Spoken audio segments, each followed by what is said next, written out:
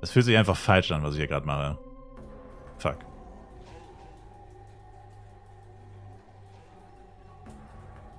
Irgendwie, ich glaube, ohne Effekte funktioniert das nicht so gut. Ich glaube, ohne Effekte ist das heftig Arsch, was ich hier gerade mache. Ja, Romeo. Sehr, voll der Scheiß, du weißt gar nicht, was du machst, Alter. Was ist das denn für eine Scheiße? Wie sieht denn das mit Effekten aus? Ist überhaupt kein Feedback, was du überhaupt machst. Was ist das denn für ein Dreckskill, Alter? Jesters Arsch. Ah, tatsächlich, das ist ein... Wow, ja, wow, okay, ja, tatsächlich. Es macht einen Sound. Alter, wenn du die Effekte ausmachst, macht es keinen Sound und du siehst den Ding nicht. Okay, ja gut. Das hat sich nämlich echt seltsam angefühlt. Ich habe keine Ahnung, was überhaupt passiert ist. Okay, das ist schon ein bisschen besser, wenn man wenigstens sieht, was passiert. Aber dass man das nicht sieht, ist ja komplett bescheuert. Aber Hauptsache, du siehst alle Projektile in dem Game.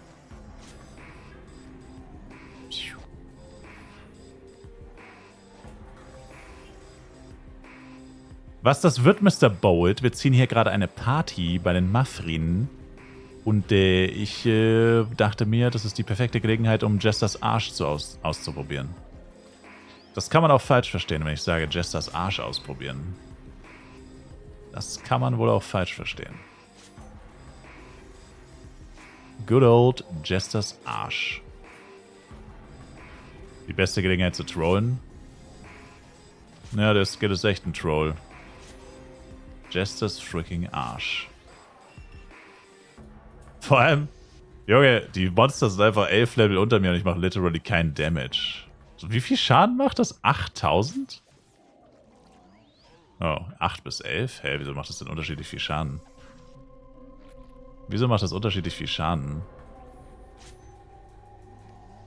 Ich hatte halt gar nicht so viele Monster, dass das einen Hurt-Effekt triggert.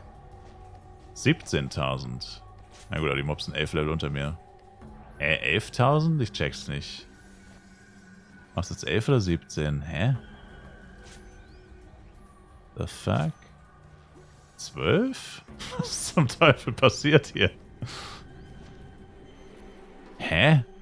Das macht jedes Mal einen anderen Schaden? Was ist das denn für eine Scheiße? Bin ich komplett bescheuert? Das macht jedes Mal anders viel Schaden.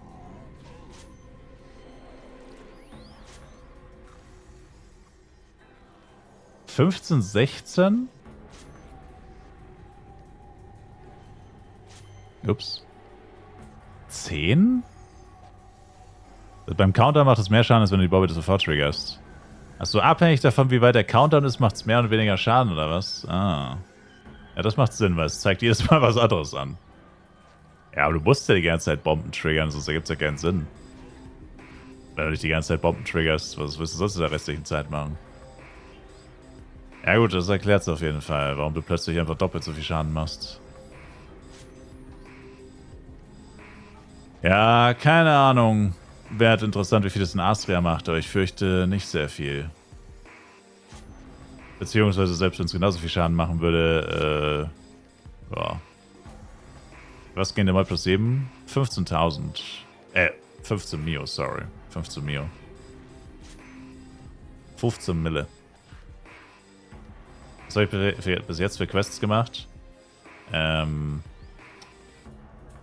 Paar Inventory-Quests, also eigentlich nur Historikerin.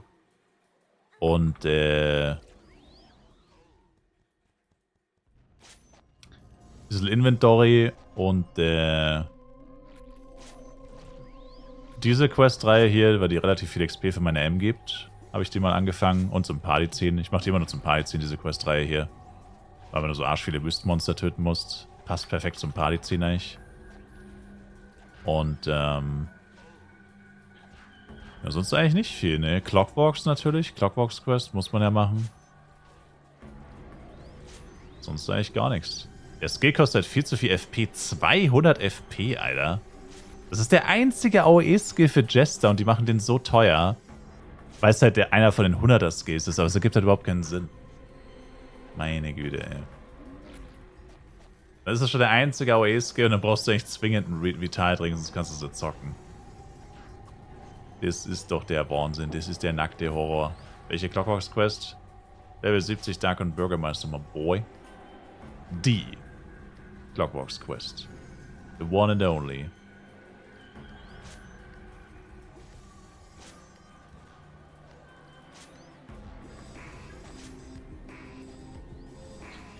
Auf jeden Fall ist es deprimierend, einen Ranger neben sich zu haben, während man das macht. Da sieht man das Potenzial, was man haben könnte.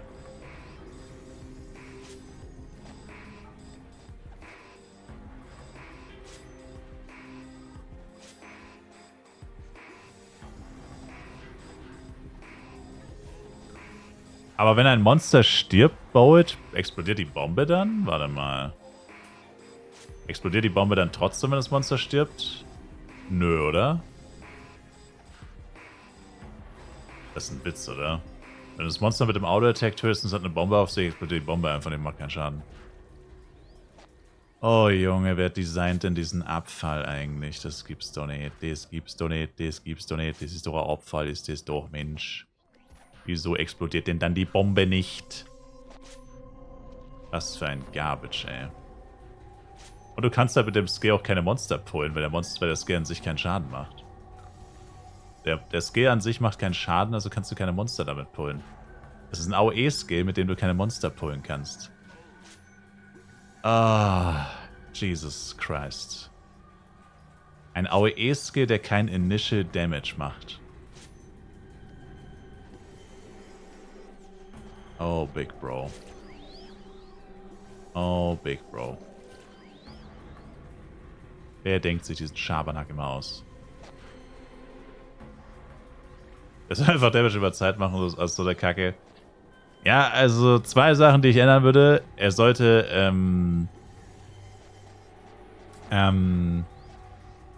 er sollte Instant Damage machen, und zwar AOE Damage, wenn man die Bombe platziert. Und die Bomben sollten Damage over Time machen, ja. Sehe ich auch so. Dann wäre es actually nice. Also die Bomben sollten irgendwie Blutung verursachen. Damage over Time. Sowas wie Hot Air so ähnlich. Also ein bisschen stärker natürlich, aber so ähnlich wie Hot Air basically. Und die Bombe selbst sollte natürlich Initial AOE Damage machen. Ich sehe das anders aus, ist mir auch scheißegal. Danke, Pinguin. Danke dir, Bro. Vielen Dank für dein wertvolles Feedback. Vielen Dank. Ja, so Hit and Run sehe ich jetzt nicht so. Also sicherlich kann man spielen, aber irgendwie triggert es mehr, als dass es... Und außerdem sind die Monster ja ultra low-level, das macht nicht mal wirklich viel Schaden. Na gut, man bräuchte natürlich noch eine Jester's Blast, 25% Erweckung, zugegebenermaßen. Dann würde es schon eher ein bisschen Schaden machen. Ja, die Power da ist, Baby. Meine Keime. Meine Keime. Meine Keime.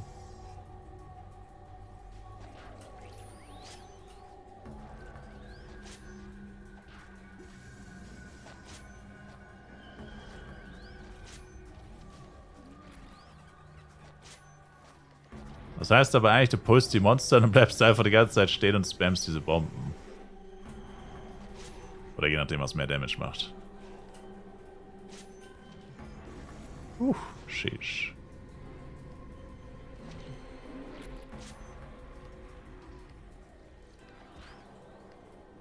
Ich habe keine Buffs mehr, scheiße.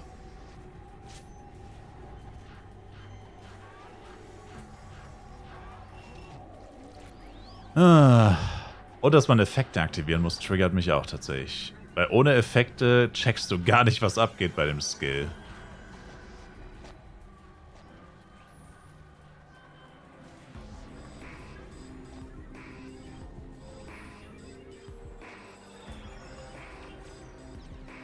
Das ist auch nervig.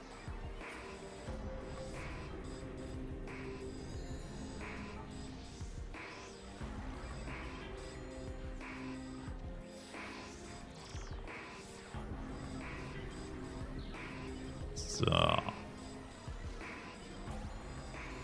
Trotzdem schön, dass sie den Praktikanten mal die Chance erlassen. Ja, hätten sie echt nicht tun sollen. Der Typ hat einfach mehr Damage als ich. Hell Mayo.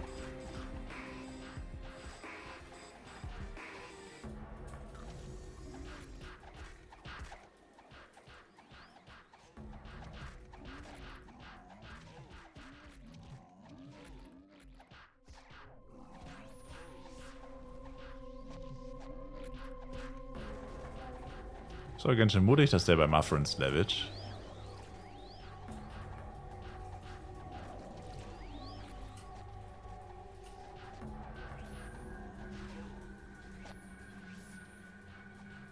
Plus wie viel ist ihr Set, Sir?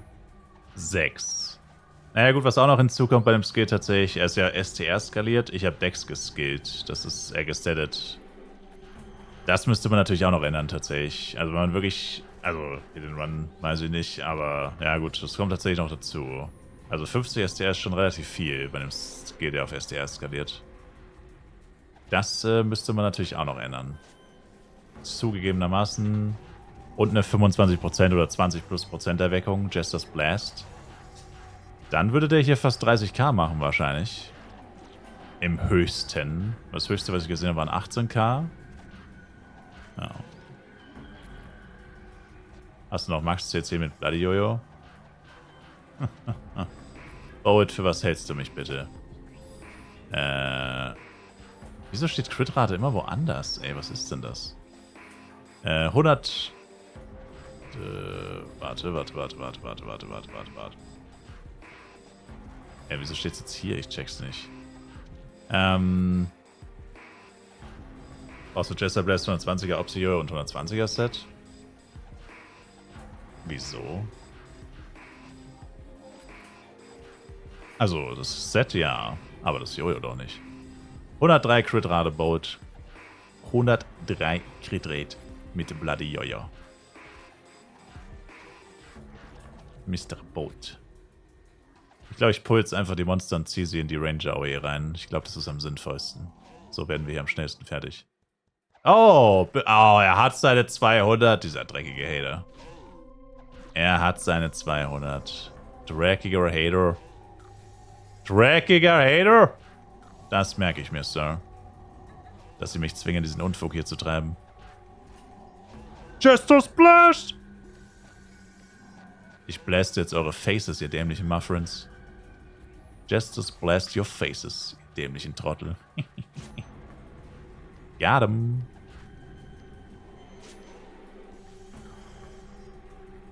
Ups.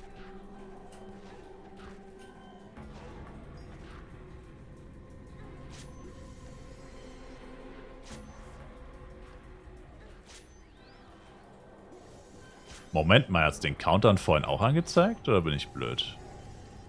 Habe ich den tatsächlich nicht gesehen.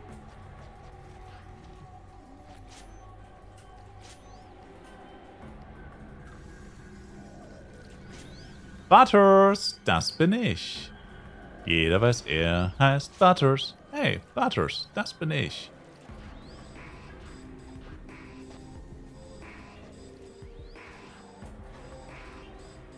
Ja und ja. Sir. Du hast gestern mit 2 Tries und Bleistick gecraftet, Boat. Glückwunsch, Boat.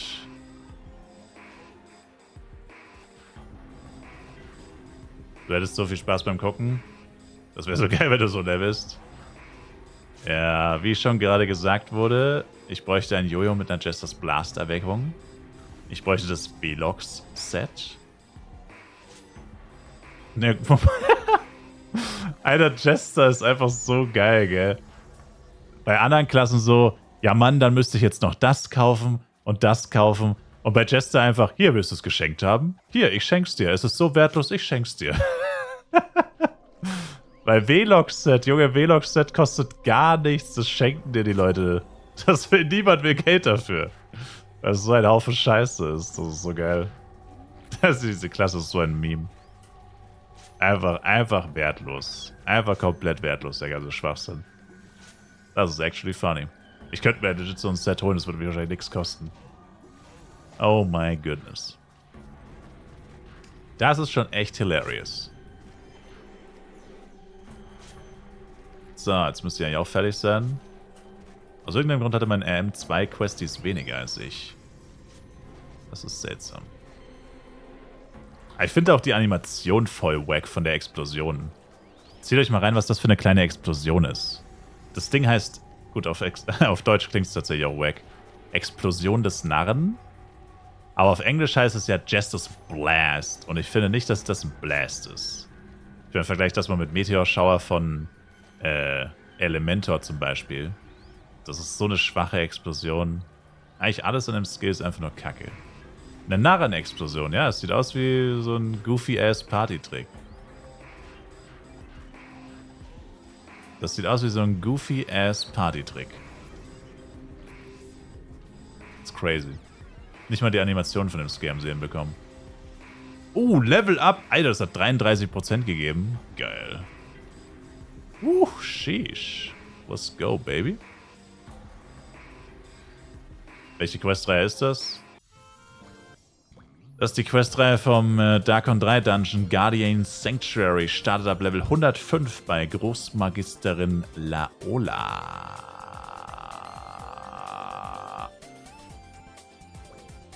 Und alle Dungeon Quests geben arschviel XP.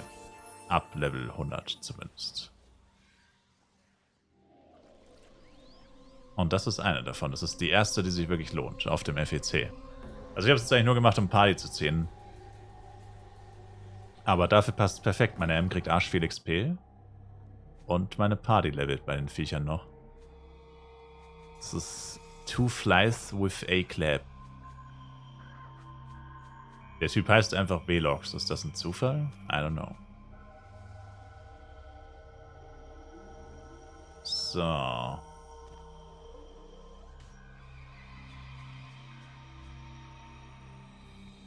Achso, ne, Moment mal, ich muss gar nicht. Moment, ich bin doch schon hier.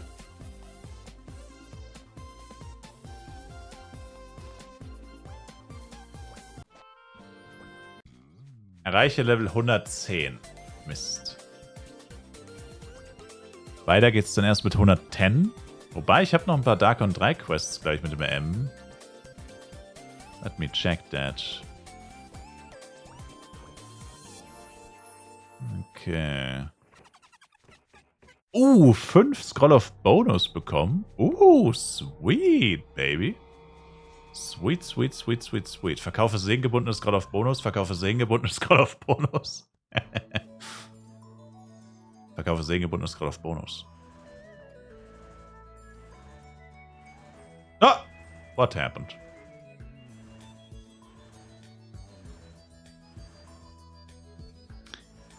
So, der Bürgermeister. 2% gab es dafür.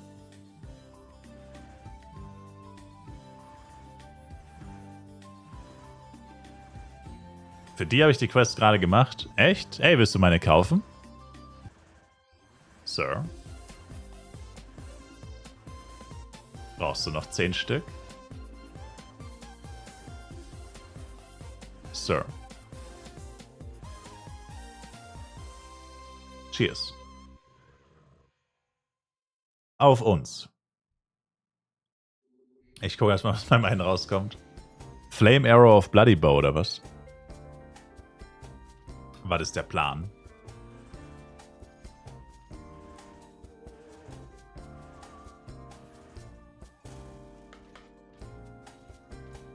Achso, ich habe Effekte noch an, lol. Ne, Mann, ich habe die nie deaktiviert. Was macht der F-Con-Kurs so, Leo?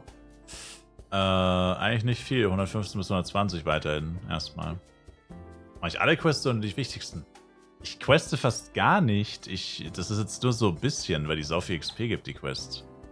Also die jetzt nicht mehr tatsächlich, aber die können wir auch schnell machen.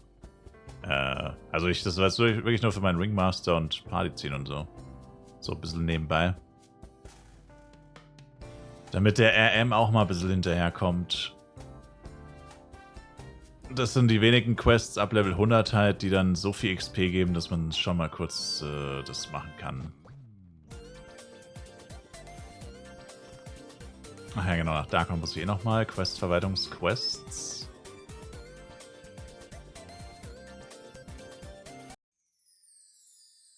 Welchen sollte man CW machen?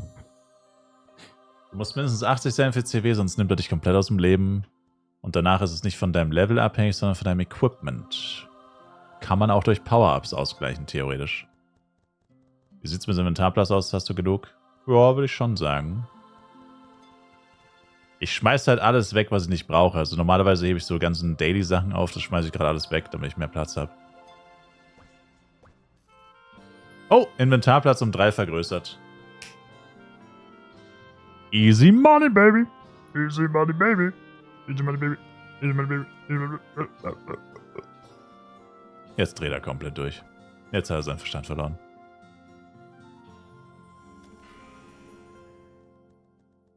So. Damn, zieht euch dieses Inventory rein. Wayne, danke dir für den Follow.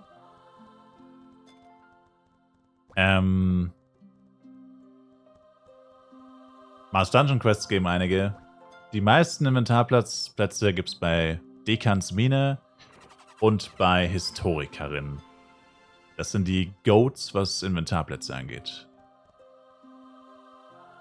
Dekans Mine und Historikerin, das sind die beiden aufwendigsten und, also außer Reonan natürlich, und besten Quests, was Inventarplätze angeht. Die beiden sind die Undisputed Goats of all time. Rache für Nurki. Da müsste es reicht nicht.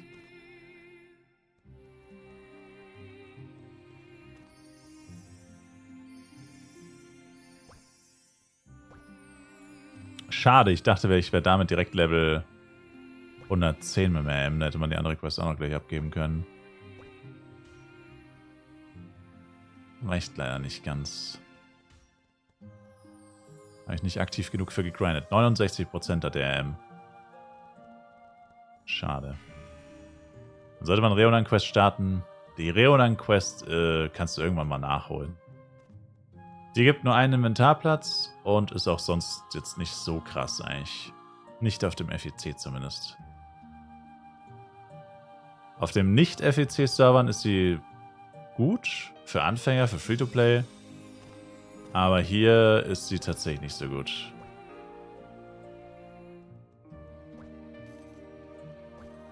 Vor allem, weil sie auch sehr viel Fliegen und so beinhaltet. Also du musst wirklich sehr weite Strecken zurücklegen. Also vor allem, wenn du auch ein Premium-Fluggerät hast zum Beispiel, ist auch sehr schwierig tatsächlich. Die Quest. Weil man sehr viel unterwegs ist. Man ist da sehr, sehr viel unterwegs. Sehr, sehr, sehr viel. So. Noch keinen einzigen Diamond verkauft, by the way. Alright, Shibasa, du weißt, wo du mich und meine Scammerpreise findest. Was? Hold up. Wie bitte?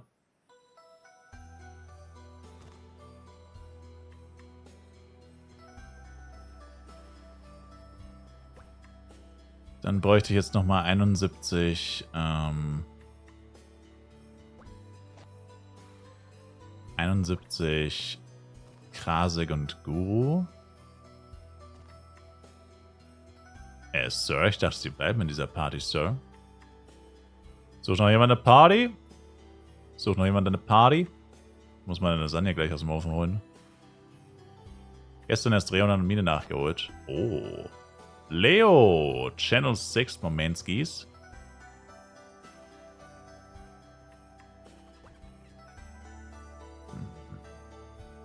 I know, weird flex. Das ist echt ein weird flex. Das ist wirklich ein weird flex.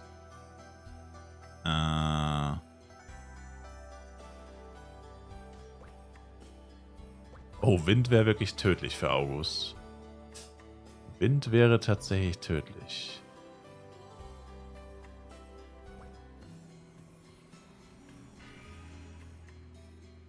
Weißt du, welches Ende die Mobs im Tower B2 haben? Wasser und Blitz.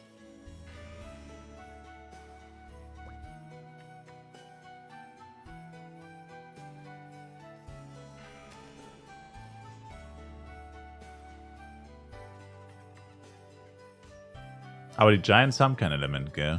Also ist eigentlich nicht so wichtig, würde ich jetzt mal behaupten.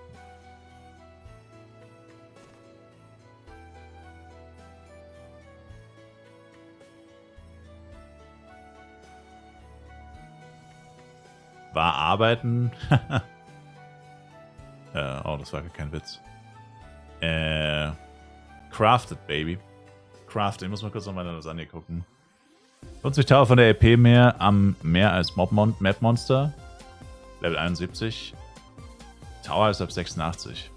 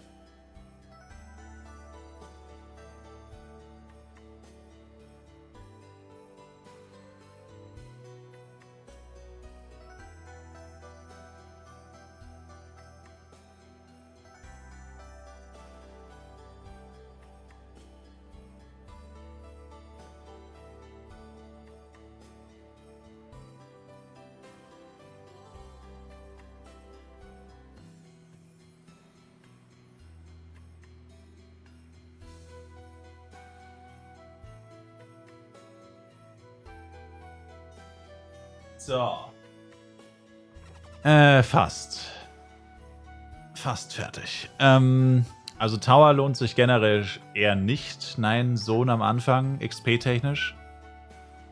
Der Hauptgrund, warum man es auf dem FEC trotzdem macht, ist eigentlich die Tatsache, dass die Giants dort eine recht gute Chance haben, Unique-Waffen zu droppen. Also die XP ist okay, aber eigentlich auch nicht so krass, wegen FEC-Bonis halt und pipapo. Aber es ist okay. Also man wird auf jeden Fall für die Zeit mindestens entlohnt mit XP halt. Und ein kleines bisschen Penya, aber das Penya ist vernichtend gering am Anfang. Es wird erst später ein bisschen besser. Und, ja. Ansonsten ist das jetzt eigentlich auch nicht so ultra interessant. Dort. Hauptsächlich, also der Hauptgrund, warum trotzdem viele Leute scharf sind, sind wirklich die garantierten Giant Kills quasi. Bei der Open World muss die Giants ersuchen. Und eben die etwas höhere Chance auf Unique-Waffen. Also im Tower eine Waffe zu droppen ist verhältnismäßig einfach. Aber man muss es halt auch schaffen. Man muss es auch schaffen. Das lohnt sich jetzt eigentlich gar nicht mehr, sich zu buffen, weil ich jetzt eh gleich was esse, aber egal. Mal kurz Damage testen hier. Also, soweit ich weiß, ist bei August immer die Hölle auf Erden los. Das wird hier jetzt nicht anders sein. Die Leute skippen halt legit Yetis, die dreckigen Hater. Diese dreckigen Haters skippen Yetis.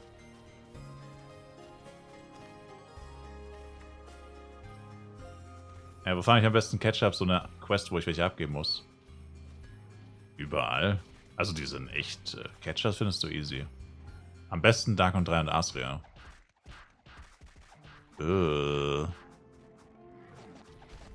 Also ich meine, ich habe Achievement Level 0. Aber es ist, wie ich es gesagt habe.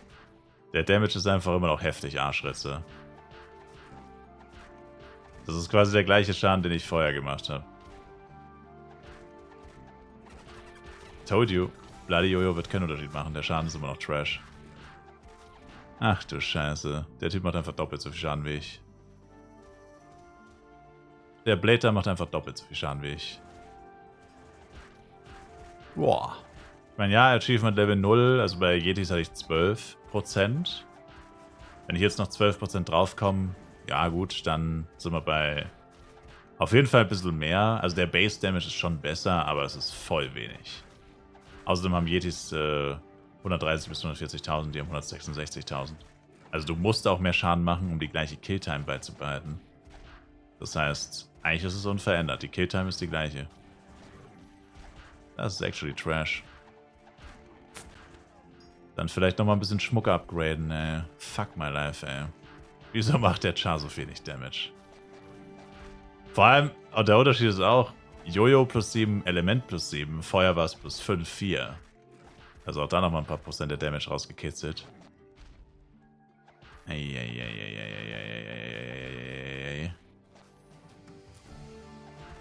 Diese nix gut. Diese nix gut. Elle, Upcut und Upcut. Wow, und meine M ist tot. Boah, ey, die Viecher zerfleischen meine M. GG. Die Viecher zerfleischen meine M. Ach du Scheiße.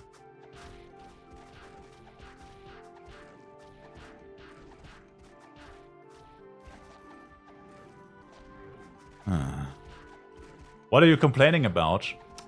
You, actually. I just told my chat that this Ennis guy... I'm not sure about him, man. He's always here, not typing in chat. I'm just not sure about him. He makes me feel kinda weird. He's weirding me out, bro. Not sure about you. He's weirding me out, man. I'm complaining about the damage. I just made a huge equipment upgrade worth hundreds of millions of dollars, aka Pena. And it didn't really do anything. My damage is still the same and it's still shit. That's what I'm complaining about.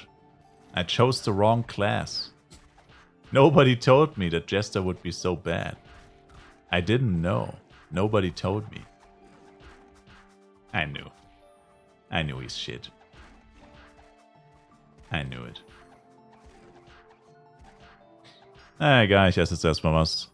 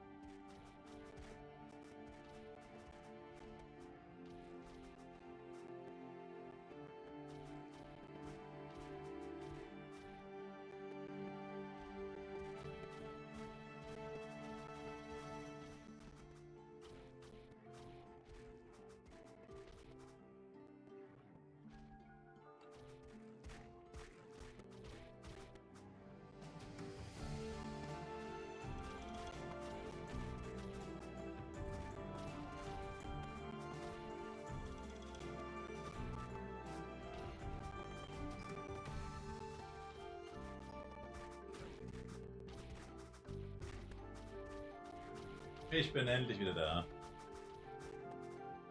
Ah. Ich bin wieder da. Ah, Mahlzeit. Mahlzeit.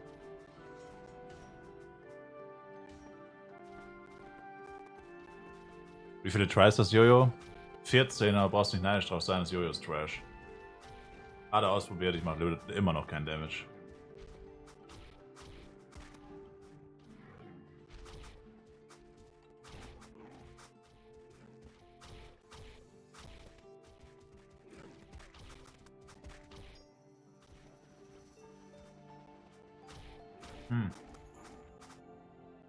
Muss man den Sound ausmachen, Sound nervt. Shut the fuck up, man. Das Jojo ist nur so gut wie sein Besitzer. Ey, Hater.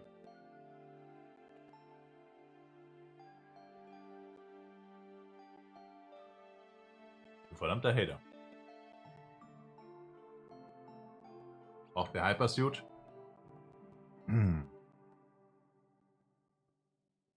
Danke, nix wie weg. Aber es ist wieder mal so heiß, dass man es nicht essen kann. Das typische Lasagnenproblem. Das Lasagnenparadox. Too hot to handle.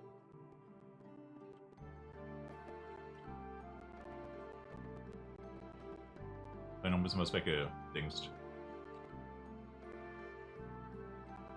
Das ist was auf meine Hand gekleckert. Paradoxon, mein Bester. Sir. Nicht jeder hat Jura studiert, so wie Sie.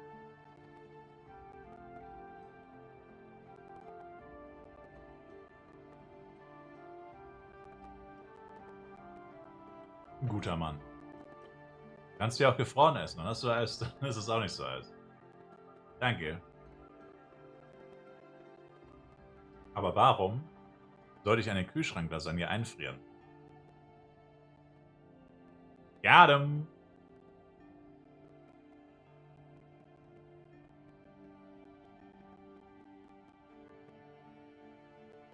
Die Mic-Einstellung gefällt mir.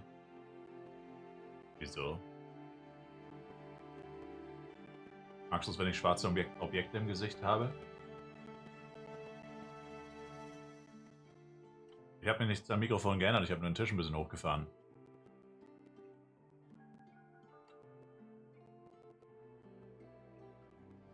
Damit der Teller näher an meinem Mund ist.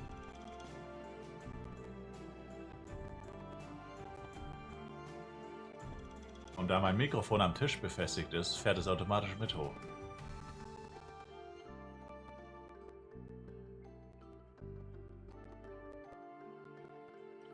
Magic.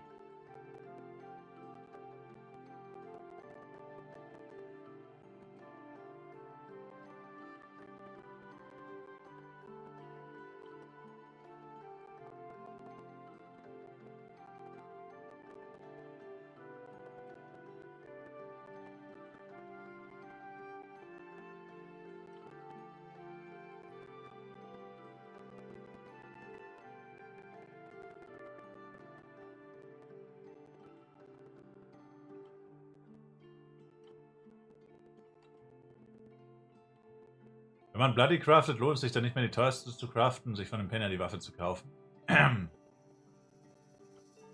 Also aktuell tatsächlich würde ich behaupten, es lohnt sich gar nicht mehr. Also heute wurde die erste Bloody Axe für 4500 F-Coin verkauft, von der ich gehört habe zumindest. Und das ist so wenig, dass es sich überhaupt nicht mehr rentiert, das Risiko einzugehen. Du kannst einfach statt 50 Bloody Tries machen, kannst du einfach die Waffe kaufen. Also das, was ich gemacht habe, war auch extrem dämlich. Also ich habe auch nie gesagt, dass das Sinn ergibt. Ich habe es einfach getan. Ja. Also tatsächlich würde ich dir absolut davon abraten zu craften aktuell. Also das war jetzt für Axe, für Bone Stick weiß ich es nicht, aber ich denke mal, da wird es ähnlich sein. Also ja, schwierig.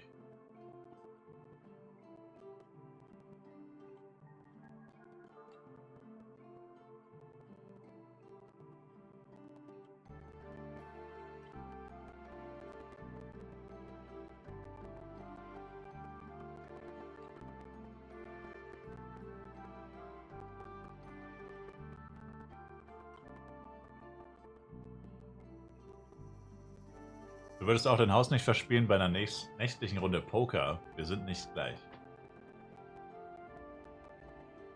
Ich habe kein Haus.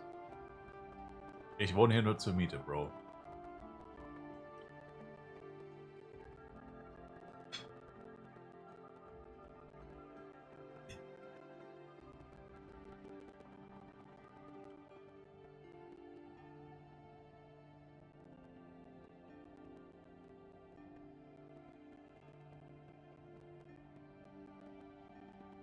Ich auch nicht. Und genau da fängt der Spaß an.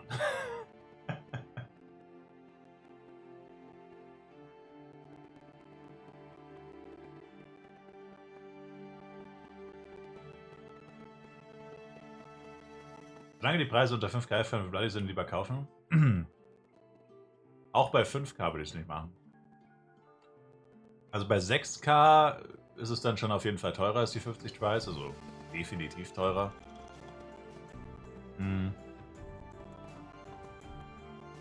Also ich würde nur wenn es wirklich 6 oder mehr K sind, also F-Coin machen die ja immer Offer.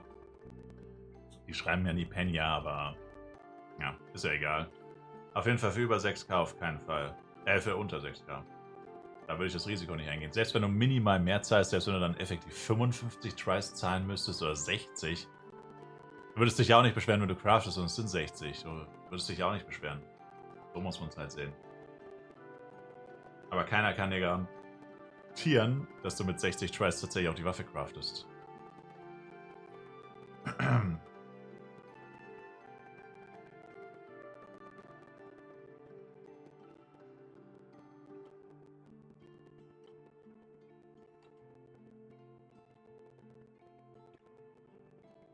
Also warum das Risiko eingehen?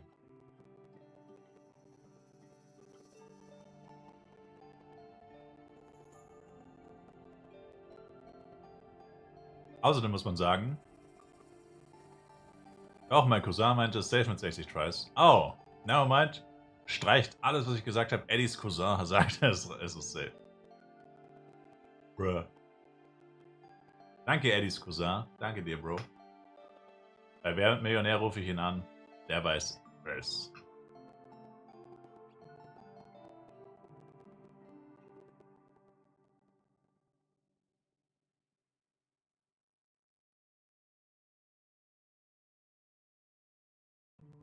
Eddies Cousin hat ein großes Glücksspiel oder Mathematikproblem.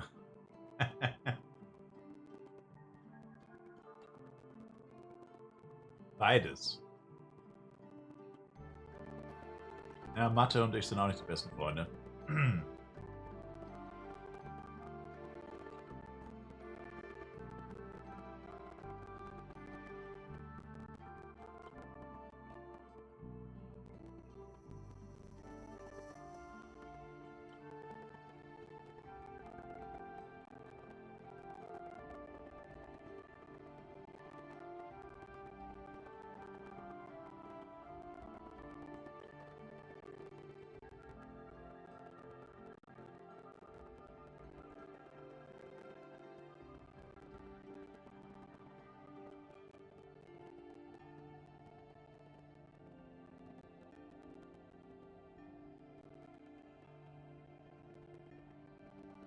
Ist der Sound verbuggt oder ist das tatsächlich ein Tumor?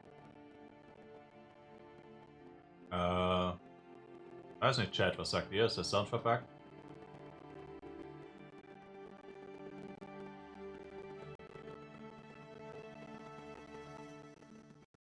Dreckige Hater. Kann man nicht mal in Ruhe essen hier. Immer wird genörgelt. Nörgel, Nörgel, Nörgel. Aber. Ganz klar Tumor.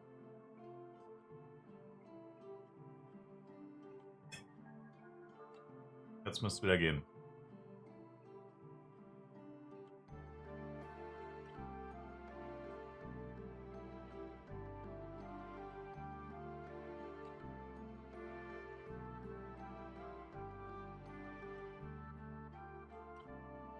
Ist doch nach dem Stream.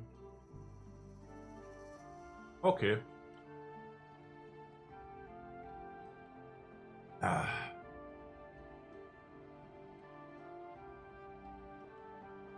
Nach dem Stream ist vor dem Stream.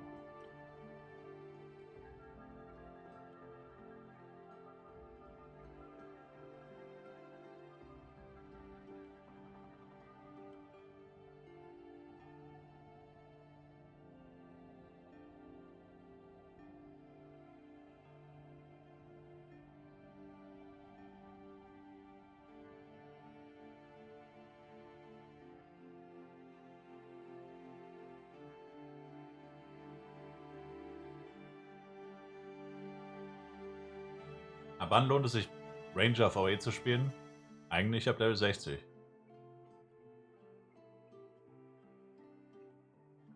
Ab Level 60 bis mindestens 120. Lohnt es sich eigentlich mindestens. Und rein theoretisch Face Tank AOE lohnt sich immer. Vielleicht, naja, eigentlich immer. Immer.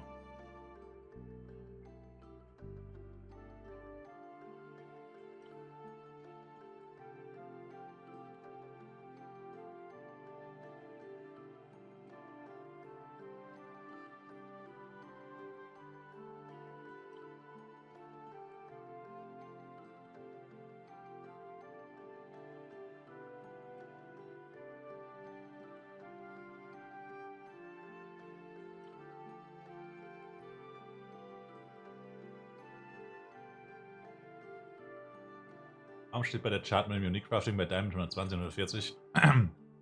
Das versteht keiner. Ich weiß nicht, wer diese Chart erstellt hat. Also es gibt keine 140er NPC-Waffen, aus denen Diamonds kommen. Weiß ich nicht.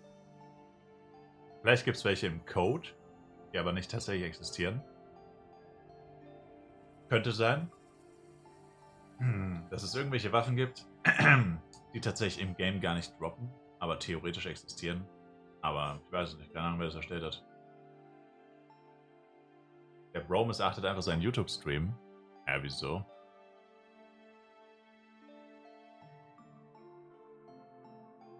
Was habe ich denn missachtet, Dave?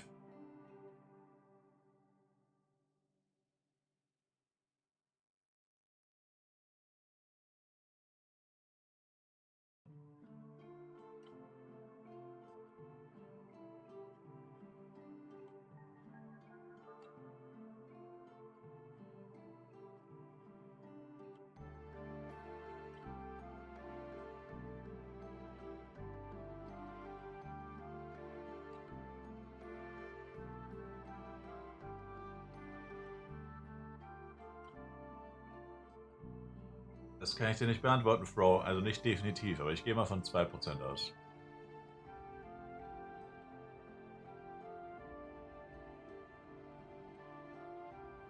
Hand und fest kann dir das theoretisch nur ein Entwickler sagen. Hab noch nie eine Stellung dazu nehmen sehen.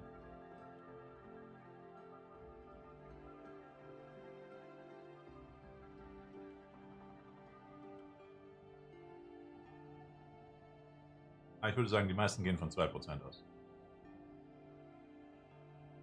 Du hast mir eine Frage zu den Ektros gestellt. Was denn? Das ist nicht Ektro, das ist Extro. Oh ne, meint ist Ektro, ne? Warte. Oh, okay. Es ist Ektro.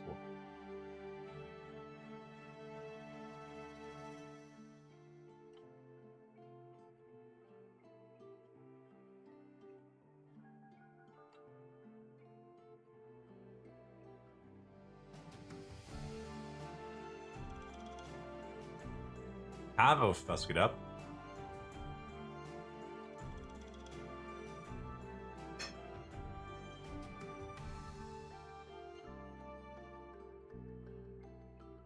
Wer spielt freiwillig Jester? Es war nicht freiwillig. Ich werde gegen meinen Willen hier festgehalten. Was meinst du sonst, warum ich so viel streame? Ich werde hier gegen meinen Willen festgehalten, Sir.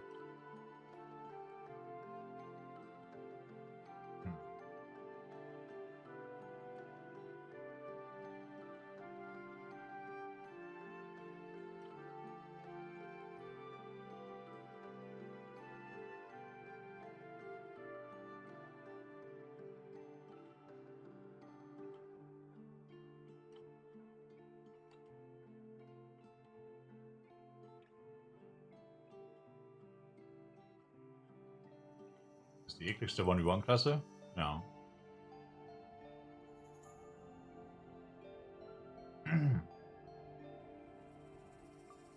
Ich habe die Gowns noch und ich habe noch kein Angebot bekommen. Ich weiß nur, dass es momentan nur einmal Gowns gibt und die sind wohl für 100 Mio im Shop.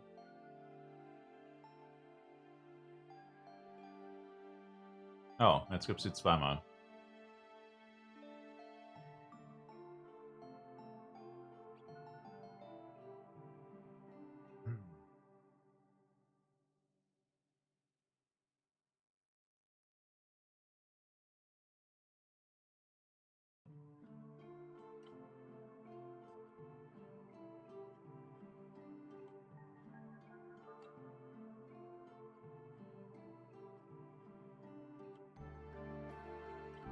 Langsam komme ich mir vor, als wenn wir in einer Beziehung werden. Wenn du schlafen gehst, gehe ich manchmal schlafen. Wenn du dir Essen machst, mache ich mir Essen. Wir haben keine Milch mehr, Liebling. Los, geh einkaufen. Wir haben noch Milch, keine Sorge. War noch ein Scherz.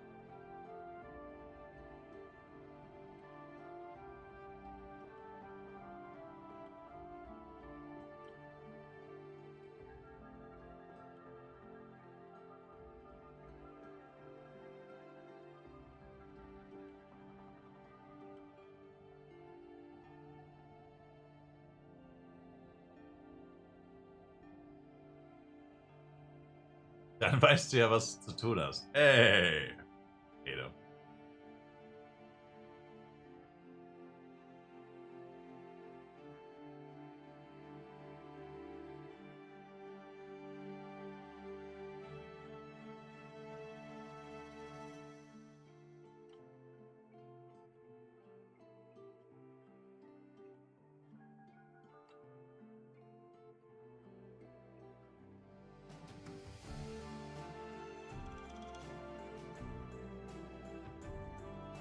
Also Augo ist mir echt ein bisschen zu voll, glaube ich. Wir leveln gerade mindestens 5 Leute nur bei Mut und Augo.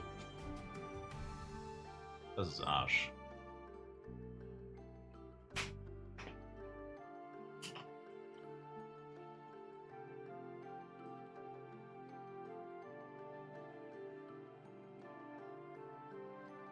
Und das nur auf diesem Channel.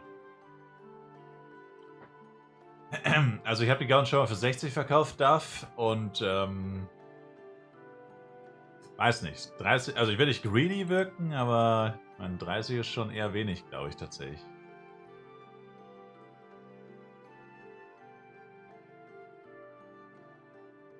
Aber 100 verlange ich natürlich auch nicht. Ich meinte mit dem 100 auch nicht, dass die 100 wert sind. Ich meinte lediglich, es gibt halt gerade keine und der einzige, der sie hat, wäre halt 100, statt wie immer halt. Damit wollte ich nicht sagen, dass ich 100 möchte. Ich wollte nur herauskristallisieren, dass die Gowns doch recht wertvoll sind und selten.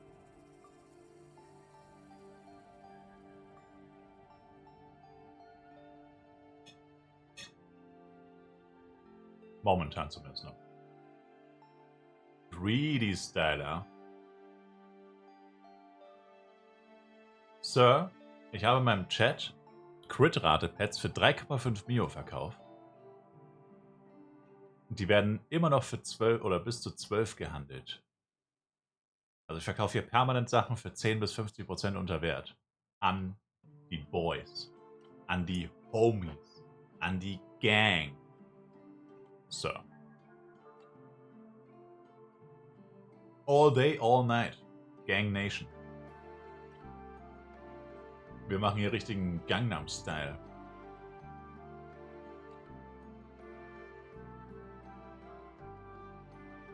Das wird dann auch 2030 erwähnen. Yeah. Hab keins bekommen, zählt also nicht. Auch du, Brutus. Nachdem wir zusammen im Tower waren, Fro. Ich dachte, wir wären Tower Bros. Was für ein dreckiger Hater.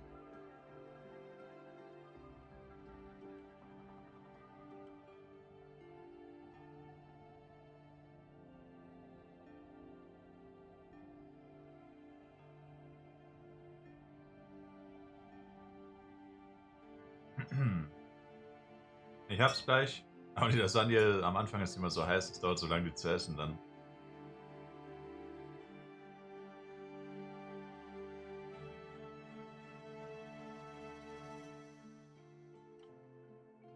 Läuft aber gerade auch mit dem Trustanzi Upgrade.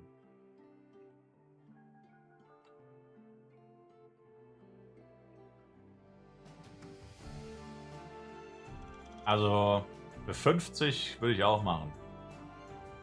Aber das wird ja wahrscheinlich auch so teuer sein. Für die Gowns 50. Ich meine, es besteht mal die Chance, dass man sie auch mal irgendwo günstiger bekommt. Sure.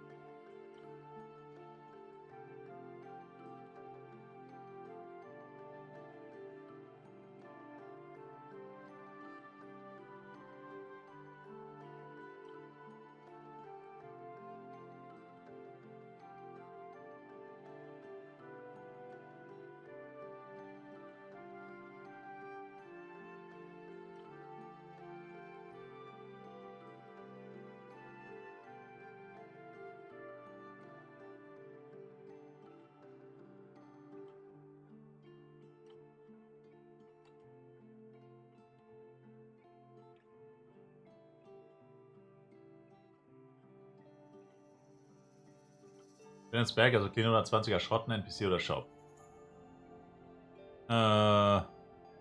Alles. Man kriegt sie noch ganz gut los für einen doppelten bis dreifachen NPC-Preis. Und zur Not halt Schrott. Für Diamond.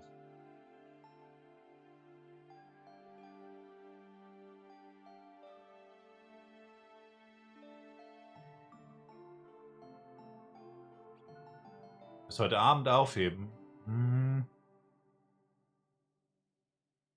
Also ich würde sie schon gern verkaufen, weil ich brauche Kohle für was. Also wenn jemand sie will, dann werde ich sie wahrscheinlich verkaufen. Aber ja, vielleicht habe ich sie noch, je nachdem.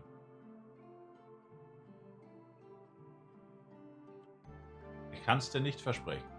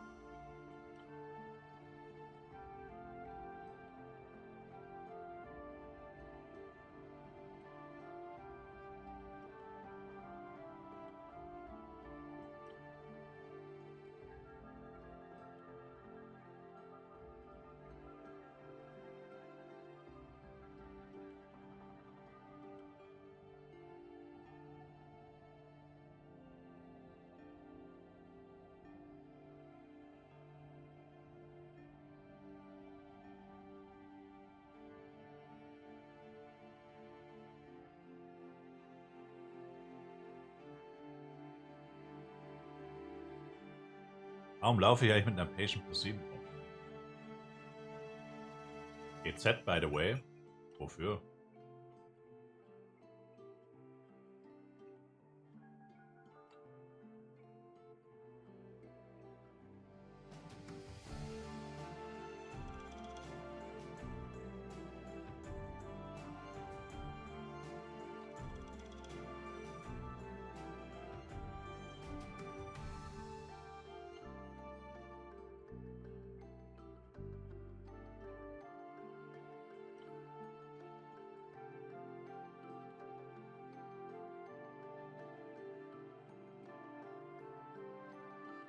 Ah. So, 2 Bissen noch.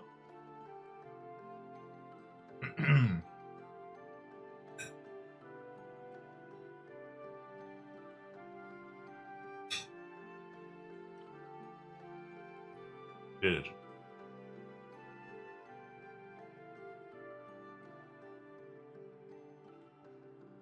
Für den Drop. Oh, danke.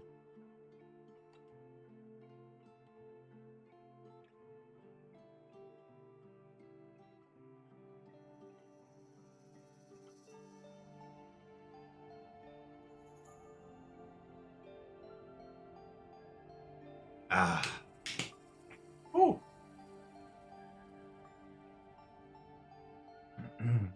Na dann. Ran an den Speck.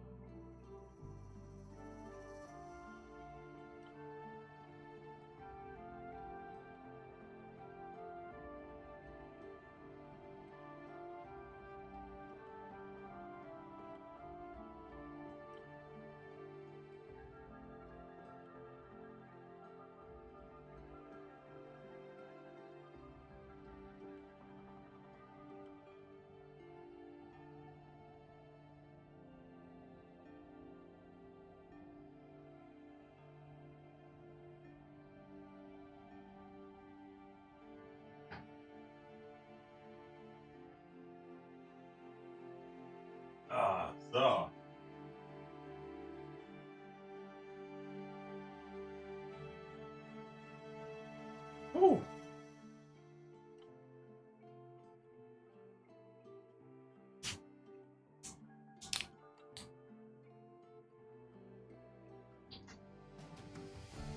Let's freaking go, baby. Ey, wer ist aus der Party rausgegangen? Welcher dreckige Hater ist denn bitte aus der Party raus?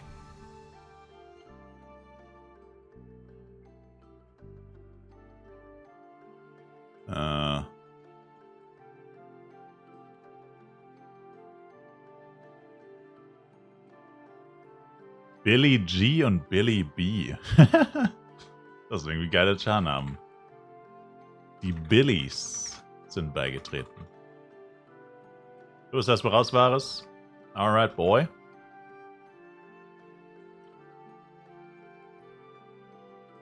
Jetzt scheint ja tatsächlich ein bisschen weniger los zu sein. Musst du mal nur kurz was essen und schon haben sich die Leute automatisch aus dem Staub gemacht. Ja, oder vielleicht auch nicht. Ja, ich guck mal kurz die anderen Channel durch. 7 und 8 kannst du vergessen. Naja gut, es sind immer noch 2 und der eine chillt da auf dem Board, also sobald der wieder anfängt.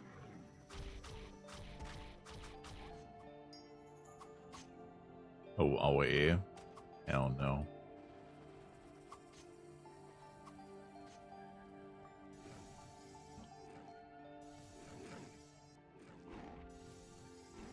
In Belgischen 160 wäre das geschafft. Viele vermuten Account-Sharing. Aber I don't know, Sir. Oh, hier sieht es doch mal angenehm aus.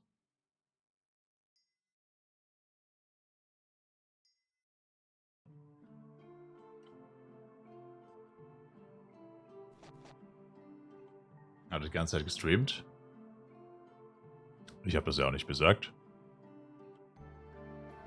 Habe ich gesagt, dass er das getan hat? Habe ich nicht, Sir.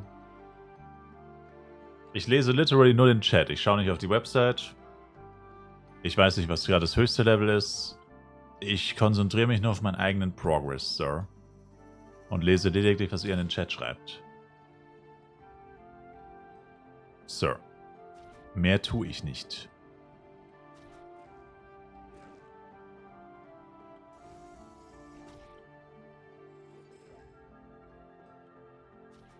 Oh, aue, Blade.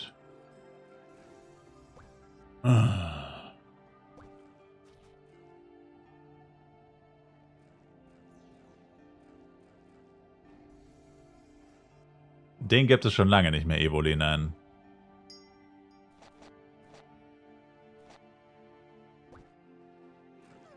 Schon lange nicht mehr. Aue, Blade, bis 115 NV11 dauerhaft aktiven M, der jetzt anscheinend einen Hidden Hand Stick hat.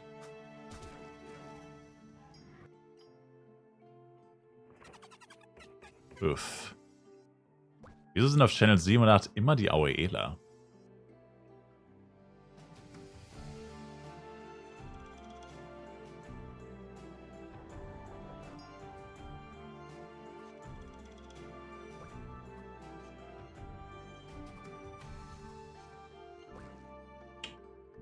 Well. Was halt so ätzend ist bei August, bei Channel 2 ist vielleicht auch die beste Alternative. Was halt so ätzend ist bei den August, dass die Ardent Augu faktisch nicht existieren. Niemand geht dahin.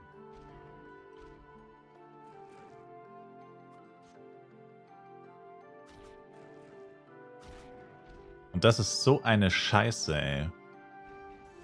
Die haben einfach einen Spawner schaffen. Der ist so schlecht, dass er faktisch nicht existiert. Also, check's nicht. Was soll das? Ich verstehe es nicht.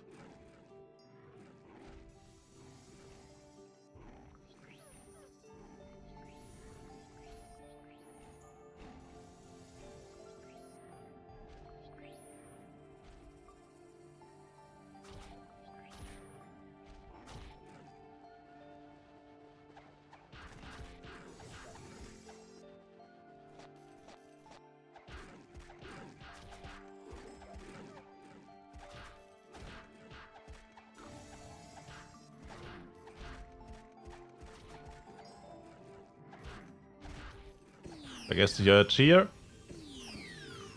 Also AOE-Blades sind ja fast genauso schlimm wie Elementoren, ey. Dieses Rumgejumpe. Das ist echt ultra nervig. Es ist halt so unfair, dass manche Klassen solche Skills haben und andere haben es einfach nicht. So crazy.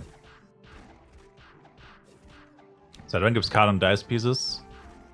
Wenn dich das stört, mach etc. aus. Im Pet-Filter. Dann droppst du es nicht mehr. Bei den Pilzen ist auch die Hölle los, Level-Feeling. Das Geile war, bei Yeti war tatsächlich relativ wenig los, aber ich wusste, dass die alle bei August sind, weil die einfach Yetis skippen, die meisten. Die gehen von Medomet zu Augu, die meisten. Das fuckt so ab. Also bei Augu ist es halt einfach doppelt so schlimm. Das ist genau wie bei Medomet letztendlich, weil alle die Wüste skippen wollen, ist auch bei Medomet die Hölle auf Erden los. Dann ist Yeti, denkst du dir plötzlich, hä, wo sind die denn jetzt alle? Und dann gehst du zu Augu, oh, hier sind sie. Das ist so nervig. Weil wenn jeder immer das Gleiche macht, dann, ja. Kommen halt immer diese Mengen an Menschen auf einen Punkt. So zentriert.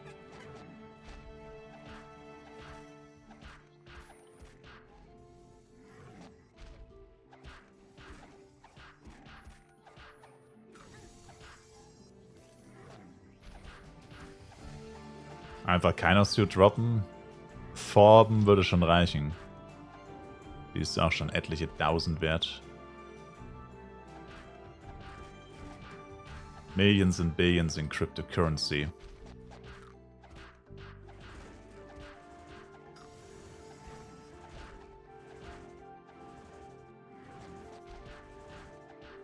Sir.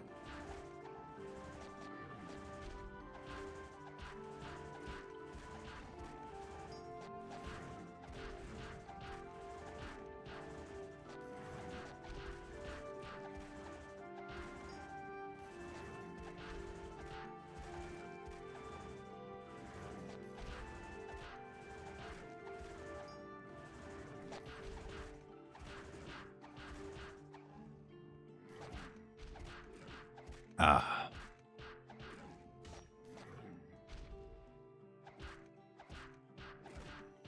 Na gut, dann wird es wohl mal wieder Zeit, Power-Ups zu aktivieren. Nächstes Ziel wäre dann tatsächlich 135. Also 126 für die S-Pros, aber auch 135. Wobei ich noch kein Set habe, also würde mir jetzt gar nicht so viel bringen. Wobei das auch nicht sehr teuer ist. Und natürlich immer noch die 3800 F-Coin für die FWC Flask.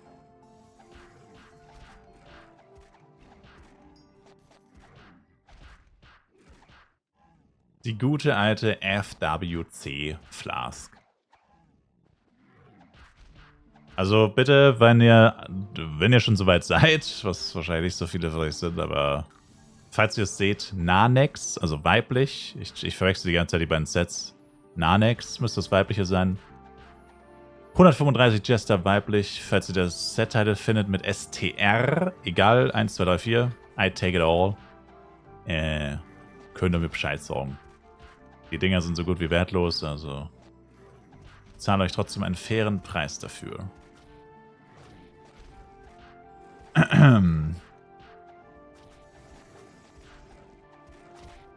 Denkt's an euren Boy.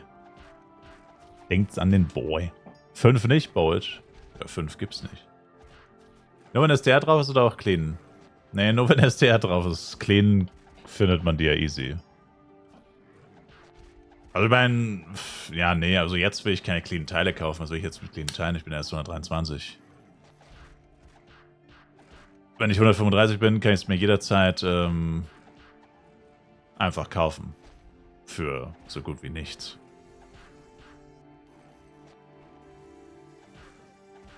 Also das Set ist jetzt schon nicht viel wert. Ich habe die Suit schon für 9 Mio gesehen.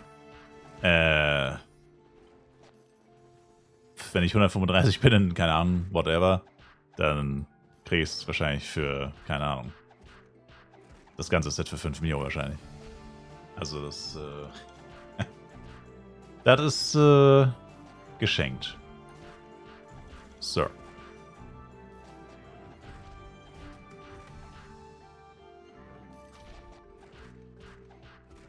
Wie kann man nochmal Karten aus der Suit entfernen?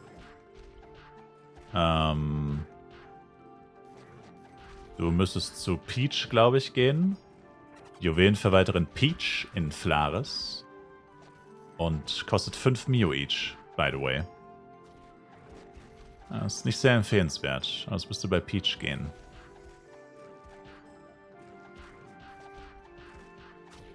Ja, übertreib halt, nimm den ganzen Spawn, Junge. Nimm den ganzen Spawn.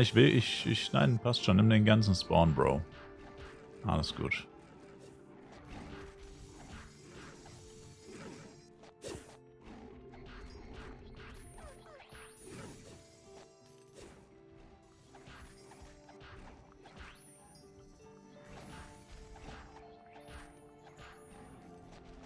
Ich habe Peach gesagt. Und ich weiß, ich kann mir zwar vorstellen, was das Wort bedeutet, was er in den Chat schreibt. Aber ja, ich kenne seine Bedeutung nicht wirklich. Warum soll ich das also sagen? Ich habe Peach gesagt. Du dreckiger Hater. Juwelenverwalterin Peach.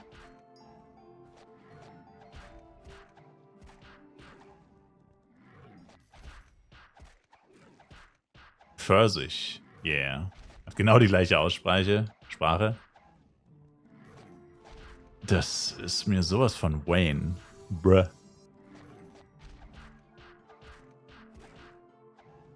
Ja, hast du mich gerade dumm genannt, oder was?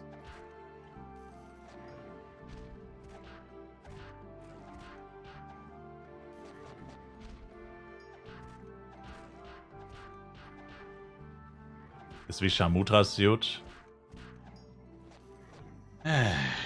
Entschuldigung, dass ich keine 46 verschiedenen Sprachen kenne.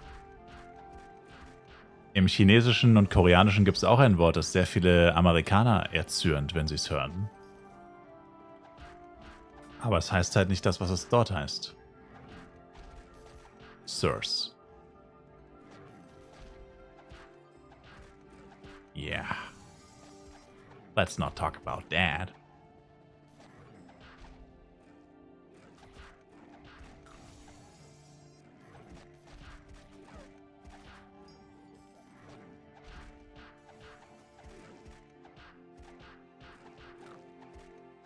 Da bist du zu geizig, dann 8% HP statt ATK. Dachte ich mir, deswegen habe ich es erwähnt. Er meint den Begriff Free-to-Play. Okay.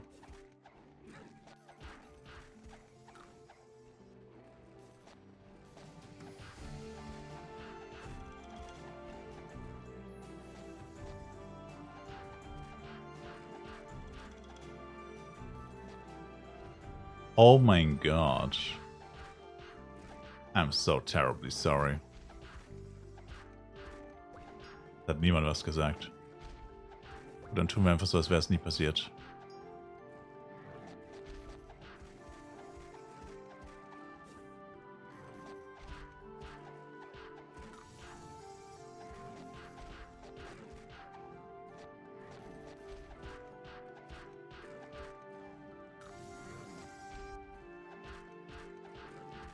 Wie lädt man Pet in Flive Universe? Indem du es fütterst oder in einen NPC steckst. Eine Brutmaschine. Sozusagen.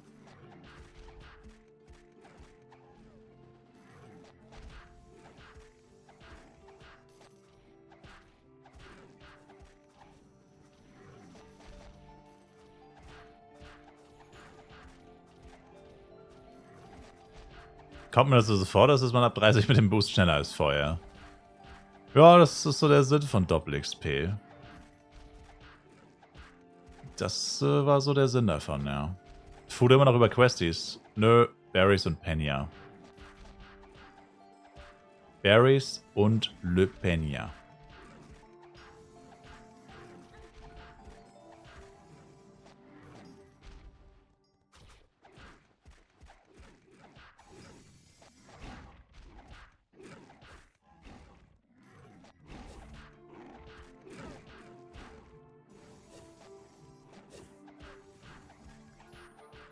Was ist denn jetzt eigentlich mit den Macaron-Gowns, Chat? Sind die irgendwas wert oder ist es Trash? Eher Trash, oder?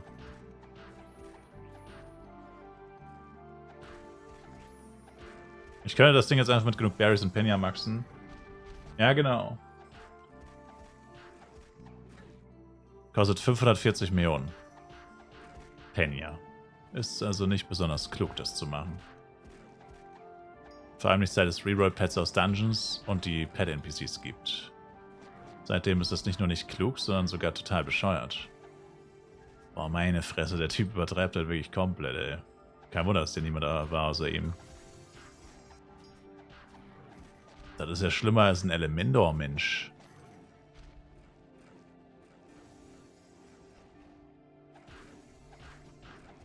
Der lässt nur die Monster ganz am Rand stehen, die ultra Arsch zu erreichen sind. Eieiei.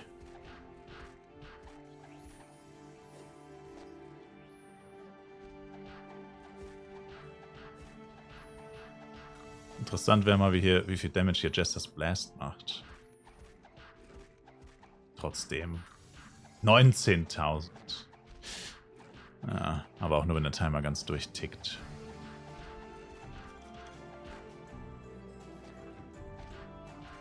Check halt nicht, warum sie Blade diesen geistesgestörten Skill eigentlich gegeben haben und alle anderen Klassen haben das nicht. Also Rending Entry. Das ist eigentlich so unfair. Also zum Beispiel Bill Poster, Knight, selbst Jester, theoretisch, jetzt wo er ein AOE-Skill hat zumindest. Das ist halt geistesgestört. Ich meine, gut, Jester hat noch Fast Walker fairerweise. Ranger auch. Aber das ist wirklich crazy. Das Wort Balancing scheint in Flive wirklich keine Bedeutung zu besitzen. Vor allem nicht, wenn es um Blade geht. Kann man Stacks splitten im Inventar? Jein. Du kannst ein Ding markieren als Favorit, das andere auf die Bank tun und dann wieder ins Inventar ziehen. Dann hast du quasi 2 und dann kannst du den Favorit entfernen und dann hast du 2 Stacks.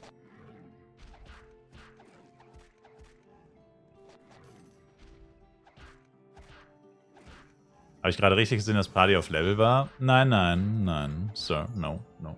No, no, no, no. Nein, nein, nein, nein. Das hast du denn eingebildet. No, no, no, no, no, no, no. No, no, no, no, no, no, no, no, no, no, no, no, no.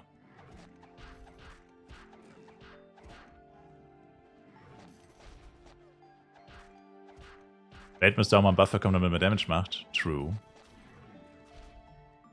Ist Blade euch viel besser für AOE geworden? Ja, natürlich, Alter. Der Typ sprintet hier durch. Das ist gottlos. Vor allem ist das Schlimmste ja eigentlich sogar dran. Mit dem Skill selbst kannst du pullen. Also nicht nur ist es ein geistesgestörter Movement Speed für eine Nahkampfklasse.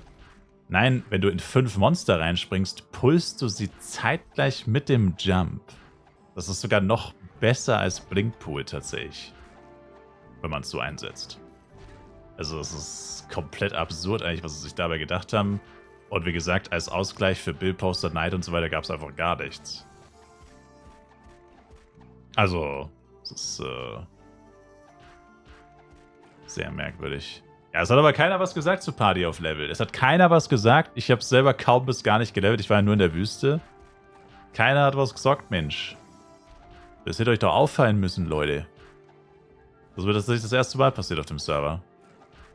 Ich dachte mir gerade nur so, irgendwie kriege ich überhaupt keine XP. Und ich habe halt gerade einen Ampli reingeschmissen, sonst wäre es mir, glaube ich, auch nicht aufgefallen. Weil meine XP sind immer Trash eigentlich. Dann ist mal kurz gedoublecheckt und ja. Wir wurden gescammt. Beschwert euch bei Gala, dass Party-Einstellungen nicht einfach automatisch übernommen werden. That's what I'm saying, boys. That's what I'm saying. Ich finde, Blade macht zu wenig Schaden. Gibt ihnen eine dritte Waffe 50% mehr Schaden, sie müssten noch mehr win. Win-win. Ich, 1v1 Blade, gestehe, ich habe mich auch schon öfter damit umgebracht, um Mobs zu kriegen. Ach so, ja gut. Das Risiko besteht natürlich.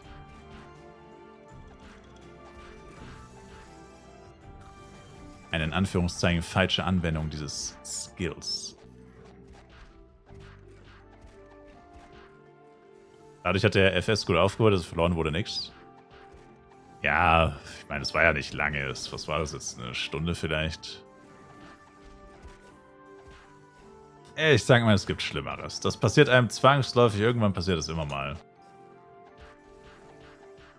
Wieder. Ist mir auf Boroding auch schon passiert. Also, wo nur ich in der Party war. Das Human Mistake.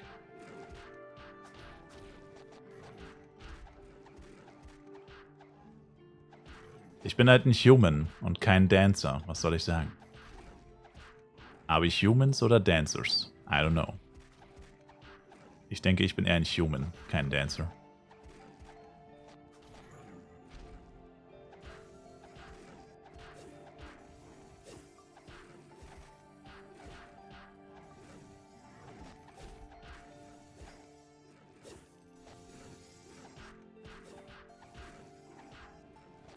Also mit den AOE-Lern geht mir langsam echt auf den Sack, ey. Crazy. So fühlt man sich als armes 1v1-Würstchen.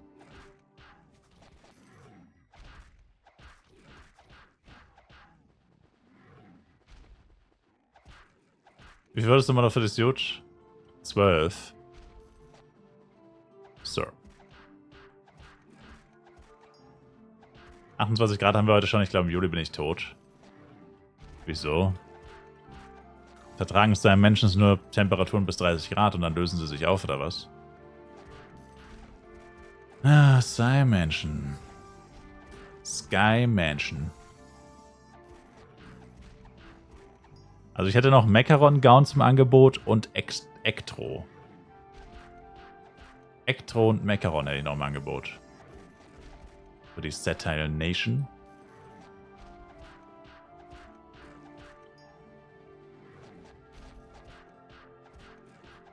Sky-Menschen sterben, wenn Sonne. Oh oh.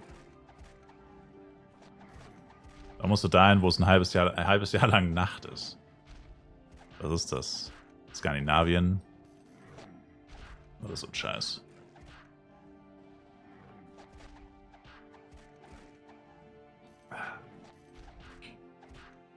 Grönland wahrscheinlich eher. Keine Ahnung. You know what I mean.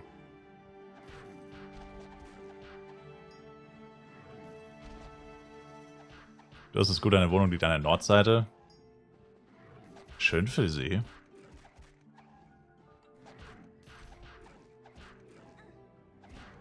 Soll ich schon mal die Augen aufhalten nach einem Dazed oder warten? Kann eigentlich nur billiger werden und bis 90 dauert es noch ein paar Tage. Ja. Chill erst mal, würde ich sagen.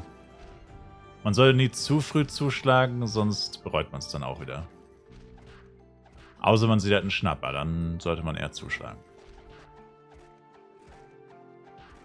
Ein guter alter Schnappolinski. Ein Schnappelburger. Ein Schnipp, Schnapp, Schnibbeldu.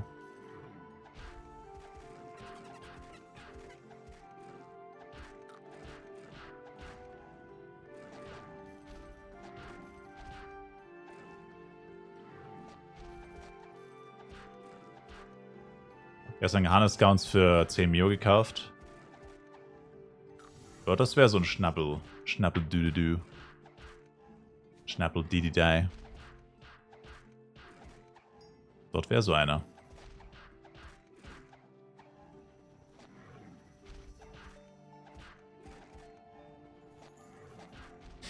Wie viel ist ein Internet wert? Ich habe meinen letzten für 24,5 verkauft. 24,5 Millionen heute.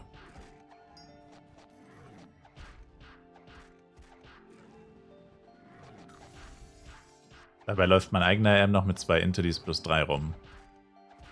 Aber hey, man muss Prioritäten setzen.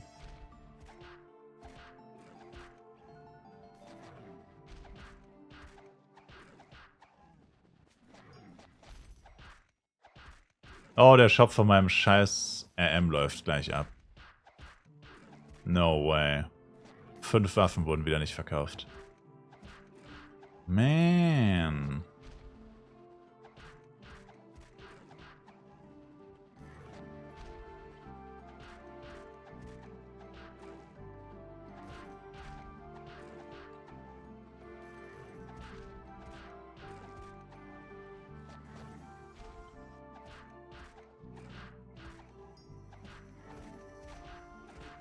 Diamonds verkaufen lohnt mehr, for real, for real.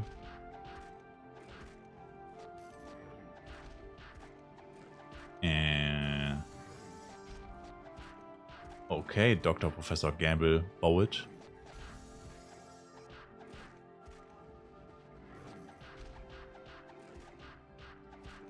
Deine Waffen gehen für 4,50 weg, verkaufe 15 Stück in 2 Stunden.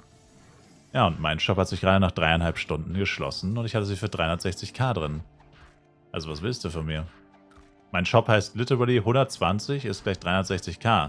Und diese Vollidioten kaufen es nicht. Ist nicht mein Problem, wenn sie sich selber scammen. Das ist wirklich nicht mein Problem.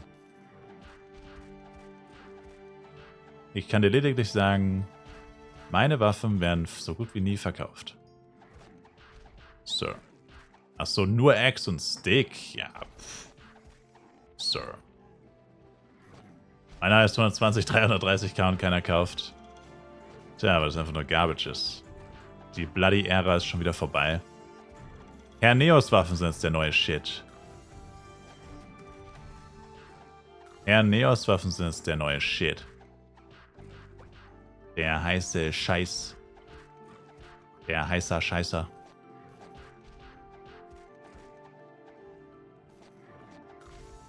Herr Neo City, Baby.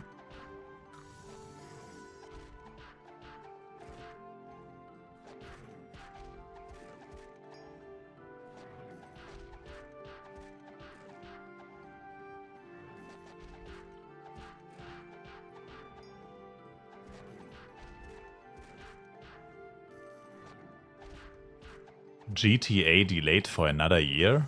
Ey, Chad, is this true? Der Typ heißt Spamalot, also klingt nicht sehr vertrauenswürdig. Welche Waffen kommen im PC nach Herneos? Royal. Aber sie haben auch eine Waffe davor ausgelassen. Sie haben die Queen Antinous Waffen ausgelassen.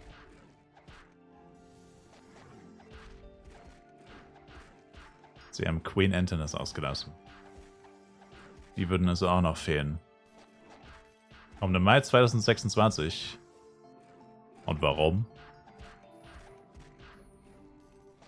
Das heißt, für PC kommt es dann erst in 27. Das wird dieses Jahrzehnt nichts mehr. Nach Royal dann Ancient. Nach Royal kommt Vampire. Dann kommt Lusagas Crystal und dann würde Ancient kommen. Die machen einfach irgendwas. Kein Mensch versteht, was die gerade machen bei Flive Universe. It's all over the place, man. It's all over the place.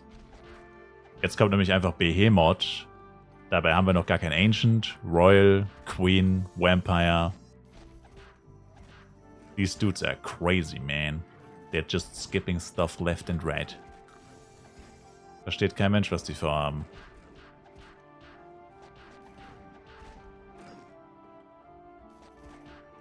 Wobei man sagen muss, Behemoth-Waffen sehen actually pretty damn good aus. Vor allem die Behemoth One-Hand-Äxte, sie sind straight fire. Also Behemoth One-Hand-Äxte sind juicy. Das sind die heißesten Äxte im Spiel. Meiner Meinung nach. Optisch.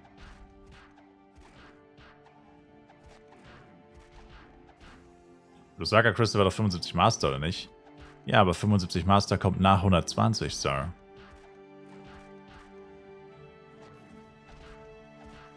Die Reihenfolge der Waffen ist Lusaka, Queen, Hernes, Royal, Vampire, dann Crystal, Lusakas Crystal, dann Queen Master, Hernes Master, was basically das gleiche ist. Die sind langweilig, weil es halt optisch auch identisch ist. Also das ist halt quasi nichts wirklich Neues. Das ist einfach nur mal die gleiche Waffe mit anderen Stats.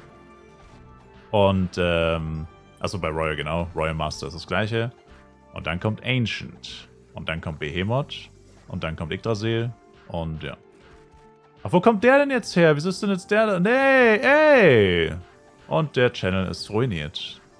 Alter, hier sind nur 3 Leute, die AOE. Ich bin der einzige fucking 1v1-Bob.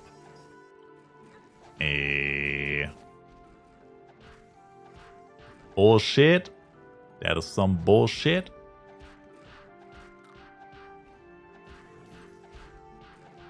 Man fühlt sich halt richtig, als würde man seine Zeit verschwenden, wenn man 1v1 spielt, neben AOE-Lern. Es fühlt sich so richtig heftig nach Zeitverschwendung an. Check nicht, wie das jemals jemand freiwillig macht, ehrlich gesagt. Also no front. Aber es fühlt sich so heftig wie Zeit. Die töten 50 Mobs in der Zeit, töte ich 3. Das ist so geistesgestört. Einfach komplett wasted, ey. Die machen 10 Level und ich mach 1. Das ist absurd, ey. So eine Grütze. Ich meine, sicherlich liegt es auch an meinem absoluten Garbage Damage. Aber du kannst da unmöglich mithalten. Das geht nicht. Bricht auch eh nicht komplett ein, wenn sich 2, 3 Leute um den Spot prügeln. Naja, es sind 3 Leute hier. Das reicht genau, um sich den Spot ungefähr aufzuteilen. Und ich bin halt der Typ, der hier hin und her gepingpongt wird. Ich muss von Herde zu Herde laufen und hoffe, dass keiner vor mir da ist und alle Mobs wegnimmt. Also der eine Blade macht so krassen Scheiß, dass er einfach den kompletten Mutant August Spawn alleine hat. Ich kann nichts machen da drüben.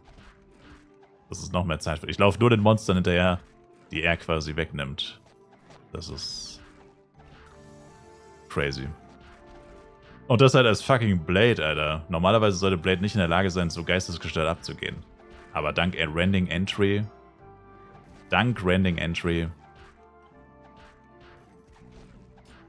ist einfach zu OP der Skill für AOE.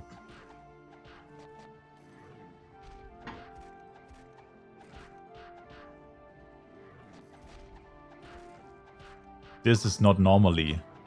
Check him PC. Check him PC.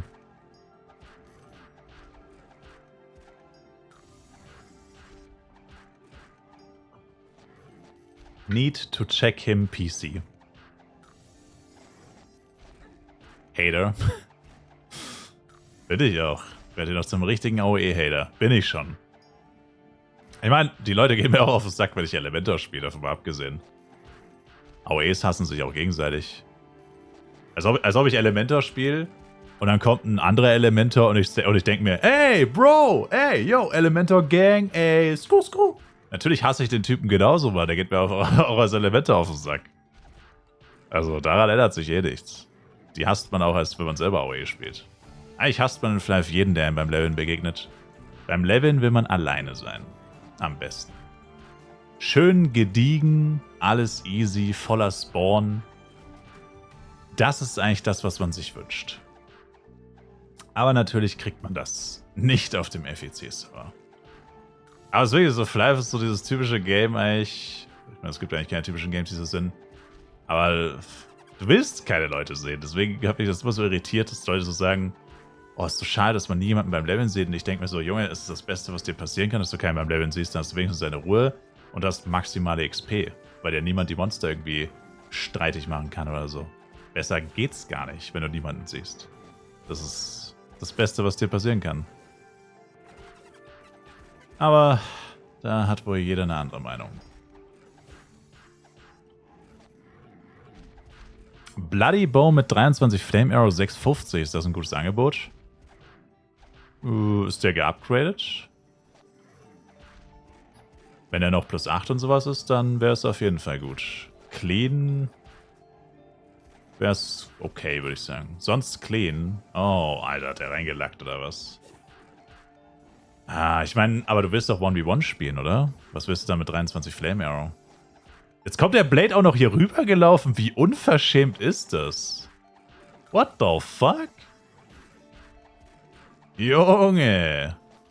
Are you fucking kidding me? Kommt der eiskalt auch noch hier rüber gelatscht. Und nimmt uns hier auch noch die Monster weg. What the fuck? Das ist geistesgestört.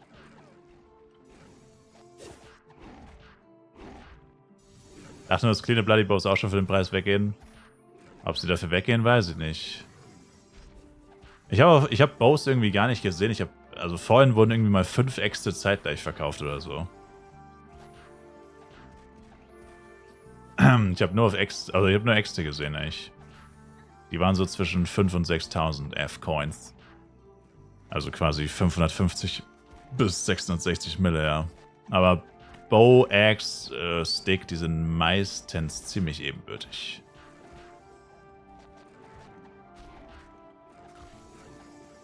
Ich hasse Auela. Ich hasse jeden Auela. Die sollen alle verschwinden. Verschwindet. Dämonen der Nacht.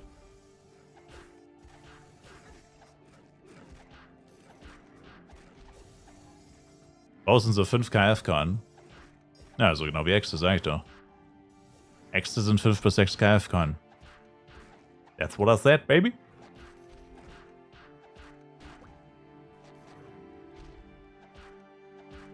Aber ja, JG, 23 Flame Arrow ist schon cool.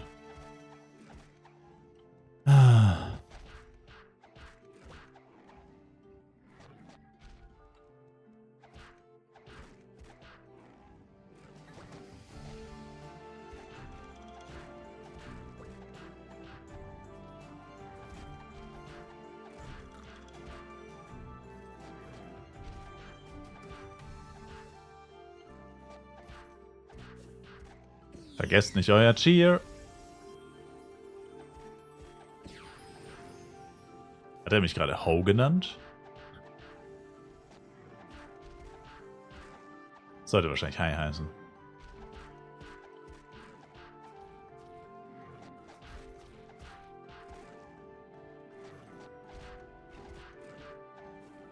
Ich kann dir versichern, Takuyan, Elementor tötet mindestens doppelt so viele. Das kann, da gebe ich dir Briefe und Siegel drauf.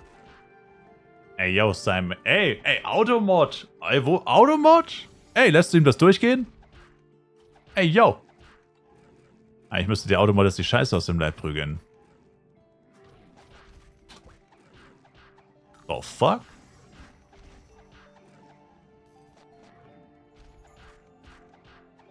Da muss ich mal ein ernstes Wörtchen mit Automod reden. Hat heute Brückentag.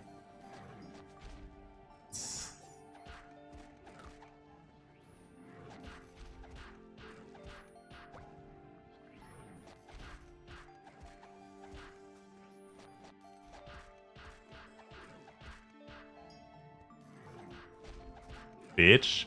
Ey. Ey, yo. Stop it. Aber was ist die ganze Zeit der Blade hier, Alter? Was soll die Scheiße? Der war doch da vorne komplett alleine. Was latscht der jetzt die ganze Zeit bei uns rum? Da kam... Wisst ihr, was passiert ist? Da kam jetzt safe ein Psykeeper und Elementor und hat ihm gezeigt, okay, er hat zwar Reigning Entry, aber er hat immer noch keine Chance gegen einen echten AOE-Spieler. Safe Call. Der ist jetzt die ganze Zeit hier. Da ist safe da vorne jemand anders, der noch krasser ist. Das ist die natürliche, wie sagt man, Hackordnung. Kommt der nächste Big Boy mit dem noch größeren AoE-Damage. Und vertreibt den anderen wieder. Hackordnung? Yeah. So sagt man das, Sir. Ich war quasi so ein kleines... Ich war so ein Huhn, das so ein paar Körner gepickt hat. Dann kam der Blade, so ein Fuchs. Und dann kam jetzt ein Psykeeper mit Ultimate-Schmuckset. Der Löwe. Der Tiger. Und ja. Das ist halt die Hackordnung. Ich stehe ganz unten als 1v1-Jester. Und yeah.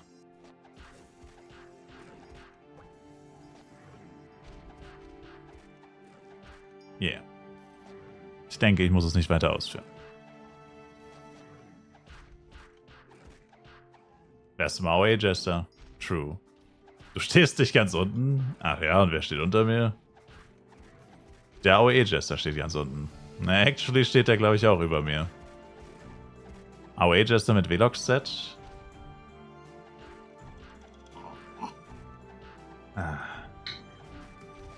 Natural Selection, Flyth. National Geographic. Sie sehen hier den Flyth-Dschungel vor sich. Da drüben, das Hühnchen. A.k.a. der 1v1-Jester. Bahnt sich mit geweit aufgerissenen Augen den Weg durch die Wildnis. Er wartet jederzeit hinter jeder Ecke seinen Tod. Denn alles in diesem Dschungel kann ihn fertig machen. Er hat alle natürlichen Feinde und er selbst ist der Feind von niemandem, außer sich selbst. Bruh.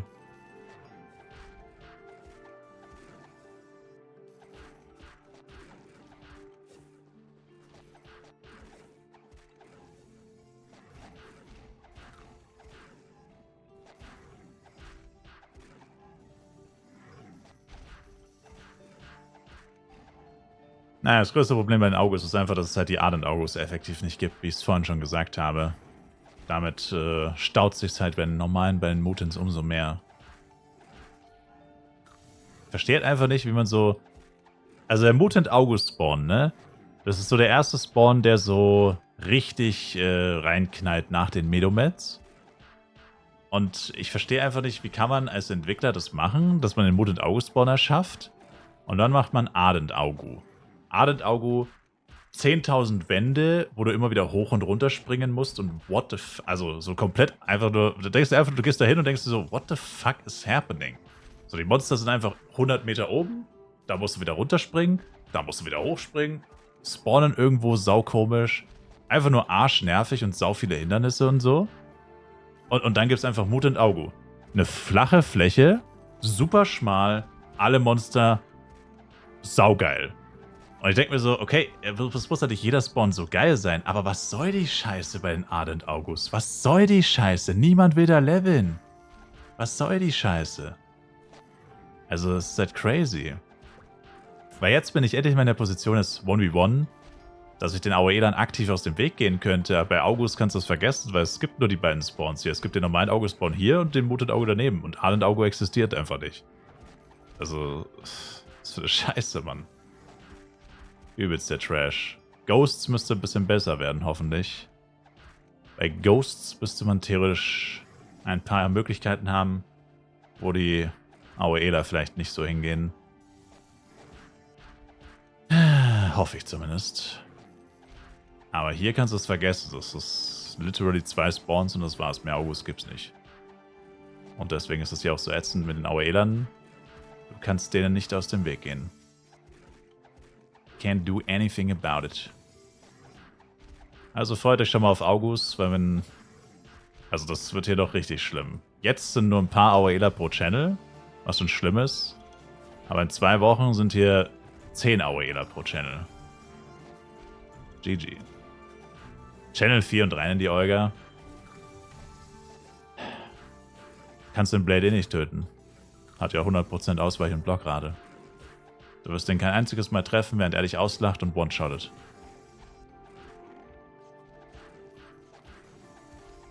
So.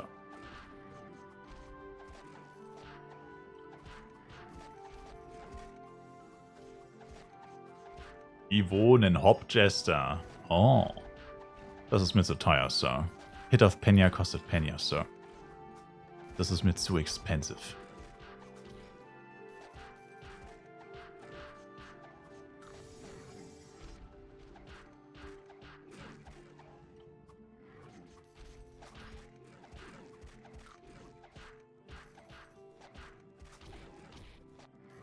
Kann der FF nicht mehr Catcher saugen? Doch, du musst einfach nur 10 bis 20 Meter weglaufen mit deinem Main Character. Wenn du mit dem Main den Catcher tötest, dann muss der Main sich einfach nur von dem Catcher entfernen. Also ist echt nicht weit, nur so 10, 20 Meter. Und dann kannst du saugen. Ist ein bisschen umständlich leider. Ist leider ein bisschen umständlich. Aber es ist nicht ganz kaputt. Also es funktioniert schon noch. Nur halt eben etwas umständlicher.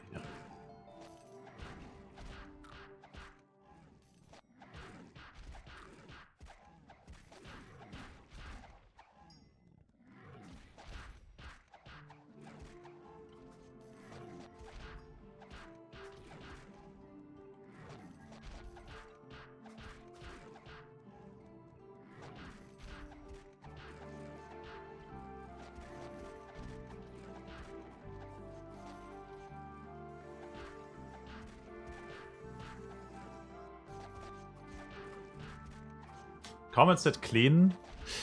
Das ist gleich so 10 bis 15 Mio. Flurry, weiß ich nicht.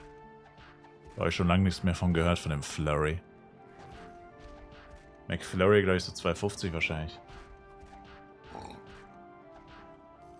Ah. Haha. Entschuldigung. Hat schon 3 von 4 Tides zerteilt. JG? Welches Level bist du überhaupt?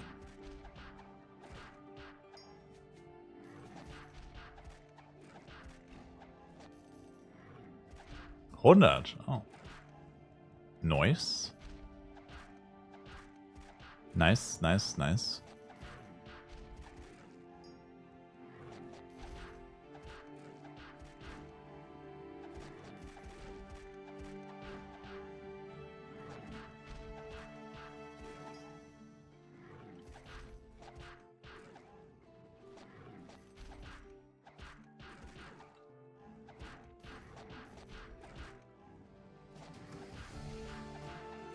Er Joule. Mal gucken. Also wir wollten heute noch Red Meteor machen. Aber das wird noch ein bisschen dauern. Oder vielleicht Red Meteor. Vielleicht auch wieder doppelt. Und ja, mal schauen.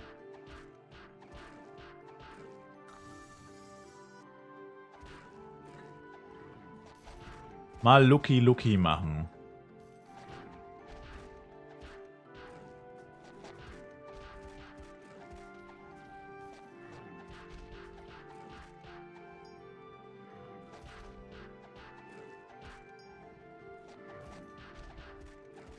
Aber ich glaube, ich upgrade jetzt dann tatsächlich meinen Schmuck. Ich glaube, ich scheiß drauf. Ich meine, selbst mit Upcut Stone, und ich meine, ja, Upcut Stone ist ein Power-Up, aber ich meine, ganz ehrlich, Potions würde ich auf jeden Fall definitiv nicht kaufen. Und der Damage ist einfach nicht gut. Das Jojo ist +7, Element +7, 16 ATK, Link Attack, Upcut Stone und der Damage ist bescheiden.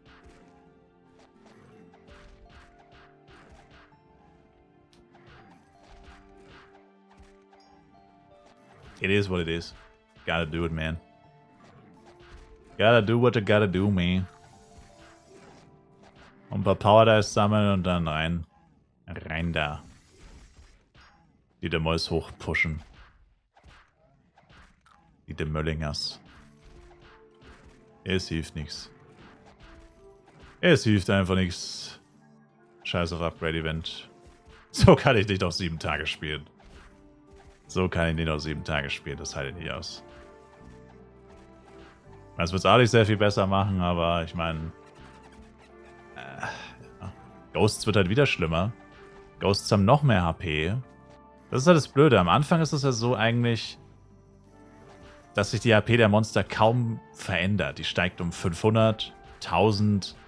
Dann gibt es ab und zu mal so Sprünge, dann sind es halt mal 10%, 1500, 2000, wenn es hochkommt. Klar, machst du auch weniger Damage, schon klar. Aber hier ist es halt wirklich so, ab Astria und Coral Island ist es noch krasser. Da sind es dann auf einen Schlag plötzlich mal 20, 30 oder auch einfach mal 50.000. Und denkst du so, ja, Alter, wo soll ich jetzt plötzlich 50.000 mehr Schaden machen? Was geht eigentlich ab, Alter? Ich kann doch nicht mein Equipment innerhalb von 3 Monstern um 50% oder meinen Schaden einfach mal um keine Ahnung, 30% steigern, dass ich dann noch den gleichen Case-Speed habe. Also ist halt wirklich nicht so geil eigentlich tatsächlich. Vor allem halt für 1v1, weil du da den Schaden halt tatsächlich auch machen musst. Musst du natürlich bei AOE schon klar, aber bei Skill-Klassen oder Hit and Run zum Beispiel, da wirkt sich das jetzt nicht ganz so heftig aus. Weil du da, sag ich mal, den Damage eh nicht so pushen kannst. Da hast du ja, der Hauptdamage basiert einfach auf deinen Skills, also AOE, am besten Full Damage. Die Skalierung ist fix und, also ich meine, gut, ich kann jetzt hauptsächlich von Elementor natürlich sprechen, bei anderen AOE-Klassen wird es schon auch teilweise ein bisschen schwieriger sein. Aber da kannst du eh nicht so viel machen, ne? Also zumindest bei Elementor ist wirklich so, selbst wenn du deine Mäuse plötzlich von 10 auf 20 pusht, das verändert deinen Schaden um 1000 oder so. Pro Skill. Das macht fast keinen Unterschied und deswegen ist es da auch nicht so schlimm tatsächlich. Weil du deinen Schaden eh kaum verändern kannst und der grundsätzlich auch ziemlich hoch ist. Aber bei 1v1 hast du das Problem, dein Base Damage ist komplette Scheiße und nur durch Upgrades, und zwar ziemlich teure Upgrades, kannst du daran irgendwas ändern. Weil du hast nicht einfach einen relativ hohen Base-Schaden als Skill-Damage, sondern hast halt einen tatsächlichen Auto-Attack-Damage, der halt einfach echt trash ist. Ohne, dass du sogar groß was dran machst. Und das ist halt einfach wesentlich teurer. Auch, leider.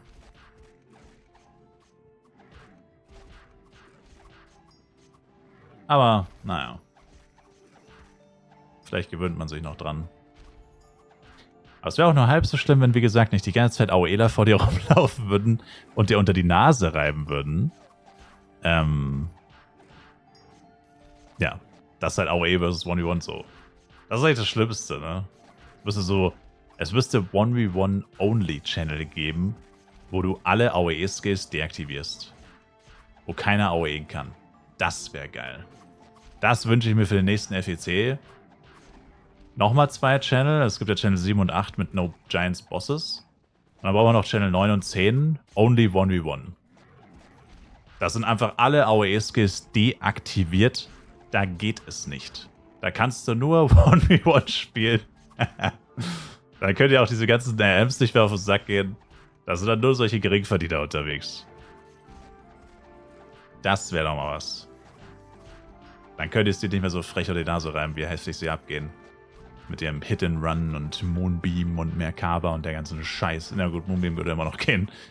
Moonbeam ist kein AOE-Skill. Aber ja, ihr wisst, was ich meine. Das ist mein Vorschlag. Das machen wir so. So, ich muss leider kurz irgendwie lernen. Ich habe noch 16 Minuten Ampli. 16 Minuten Ampli noch, leider.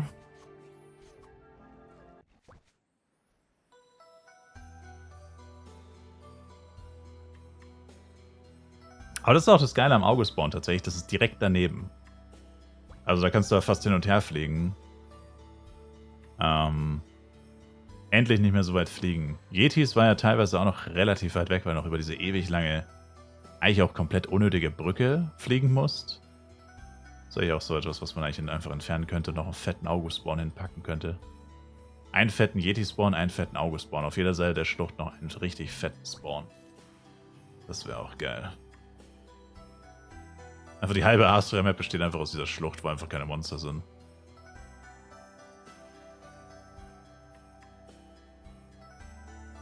So, na gut, mein Invi war noch so voll, weil der Shop sich aufgelöst hat von dem Ringmaster, der wieder nichts verkauft hat. Oder wenig.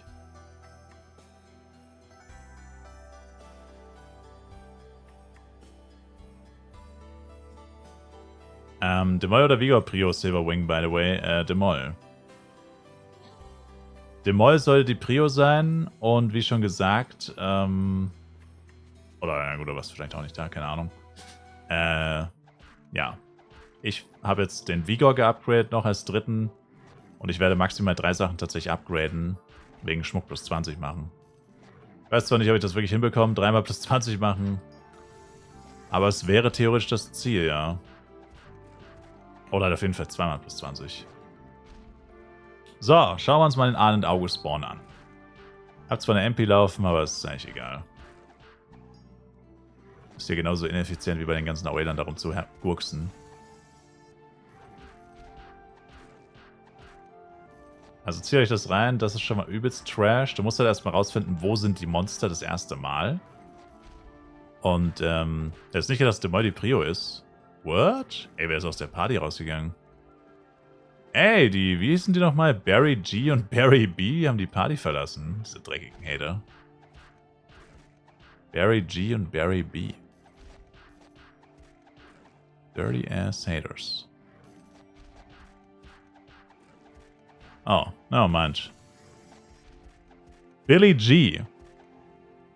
Thanks for the party, guys. Happy weekend. Okay. Ich nehme es zurück. Billy G. My man. My manskis. Das ist selten, dass sich mal jemand für eine Party bedankt. Also von Randoms. Das ist wirklich selten.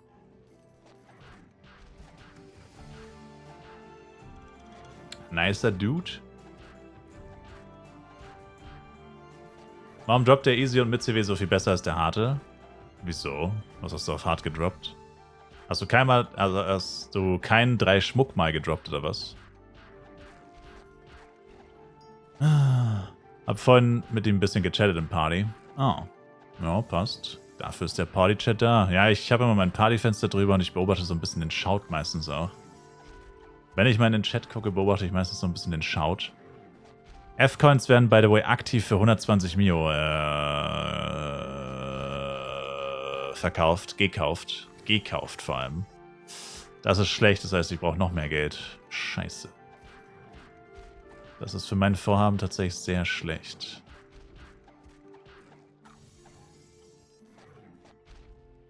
Dex In und Pincero plus 1. Wie komme ich zu den Geruda-Mobs? Ioberg? Ja, du musst fliegen, das sind Flugmonster. Die sind da in der Wüste in den Bergen. Also da, wo die Muffrins sind ungefähr, ein bisschen davor noch. Und halt über den Bergen. Also zwischen Shuhama und Muffrin eigentlich, kann man fast sagen. Ja, ja, eigentlich ziemlich genau zwischen Shuhama und Muffrin. Also wenn du quasi in die Wüste fliegst, nicht ganz in die Wüste fliegen, sondern du musst in den Bergen bleiben. Also kannst du eigentlich auch einfach auf das Geruda-Ding klicken, dann müsste dir eigentlich angezeigt werden. Und es sind halt Flugmonster, wie gesagt. Musst dich auf dein Board schwingen oder deinen Besen oder was auch immer du hast. Und da musst du Flug fighten.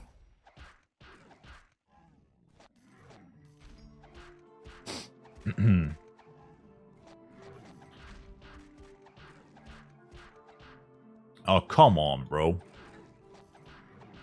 Mit 3000 hat die Sau überlebt. Beef up. Ich meine, gut, der Spawn hier ist nicht so gut, ne? Aber hey, wenn du alleine bist, sag ich mal, dann ist es zumindest besser. Also, keine Ahnung, irgendwie ging mir das gerade richtig auf den Sack mit den ganzen Auelern. Da bin ich, glaube ich, doch lieber hier.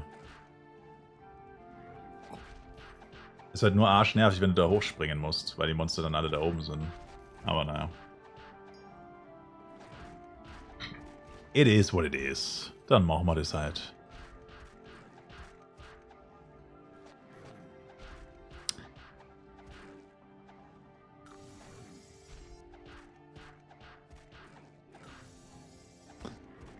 Seit gestern Abend freest immer das Game, beide Browser, obwohl Cache gelöscht, passiert es immer noch. Seit gestern sonst nie sowas gehabt.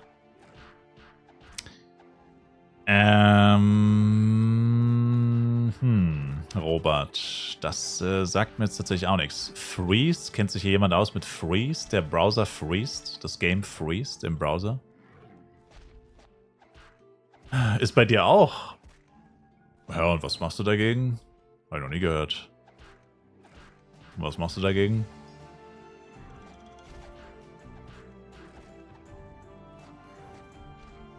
Passiert mir auch in der Stadt, dann Reload, dann läuft's wieder. Wie ist es nach dem Reload, Robert? Wenn du reloadest, was passiert dann? Geht's dann wieder? Also heute zweimal einfach reloggen. Oh. Ja, einfach reloaden, Robert, wenn das geht. Scheint wohl das Problem zu lösen. Moment, da levelt einer? Are you fucking kidding me? Oh ne, ist bei Prince. Okay, ich wollte schon sagen. Ich wollte schon sagen, als ob hier einer levelt. Du wirst mich doch trollen. Du wirst mich doch trollen. Damn, Daniel. Das hätte mich jetzt echt schockiert, wenn jetzt wirklich einer gelevelt hätte. Ich meine, was man fairerweise sagen muss, Aal und Auge sehen zumindest ganz cool aus in Rot irgendwie. Actually sehen die in Rot tatsächlich fast am coolsten aus. Aber gut, so Rot-Orange ist ja einfach eine geile Farbe, ne? Ist geile Farben. Vor allem, wenn du eine Stunde AFK bist oder so, abseits der Stadt stellen so ein Standbild. Echt? Ich habe kein einziges dieser Probleme jeweils gehabt. Ist ja crazy. Ihr erzählt hier Sachen, die ich noch nie in meinem Leben gehört habe. Krass. Ich bin kotzen, es geht dann wieder, aber es passiert ja jede halbe Stunde gefühlt. Echt? Wow. Mach mal Effekte vielleicht aus. Vielleicht ist dein Arbeitsspeicher oder so. Keine Ahnung, vielleicht... Also ich kann es so für mich sagen, und mein PC ist wirklich nicht der beste, wie ihr vielleicht wisst. Also höchstwahrscheinlich wisst ihr das. Also mein PC ist echt nicht mehr der neueste, der beste, der schnellste.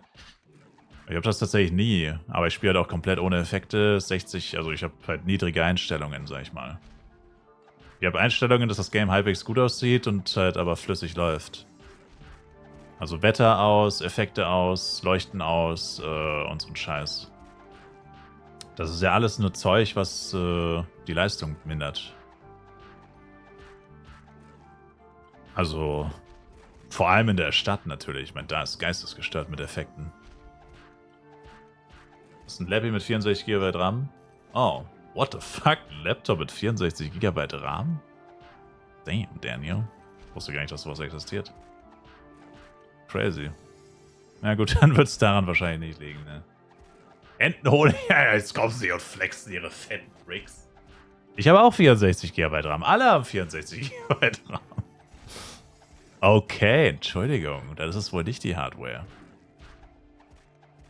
Das ist aber trotzdem komisch, weil dann habe ich hier mit Abstand den schlechtesten PC und bei mir passiert es nicht. Also, komisch.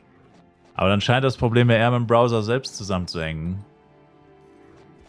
Weil es müsste ja jeder haben, theoretisch. I guess. Also, keine Ahnung. Dann hört es sich für mich eher so an, als würde es vielleicht am Browser selbst liegen. Hardware-Beschleunigung vielleicht mal checken. Ja gut, Cache lernen hast du gesagt. Das Cache lernen hast du schon gesagt, ne? Boah. Anderer Browser, du hast gesagt, es passiert bei 2 Browsern. Damn. Alle typischen Fixes sind dann fast vom Tisch. Das Leichteste ist eigentlich immer echt einen anderen Browser zu benutzen, ja. Das ist echt das Leichteste. Aber das kann ja gar nicht sein, dass es bei einem anderen Browser auch passiert. Also eigentlich, könnte man jetzt sagen. Aber keine Ahnung, wo uns liegt, habe Chrome und Edge. Okay. Ja gut, Chrome benutze ich tatsächlich nicht, aber Edge schon. Probier vielleicht mal Firefox, just for the Lloyds. Vielleicht geht's ja bei Firefox. Probier mal Firefox oder Opera. Oh. Ich benutze Chrome, Main, Opera, bei beiden Probleme. Keine Ahnung, Mann. Also alle 30 Minuten Standbild oder generell Standbild, sobald ich ein bisschen AFK bin. Hatte ich noch nie. GG, Lags. Oh. Alter, ich habe noch 5 Minuten Ampli. Noch 5 Minuten. Mom. Noch 5 Minuten. Mom, noch 5 Minuten. Mom. Mom, zieh nicht das WLAN-Kabel. Mom, don't do it. Please, Mom, I wanna play. Don't do it to me, Mom. 124er Ping von 60. Oh shit. Oh shit, Baby. Komm schon, noch 4 Minuten, 5 Minuten, 5 Minuten, exakt clean 5 Minuten. Komm, das packst du noch. Komm schon, nein! Nichts geht gar nichts mehr. Oh, 5 Sekunden habe ich gebraucht, um das Mob anzugreifen. Mann! Alter, das ist die erste Ampli, die ich heute benutze. Die erste und einzige Ampli, die ich benutze. Und dann fuckt es noch ab. Das gibt's doch nicht. Das ist doch nicht dein Ernst. Zieh dir die Scheiße rein. Es geht gar nichts. Ja, piss dich, Alter. Oh Mann, ey. So eine Scheiße. Ja, ich bin auf, ich gehe nicht mehr online. 4 Minuten Ampli. Die 4 Minuten lasse ich mir jetzt nicht klauen. Ich will, dass die Server wieder gehen, bevor ich wieder online gehe. Sorry für die Party, aber es geht jetzt eh nichts mehr. Die 4 Minuten Ampli lasse ich mir nicht stehen. Nicht so. Da aktiviere ich einmal eine Ampli. Ich habe den ganzen Tag ohne Ampli und Power-Ups gespielt. Den ganzen Tag, Mann. Als ob das jetzt passiert. Was für ein Joke, Mann. Die haben geschaut, Serverwartung in 9 Stunden. Serverwartung in 15 Sekunden. Junge, Junge, Junge, Alter.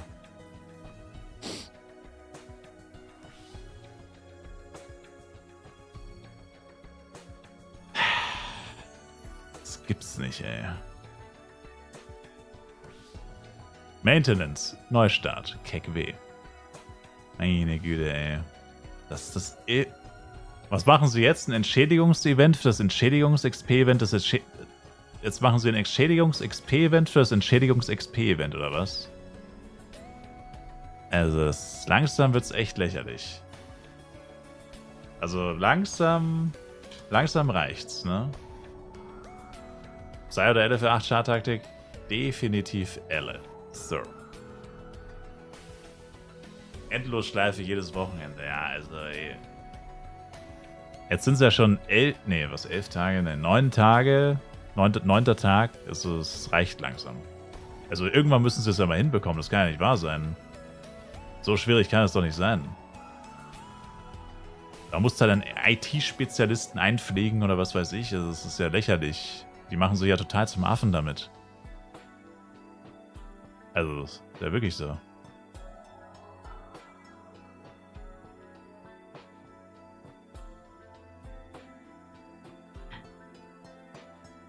Neuer PC steht, was habe ich verpasst?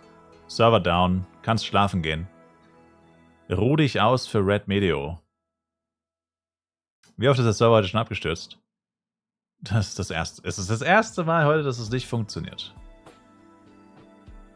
Die armen Aueler, die beim DC gestorben sind.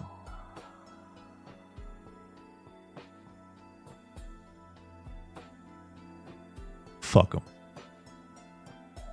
Kappa.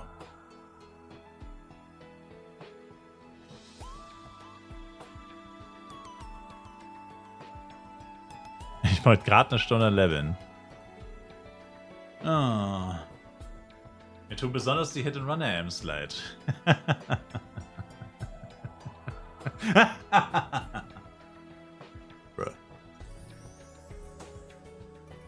Du meinst Fliff? Da spricht man doch nicht Fly aus, du Vollidiot. Das heißt Fliff. Fly for fun. Fliff ist doch ganz einfach. Das kann sich doch jeder merken. Oh, scheiße. Red Meteor gestartet, nach 2 Minuten kommt die Meldung zur Erwartung. SM ist ein Banger. Ich könnte keinen Tag ohne SM aushalten. SM ist mein Leben. Alter, Für SM würde ich sogar Geld bis. Das ist actually Geistes.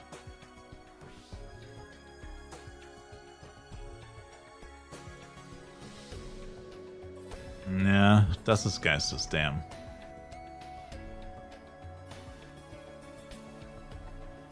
Spaß. Entschuldigung. Nein, meine ich. Nicht abschalten, nein.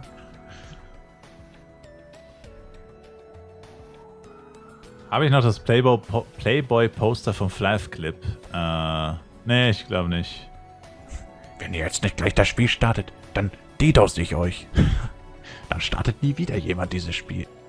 CW, Meteor und Co. kann man nur um 2 Uhr machen. Ja, nur nachts eigentlich. Ja, ich muss echt den Schlafrhythmus so umstellen, dass du einfach nur nachts zockst. Weil nachts läuft es so gut. Fürze. Er ist fucking Rauch zu riechen, Mann. Ohne Scheiß. Das ist ein Witz. Wirklich, ich inhaliere lieber Fürze.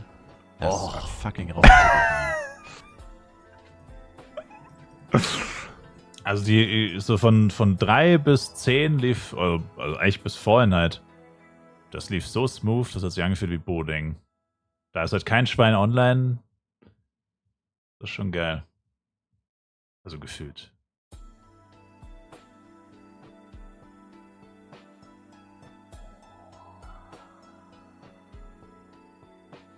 Wer macht denn um die Uhrzeit eine Wartung? Ist das nicht seit 12 Jahren tot? Das ist keine Wartung, das ist Serverneustart wahrscheinlich. Das wird keine richtige Wartung sein. 3 Wochen Stone Rain Event als Entschädigung. Yeah.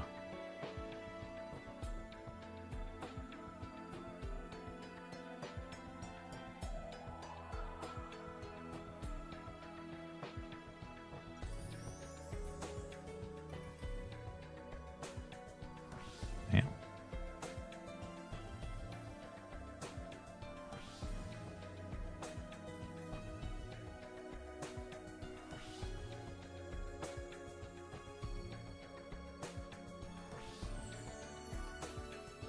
Way back, that's... Uff. We back, baby. We is back. Was? Schau dich das an, da hat einfach instant jemand der plus 20 gemacht. Ja, der Server ist 30 Sekunden lang online und der macht einfach eine plus 20. What the fuck, Alter. Das ist auch geistes. Server down, erstmal nochmal plus 20. Mich hält niemand auf. Mich hält niemand auf. Bruh. Ich werde trotzdem upgraden. Und wenn es das letzte ist, was ich tue, der Boy plus 20. It's crazy. Crazy verrückte people. Jetzt kann ich wenigstens noch die 3,5 Minuten Amplis hier nutzen. Gala hat sein Money ja schon. True. Wie kann der überhaupt so schnell rein und direkt appen? Naja, er wird schon kurz vor 20 gewesen sein. Weißt du, wie viele Tri-Station drauf hatte? Du weißt ja nicht, wie viele Tri-Station drauf hatte, ne? Das weißt du nicht, Sir.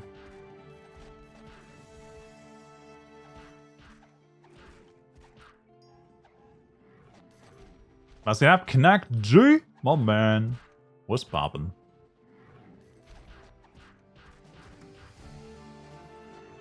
Wie kommst du mal direkt ins Game? Ich habe vorher schon disconnected. Ich wurde nicht auto-disconnected. Ich habe sofort disconnected, als es angefangen hat zu laggen, habe ich sofort disconnected. Vielleicht deswegen. Also ich war schon off 15 Sekunden, bevor die Serverwartung losging. Ich habe quasi gepre-exed, sozusagen. Weil ich Amplis und Power-Ups, also sonst mache ich das auch nicht, sonst ist mir das egal, aber mit Amplis und Power-Ups habe ich das, also ich hab legit eine Ampli, ne? Ich habe legit eine Ampli. Und, crazy. Genau dann passiert es, den ganzen Tag nichts und dann genau, wo ich die Ampli aktiviere. Verrückt. Als hätten sie es geplant. Als war das die Disconnect-Ampli.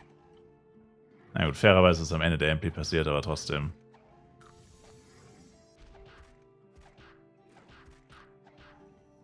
Was gibt's Neues? Knack.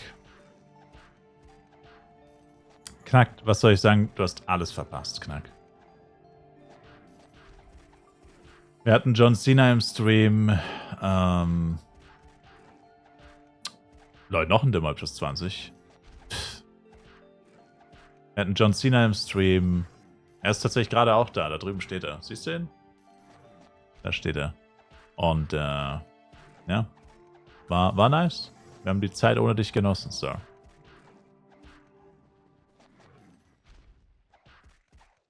Es blieb uns ja nichts anderes übrig, ohne unseren Knack.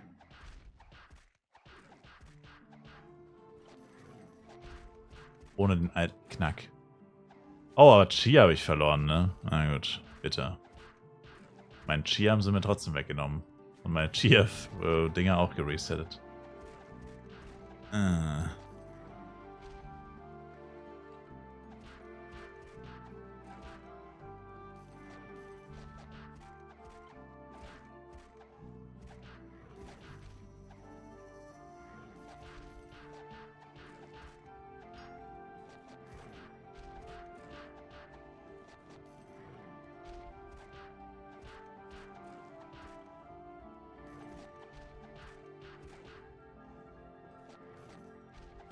Bloody Jojo auch am Start, Knack. Mhm. Ich sag ja, du hast alles verpasst. That's what I said.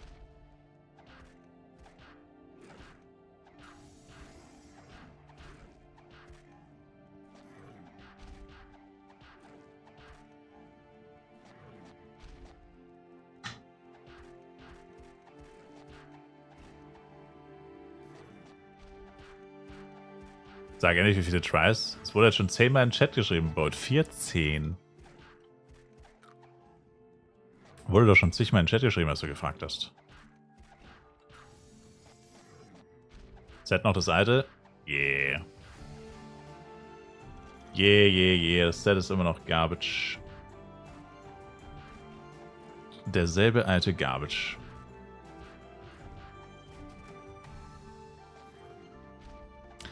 Wie auch nicht. Ich bin ja erst 123. Das nächste Set kommt erst mit 135.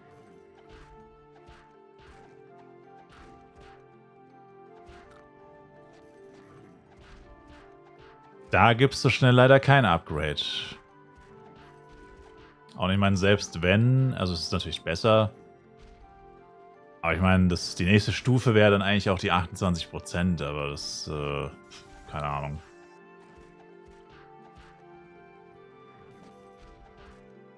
Alles Zukunftsmusik. So weit sind wir noch nicht. Das ist alles Zukunftsmusik. Wie viel Scheiß für das Bloody Jojo? Brother. 14, Sir. Immer noch. Ich habe einfach immer 502 Error. Mach mal das Game zu und dann warte einfach mal legit 30 Sekunden oder so. Oder eine Minute. Also komplett schließen und dann nochmal. Manchmal hilft es. Aus irgendeinem Grund.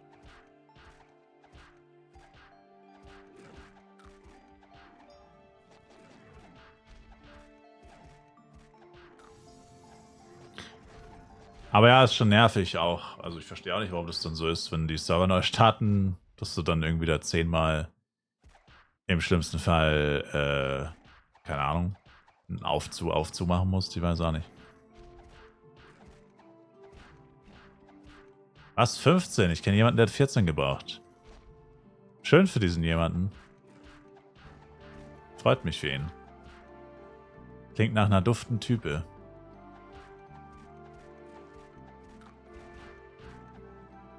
Klingt nach einem Fashion-Kerlchen. So, beantworten Sie meine Frage und machen Sie einen YouTube-Clip draus. Freuen wir uns mal über etwas Nützliches. Welche Änderungen würdest du als Dev machen, damit das Spiel mit Solo-Char spielbar ist und Multichars keinen Sinn mehr ergeben? Alter, ich habe 14 Stunden gestreamt, mein Gehirn funktioniert nicht mehr. Welche Änderungen? Einfach alle Buffs entfernen. Literally alle Buffs entfernen. Also RM-Buffs quasi. Alle Buffs entfernen. Also entweder entfernen oder einfach Buff-Peng halt, aber ich meine, dann kannst du sie auch einfach gleich entfernen und einfach Basis-Stats erhöhen. Also quasi, es gibt keine Text-Speed mehr, es gibt keine Cast-Time mehr, das ist halt dann, oder, naja gut, es gibt keinen mehr, das vielleicht nicht, aber ja, dass das einfach die Basis-Stats letztendlich sind. Ja, und dann halt einfach irgendeine Möglichkeit, dass du das Game halt nicht mehr zweimal öffnen kannst. IP-Log, whatever, was halt nötig ist, ne? Und halt wirklich rigoros dagegen vorgehen, wenn irgendjemand doch irgendwie dagegen verstößt. Alles wegbannen. Achso, das war gar nicht die Frage, ne? Oder doch, war schon die Frage, ja. Ja, aber Gameplay-technisch, also das Hardware-Zeug, das ist jetzt das Technische. Nein, aber halt wirklich einfach, die Buffs sind das größte Problem. Weil du kannst ja literally dieses Spiel nicht spielen ohne Buffs. Es geht nicht. Also die haben das literally so, also die haben das Spiel so programmiert, dass du dass ohne RM nicht spielen möglich ist. Bei Flive PC war das auch so, aber noch ein kleines bisschen besser, weil die Buffs da nicht so heftig waren. Die Buffs bei Flive PC sind auch krass, aber nicht so krass. In Flive Universe ist es noch viel wichtiger, die Buffs zu haben. Also sie haben es sogar noch verschlimmert eigentlich sogar, könnte man sagen. Sie haben es eigentlich noch schlechter gemacht. Wo kriegst du Poster her? Vom Allgemeinhändler. Und, ja, das ist auf jeden Fall schlecht. Aber dann müsstest du natürlich nicht nur die Buffs entfernen, weil das bringt ja die Leute immer noch nicht dazu, zusammenzuspielen. Weil wenn du Multi-Client-Ting technisch irgendwie unmöglich machst, dann musst du es ja aber auch so machen, dass man dann actually zusammenspielen möchte.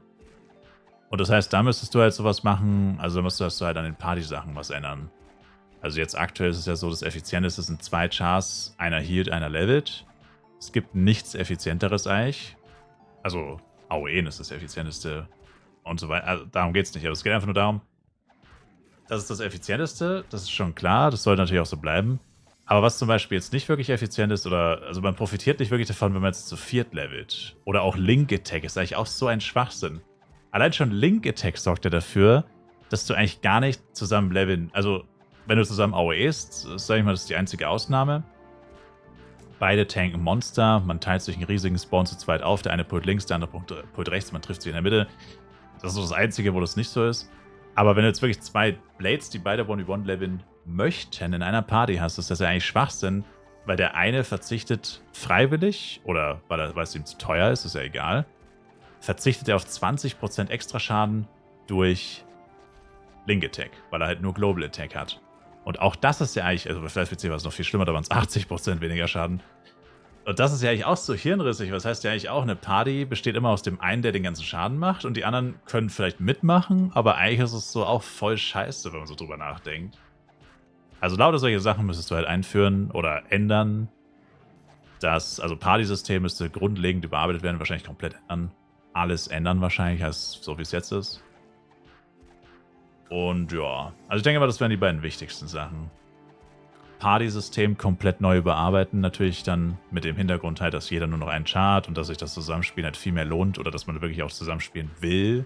Dass man vielleicht immer noch Solo spielen kann. Man sollte Solo-Spielen natürlich nicht kaputt machen, weil es gibt halt einfach Leute, die gerne Solo ein bisschen zocken. Aber zeitgleich sollte man dann einfach dafür sorgen, dass, wenn man schon zusammenspielt, dass es halt auch Sinn ergibt und halt auch tatsächlich keine Nachteile. Dadurch hat es dann, wenn dann, nur Vorteile. Und so weiter. Aber all diese Dinge werden niemals passieren. Warum? Keine Ahnung. Aber ich meine, sie haben das Game so entwickelt, also offensichtlich wollten sie, dass das so ist. Keine Ahnung. Also zumindest wollten sie auf jeden Fall, dass jeder vom Ringmaster abhängig ist. Und zwar massivst. Massiver als in jedem anderen Game, das ich jemals gespielt habe. Ich glaube, es gibt kein Game, wo du so massiv von einem Supporter abhängig bist wie Flyff. Bei anderen Games ist es vielleicht so, für Dungeons oder für Bossfights brauchst du den Supporter, aber fürs normale Spielen brauchst du ihn eigentlich nicht wirklich. Oder nicht so zwingend. Aber bei Flyff ist ja literally, du kannst gar nichts machen. Ohne Ringmaster kannst du dort dumm rumstehen wie so ein Pfosten und warten, dass dich einer bufft. Und so pervers ist es eigentlich in fast keinem Game. Also, das ist schon crazy. Boah. Aber wie gesagt, wird nicht passieren, Sir. Wer war nochmal Timberland? Kommst du wieder? Oder sagt nicht, dass das Flyer Guy ist, der gerade die Probleme hat?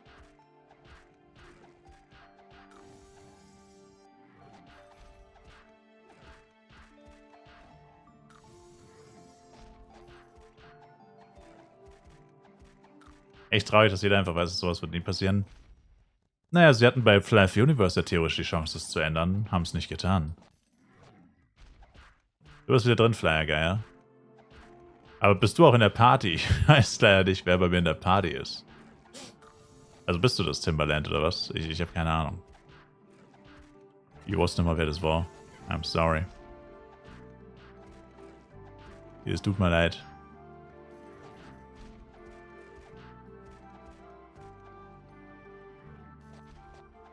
Es tut mir fast sorry.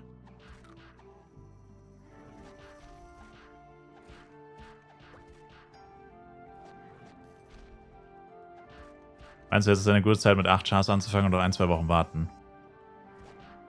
Du bist nicht in der Party. Oh. Wer zum Teufel ist dann bei mir in der Party?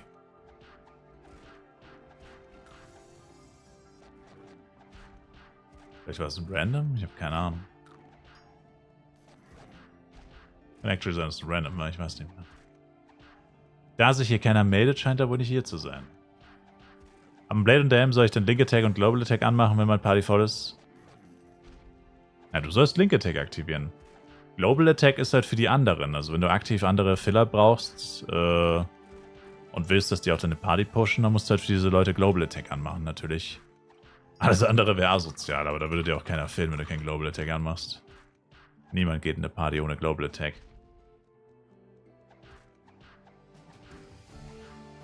Brauche ich noch 2 für die Party? I don't know. I don't know.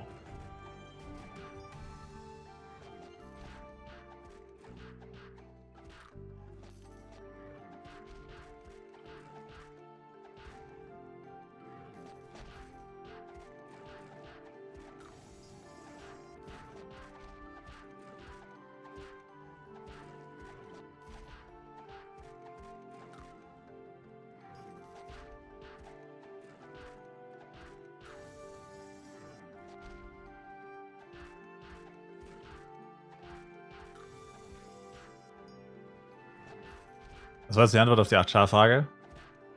Oh, sorry, ich hab's vorgelesen und nichts gesagt, oder? My bad.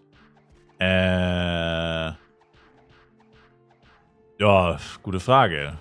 Also, ich glaube nicht, dass das so viel besser wird, ehrlich gesagt. Muss ich zugeben.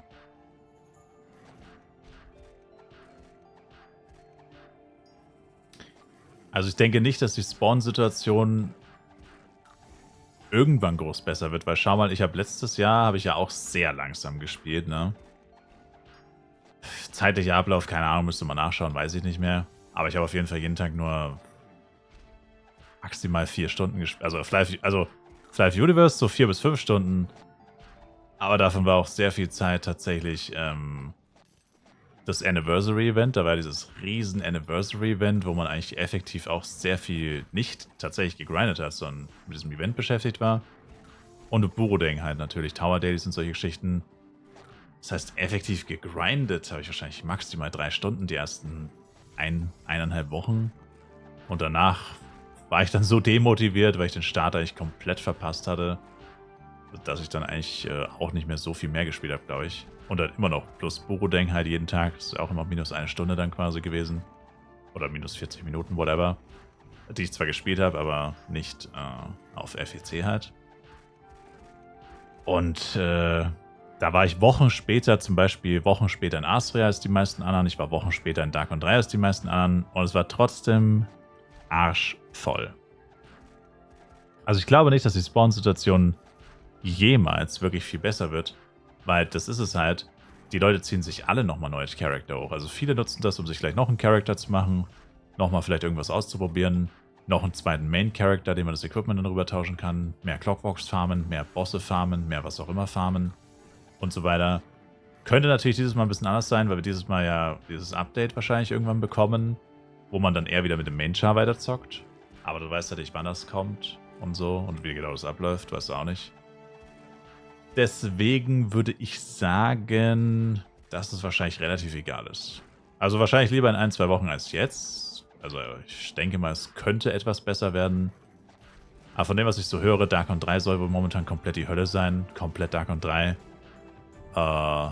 Und ich denke halt auch nicht, dass das wirklich besser wird. Klar Fun, sehr schlimm und Dark 3 generell sehr, sehr voll. Boah. Tun Sie mit diesen Infos, was Sie wollen.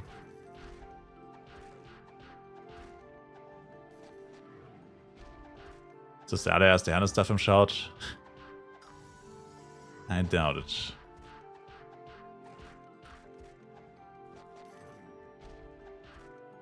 Wie viele Tries zu der Schnitt der Schnitt bei Bloody Knack sollte so um die 50 liegen.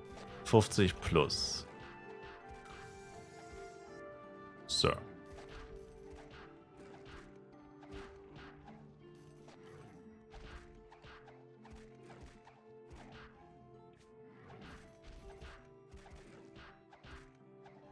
Knaggy.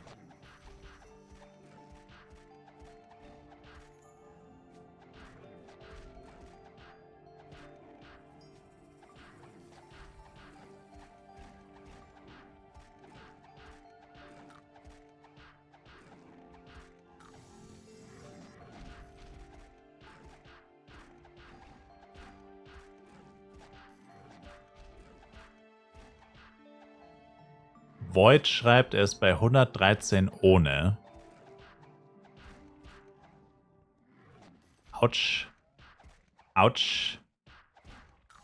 Mein Beileid, Sir. Ich weiß, ich habe noch viel Schlimmeres gesehen. Ich weiß, wie Sie sich fühlen, Sir.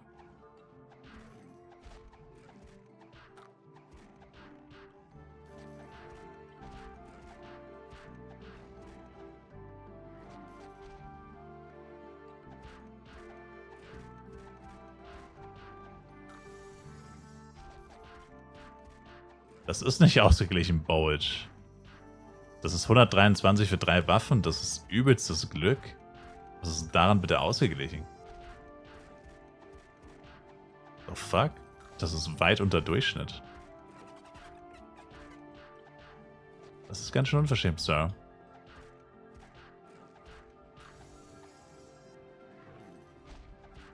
Du hast 123 gebraucht und man würde mit mindestens 150 rechnen. Wo ist denn das bitte ausgeglichen? Also, sag mal, Mensch. Bursche. Der Wand hat schon weg. Ey, Bolt, du bist jetzt sofort still. So ein unverschämtes... Ey. Gibt's nicht. Der Typ hat reingelackt und will hier Mitleid. Also ich glaube, ich spinne. Ich glaube, ich bin. Lackt da rein und dann will er auch noch Mitleid. Das ist ja wohl die Höhe.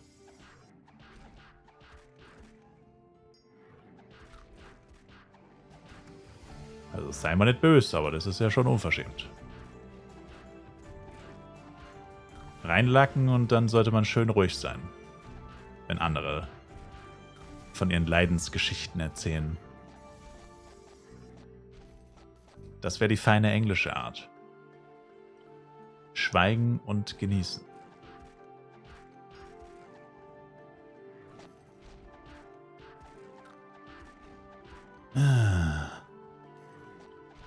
Braucht wir eine Party von JG, Level 47 mit 546 Bund Doleros.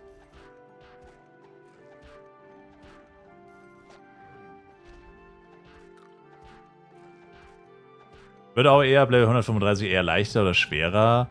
Muss momentan durchgehend mit Death Upcut und Death spielen, als Face-Tank mit 135 switchen.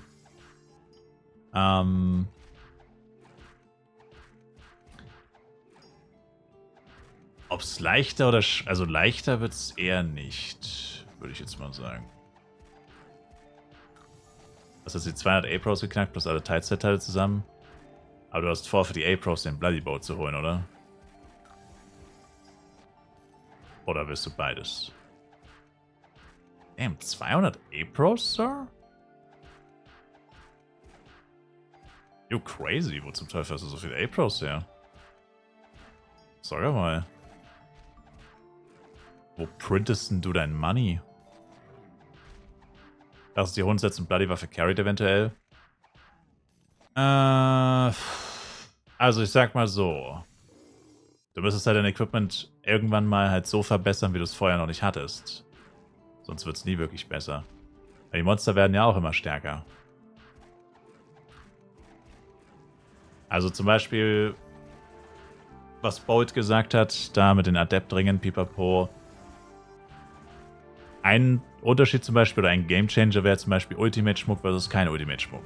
Natürlich, wenn du jetzt von kein Ultimate-Schmuck-Set oder kein Ultimate-Schmuck auf Ultimate-Schmuck upgradest, das wäre jetzt so ein Gamechanger. Ich meine, dann wird es erstmal viel leichter. Zum Beispiel. Kommt halt auf die Equipment-Verbesserungen an, aber einfach so wird es jetzt nicht wirklich leichter. Und dann werden die Mobs ja trotzdem wieder stärker. Also ich meine, am Anfang von Coral Island mit Ultimate-Schmuck fühlst du dich auf jeden Fall wesentlich stärker als am Ende von Coral Island. Ist ja auch logisch irgendwo. Aber je mehr du dich, also je krasser dein Equipment wird, würde ich jetzt mal behaupten, also je näher du dich dem perfekten Equipment näherst, dann wird es schon irgendwann wieder leichter. Aber wenn dein Equipment ungefähr auf dem gleichen Stand bleibt, dann wird es auf jeden Fall nicht leichter. Dann bleibt es eigentlich immer ungefähr gleich. Oder wird eher schwieriger, würde ich sagen.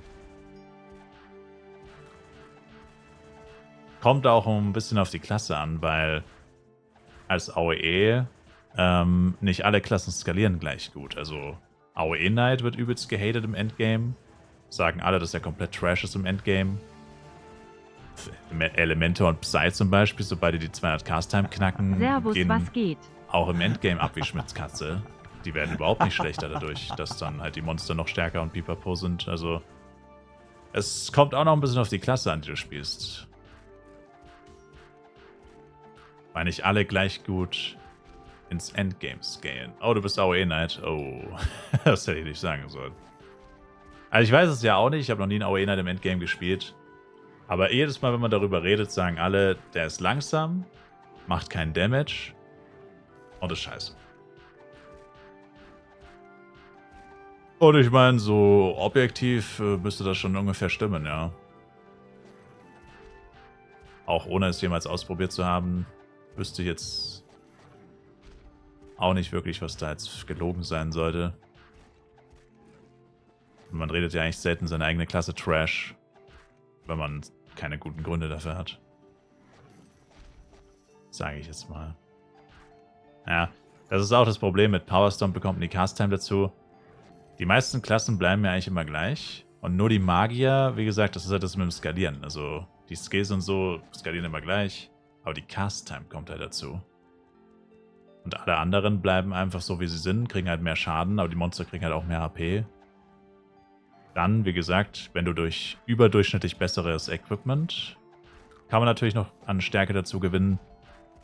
Aber auch das Equipment ist irgendwann maximal ausgereizt. Ist ja eh klar. Irgendwann hat man das Limit erreicht.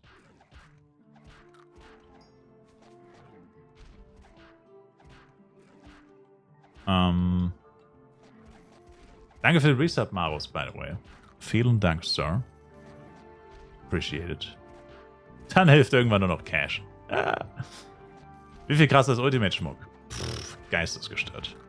Ultimate-Schmuck ist geistesgestört. Sehr, sehr wichtig, Ultimate-Schmuck. Der ist sehr wichtig. Und sehr stark.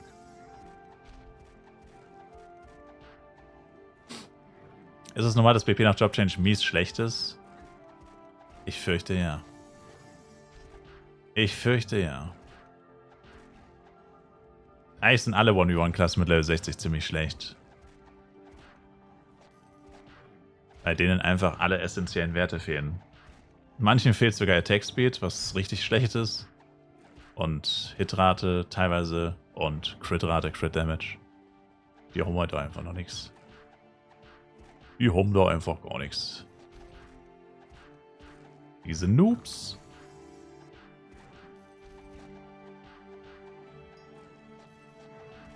Auf welchem Level sollte man das Equipment bzw. den Schmuck upgraden? Bin Level 95, habe eben nicht so viel Kohle, weiß da nicht, wie viele Sets ich upgraden könnte. Also grundsätzlich würde ich immer auf Upgrade-Events warten, aber klar ist auf FEC ein bisschen besonders, weil man so ultra schnell levelt. Da kann man jetzt nicht unbedingt warten. Kann man so pauschal nicht sagen. Also ab wann du upgraden solltest. Equipment würde ich immer auf FEC 2 Sockel machen mit mindestens 6%. Ab 105 dann eher 4% Karten, also 8% oder 12% etc.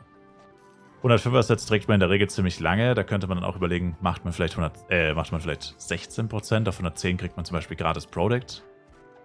Und kommt aber auch immer auf die Klasse an. Es gibt Klassen, die brauchen das eher und es gibt Klassen, die brauchen es weniger. Also Elementor zum Beispiel, jetzt eine Klasse, da reicht locker 3 Sockel und ja, kommt immer auch ein bisschen drauf an. Welche Anti-Graves dann nochmal? Die normalen.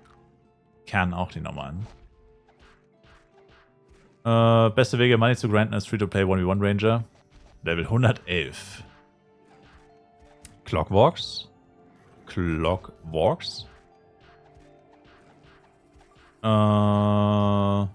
Meteo theoretisch, der normale Meteo. Vielleicht schaffst du den auch schon. Der ist nicht so stark. Ich würde sagen, sobald man das Geld dafür hat. Ja, aber man sollte auch nicht einfach so Geld wegschmeißen. Also zum Beispiel ein AJ-Jojo oder ein His-Jojo plus 8 sieht man sehr oft. Das ist keine gute Investition. Bei den Preisen von Low-S-Product, das ist absolut kein guter Rat. Nur weil ich das Geld auf 75 hätte, um mir 20 S-Break Low zu kaufen. Für 5% mehr Damage gebe ich mein gesamtes Geld dafür aus. Das ist... Finde ich jetzt nicht so gut, ehrlich gesagt. Das finde ich jetzt kein guter Rat, Sir.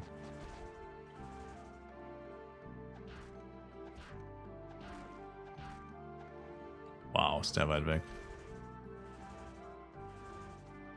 Nee, also das Low-Level-Equipment würde ich auf jeden Fall nicht groß upgraden. Dann lieber Geld sparen, Product sparen, dass man lieber ein Equipment pusht, was man dann auch wirklich lange trägt.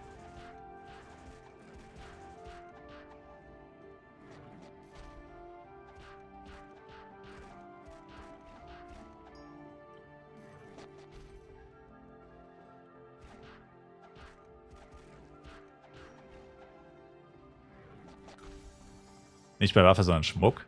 Ach so. Ja, das schon eher. Theoretisch, ja. Das schon eher.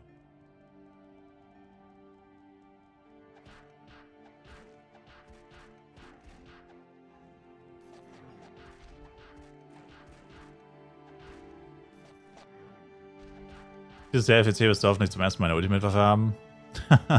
Bold. Du hast ja keine Ahnung, was dich erwartet, Bold.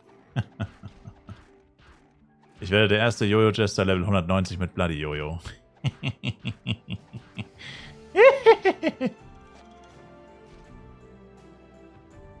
So.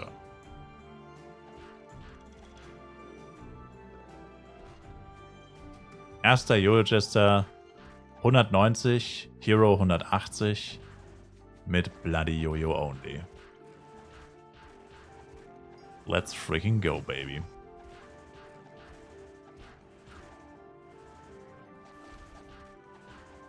Die Die günstigsten Seidelgowns sind 150 Mio. Ey, wo ist Creature? Haben wir doch gesagt, er hat so ein schlechtes Gewissen, oder was heißt schlechtes Gewissen, aber Seidelgowns so eine schlechte Investition. Da siehst du es, Creature. You printed some money. Hat sie wahrscheinlich schon längst verkauft. Lieber 30 Tage Flask mit Penny oder Flask und Party 15 Tage? Das musst du wissen. Die Party-Scrolls, boah, die sind so teuer, das geht mir so auf den Sack. Ich finde eigentlich, es sollte kein Item im Cash-Up sein über 5000 F-Con.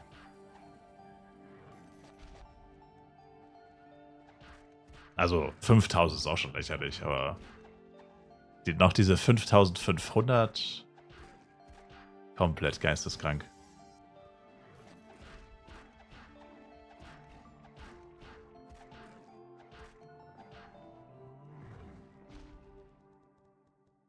Oh.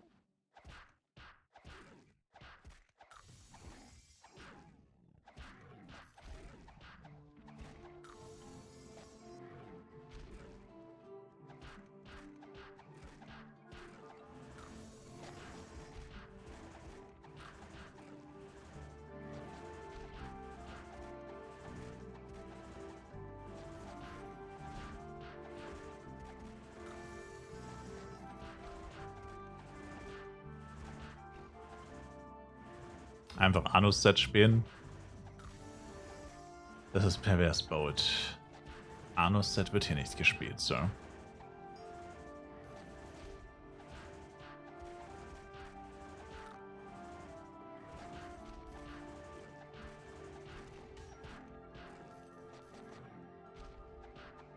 Die Pad-NPCs sind so nice, jeden Tag Gamble und Kick wieder was fertig ist. Ja, aber kostet das nicht relativ viel Penya, jeden Tag die Pets wieder rein? Also musst du ja dann permanent neue Pets züchten. Also ausbrüten. Oder hast du so viel Glück, dass du nicht schlechte Pets ziehst?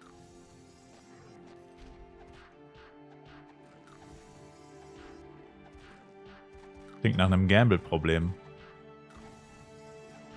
Klingt, als wären sie leicht gamble-süchtig, mein Herr.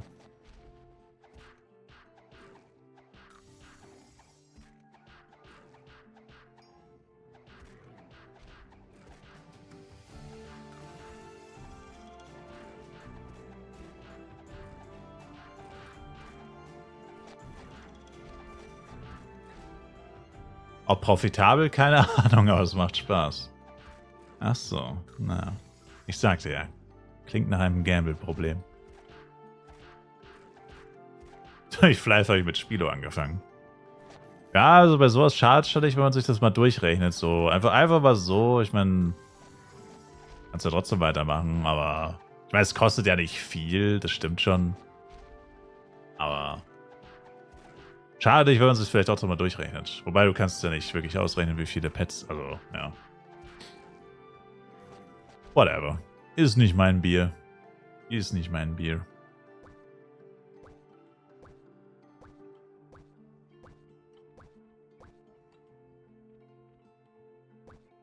Das wird wirklich geupgradet bis zum geht nicht mehr.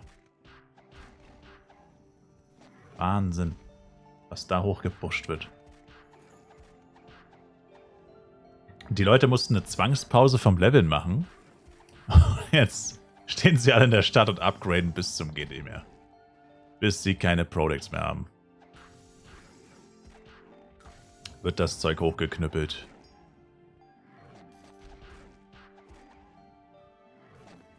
God damn, ist das nervig.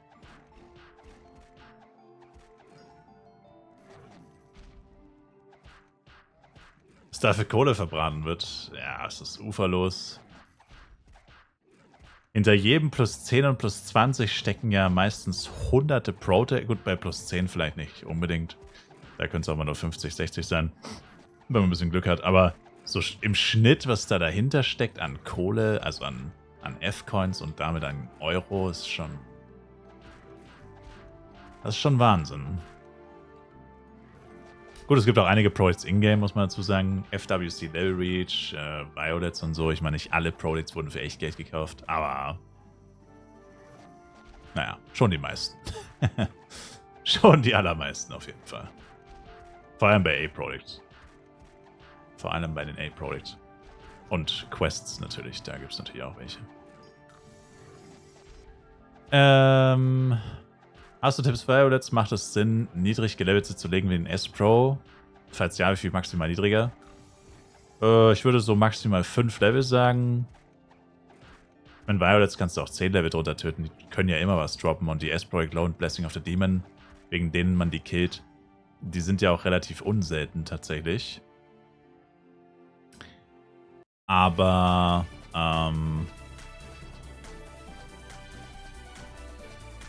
grundsätzlich würde ich sagen, so, ja, maximal 5 Level drüber vielleicht. Eine relativ gute Droprate. Noch am besten halt ein Level drunter oder gleiches Level oder höher, das ist immer 100%. Aber 5 Level drunter ist auch noch eine relativ gute Drop, also vor allem für S-Pro Glow und so. Genau, ich wollte gerade sagen, das ganz andere Problem, was du hast, ist, auf dem Server hier ist die Konkurrenz so gigantisch, weil es Leute gibt, die machen nichts anderes den ganzen Tag, als Products zu farmen, beziehungsweise Violets. Weil das so lukrativ ist. Die Low-Products sind so ultra viel wert, dass du musst nicht mal richtige Products droppen, um ein Vermögen zu verdienen. Ich denke auch, dass die Konkurrenz viel zu krass ist, dass sich das wirklich rentiert. Also jeden Violet, den du siehst und töten kannst, nimm mit. Aber das ist halt das Problem, du wirst nicht viele sehen. Man sieht im High-Level oft welche, aber die sind halt so stark, dass man sie nicht töten kann. Also ich sehe zum Beispiel, oder habe jetzt oft Violet Yeti gesehen oder Violet Augu. Ja, der zerreißt mich in der Luft, ich habe keine Chance gegen den. Das bringt mir nicht wirklich was, dass der da ist. Und ja. Ja, also Low-Level Flower Saint Morning wird so überfarmt sein, das ist crazy. Level up, baby, let's go! Level up, baby, let's go! Okay.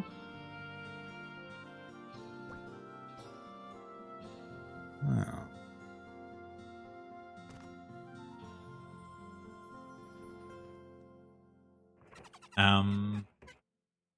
Wie kann ich mir einen neuen Char auf demselben Account erstellen? Ich werde immer den bestehenden Account eingeloggt und kann keinen neuen Char erstellen. Um nochmal in die Char-Auswahl zu kommen, beziehungsweise in die Char-Creation, musst du dich neu einloggen. Aber nicht ausloggen. Du musst einfach, das ist total simpel eigentlich. Ich finde das aber so lustig, weil es ja eigentlich, also, ich will dich nicht auslachen, so meine ich das nicht. Aber du musst einfach nur, hast dich schon neu eingeloggt? Ja, aber dann muss es ja gehen. Dann müsstest du einen Server auswählen und einen neuen Charakter erstellen können. Was geht da nicht? Dann hast du es ja richtig gemacht. Du hast hier den gleichen Account neu eingeloggt, ja. Und dann, warum? Also, dann müsste es gehen. Dann müsstest du da reinkommen, wo du einen neuen Char stellen kannst. Da steht nur Spiel entfernen, alles entfernen. Oh, ich habe den ersten 135er Setter gedroppt. Psy Boots.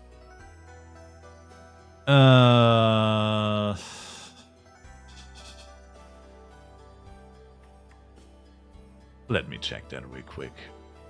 Also du hast dich neu eingeloggt mit Nutzernamen und Passwort.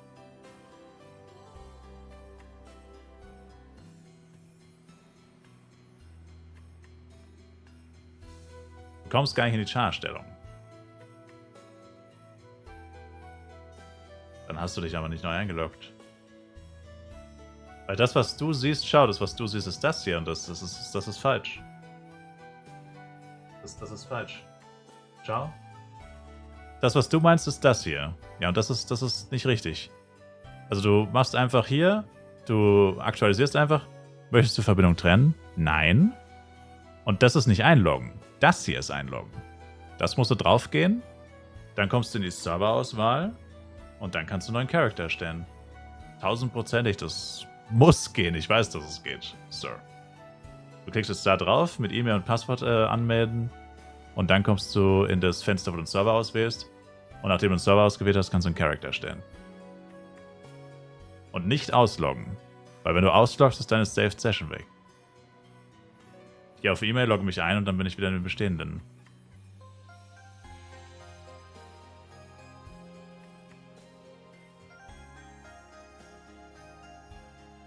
Hast du dich davor ausgeloggt?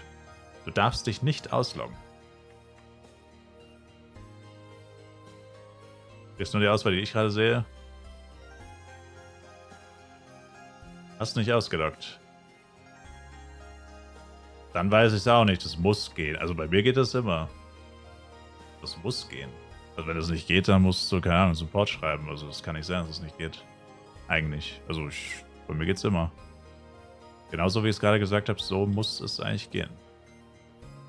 Also der einzige Fehler, den man eigentlich machen kann, ist sich auszuloggen. Man darf sich halt nicht ausloggen. Weil du dann halt den alten Charakter rauskickst und dann müsstest du den auch nochmal neu einloggen. Also, gibt es noch eine andere Möglichkeit? Eigentlich nicht, ne? Nicht, dass ich wüsste. Irgendwie nicht. Anderer Browser könnte vielleicht sein. Ja, vielleicht macht dein Browser irgendwie Faxen, keine Ahnung. Also es, keine Ahnung, hat noch nie jemand gesagt, dass das nicht geht. Also bisher habe ich es Leuten immer so erklärt und die haben dann eigentlich immer gesagt, dass es dann geht. I'm sorry, man, dann weiß ich es leider auch nicht.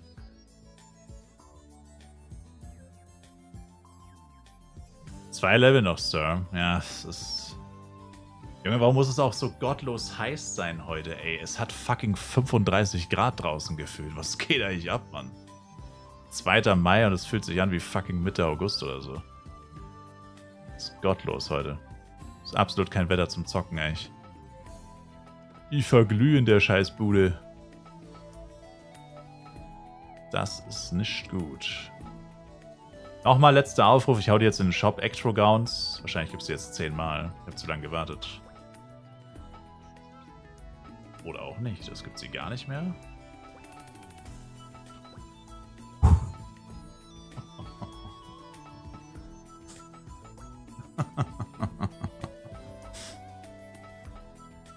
Gut. Sehr gut.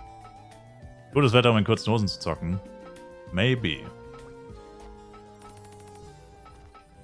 Da klingelt die Kasse. Gar nicht. Die gibt's gerade gar nicht. Vorhin waren es 2 Shops, jetzt sind sie beide weg. Das heißt mit fast an Sicherheit grenzender Wahrscheinlichkeit, dass beide verkauft wurden. Weil die waren auch relativ... Naja, gut, okay, naja. Der eine hatte sie ziemlich teuer drin, vielleicht ist sein Shop einfach nur abgelaufen. Aber der zweite kam erst vor ein paar... Also der zweite kann eigentlich noch nicht abgelaufen sein. Weil der war noch recht frisch. Die müssen eigentlich gekauft werden. Worden sein. Die zweiten. Weil die waren jetzt echt noch relativ fresh. Weil ich habe mal wieder geschaut. Als ich die gedroppt habe, und das ist noch gar nicht so ultra lang her. Da war es einmal im Shop. Dann irgendwann zweimal. Und jetzt sind beide weg. Jetzt sind beide weg.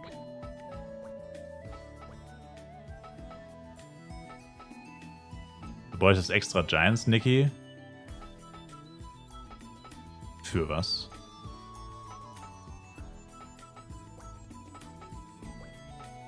Wraclowski gerade zurück vom See. Das Poppen.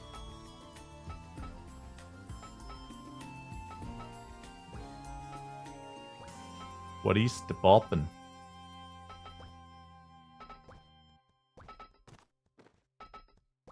Rowski. Was kann man am besten grinden zum Money Farm, wenn Violet Giants überfarmt ist? Du bräuchtest extra Giants, du meinst Ektro Gauns. Alter. Er hat einfach extra Giants geschrieben, lol. Damn. Das habe ich nicht gecheckt, dass du die Gauns meinst, lol. Einfach extra Giants. That's pretty funny.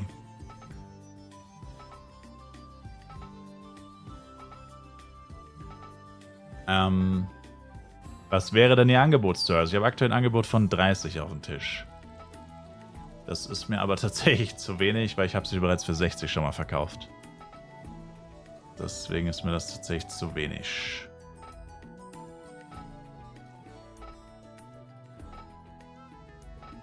Was ist das für eine Kacke? Bei einem anderen Browser geht's auch nicht. What?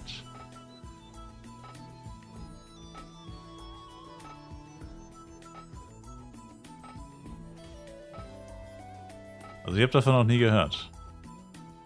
Was kann man denn am besten grinden, um Money zu farmen, wenn Violet's Giants überfarmt ist?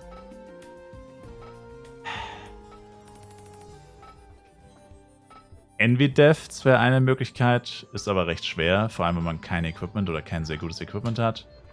Envy Deaths. Und ansonsten,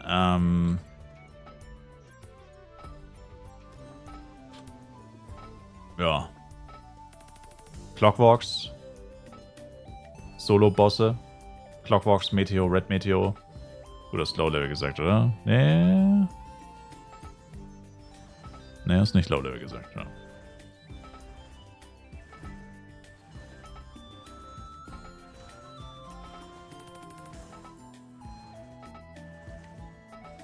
Ja.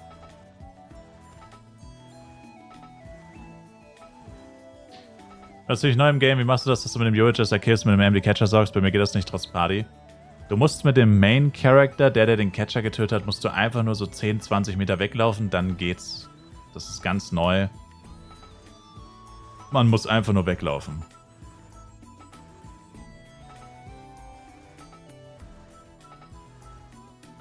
Oh mein Gott, ich bin nicht Channel 1, oder? Fuck my life. Na, scheiß drauf.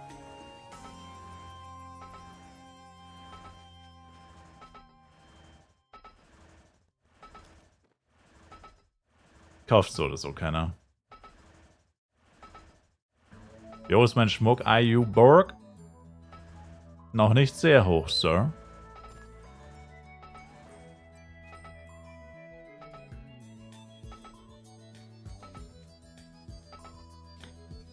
Kauft jemand von euch Diamonds, by the way? Ist hier irgendjemand, der Diamonds kauft?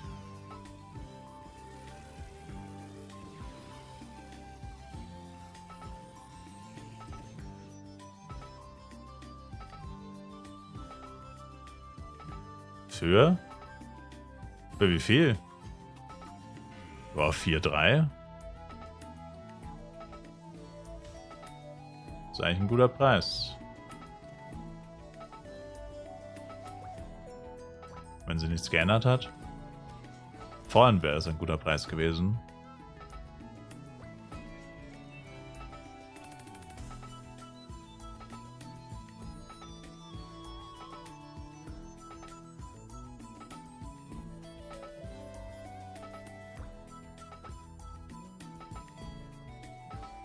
Aber eine für 5,1 drin.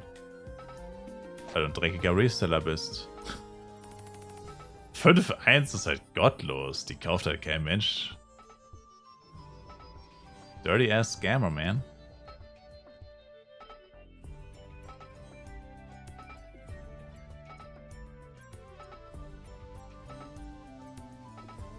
Fünf 1 ist Geist.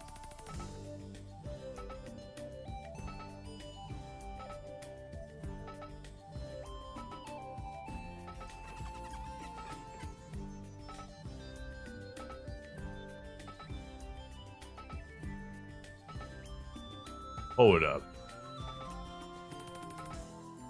Wait a minute, wo sind meine Diamonds? Huh? Oder waren die bei dem anderen im Shop?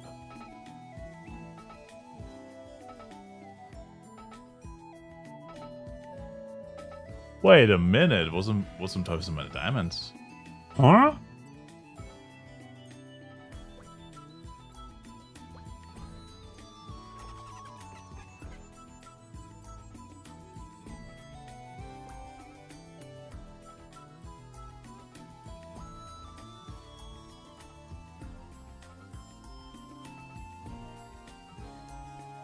Ja, die in irgendeinem Shop, ich weiß. Aber die wurden nicht gekauft.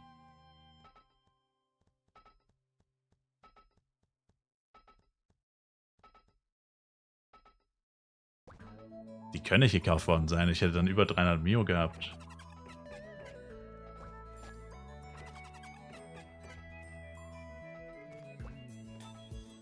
Oh, oh.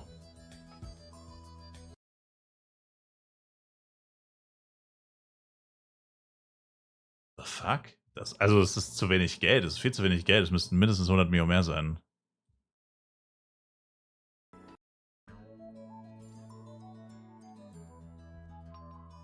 Nope.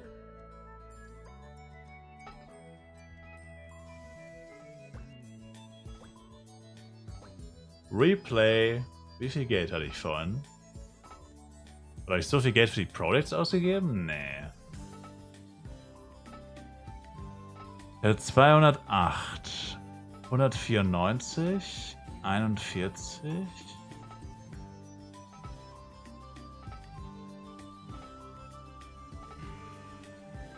Es waren 30 Diamonds. Warte mal, hier hatte ich 230 Mio. Ah, warte mal. Ne, ich habe echt... Aber jetzt... Ich hatte 230 Mio, jetzt habe ich 220. Warte mal. Ich hatte 230 Mio, dann 220, 200, 190.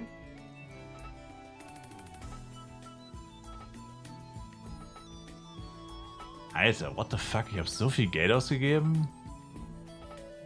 Holy shit, never mind. Das war tatsächlich das Geld, was ich vorhin ausgegeben habe. What? Alter, ich habe so viel Geld ausgegeben. Okay, wow. Okay, ich habe das nicht realisiert, wie teuer das vorhin war. Na gut, never mind, passt schon. Wow. Broke ass, Alter. Broke fucking ass. Nee, ich habe einfach mehr Geld aus... Ich hab das kurz verdrängt, wie viel Geld ich vorhin ausgegeben habe.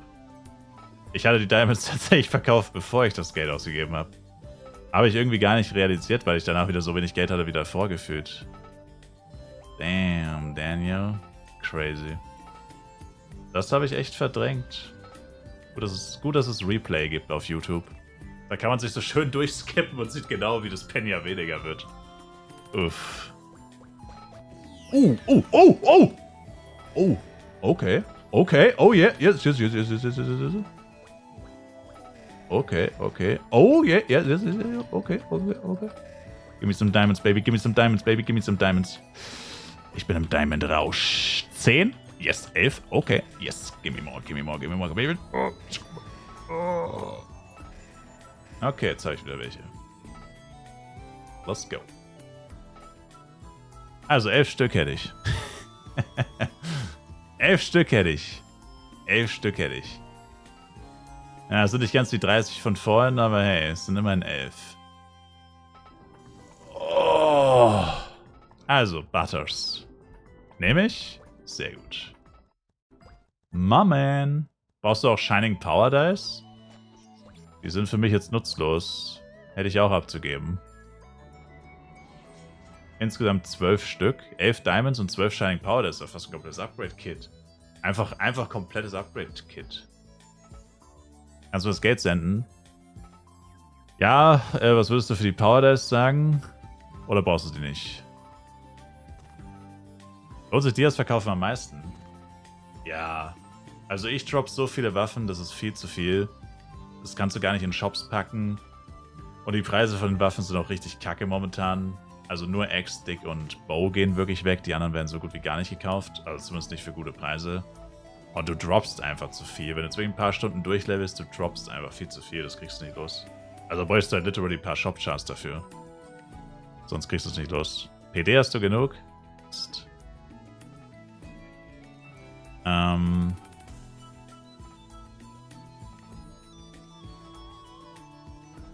Also keine... Okay. Ja, und du heißt wie nochmal Butters, ne? Du bist der normale Butters. Also Butters bist Butters.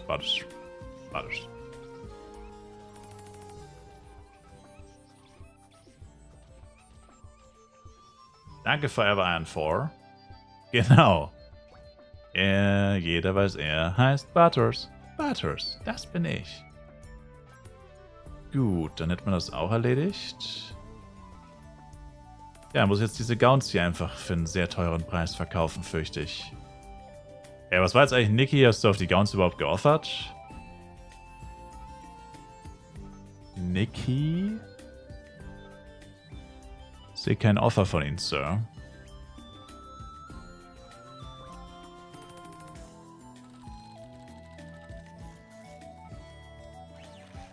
Braucht jemand von euch eine Gorb plus 7? Was ist denn die wert? Muss alles zu Geld machen. Scheiße. Hab's nicht gehört, war Werbung. Was du für die Gowns zahlen würdest. Bräuchte jetzt einen Preis. Was sind die wert? Also ich habe schon für 60 verkauft. Das sind gerade die einzigen auf dem Markt. Und die sieht man oft auch für 100 in Shops. Bis 100 Mio sieht man die in Shops. Sir. Das ist ein teures Stück Ware. Waffen direkt zu Dias machen? Ja, Appen, keine Ahnung.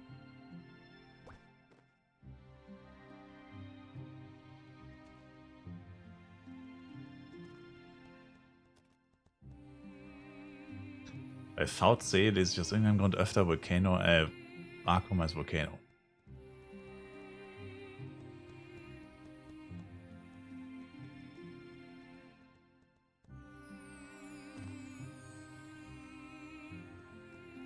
Dann nicht. Ja, du sagst ja nichts. Du musst halt mal einen Preis sagen, Bro. Ich hab doch nur gesagt, für wie viel sie in Shops sind. Ich hab doch meinen Preis noch gar nicht gesagt. Es ist schwierig zu verhandeln, wenn die eine Seite nichts sagt, Sir.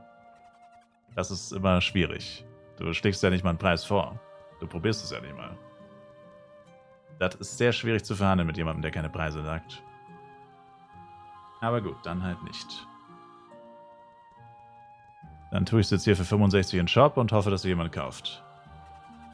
Verhandlungskünstler? Ja, ich sagte hier so, für wie viel man sie sieht, was ich schon bekommen habe, und du sagst gar nichts dazu. Ich meine, was soll ich da machen, Sir? Sie müssen schon mit mir reden. Wenn nur eine Seite redet, wird nicht verhandelt. Dann wird gejappt. Let's keep him yapping. Let's keep him yapping. Was sind ein Shining Power Dice? Dann wäre das ein 10 Power Dice. Mach 165, bist du wahr? Ich will sie auch tatsächlich verkaufen, Sir. Die melden sich schon, wenn es zu teuer ist. Ja, ich will gar nicht, dass sie die melden. Ich will ja nicht, dass sie sich melden. Ich will, dass die Scheiße verkauft wird. Noch schwerer mit jemandem, der keine 10 Mio hat. Ja, das haben sie ja nicht gesagt, Sir. Siehst du, diese Information haben sie mir vorenthalten. Ich würde sie für 40 abkaufen und resellen. Nein, ich denke, das passt schon so, Sir. Power Dice gibt es auch gratis. Naja, nicht gratis, aber günstig. Ist gut bezahlt. Denkst du? Ihr sorgt gerade dafür, dass ich sie tatsächlich teurer rein tue. Machen wir 77.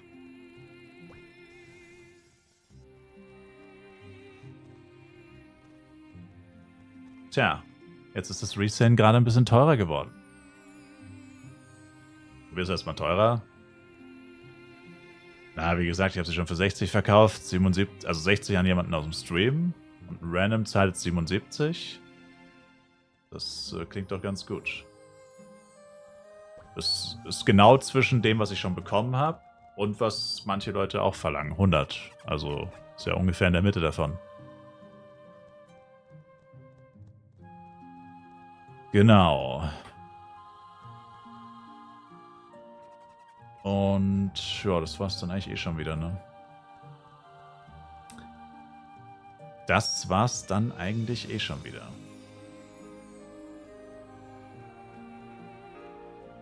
Spiele Yapper. Lightning 7. 320, der. Ach so, ne, Moment, ich wollte ja tatsächlich hier nach Darkon 3 nochmal. Darkon 3. Schnell.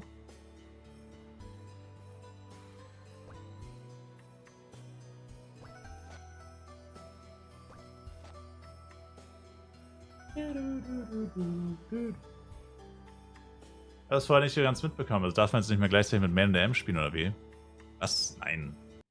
Nein, das ist eine total bescheuerte Änderung wegen den Catchern. Das versteht kein Mensch und es funktioniert auch nicht. Das ist wieder so ein absoluter Crap. Du musst, also du tötest, also die Taktik, unsere Taktik war, oder die von Visa und ein paar anderen, ich habe sie übernommen aus dem Chat, war, töte die Catcher, die du einfach beim Leveln siehst, die dir eh im Weg rumstehen, zum Teil. Töte die einfach und saug sie mit dem M ein, während du mit dem Main-Character den M halt vor Argos beschützt, also passt auf, dass der nicht stirbt beim Saugen. Und du levelst aber weiter und farmst weiter. Und kriegst passiv die Catcher zusätzlich. Das war so diese Low-Budget-Taktik, um noch mehr Kohle zu machen mit dem, ja, begrenzten Möglichkeiten, die man hat. Meine Extra-Gowns wurden gerade für 80 gekauft. Ja, passt doch. 77, 80, same thing. Oh, warte mal. Ist die nächste Quest aber bei der anderen Tante, ne? Scheiße. Muss mal zurück. Und jetzt ist es halt so. Derjenige, der ihn tötet, kann den Catcher blockieren, schlichtweg, indem er in seiner Nähe bleibt.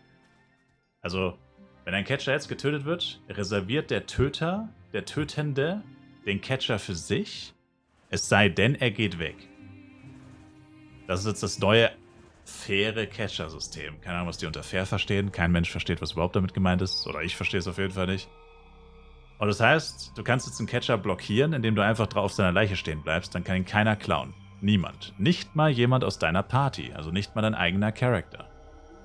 Und das heißt, dass du mit deinem Main-Character, es ist nicht weit, es sind nur so 10, 20 Meter, also Ingame-Meter, von dem Catcher weglaufen musst. Und wenn du das machst, kannst du ihn einsammeln. Mit dem anderen Char. Und zwar auch instant, auch wenn der Char nicht in der Party ist. Aber was genau das jetzt mit Fairness zu tun hat, oder was irgendwie, keine Ahnung, verstehe ich auch nicht. Also für die Leute, die das immer noch machen wollen, ihr müsst einfach nur mit dem Main-Character kurz weglaufen. Sobald man das Catchern anfängt, das Einsaugen, dann kann man wieder zurücklaufen und den Char ganz normal beschützen, während man die Monster drumherum tötet. So will ich das ja auch die ganze Zeit machen. In Astria.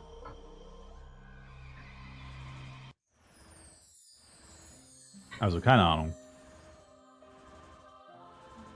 Einfach nicht hinterfragen. Am besten.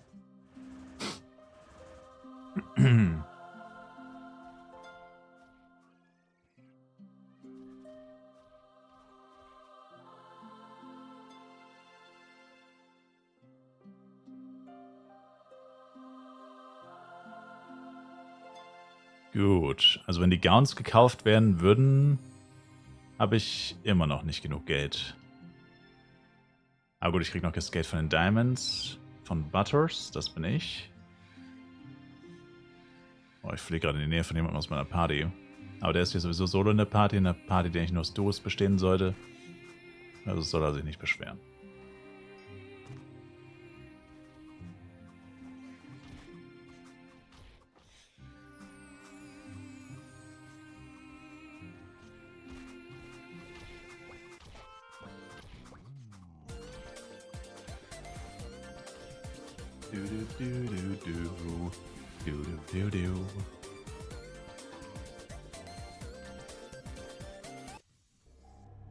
Quest Turn. Ah, Mist. Ringmaster wieder zu niedrig. Muss Level 111 erreichen.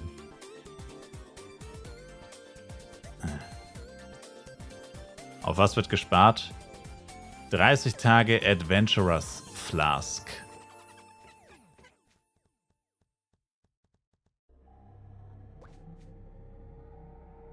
Tage Adventurers Flask.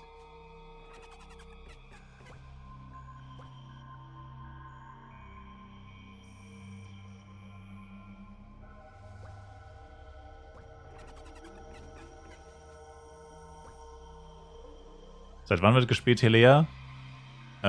Unterm Stream siehst du's. Twitch exposed mein Arsch.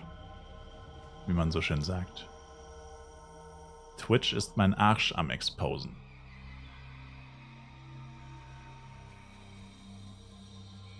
...15 Stunden.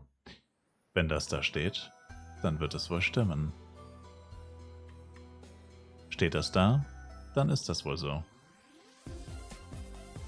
Und nicht mal Augenringe. Wie du sicherlich weißt, bin ich einfach built different. I am built different.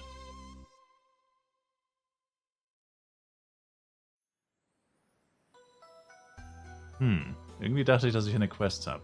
Scheiße. Aber nicht süchtig. Nein, nein. Wenn ich süchtig wäre, das wüsste ich. Das wäre total... Also, schau mal, süchtig? Ich kann aber hier diese Low-Level-Quests mit mir rumtrage. Das ist auch verrückt. Haben wir wieder was der Gilde spenden. Das habe ich auch noch? What the fuck?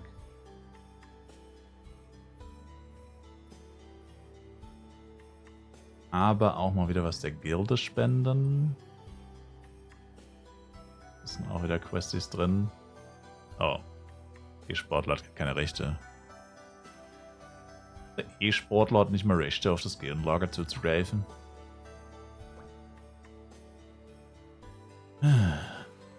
Port ist kein Mord. Ja, das passt.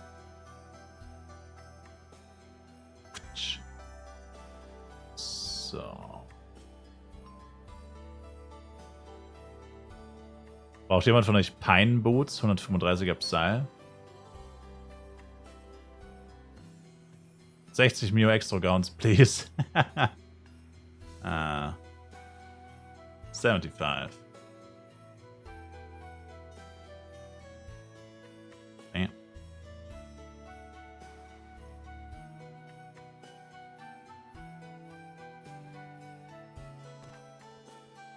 Level 66. Ja. 65, please.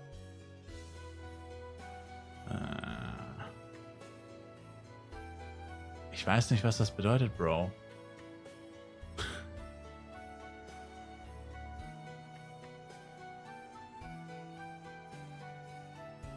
Sind die Gowns so teuer? Ja, es gibt die Gowns einfach nicht. Ey, 70! Ich wusste nicht, was kaufen. Ja. Ich wusste nicht, was sagen. Er hat von alleine 70 gemacht. Lul. Ah, jetzt bin ich gerade zurück in Austria gewesen.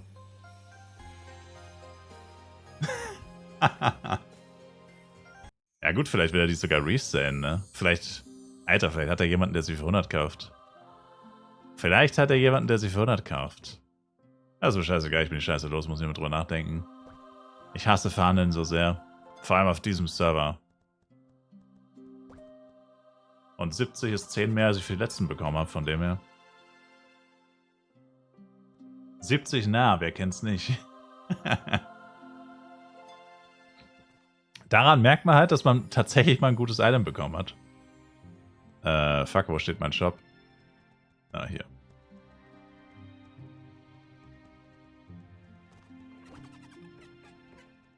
Hey. Hat nicht mal jemand gesagt, man kann das abbrechen? Na, scheiß drauf. 5, 3, 3, 3, 5. Ja, scheiß drauf. Ah. Naja gut, er ist selber Knight tatsächlich. Er ist selber Knight, also wird er sie höchstwahrscheinlich selber benutzen. Dann wird er kein Reseller sein. Dann wird er kein Reseller sein. Passt.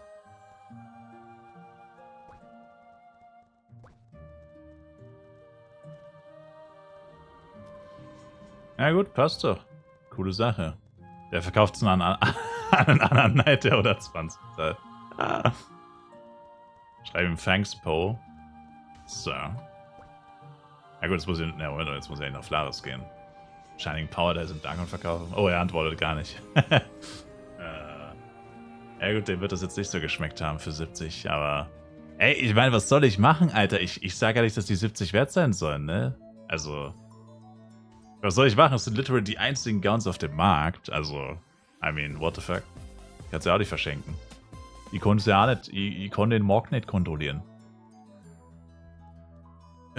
Ich hätte auch gern, dass Bitcoin $100 kosten, aber das, was soll ich tun? Kostet sie halt nicht. Das ist nicht mein Fehler. I can't change it, man. I can't change it, bro. Die Bitcoinis sind halt ein bisschen teuer. Teuriger. Shining Power Dice cheap. Jetzt muss ich die Scheiße noch loswerden, weil die mir absolut nichts mehr bringt. Leider ein paar zu viele gecraftet. Und Mekatro Gowns für 3. Die gibt es tatsächlich ziemlich häufig. Was habe ich noch? Lightning Card für 3,5.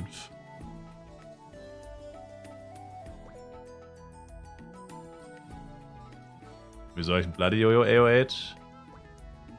Die wahre Frage ist, wieso hast du keins?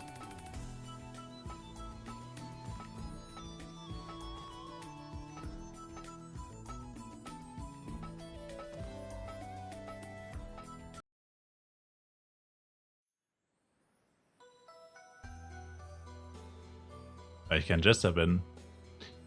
Oh, richtig.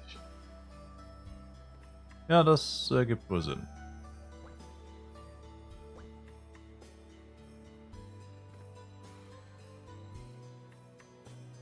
Erst wenn das Ranger einfach unnormal wenig Schaden macht, ohne krass Kartenspuck.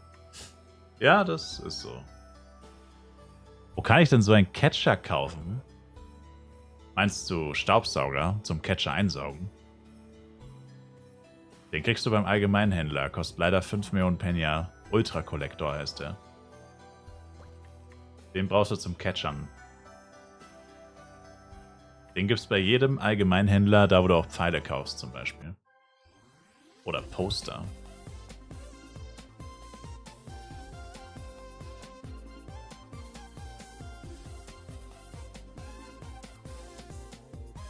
Danke dir. Ey, no problem. No problemo. Es gibt aber einen günstigen.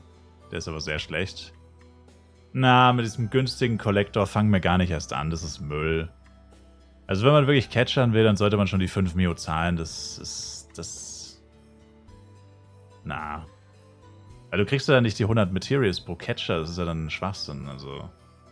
Ich weiß gar nicht, für den kleinsten Collector kriegst du wahrscheinlich nur so 30 oder so ein Scheiß. Ah, das ist Müll. Also wenn man nicht mal diese 5 Mio hat, dann ist man einfach noch nicht bereit. Ich meine, ich sag's mal so. Wenn du dir die... Wieso habe ich hier immer noch Mera Hook? What the fuck, man? Diese scheiß random-ass Quest-Items kriege ich einfach nicht aus dem Inventar. Hey! Ich meine ja nur, dass, was ich sagen wollte ist, wenn die 5 Mio für dich so ein großes Problem sind, dann wäre es wahrscheinlich besser, du lässt es einfach erstmal und sparst auf diese 5 Mio, weil du dann wahrscheinlich für die Catcher, und das sage ich habe auch, Alter, ich habe mit Level 105, habe ich immer noch 10 Sekunden für so einen scheiß Catcher gebraucht teilweise. Ja gut, vielleicht nicht 10 Sekunden, aber... Also ich sage ja nur, mit dem Low-Level die Catcher zu töten, dauert ja auch relativ lange. Also in der Zeit ist es wahrscheinlich 2-3 Monster töten können. Und dann kriegst du nicht mal die 100 Mats und saugst auch noch, weil der Collector natürlich auch nicht plus 5 sein sollte, wenn es eh schon nicht der beste ist. Und dann saugst du auch noch 2 Minuten dran oder so. Also das macht ja hinten und vorne eigentlich keinen Sinn. Vor allem, wenn du bedenkst, Materialpreise sind absolut im Keller, weil die totgebottet werden gerade. Das heißt, man sammelt die Mets eigentlich tatsächlich auch eher für sich selber. Oder vielleicht für so ein kleines Side-Hustle sammelt man sie noch. Aber die Preise sind richtig kacke. Die sind nur gesunken, die Preise, und alles andere ist teurer geworden. Also das lohnt sich mittlerweile schon viel weniger als noch vor einer Woche. Einfach weil die Materialpreise nicht gut sind. Und das heißt, wie gesagt, dann hast du ultra den Zeitaufwand, plus du hast, ja, nicht wirklich so viel davon, wie man denkt. Und dann könnte man auch einfach noch ein bisschen sparen, es richtig machen, und dann hat man auch viel mehr davon. Das war nicht böse gemeint, ich wollte nur sagen, weil dann hast du den Collector gekauft, für wie viel auch immer, und dann musst du wieder verkaufen, musst du nochmal einkaufen. Das ist doch irgendwie nicht so prickelnd, würde ich jetzt mal behaupten. Wie hat man den Collector auf 5? Machst einfach Doppelklick auf Power Dice 8 und dann auf den Collector drauf.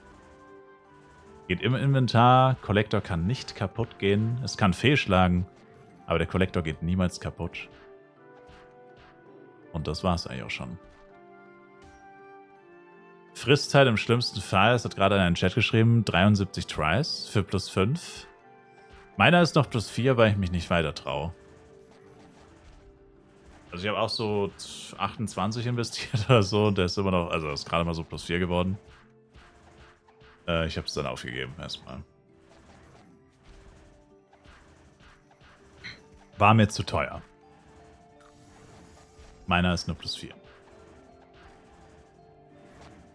Plus 20 auf 5. Ich hatte schon mal 6 oder 7 auf 5, aber naja, man kann ja nicht alles haben. Squix, 50 Mio für ein Geo plus 7 plus 5 Element, ist das fair? Nein, das ist teuer. Das ist voll teuer. Chat, was sagt ihr? G-Jojo ist doch mittlerweile voll günstig, oder? 50 Mio für plus 7 plus 5. Das hört sich geistesteuer an. Also ein cleanes sollte eigentlich bei höchstens 10 hoffentlich liegen. Vielleicht zwar gestern Geo für 10 gesehen, ja. Dann kaufst du dir lieber plus 10, für 10 clean und machst selber plus 5 oder naja, das zweite 5 würde ich gar nicht machen, das Element, weil das musst du andauernd entfernen, das würde ich nur plus 4 machen. Das reicht auch, und das andauernd entfernen, das kostet tatsächlich auch ein bisschen Geld. Kaufst lieber clean und mach plus 5,4 oder plus 6,4, aber das reicht dann auch. Und du sparst übelstes Geld. Also das ist viel zu teuer leider. Der will ich abzocken. Jojos generell sind ultra günstig. Eigentlich. Sicherlich, also His-Jojo ist so eine kleine Ausnahme vielleicht, weil His-Jojo ist tatsächlich mehr das AG-Jojo, glaube ich. Aber grundsätzlich sind Jojos sehr günstig. Eigentlich die günstigsten Waffen überhaupt. Weil es die ungespielteste Klasse ist.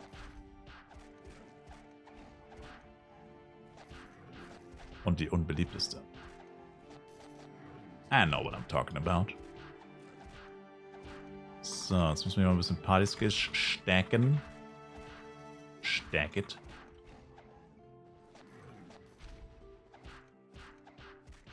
Stack it.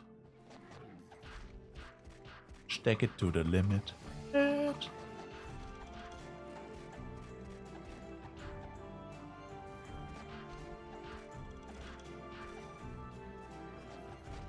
So, das sollte erstmal reichen. Die ganzen Frechdechse verkaufen einen plus 3 Geo für 22. Das ist wirklich frech. Ey, wieso ist hier jetzt jemand? Ey! Baba Viva. Was hat Charname? Nicht mal bei Arland Augo hat man seine Ruhe. Crazy.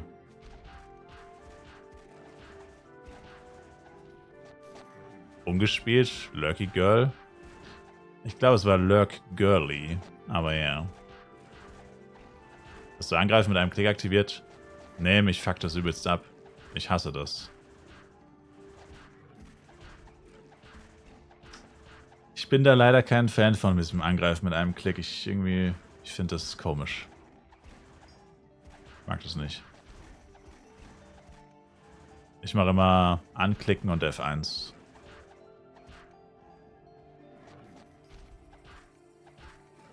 Also irgendwie, keine Ahnung.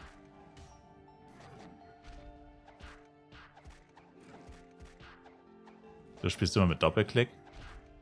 Ja, Doppelklick kann man auch machen. Weiß auch nicht. Du findest das bei 1v1 Gameplay ganz chillig? Na, ich weiß nicht. Irgendwie, das taugt man nicht.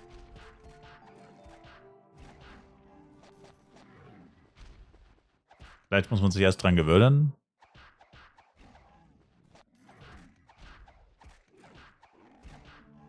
Ich fühle mich gerade wie ein Normalo im Superhero-Land, alle mit Hernes und 200 Cast um mich herum. Tja. Moment mal, wieso schläfst du nicht? Ja, damn it.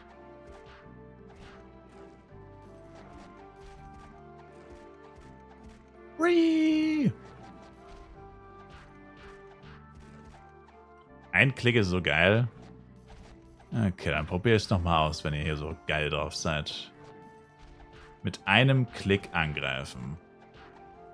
Here we go. Oh.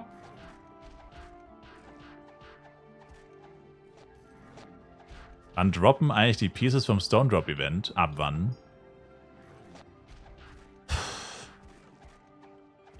Das ist eine gute Frage. Ab Level 20, I guess?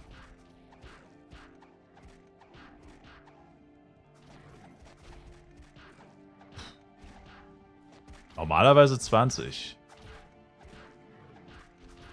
Würde ich jetzt mal sagen. Ja, also die meisten Events starten ab Level 20. Das heißt ab Boss Bang.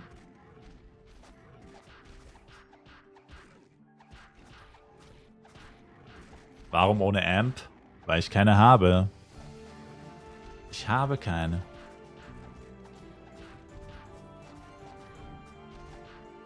Mein geringverdiener Arsch hat keine Ampli.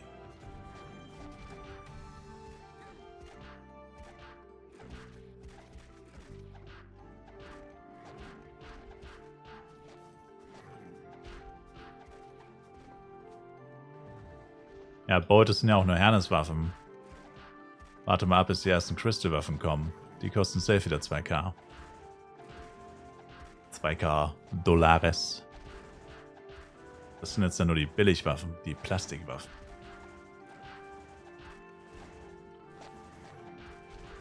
Ich war seit 3 Stunden bei 67er Mobs und hab 0 Sachen davon gedroppt. Hast du vielleicht etc. im Petfilter bereits ausgeschaltet aus irgendeinem Grund? Also auf 60 droppst du das safe schon. Du hast wahrscheinlich etc. im Petfilter aus.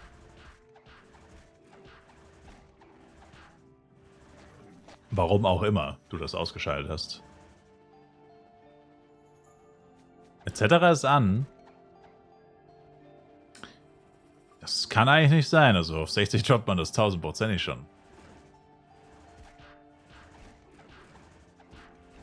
Dann hast du seit 3 Stunden, bist du sicher?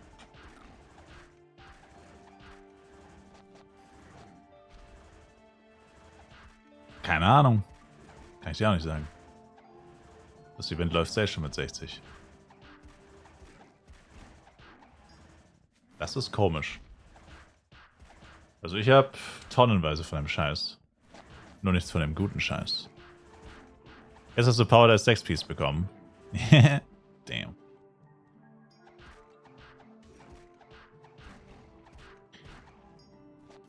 Ja. Wie gesagt, also mich stört es jetzt nicht mehr so sehr. Ich habe jetzt ein relativ großes Inventory. Beim Zweitschan auch ein Inventory-Bag aktiviert. Und chronischen Power Dice Mangel. Momentan. Chronischer Power Dice Mangel. Kann man die Mine Entrance Card wegwerfen? Yes. Kannst du wegwerfen. Falls du ein Quest-Item weiterhin benötigen solltest, kannst du es gar nicht wegwerfen.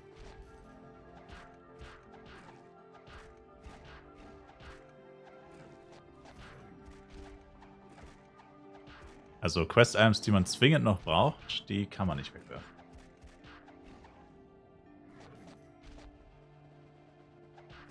Ich steig wieder auf AOE Ranger um. 1v1 ist ja gottlos kacke. Ey! Meine Rede. Eine Rede. Das ist auch das, was ich sage.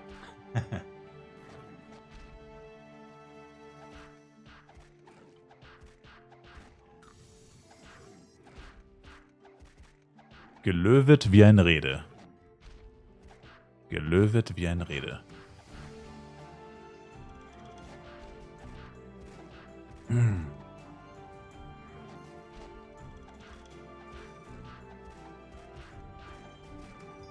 Und die One Ranger bockt halt nur mit richtig gutem Equipment. Naja, manche Leute hassen einfach AOE. Wie gerade schon gesagt wurde, hier mit irgendwie entspannt klicken und nebenbei Fernsehen schauen und sowas. Da ist AOE tatsächlich dann doch eher schwierig. Würde ich sagen.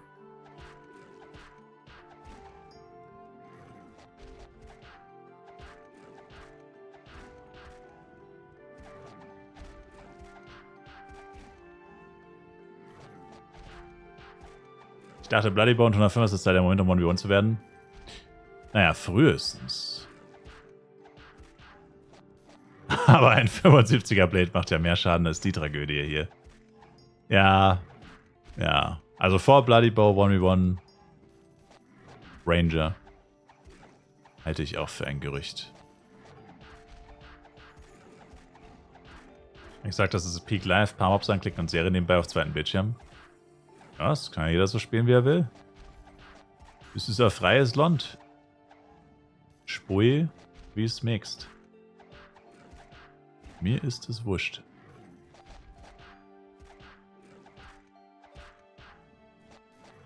So. Vergesst nicht eure Chia Nation. Chia Nation, everybody.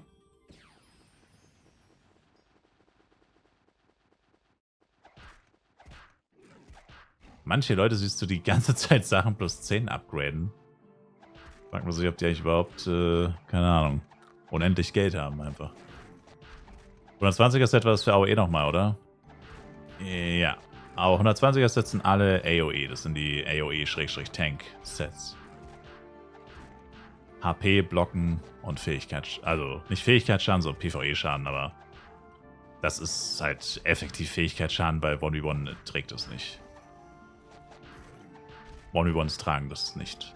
Also es ist ja mehr oder weniger wie Fähigkeitsschaden. Geht zwar natürlich für alles, aber tragen tun es nur die AOEler.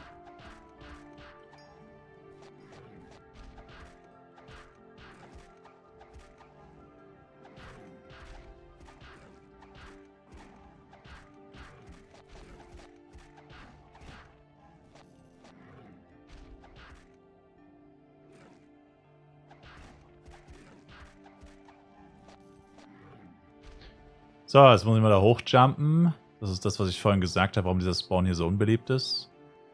Muss man dann irgendwann einfach mal hier hochjumpen und plötzlich sind alle Viecher hier. Total bescheuert.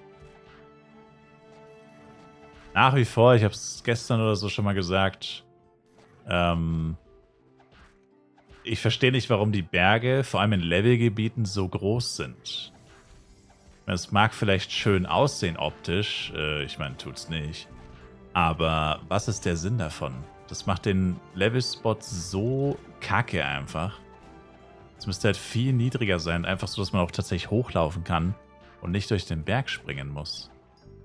Ich weiß immer nicht, wer diese Furz-Ideen hat. Halt Optik oder Grafik bei Flive einfach. Also wenn das Beweggründe sind, bei Flive Designs zu machen, dann muss jemand nochmal verstehen, weil man so gut Berge hochspringen kann. Ja. Also das ist... Weiß ich nicht. Wurde halt nie gegameplaytestet. Man hat es einfach gemacht, sah schön aus und wurde so verkauft. Praktikant von Gala. Tja. Ich meine, da hochjumpen ist jetzt ja nicht so schlimm, aber es sind einfach ein paar Sekunden, die du auch wieder verlierst, die halt einfach total unnötig sind.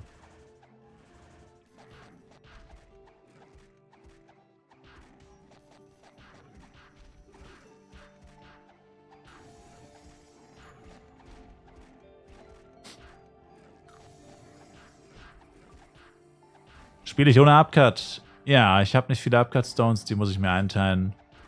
Denn ich spare Geld. Ich spare Geld.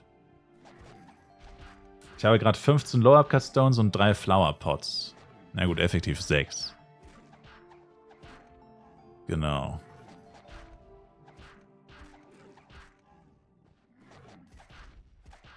Ich will auch einfach für eine gerade Fläche mehr nicht.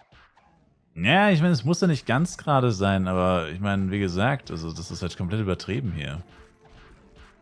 Und der nächste Spot, by the way, ist auch nochmal weiter oben. Da oben sind noch mehr Mobs. Schaut euch das an. Da ist dann der nächste Spot. Nochmal doppelt so hoch. Nochmal den Berg hochspringen, wie so ein Trottel. Ja. Ganz großes Kino. Also, man kann ja so optische Sachen schon machen, aber halt so komplett übertrieben, ey. Also man kann da halt literally nicht hochlaufen. Und ich meine, wer steigt denn auf sein Board und fliegt dann da hoch? Das macht man ja auch nicht.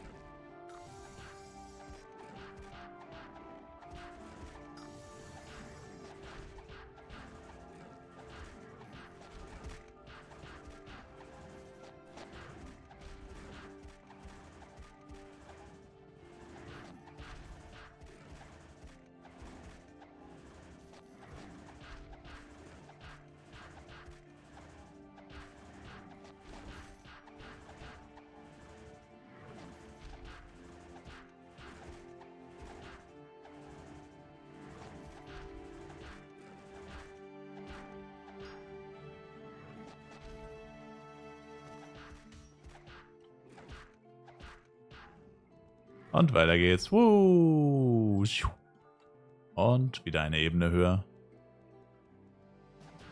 Waren Metin 2 Streams? Wenn wir das Sub-Goal erreichen. Wir stehen kurz davor. Wir haben es fast. Jeder nochmal 1 Million Subs, dann haben wir es fast. Welches Set spielt man als Elementor Level 60 und dann oder erst 75?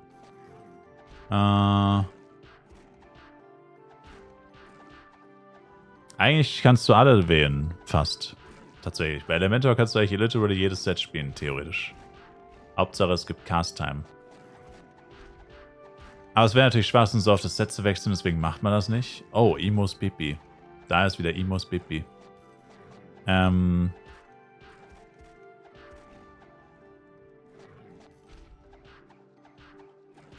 Also theoretisch, wie gesagt, jedes Set, das halt Cast Time bringt. Praktisch wäre das aber halt unklug. Das waren 4,3 pro Dia, ne? Yeah. Yes, sir. Wo droppt man Lusaka Crystal? In the Wilds. In the Wilds Instance Dungeon Cursed. Ab Level 141. Oh, da sind 2 Agros gespawnt. Hier. Gotta protect my boy. Gotta protect my boy.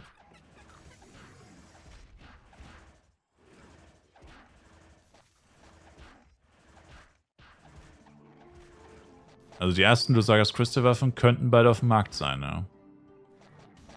Das ist eigentlich nur noch eine Frage der Zeit.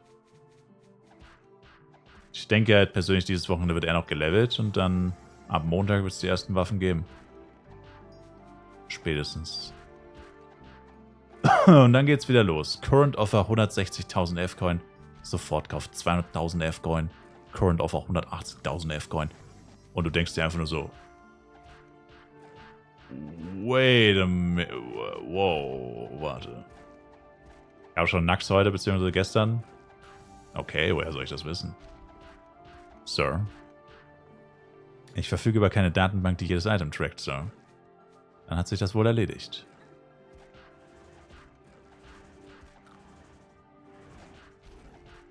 Und für wie viel wurde er verkauft? 6.000 Euro.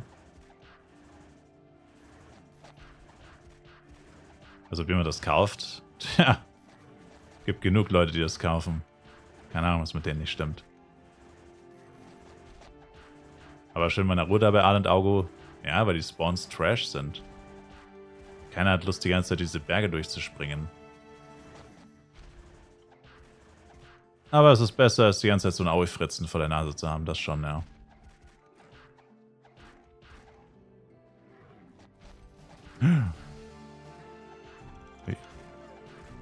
Nein!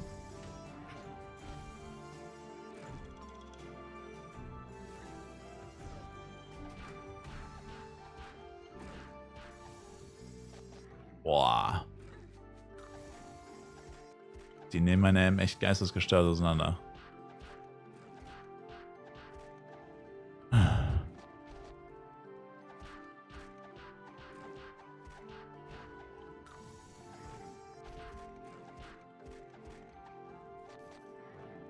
Das Ding ist halt, es sind halt Auto-Attacks, die machen mir 5k Damage. Wenn die critten, Alter, das ist so krank. Also jedes Mal, wenn die critten, wäre meine M auf jeden Fall One-Shot.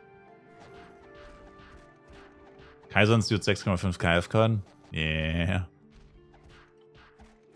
Yes, yes, yes.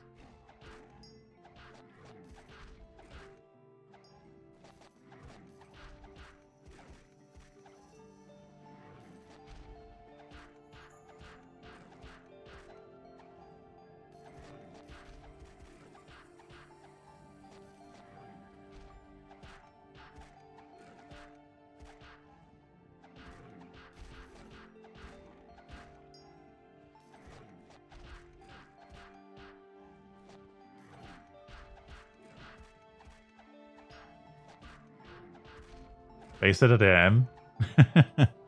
Assurance Suit, Schubon-Helm und 2 Pax-Teile. Pax, Gowns und Boots. Er ist außergewöhnlich gut. Im nicht ausgerüstet sein. Er ist außerordentlich gut nicht ausgerüstet.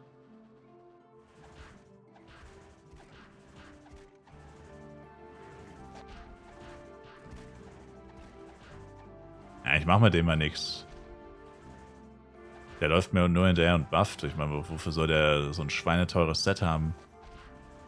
Das Problem mit den Ringmaster-Sets ist halt, dass die immer so ein Vermögen kosten. Ich meine, das ist halt einfach Schwachsinn. Ich meine, mein Jester macht keinen Damage, dann kaufe ich doch nicht für den Ringmaster ein Equipment im Wert von 300 bis 500 Mille.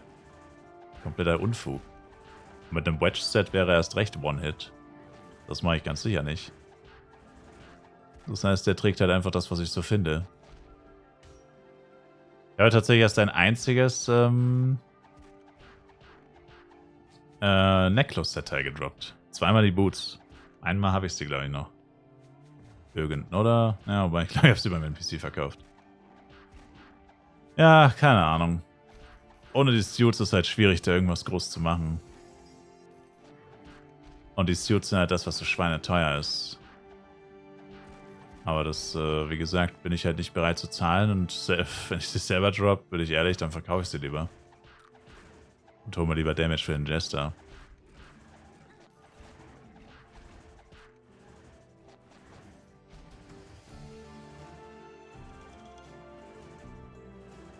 Einer läuft auch mit einem Müllsack rum. It is what it is. Moment mal, habe ich jetzt die Mobs da oben gekillt, nur dass der hier unten sie wegfarmt und ich von dem Respawn gar nichts habe? Ach du Scheiße. Tja, das war ziemlich dämlich. Ich hätte den Channel erst wechseln sollen. Mist. Ja, das hier unten den übelsten Respawn gehabt, weil ich die Viecher da oben gekillt habe. Oh, ich hab vergessen, dass der da ist. War hier vorhin so schön alleine. Und der weiß wahrscheinlich gar nicht, warum jetzt so viele Monster spawnen. Und freut sich wie ein Schnitzel. Gern geschehen.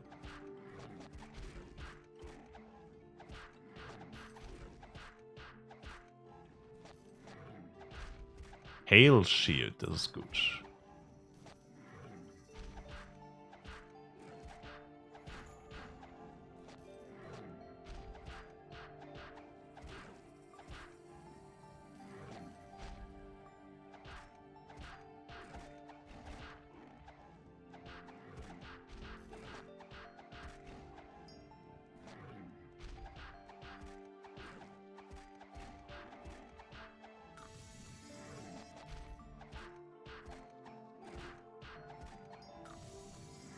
Weißt du, was gerade guter. Mein Brain verabschiedet sich so langsam. Weißt du, was ein guter Kurs für Inti-Red plus 1 ist? Also ich habe meinen für 24,5 verkauft heute. Frisch gedroppt, direkt weiter. Verkauft, die Sau.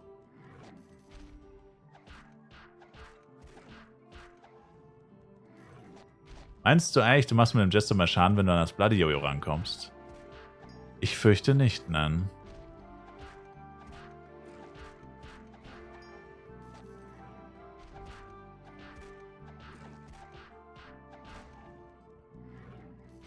Bruh.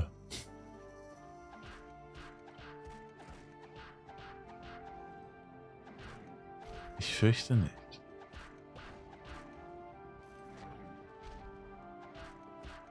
Dieser fucking Hater. Ja, ich meine, man kann es ihm nicht verübeln. Man kann es ihm nicht verübeln. Es ist einfach nur ein Meme.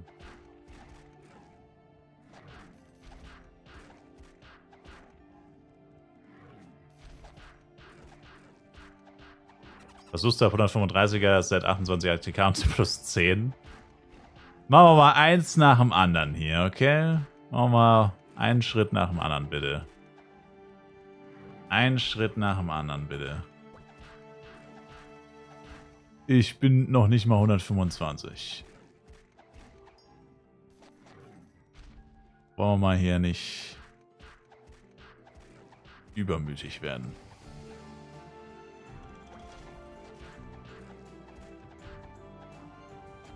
Irgendwie sind es immer 78. Wieso ist das immer 78? Heißt es, dass da einfach noch nie was gekauft wurde? Oder dass der Markt einfach beschlossen hat, das sind maximal 78. Sobald es 77 sind, kommt was Neues dazu. Wenn es 79 sind, wird was gekauft.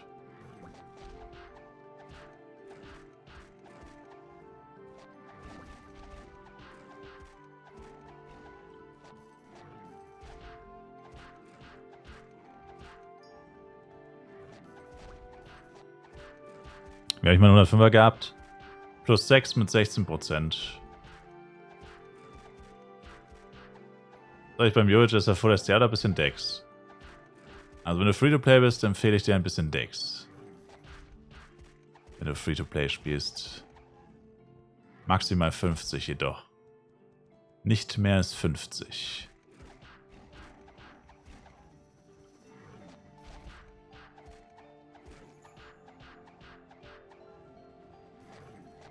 Und wenn du Dex stattest, musst du einen in Kauf nehmen, dass du vermutlich irgendwann mal resetten musst. Aber eigentlich erst im Endgame, wo es dann auch nicht so wild ist, einmal ein Reset zu benutzen. Ja, oder du hast einen Battle Pass mit 2 Stat Page, dann hat sich das auch erledigt. Dann kann man sich das Reset aussparen.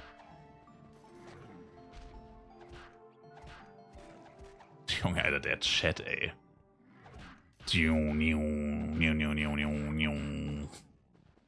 Geistesgestört. Seitdem der Server down gegangen ist, hat Gala einfach so 10.000 Euro verdient mit Upgrades. Seit dem Neustart, besser gesagt.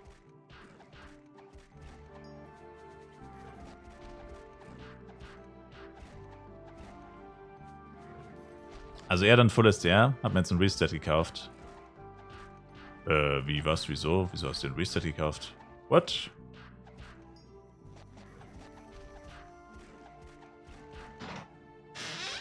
Meinte doch, im Late Game brauchst oder im Endgame brauchst du irgendwann mal eins.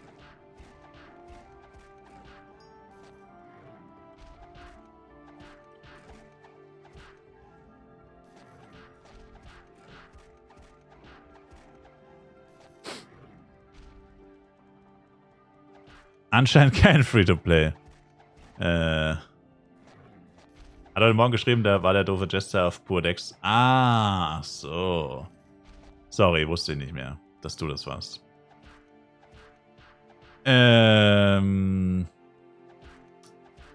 Ja. Also Full STR ist auf jeden Fall nicht falsch.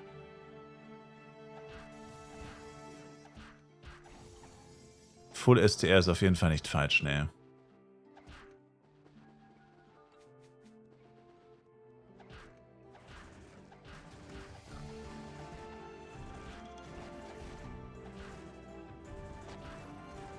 Shenya, was geht ab?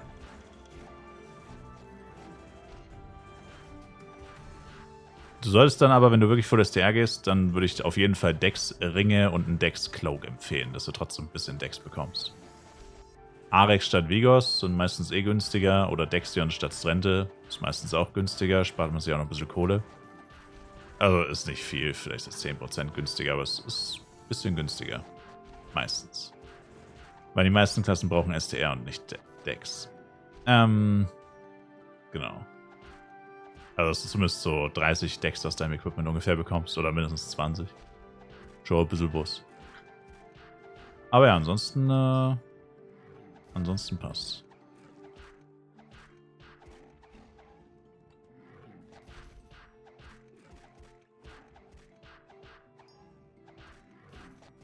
Und ein Crit-Rate-Patch vielleicht, je nachdem. Aber das ist zu früh, das kostet momentan noch viel zu viel Geld wahrscheinlich. Wie kann ich nochmal den Shopfinder benutzen? Einfach unten links auf Menü und dann musst du halt hoch bis Search Shop. Da gibt es privater Shop und Search Shop. Das steht direkt untereinander. Relativ mittig.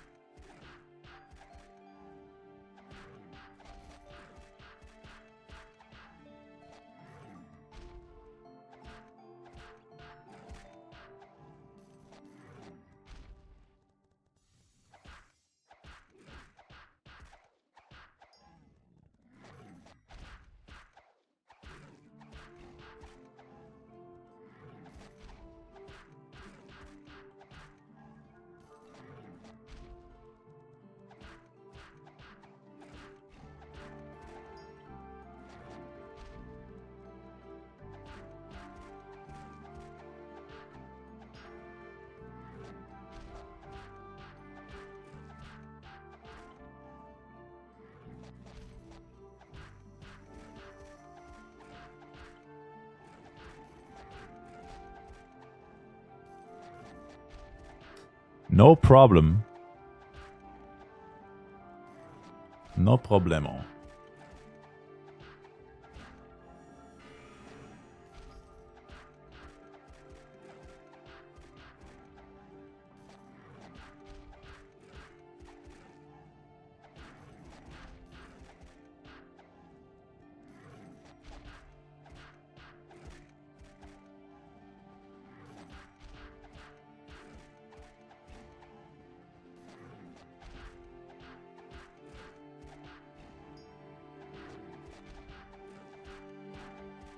Bloody Jojo und Chinchensabsor brauchst du gar nicht mehr fooden, oder? Nö, ich foode auch nicht mehr. Aber ich hebe mich halt noch wegen Bonus XP für den Ringmaster. Aber nee, fooden...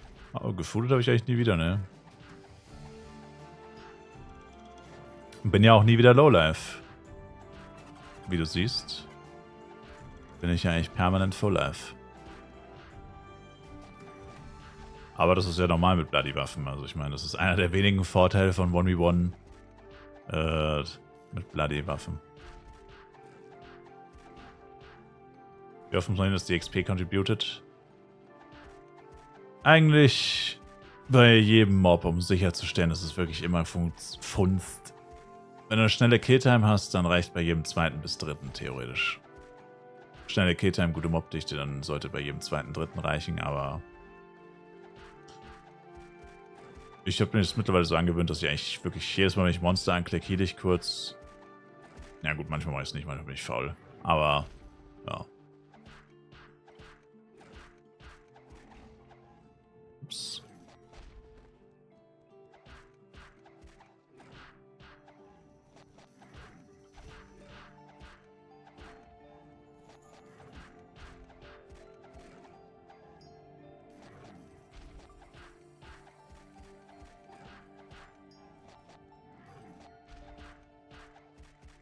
Eufigiano Pinguin. Sir.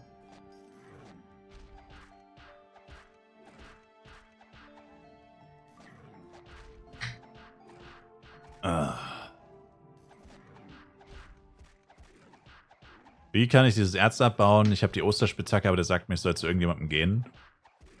Levi, Saint Morning, NPC, links neben der Kirche, ab Level 61, Mining Class, Quest annehmen, fertig. Dann geht's.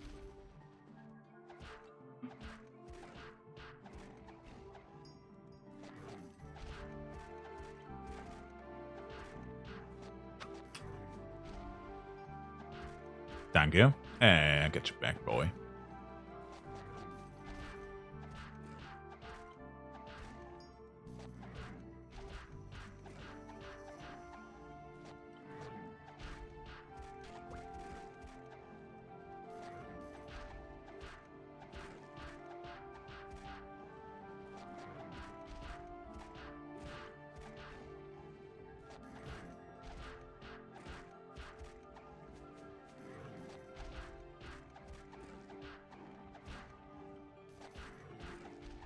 Was sagt ihr eigentlich zu dem neuen Speedset? Irgendwie noch gar nichts von gehört heute. Yay or nay? Yay or nay? Dieses, wie heißt das nochmal? Painting? Paint? Keine Ahnung. Painter? Müll? Kann man das angucken? Nein, entweder in der Umkleidekabine oder die posten immer so einen Screenshot im Discord. Mit allen Farben drauf. Oh, ich habe gerade gefoodet. Oh oh. Oh oh.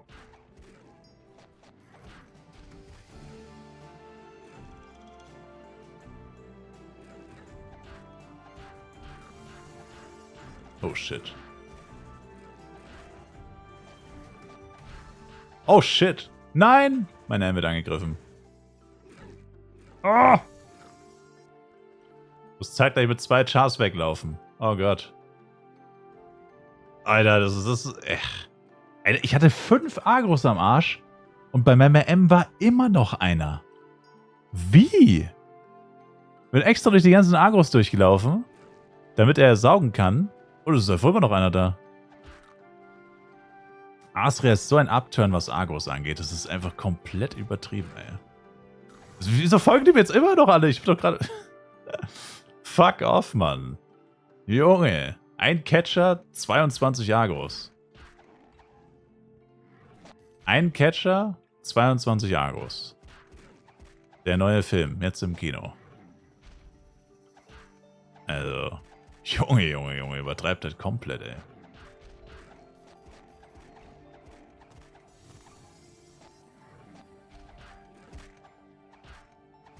Ach, und jetzt kann er wieder nicht saugen. Ach, leck mich. Na, gut. Immer wenn ein Argo spawnt und ein SF in der Nähe ist, muss der Argo den FS angreifen. True. Aber jetzt im Kühlregal. August wäre actually ein gutes Cover für so Kühlregalzeug. Für so... Ja, es gibt doch diese Happy Hippo von Kinder. Diese Kinder Happy Hippo. Oder Kinder Schoko Fresh. Sowas. Da wäre Augu auch gut. Da wären die Augus schon auch nicht schlecht. Ein bisschen Marketing-Maskottchen. Ein bisschen die Sales carryen. Ich meine, Bloody-Waffe selbst hergestellt. Yes. I redeemed myself.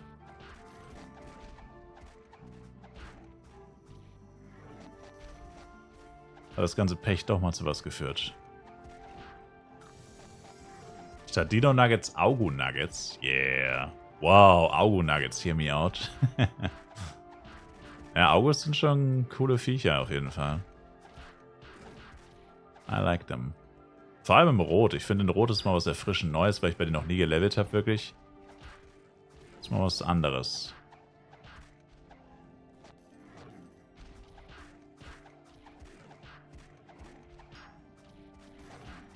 Alter, der Typ macht 50k Crits, was geht ab? Ja, was hat der gefressen, Alter? Steroide oder was, Alter? Ey, was geht ab? 52k, okay, komm mal runter. Komm mal runter, Tom Cruise, Mann. Komm mal runter. Oh, fuck. Der lässt mich hier ganz schön schlecht aussehen. Mr. 52k Crits. Der lässt mich hier nicht gut aussehen.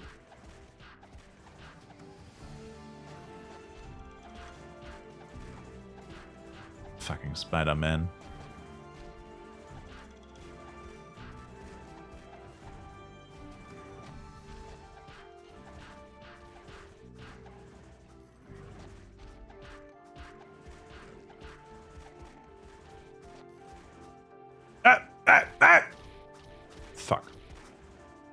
Den hätte ich safe haben müssen.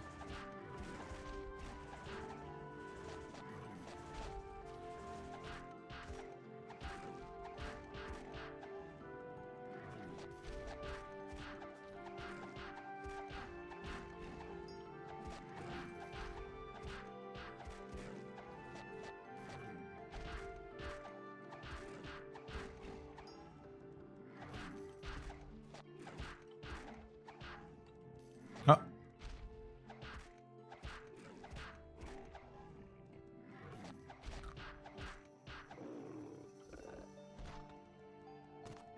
Sau nervig. Ich habe diese eine Quest gemacht, wo die 1000... Ist das ein Agro? Ich habe diese eine Tag und 3 Quest angefangen, die von Guardian's Sanctuary. Das ist so ziemlich die bescheuertste Quest aller Zeiten. Da musst du einfach pro Charakter, also mit der 8-Char-Taktik ist es vor allem ätzend. Da musst du pro Charakter 500 Mineral, Aaron, Guru und Krasik einfach abgeben. Also nicht sammeln, sondern einfach abgeben. Also sie verlangen einfach 2000 Mets pro Charakter. Gibt zwar auch verhältnismäßig viel XP. Also für FEC-Verhältnisse eigentlich nicht so viel, aber für normale Server-Verhältnisse. Und ja. Also ich meine, war jetzt für mich nicht so schlimm, weil ich hier die ganze Zeit Catcher sauge. Aber hast du die Quest? Geht mir ein bisschen auf den Piss, dass die mir hier einfach die Mets abgezogen haben. Jetzt muss ich 10 Aeron und Mineral Catcher extra sammeln quasi, um das wieder reinzuholen. Hab zwar gerade weder S-Projekt noch Geld, um zu upgraden, aber irgendwann werde ich mal keine Minerals und Aarons haben und dann komme ich zu dieser Quest zurück und sage, fuck you. Junge, da sind auch noch einige Catcher. Oh.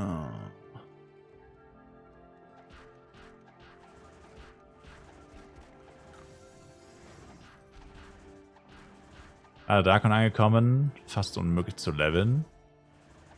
Alle Channel mit diesem scheiß Moonbeam Assist überrannt. Ja. Das ist schon nervig. Ich schwöre, das ist das Schlimmste, was sie jemals gemacht haben, dieses scheiß Moonbeam. Das macht das ganze Early Game kaputt. Weil es halt auch einfach viel zu leicht ist. Es ist viel zu leicht. Es ist zu stark und zu leicht. Wenn schon etwas stark ist, dann muss es auch schwer sein, so wie Hot Air oder so. Gut, Hot Air ist jetzt auch nicht so schwer, wenn du cashst zum Beispiel, musst du nicht mal zu Windmonstern gehen, dann kannst du alle Monster töten. Aber trotzdem, keine Ahnung. Es muss ja irgendeinen Nachteil muss es ergeben und bei Moonbeam gibt es gefühlt nur Vorteile eigentlich. Und das ist einfach Ass. With die Prince. Oh, fuck. Okay, das ist keine gute Idee. Lol.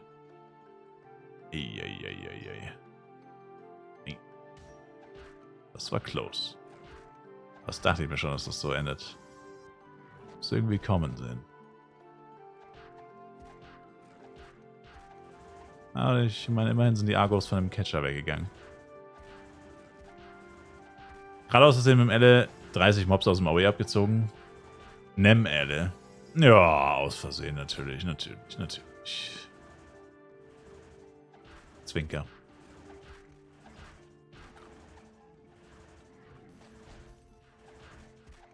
Hätten sie 2 Partyplätze? Hätte ich tatsächlich, ja. Schon die ganze Zeit irgend so einen Solo-Typen. Wo der vorhin einfach rausgegangen ist, der andere Char nach dem Neustart, war er einfach weg. Und, ja.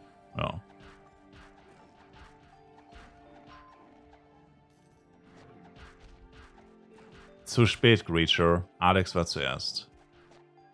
I'm sorry, Sir. Wenn's frei ist. Leider nur Platz für 2. Alex war diesmal zuerst. Channel 2, Sir. Wobei ich gleich wechseln werde, aber Sie können ja noch in die Party und dann wechsle ich. Es hat sich hier ausgecatchert. Das heißt, mein Job ist done. Ich muss weiterziehen. Ich muss auf zu neuen Catchern. Statt zu neuen Ufern muss ich zu neuen Catchern. Ich muss diese 2000 Mets wieder reinholen. Nee, Schwachsinn, 4000. Oh Gott. Gut, bei Guru und Krasik ist mir egal, davon habe ich viel zu viel. Aber Aaron und Mineral tut schon ein bisschen weh.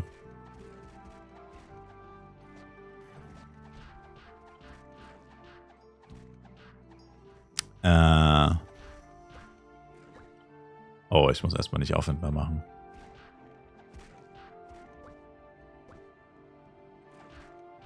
Kisura und Kisurm. Bitte versuche es später erneut. Nein, ich möchte es jetzt bitte machen. Was zahle ich für Abenteurer Flask? Naja, ein F-Coin-Kurs halt. Wie hat mich die Preisgreue gekostet? Naja, ich habe sie gestern zu einem 111er-Kurs gekauft, also 610,50 oder so. 610 Mio und 500.000 Penia müsste ich gezahlt haben.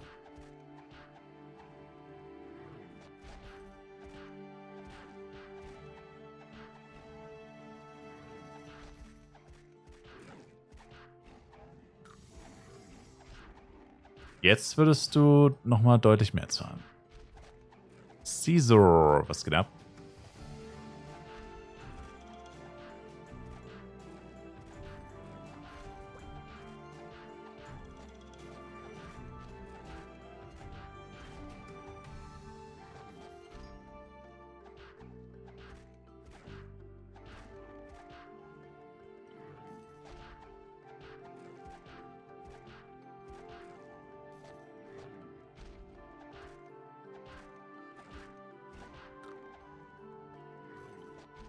Habe die 30-Tage-Flask zum 110er-Kurs gekauft, jetzt bin ich RIP.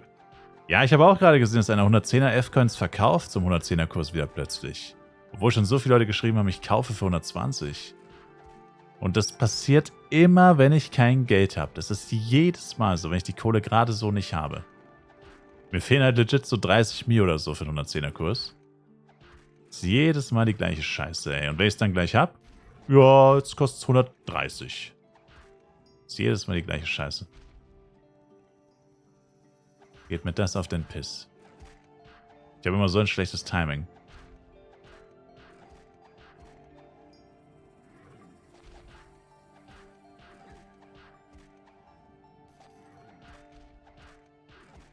Geistesgestört, oder, Pinguin? Nee, ich finde das einfach nur seltsam. Ich weiß jetzt nicht, was das mit Geisteskrankheiten zu tun hat. Finde ich auch ziemlich respektlos, dass du das so sagst, Sir. Darüber macht man sich nicht lustig.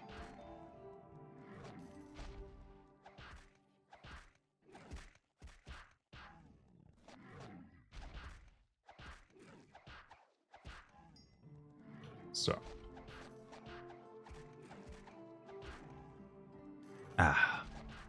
Aber ist schon nervig.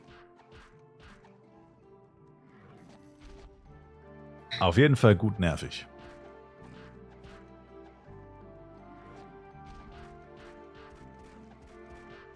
Oh, da ist noch ein Catcher. Den habe ich schon.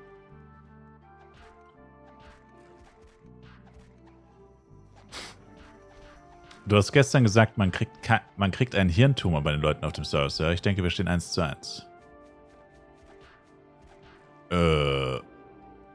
Aber ein Hirntumor ist keine Geisteskrankheit, Sir. Das ist einfach nur geschmacklos.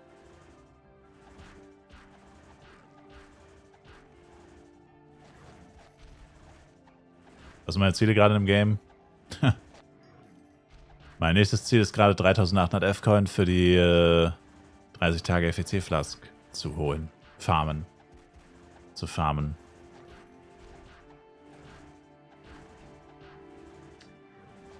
Fehlen noch so 50 Mille vielleicht. Pi mal Daumen. Je nachdem, zu welchem Kurs ich kaufen kann, tue.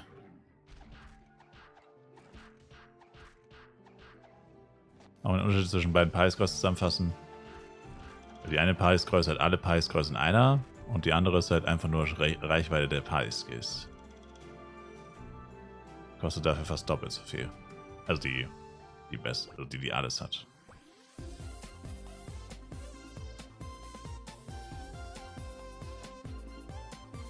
Du hast die günstige gekauft.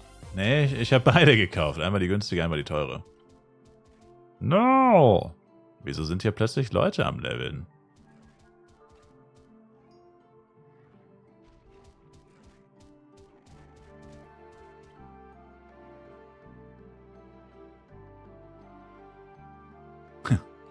Hier ist halt gerade der Respawn nicht am Start, aber dafür ist ja wenigstens gerade keiner.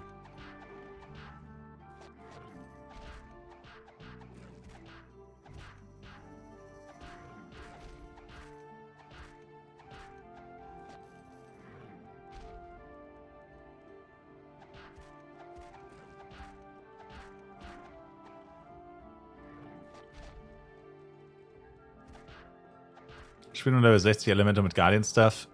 Eigentlich nicht, weil der 57er Sega Stuff gibt auch 10 Cast Time, ist basically das gleiche Item und kostet fast nichts im Vergleich. Also würdest du fast immer den nehmen. Also Guardian ist besser, ja, aber auch unnötig. Deswegen, wenn er zu teuer ist, einfach nicht nehmen. Und zu teuer heißt eigentlich alles über 5 Mio, wenn du mich fragst. Und er wird safe über 5 Mio kosten. Wird es noch besser mit den Bobs? Du meinst wahrscheinlich Bots? Ich weiß nicht, gibt es Bots? Also, ich weiß, dass es Catcher-Bots gibt. Spieler-Bots? Weiß ich nicht. Nee, Bobs.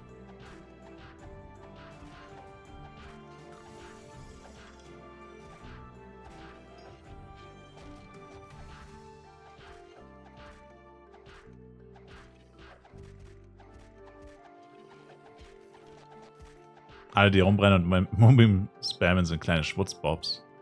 Ach so. Ich konnte dir da gerade nicht ganz folgen. Seit Run Drop in Card Pieces, das ist ein Event. Das ist nur ein Event. Wenn du es nicht sammeln möchtest, dann einfach etc. im Petfilter ausschalten. Wer keinen Bock drauf hat, etc. ausmachen. Und dann Montag wieder anmachen. Oh shit, schon wieder 4 Agros. 3, 4.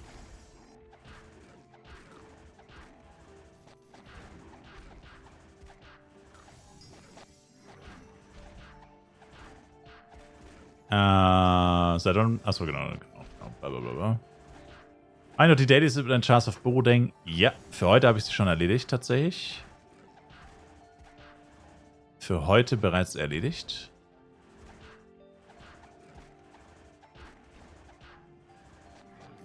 Droppen die auch 7%? Ja, aber nein. Also ich zocke jetzt literally seit über 14 Stunden ungefähr und habe auch fast die gesamte Zeit davon gelevelt. Und habe kein einziges 7% Piece gedroppt. Nicht eins.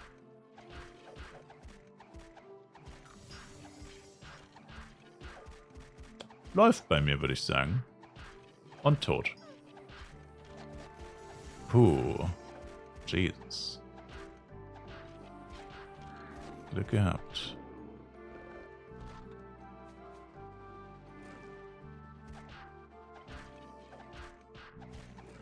Ist halt Free-to-Play. Das hat damit nicht viel zu tun. Das ist einfach wie immer mein typisches Glück. Nee, aber auf Borodeng habe ich die auch nie gedroppt, also die sind echt arschselten. Aber wie immer halt pures Glück, manche droppen 2, sehr viele werden kein einziges droppen, also vor allem nicht Lightning halt. Letztendlich bringt dir aber ein Piece auch nichts, weil was willst du mit einem Piece? Ich meine, du könntest halt probieren, die anderen zu kaufen, ist aber ein gewisses Risiko, wenn du nicht alles zusammenbekommst, vor allem nicht für einen guten Preis. Das heißt am Ende mehr, als wenn du eine Karte einfach gekauft hättest. Weil es gibt ja einige Karten im Umlauf, die mit E-Pro gecraftet wurden. Und sowas. Also gehst ein minimales Risiko ein, dass du auf den Pieces hocken bleibst und oder dann am Ende halt vielleicht sogar im schlimmsten Fall mehr bezahlen müsstest oder musst, um die Pieces dann tatsächlich zu einer Karte zu machen. Und verkaufen, ja, ich meine, ein Piece ist dann halt, ja, ich meine, ist nicht schlecht. Wenn du Glück hast, kriegst du es für 20, 30 Mio los. Also für halt ein bisschen weniger als ein Zehntel von der Karte. Auch nicht schlecht, aber halt auch jetzt nicht so heftig. Und ja, du musst halt erstmal das richtige Piece droppen, weil die sind ja theoretisch alle gleich, also nicht theoretisch, die müssten alle gleich selten sein. Also du kannst ja doch genauso gut, in Anführungszeichen, so viel Glück haben, dass du ein Vakuum 7 Piece droppst und das ist natürlich wertlos. Also Volcano, Earthquake, Lightning, also Lightning natürlich am meisten. Aber ja. kein sehr schönes Event grundsätzlich. Aber, naja. Man muss das Beste draus machen. Oder man ignoriert es einfach. Aber jetzt aus der heutigen Erfahrung kann ich dir auf jeden Fall sagen, selbst wenn du den ganzen Tag spielst, wie gesagt, ganzen Tag gespielt, da kommt nicht wirklich was bei rum.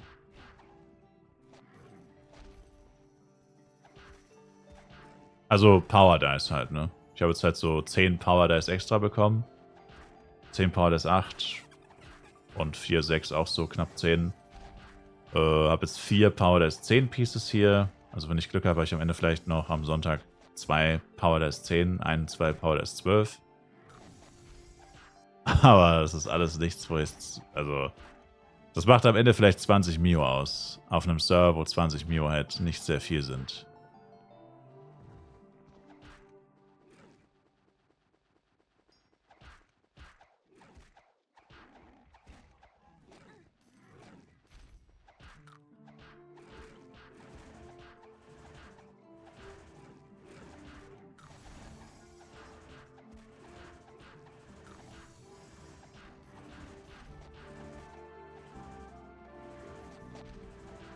Ich meine, das wäre noch was, theoretisch.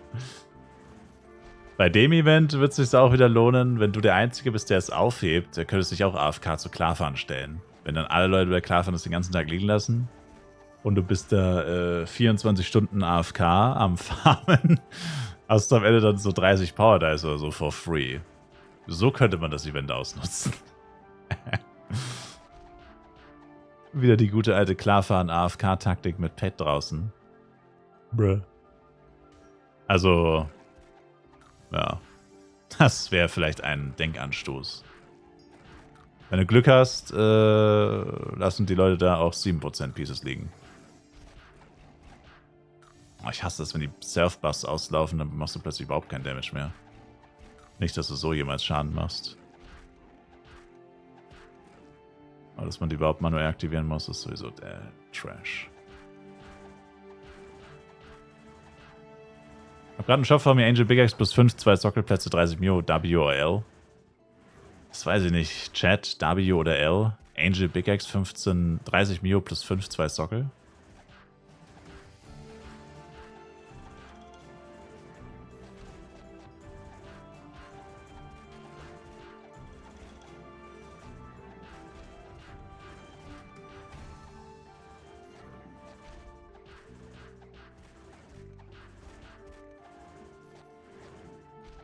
Zwei Sockel plus 5 ist free.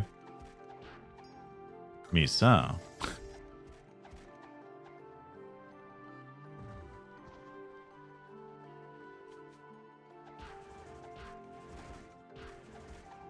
No. Ziehst du durch bis 23 Uhr? Oder was ist der Plan?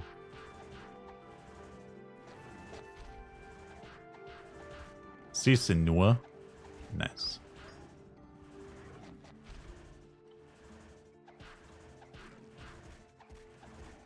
F-Coin kostet 115. Vor 10 Minuten hat einer geschaut, der verkauft für 110. Da hat wohl einer Geld gebraucht, aber ich hatte leider... Ja. Ich hatte leider kein Geld. Ich konnte ihm mein Geld nicht anbieten. Ich, alter Geringverdiener Bob. Runterfällt das im Pet-Filter, etc. Etc. pp. Wie kostet Wishy Institute? Keine Ahnung.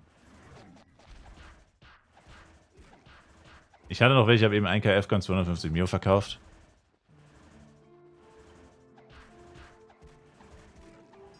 Bitte was?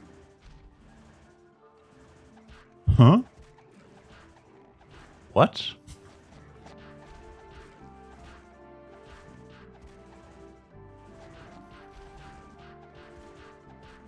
Oder 50 oder 15? Oh, den hast du ordentlich über den Tisch gezogen. Damn.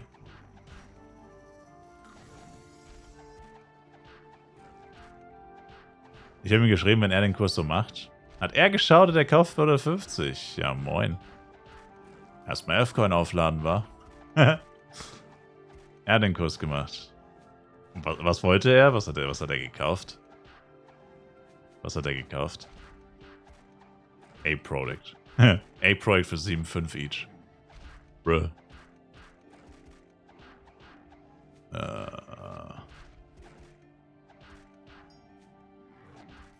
Vielleicht hat irgendjemand ihm gesagt, das ist 115 und er hat verstanden 150. Das könnte ich mir noch vorstellen. Irgendjemand hat ihm 115, also in einem Voice-Chat gesagt. Und er hat aber 150 verstanden. Das würde aber nur Sinn ergeben, wenn es auf Deutsch war. Weil auf Englisch wäre es 115 und 50. Na gut, okay. Auf Englisch wird es auch funktionieren. Er hat A-Pros gekauft. Ja, dann hat er Safe. Das Safe, ich schwöre. Also, was heißt ich schwöre? Ich weiß nicht. ich war die A-Pros, ich war dabei. Ich könnte mir vorstellen, dass der vielleicht ein bisschen übermüdet ist oder so. So ähnlich wie ich vielleicht. Und dann hat ihm jemand gesagt, was kostet. Er hat gefragt, was kostet ein F-Coin. Jemand hat gesagt 115 oder 115. Und er hat verstanden 150. Hat geschautet. Let's go. Und hat es nicht gecheckt. Aber anders ergibt es eigentlich keinen Sinn. Es hat gerade eben einer geschautet. Verkaufe A-Pros für 6,2. Also selbst das wäre günstiger gewesen. Und das ist schon arschteuer. Wenn einer sagt, er kauft 115, dann schlägt man doch gerne zu.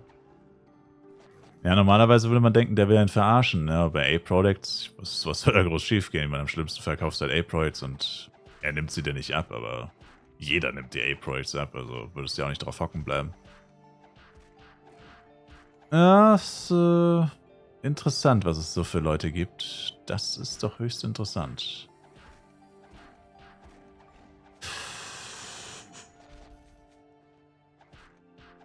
Wenn man für einen normalen Preis schaut, schreibt man halt keine Sau an. Ja, aber wenn du jetzt 130 schautest, das ist nicht normal. Das würde ja auch klappen. Und wie gesagt, es hat ja gerade einer geschrieben, verkaufe F-Coins für 110. Ich meine, gut, es war einer und der wurde wahrscheinlich von 50 Leuten angeschrieben, aber trotzdem. Also, klar, wenn du dringend was brauchst und du willst nicht warten, pipapo, dann overpaid man halt ein bisschen. Aber man overpaid doch nicht um fast 30, 40%. Das ist viel zu viel. So krass muss man gar nicht übertreiben, selbst wenn man es eilig hat. Das war ein bisschen zu viel overpaid. Wenn du mich fragst.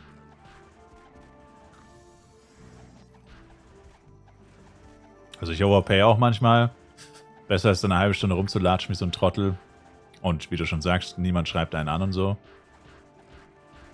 Aber ich mache das halt in so 1 bis 5 Mio-Bereich.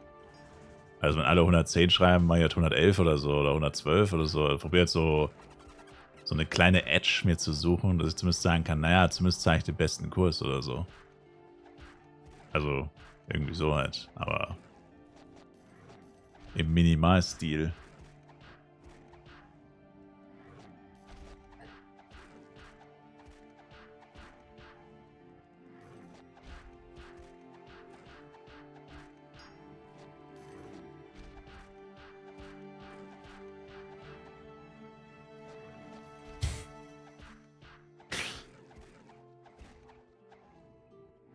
Muss ein ganz schöner Loser gewesen sein, Pinguin. Imagine, du resellst einfach NPC-Items.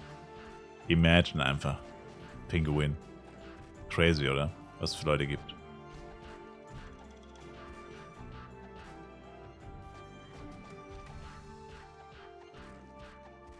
Das ist schon verrückt, ja.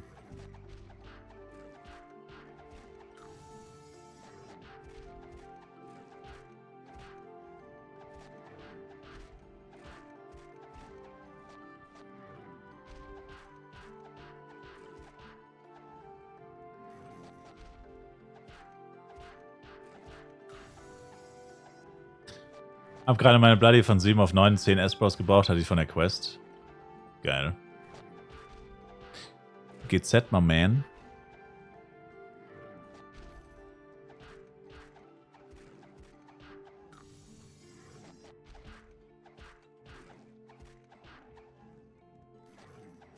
Wie sieht es mit dem Achievement von den Mistviechern aus?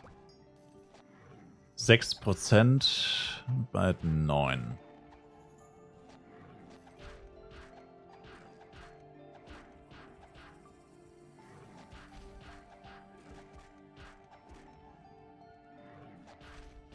Ist es richtig, dass mein nächstes Money One Night Set das 105er ist? Ja. Und das ist leider auch sehr teuer tatsächlich. Vor allem die Handschuhe und die Suit, aber ich glaube, die Handschuhe sind sogar fast das teuerste.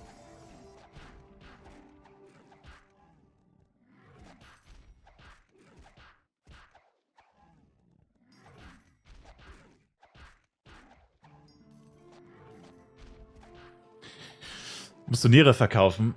Ich sag's mal so, ich habe die Handschuhe vorhin für 70 verkauft in männlich und Fro hat sie in 80 für weiblich verkauft. Also... Yeah. Und das sind nur die Handschuhe. Also Helm und Boots kriegst du geschenkt, die sind nichts wert. Und Suit wird wohl ähnlich sein wie die Handschuhe, vielleicht sogar ein bisschen mehr.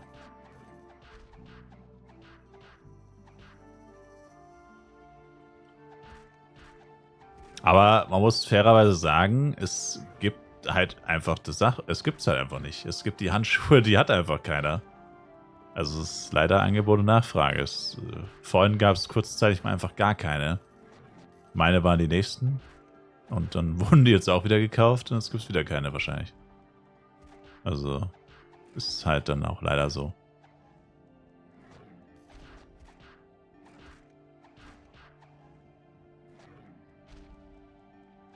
So Käufe für Niere, damit ich F-Coins kaufen kann.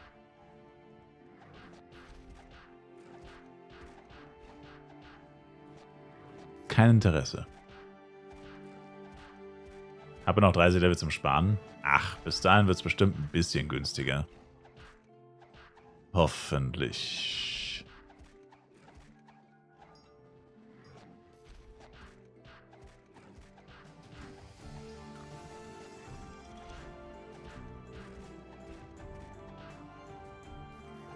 Oder teurer.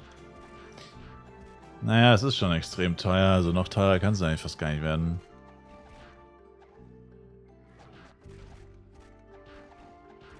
Eher unwahrscheinlich.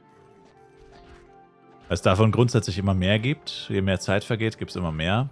Und die Leute schmeißen ihr Equipment wieder auf den Markt. Und die Leute verkaufen ihr Equipment ja auch wieder.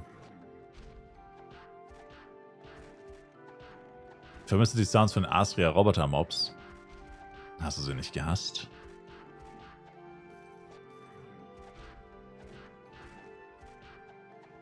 Ist es nicht wie diese Pokémon-Melodie, die Leute zum, naja, ihr wisst schon, bringt? Zum Durchdrehen? Diese Lavandia-Turm-Musik? Lavandia, Lavendia. Lavanda, sage ich ja. Sage ich ja.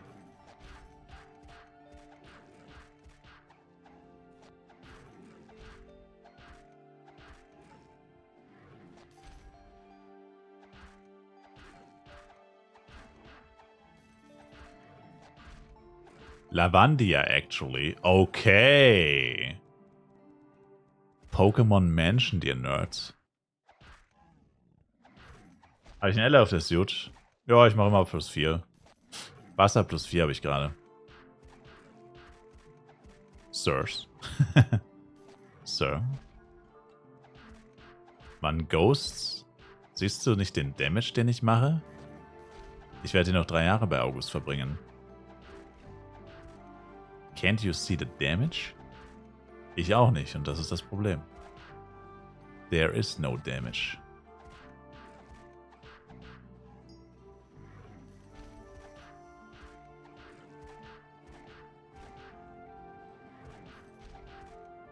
Bist du eine Party? Pech, ich joine einer Party, entweder werde ich direkt gekickt, weil ich 75 bin, oder die machen keine Buffs mehr.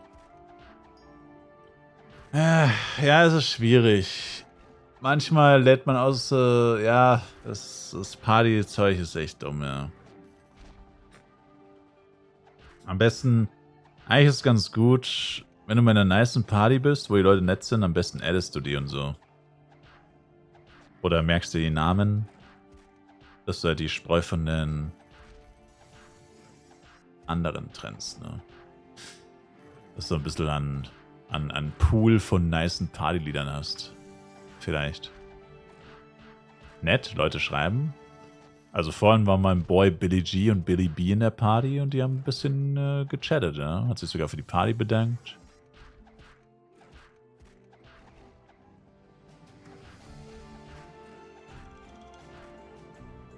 Also mir ist das egal, welches Level man ist. Hauptsache man ist halt ein Duo. Mich kotzt es halt nur an. Ich schreibe Duo only und die Leute joinen. Ich habe Anführerbestätigung und dann leveln die einfach trotzdem solo und schreiben nie, ja, kann irgendwie noch einer rein oder whatever. Also, das finde ich halt frech. Wenn man es nicht hinschreibt, kann man es auch nicht erwarten. Aber wenn du halt schreibst, Duo only und dann machen die trotzdem mit dir einen Solo-Scheiß, dann nervt es mich schon. Also jetzt auch nicht so sehr. Ich meine, ich bin so nicht so drauf angewiesen, weil die Party die hält eh Ewigkeiten. Also wirklich 4 Leute aktiv leveln in der Party. Ich hatte meine erste Party, hatte ich einfach 12 Stunden heute oder so. Oder 11 Stunden.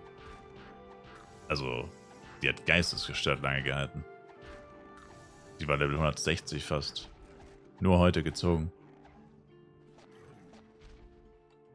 Komplett leer gemacht mit Partypunkten, komplett Partypunkte verbraucht und dann neue Party.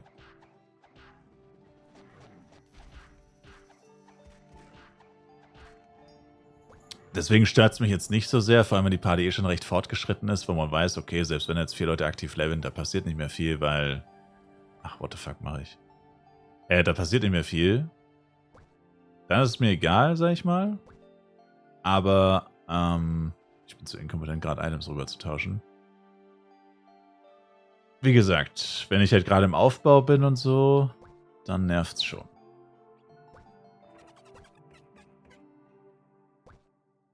Warum up? Leute, die 135 auf +9 verkaufen das? Ey, ich habe keine Ahnung.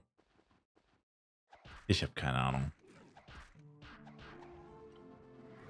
Upgraden, um damit Geld zu verdienen, ist ein sehr abstruses Konzept. Das funktioniert nämlich eigentlich nicht. Also du findest halt jemanden, der mehr zahlt, als du gezahlt hast. Das sollte eigentlich unmöglich sein, aber anscheinend klappt. Was Upgraden schon ziemlich teuer ist.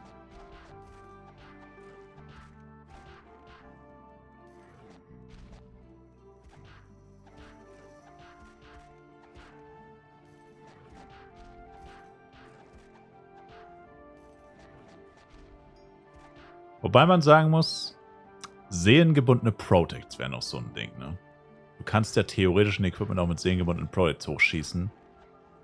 Wenn du es dann verkaufst, ist es ja quasi reiner Profit. Theoretisch.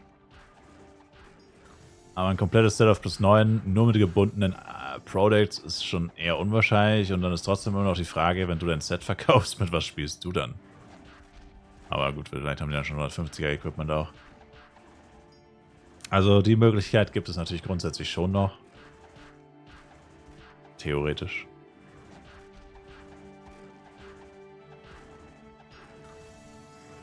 Was kann man in gesockelte Waffen reingeben?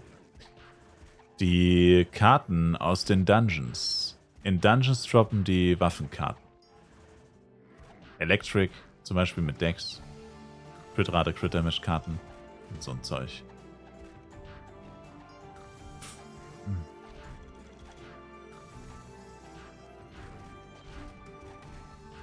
Aber es ist doch nicht eine Suit gedroppt und beim Job-Change ein Drill, eine Wedge-Suit und eine Flurry-Suit. What? GZ Waschbär. Sie sind reich.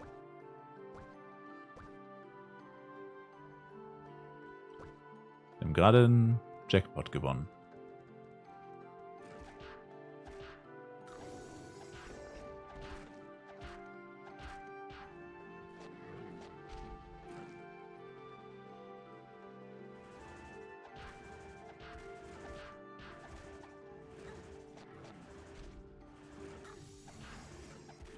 Uff.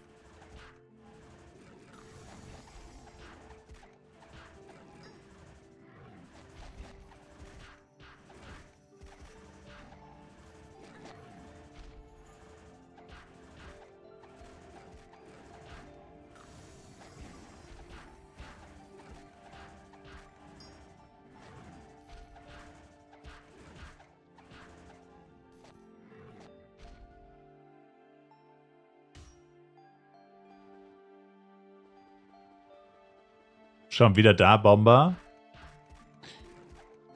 Ich bin hier. Ich weiß nicht, was du von mir willst, Bomber. Ich bin da. Und ich gehe hier auch nicht weg, wie du siehst.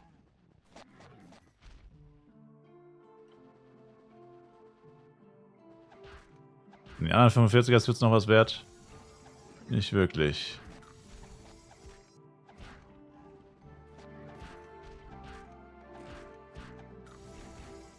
Nicht wirklich.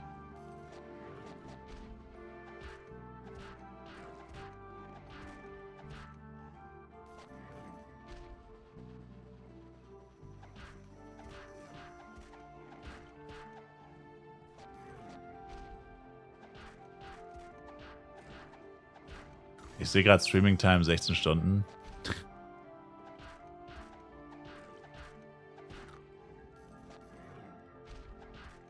Yeah, that's me.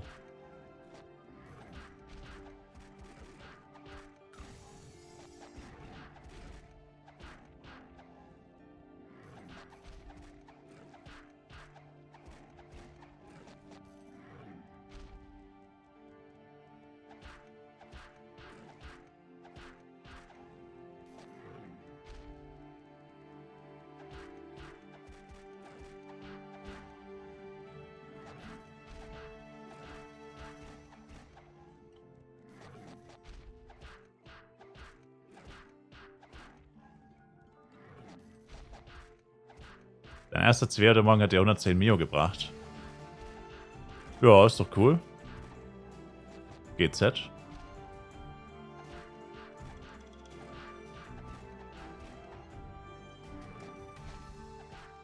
Diese Drecks-Alice. Der räumt 40 Mobs weg, alles slowt und verliert 20 davon wieder. Tja. Und deswegen spielt man nicht mit Winfield, Baby. Und deswegen spielt man nicht mit Winfield. That's what happens when you don't play the right way. Winfield is a finisher. Only to finish the mobs.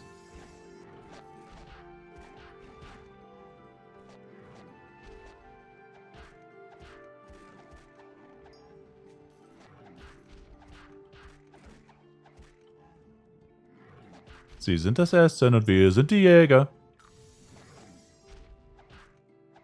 Habe ich noch nie LM mit Winfield gespielt? Ja, weil man das ja auch nicht macht. Hat sich gerade schlafen gelegt.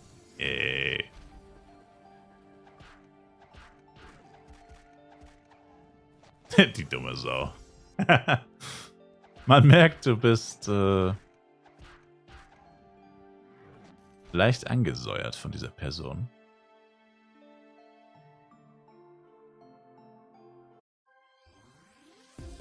Are you joining the competition, bro? I don't know. Maybe.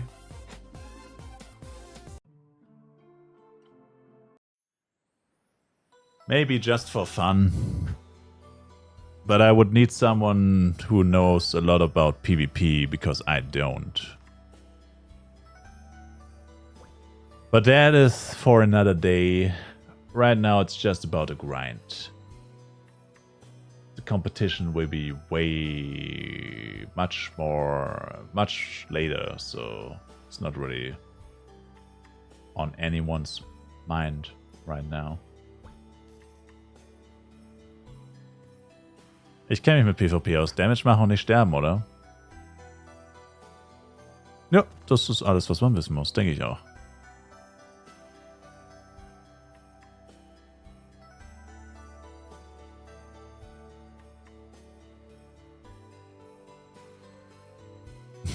Mehr kann es ja gar nicht sein.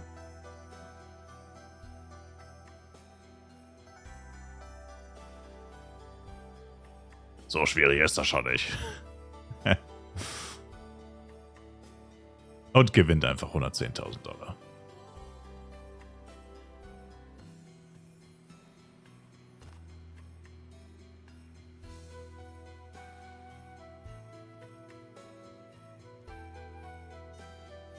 Wenn die Fläche sehr eng ist, kann man auch mal mit Winfield pullen. Ey, jeder kann spielen, wie er will. Aber es ist schon ein bisschen toxisch, wenn du immer so viele Monster pullst mit Winfield. Also es gibt schon Leute, die machen das absichtlich so. Also es war zumindest die letzten FECs so. Ich weiß nicht mehr genau, wie es war. Boah, da gab es auch so Vorfälle mit Winfield. Ich weiß gar nicht mehr, was haben die da gemacht, ey. In der letzten FEC gab es auf jeden Fall ein paar Vorfälle, was das anging. Da haben sich auch ein paar Elementoren sehr unbeliebt gemacht mit Winfield. Ich glaube, das war so, die slowen die Monster immer absichtlich. Das war bei Mammuts. Die machen einfach Winfield auf alles, was sie sehen. Dann sind die ganzen Mobs geslowt. Dann rennen sie sau weit, also dass sie den ganzen Spawn mehr oder weniger pullen, dass die ganzen Monster reserviert sind. Und weil die Monster geslowt sind, kommen sie nicht von ihrem eigenen Ding weg und rennen auch dann nicht weg. Und dann hast du irgendwann alle Mobs quasi für dich reserviert, obwohl du sie gar nicht tötest. Und ein paar laufen dann nicht weg, aber ist dir scheißegal. Aber so sorgst du halt dafür, dass irgendwie keiner mehr da leveln kann, außer dir. Und dann, ja, irgendwie so war das gleich. Da haben Leute Winfield auch mit so einem Scheiß gemacht. Klassische FEC-Spacken halt. Also, effizient ist das ganz sicher nicht. Du gehst halt einfach nur jedem damit auf die Eier.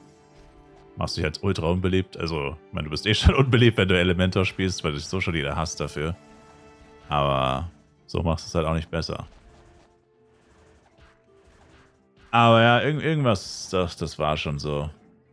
Also ich weiß nicht mehr, ob es genau so funktioniert hat, weil ich mache so einen Scheiß ja auch nicht, aber irgendwie so. Keine Ahnung. Auf jeden Fall hat das alle Leute übelst abgefuckt.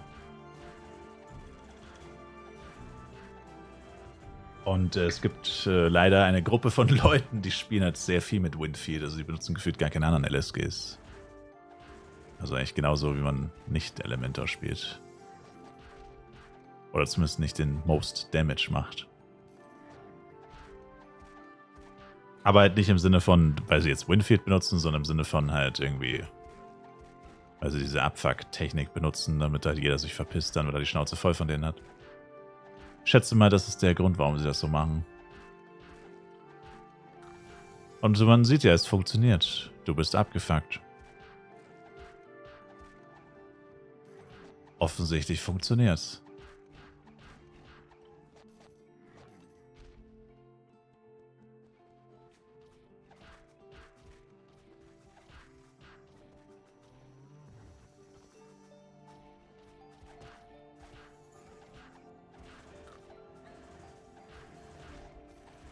Von Flive PC, naja, ich meine, wenn du jetzt ein bisschen Elemente in Flive Universe spielst, wirst du sehr schnell merken, dass das hier ganz und gar nicht wie Flive PC ist. Also ich denke schon, dass die das wissen, dass das hier nicht so geht. Nicht wirklich. Kurze Frage, das wären wieder 30 Mio für Edit Changes, machen wir zu zweit. Yeah.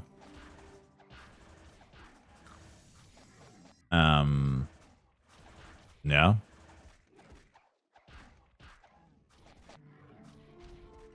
Yeah.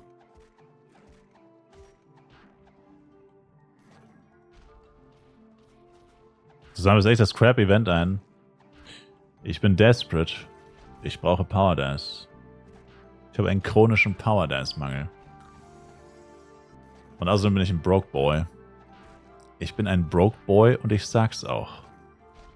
Ich befolge nur Pokimans Anweisung. If you are a broke boy, just say so. Ich sag's euch, ich bin ein Broke Boy. So, jetzt ist es raus. Sir.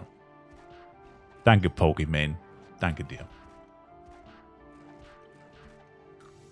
Sie hat mir zur Erleuchtung geholfen. Verholfen.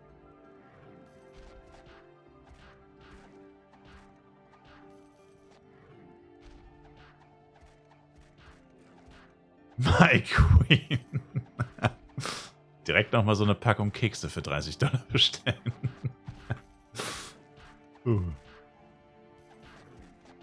Auch nicht, vielleicht fange ich morgen mal früh an zu. Heute läuft der Pet Gamble. Ich merke schon, also Pet Gamble scheint ziemlich beliebt zu sein. Gibt es ein paar Leute, die da richtig scharf drauf sind. Bisschen süchtig schon fast, würde ich sagen.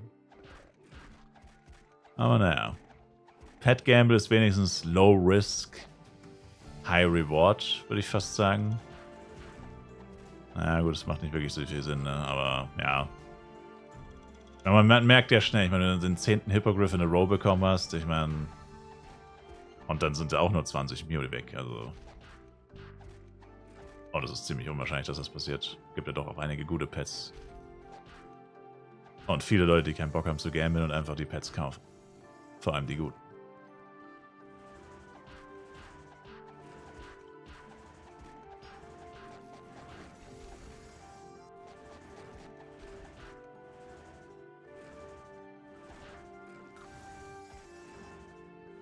Mir geht mal wieder einer mit Moonbeam auf den Sack. Normalzustand? Ich kenne das gar nicht mehr anders.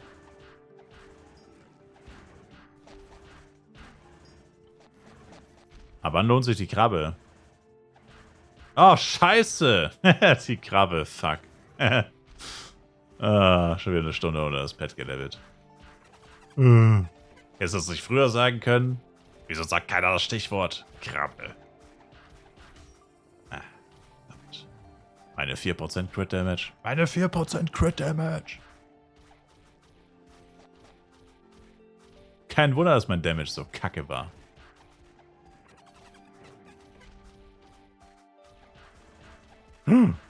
Hey, yo, chill, Bro. Das war schon immer verboten, Entenhonig. Das war noch nie erlaubt.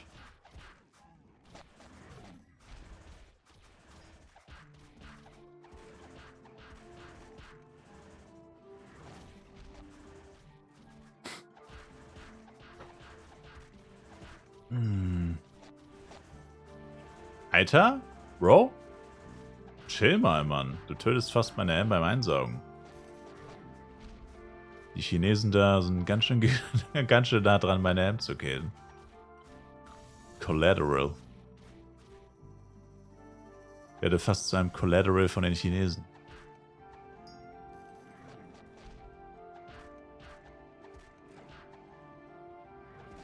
Die haben aber auch Bock, ne? Mitternacht? Zocken sie noch? Läuft bei denen.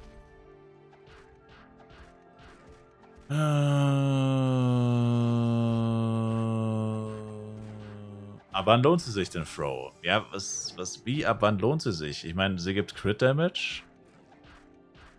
Brauchst du Crit Damage? Kaufst du Krabbe. Also grundsätzlich ist es so, Crit Rate würde ich immer präferieren. Und auf Crit Damage eigentlich immer erst gehen, wenn mein Equipment schon so viel Crit-Rate gibt, dass sich ein Crit-Rate-Pad nicht mehr lohnt. So. Das heißt eigentlich, wenn du mich fragst, erst dann eine Krabbe, wenn du schon ohne Krabbe auf, sagen wir mal, 85 bis 100% Crit Damage kommst. Unter 80 oder whatever, definitiv immer Angel. Also würde ich nehmen. Erstens ist es günstiger und zweitens, ist Crit-Rate halt einfach ziemlich wichtig. Also ich meine, was bringt dir sau viel Crit-Damage, wenn du nur 70% Crit-Rate zum Beispiel hast? Das ist ja Schwachsinn. Dann fehlt dir ja offensichtlich eigentlich Crit-Rate und nicht Crit-Damage. Also letztendlich ist es wahrscheinlich Jacke wie Hose, mehr oder weniger. Aber, ja. Ich denke, das macht irgendwie so schon Sinn. Ausnahmen sind natürlich hier zum Beispiel Jester und Ranger, weil die halt einfach sehr, sehr, sehr viel Crit-Rate haben. Blade ist auch eine Klasse, die auf sehr, sehr viel Crit-Rate nur durch mittelmäßiges Equipment schon kommt. Aber auch da im Low-Level auch eigentlich eher die Crit. Also selbst ein Ranger im Low-Level kann mit einem Crit-Rate Angel rumlaufen, weil hat auch nicht 100% Crit-Rate. Man kann ja immer switchen. Sobald das Equipment genug Crit-Rate hergibt, kann man ja immer auf die Krabbe switchen. Aber vorher würde ich eigentlich den Angel nehmen. Meine Meinung.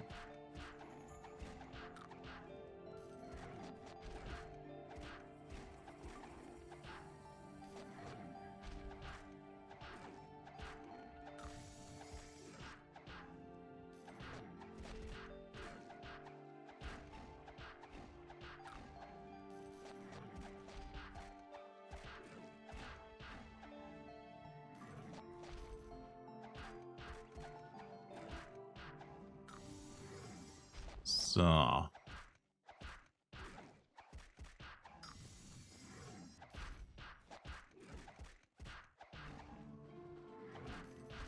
Ich habe einen Botter entdeckt, der hat 6 Assisten, die nach jedem Damage healen. AOEt er oder was macht er?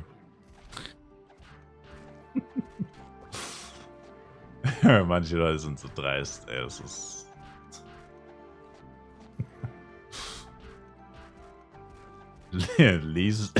least obvious Bot-User. Einfach 6 Assisten, die ihn healen.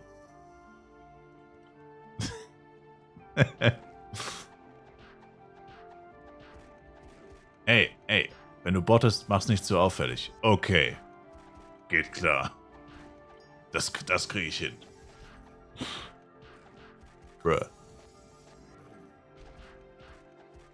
1v1, aber das kommt mir suspekt vor. Das Lustige ist, dass es nicht mal was bringt.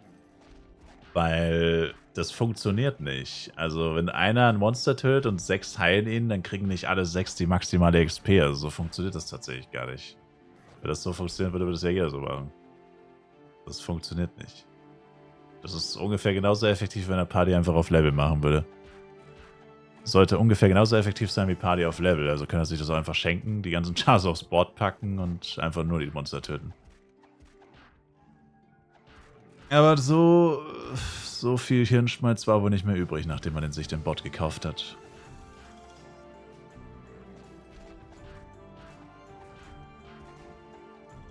Das war dann wohl zu viel verlangt, das mal zu überprüfen, ob das überhaupt Sinn ergibt. Oder ob das funktioniert.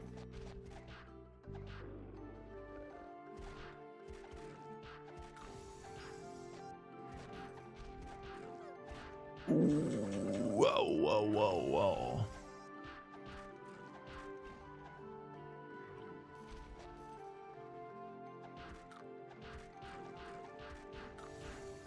Soweit musst du gar nicht gehen, Cons. Also ich mache sowas ja nicht und ich halte davon auch nicht viel. Aber es wurde mir schon mehrfach in den Chat geschrieben, dass es angeblich, also ich kann mir das echt auch nicht vorstellen, weil ich denke mir so, warum klauen die nicht die Accounts? Aber angeblich soll es wohl so sein, dass Leute schon asiatische Spieler, sagen wir einfach mal, asiatische Spieler angeblich dafür bezahlt werden, dass sie die Accounts quasi spielen von europäischen oder amerikanischen Whales und die dann einfach pro Stunde bezahlt werden.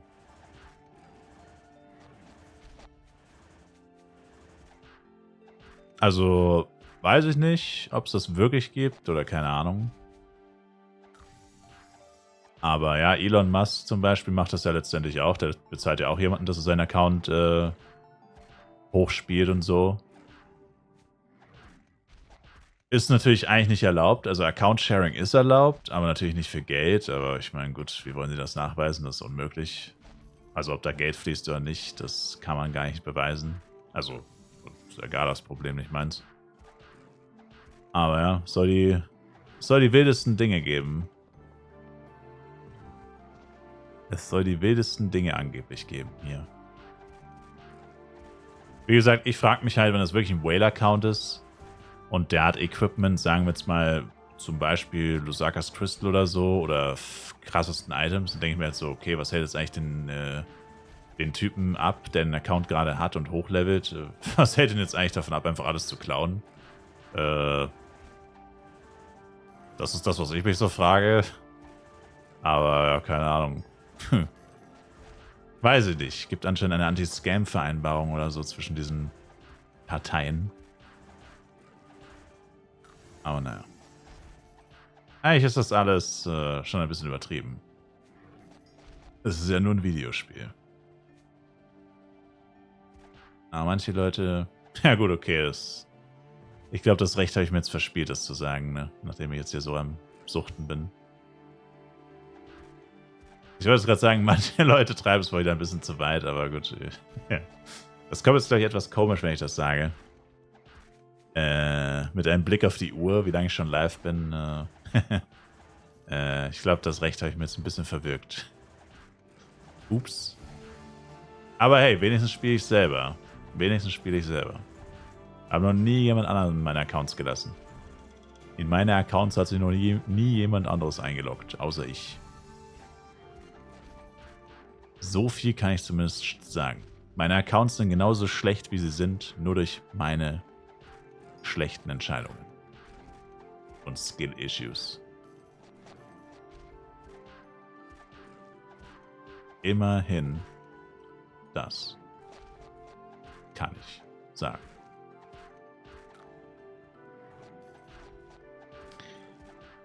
Es sind andere Klassen als Psy und Elementor, die Level 150 plus noch effizient AOEen können. Ranger und Ringmaster. Die anderen, ja, Blade soll noch ganz okay sein.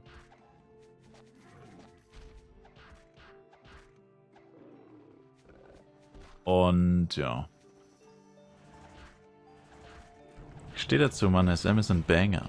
Ich könnte keinen Tag ohne SM aushalten. SM ist mein Leben. Für SM würde ich sogar Geld bis. Für uns ist die Harvesting Gloves auf 5 zu machen.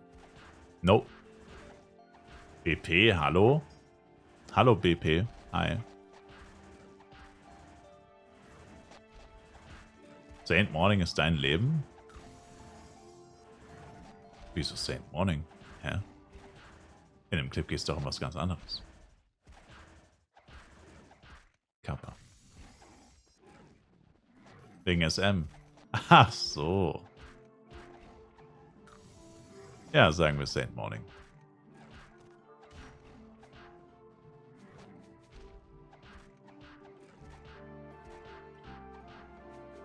Sure. Saint Morning Open World Musik ist mein Leben. Din din din din din din din din din din din din din din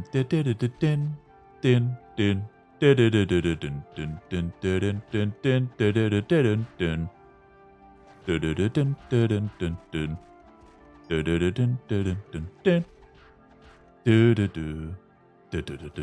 din dieses verdammte Gedudel, es ist fucking geil. Engelsgleiche Klänge. Ey. Danke. Freut mich, dass es dir gefällt. Cheers. Stay hydrated. Stay hydrated. Klassisches Missverständnis, er meint das Lied von Rihanna. Die hat ein Lied, das SM heißt, ja, das ist richtig. Da geht es auch um Saint Morning tatsächlich. Die Fleischmusik ist aber auch crazy gut gemacht. Naja.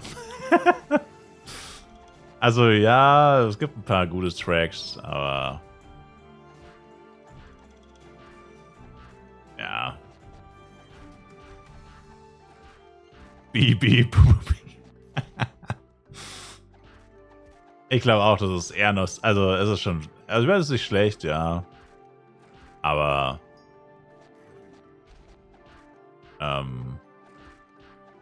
hauptsächlich nostalgisch wahrscheinlich schon auch, ja.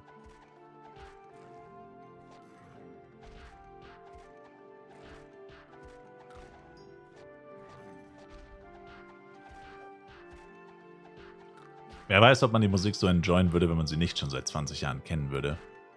Und sie einen jedes Mal wieder in die Kindheit zurückholt ein bisschen. Das ist halt die Frage. Aber erst ist Ei gemeint. Gemeint? Ach so, von dem Event, lol.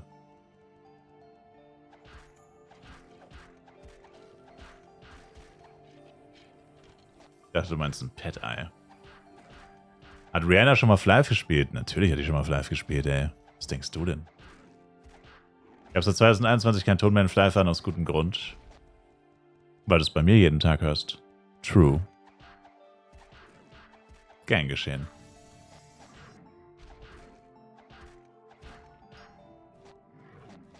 My pleasure. Rihanna ist 143 Ranger gerade. Läuft bei ihr. Naja, die kann sich ja auch das ein oder andere F-Coin-Paket leisten, ne? Dürfte ja ein paar 2-3 Euro auf dem Konto haben. Sie dürfte etwas liquide sein.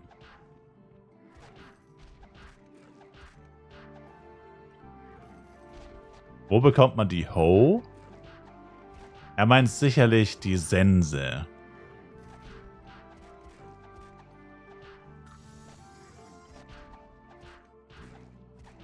Bei Levi in St. Morning. Level 61. Links neben der Kirche. Er meint sicherlich das Werkzeug Ho.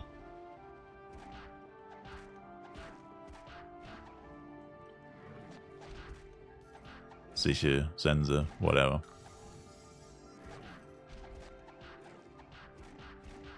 Dein Bruder enjoyt die, obwohl er kein Flive gespielt hat?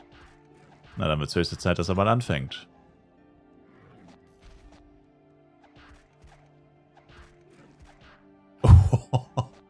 Meine Freundin hat mal die Musik gehört, gelacht und gesagt, das ist Pokémon von Wish. Holy shit.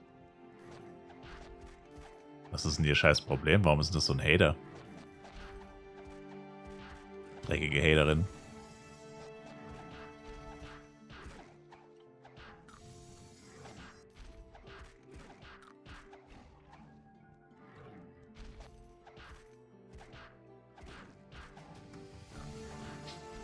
Kann man mehrere derselben Pet-NPCs im Haus aufstellen? Nope. Jede Stufe nur einmal.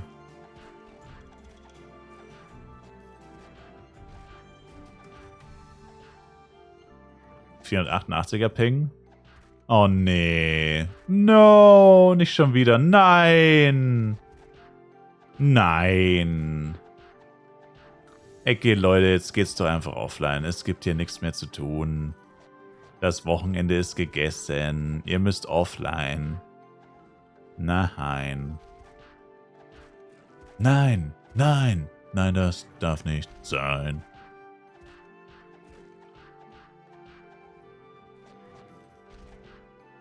Sie hatet alle meine Games. Entweder sind das alle alte Leute-Games oder Kinderspiele.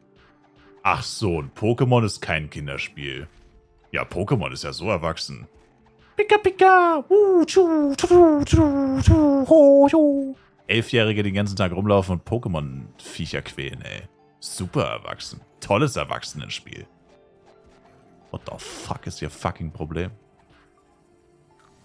Ein Grund für häusliche Gewalt? Okay, jetzt übertreiben wir nicht. Sir. Einfach quälen? Ja, Alter, hast du jemals eine Pokémon-Folge gesehen, wo sie gefragt werden, hallo, willst du überhaupt kämpfen? Und dann greifen sie einfach wilde Tiere an und sperren die in Pokebälle, Junge. Hallo?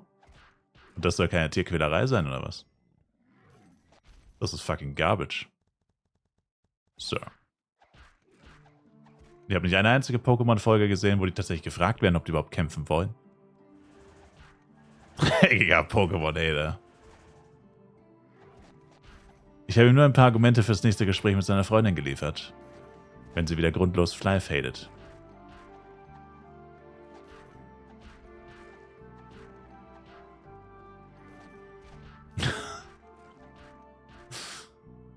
Mein Arbeitskollege meinte mal, er ist ein Zauberer, er verwandelt ein Sixer Bier in häusliche Gewalt.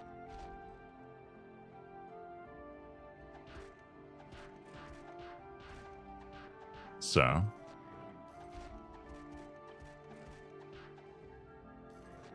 Sir.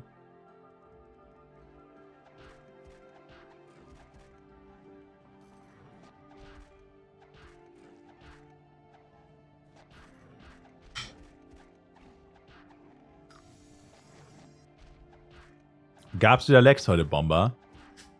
Ja, und dann einen fast instant Server Maintenance, aka Neustart. AKA Neustart.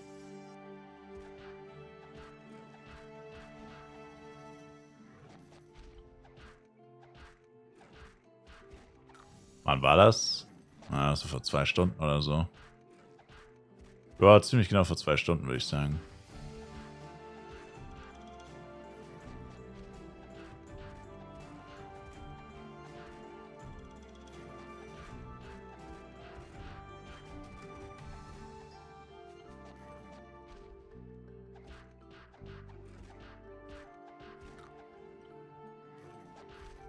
Wenn ein Safcon ist, das sich härtet, dann ist das offensichtlich eine Kriegserklärung. Safkon chillt einfach so im Baum. Dann kommt Ash. Glurak, Feuersturm, fackel die ganze Scheißbude ab. Und das Safkon und die ganzen Käfer, alle verrecken qualvoll in einem riesigen Meer aus Flammen. Alles stirbt. Und dann er einfach nur, hey, Glurak ist jetzt Level 86. Let's go. Plus 5 Angriff.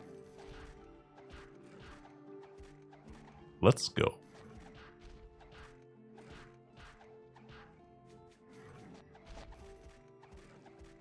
Ja, das ist natürlich klasse.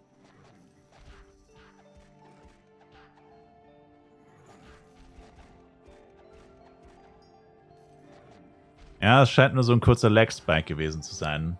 Aber es hat sich kurz so angefühlt wie vorhin. Wo es dann eigentlich instant gar nicht mehr ging. Also es war dann legit kurz gelaggt und dann ging gar nichts mehr. Und jetzt scheint es wirklich nur so ein kurzer Spike gewesen zu sein.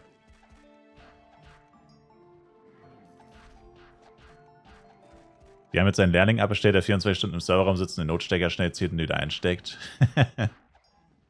Probably. Der Hausmeister einfach.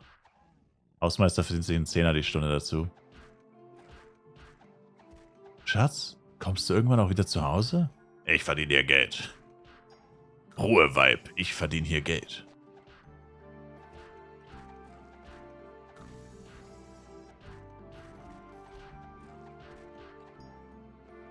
Hab einen Hasen und einen Drachen. Welchen soll ich für einen AOE Ranger aufziehen oder lieber fürs Einhorn gehen? Hase und Drache sind beide Trash. Die benutzt man nicht wirklich. Also die, wenn sind nur die Grace-Effekte von den beiden interessant. Sonst benutzt die eigentlich keiner. Also, wenn, dann nimm das Unicorn. HP-Pads sind sehr gut. Sehr beliebt, sehr teuer, sehr gut.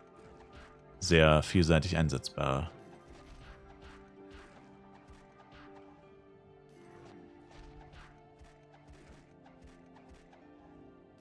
Seit wann gibt's Pieces? Ist nur ein Wochenend-Event. Wenn du keinen Bock auf die Pieces hast, einfach etc. ausmachen. Ich wäre down für eine Lag-Session. Dreckiger Hater. Kurzer Invi-Check, dann Wette, okay, Knack. Worauf willst du denn wetten, Knack? Ich habe gleich eine Wette für dich, pass auf. Pass auf, Knacki, ich zeig dir gleich eine Wette. Ich zeig dir gleich, wo der Hammer hängt, Knacki. Alter Ex-Knacki. Mach nochmal Invi voll und dann wird geknackt.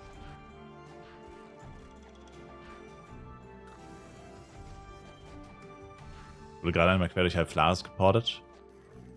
Just Flares Things.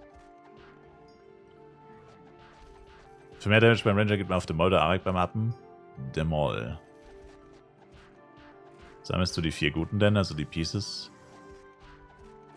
Ich sammle gerade alle Pieces, aber naja, 4% Pieces schmeiße ich wieder weg. Also alle nicht Lightning, Earthquake, Volcano. Allerdings habe ich noch kein einziges Lightning 4% Piece gedroppt. Also könnte ich es auch gar nicht wegschmeißen, weil ich krieg's gar nicht.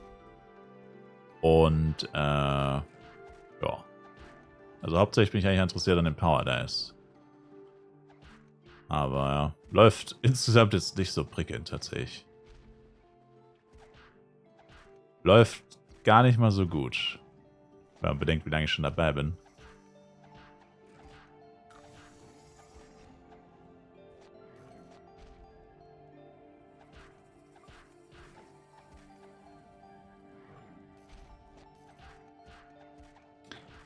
Als HNR Ranger ist der Hase doch solide. Dann ja. Bei HNR Ranger wäre der Hase theoretisch best in Slot, ja. Aber dafür ein Hase hochleveln macht irgendwie trotzdem nicht viel Sinn.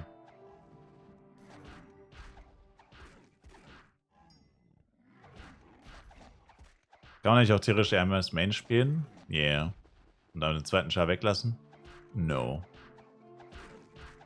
Nur eine M kann wenig bis nichts alleine machen. Der kann keinen Clockwalks oder nur mit krassem Equipment macht das Sinn. Kein Meteo, kein Red Meteo, kein Kriton etc. Das ist alles Unfug. Also kann er vielleicht schon, aber warum sollte er es? Einfach ein Blade spielen, einfach eine richtige Klasse spielen, die es wirklich gut kann. Was soll ich damit meinen Dice, dass du so Not hast? Naja, erstmal Bloody Gamble. Gestern habe ich alle verkauft. Heute Bloody Gamble. Und wer weiß, vielleicht mache ich gleich noch was damit. Du bist jetzt die Power Dice Polizei. Das sind meine Power Dice. Damit kann ich machen, was ich will. So. Mental Necklace auf 20? Wird eh verfüttert an die Hunde, aber trotzdem. Ja, es ist egal, was man plus 20 macht. Wenn du in einem Zug auf 20 durchballerst, dann ist es egal. Aber ja, man liest meistens Demois, weil man halt erstmal auf 10 macht, dann 12, 15 etc. Und man sie dann bis dahin noch benutzt. Aber wenn du in einem Zug durchballerst, dann ist eigentlich scheißegal. Wie funktioniert das eigentlich mit dem Züchter-NPC im Housing? Habe ich ein Video drüber. Ob ich ein Video. Das ist eigentlich ziemlich easy. Du stellst den NPC einfach aus, packst das Pad rein und fertig. Und dann füttert er es automatisch.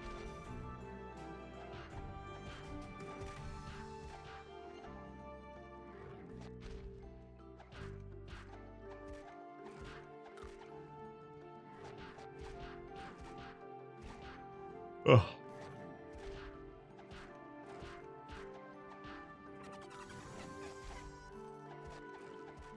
Was bringen diese super Ringe, Waschbär? Welche meinst du?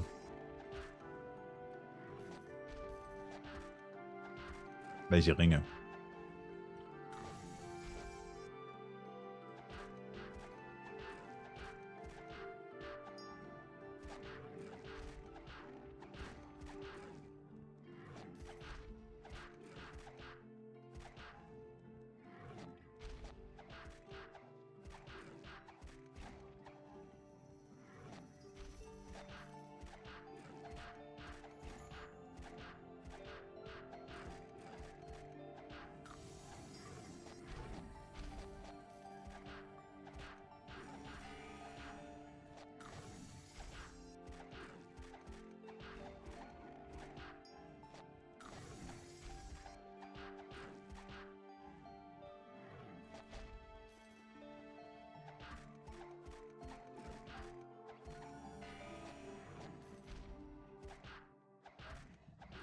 Sollte ich als Filthy Casual auf dem normalen Universe-Server anfangen zu zocken? Glaube, FEC lohnt sich da nicht wirklich, oder? Doch, lohnt sich immer. Du darfst halt nur nicht verkacken, dass du transferieren musst im September. Also wenn du wirklich ein Casual bist, dann wirst du wahrscheinlich nicht die vollen 5 Monate jeden Tag oder whatever spielen. Mein Tipp: Mach dir jetzt schon mal in deinem Smartphone einen Kalendereintrag für den 30. September zum Beispiel, das FWC-Transfer machst. Wird dann am Handy-Display angezeigt, FWC-Transfer, dann denkst du dir, oh, stimmt. Weil sonst könntest du deinen Charakter verlieren, weil es gibt eine Menge Leute, die zocken halt jetzt irgendwann, dann hören sie auf für eine Weile, für eine längere Weile, als sie vielleicht gedacht haben, vergessen es, und dann kommen sie im November wieder und dann fragen sie, yo, wo sind meine Chars und so, pipapo, und dann, ja. Das ist jetzt blöd gelaufen. Das ist jedes Jahr wieder. Deswegen einfach von Anfang an schon mal einen Kalendereintrag machen. Dass selbst wenn man nicht spielt, einfach kurz einloggen, Transfer beantragen und dann kann man ja weiter nicht spielen. Aber sonst ist halt alles weg. Das wäre natürlich blöd. Die Charaktere werden auf den normalen Server übertragen. Yes. Genau. Aber halt erst, wenn es vorbei ist. Und das dauert halt ein paar Monate. Wann den Eintrag machen? Ja, wie gesagt, 30. September wäre wahrscheinlich gut. Spätestens, wenn du es bis dahin nicht schon gemacht hast. Also, oder meinst du jetzt die Uhrzeit oder was?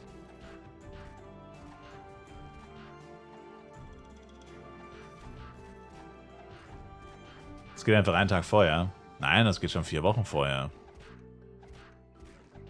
Aber dann solltest du es halt spätestens machen, wenn du bis dahin nicht eh schon online warst. Wenn du bis dahin schon online warst, dann siehst du den Eintrag, weißt, du hast es eh schon gemacht, dann kannst du es ja ignorieren. Das ist ja nur nochmal der Last Reminder quasi. Du kannst auch am 25. September machen.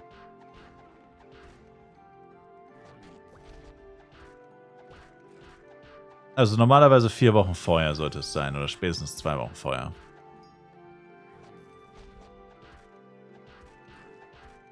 Also so Mitte September kannst du natürlich auch machen.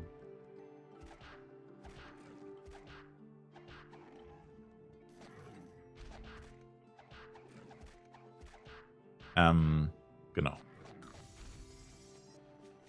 Kann ich noch fragen, was der Vorteil, die Unterschiede auf dem FEC-Server sind? Doppel XP, Doppel Drop, Doppel Upgrade. Alle Basis-Rates mal 2. Wann kommen neue Speedsets? Gestern. Gestern und in 13 Tagen. Das war gestern.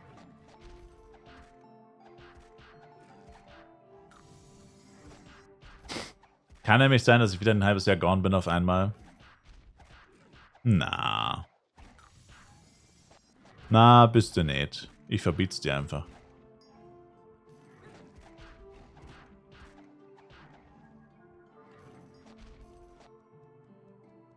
Na, da staunst du.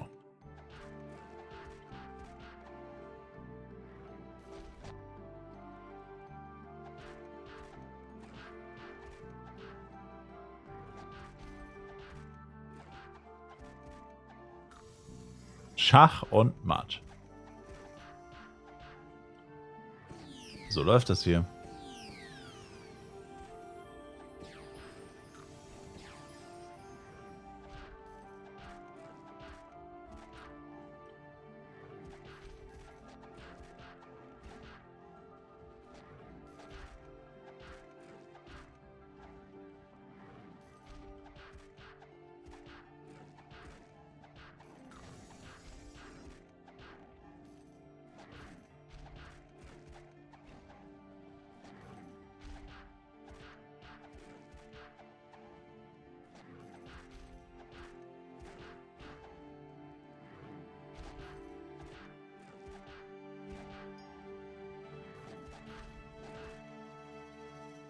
Du kannst wegen eines Hindernisses dich angreifen. Bro, ich bin Jester, Alter. Was für Hindernis, Mann.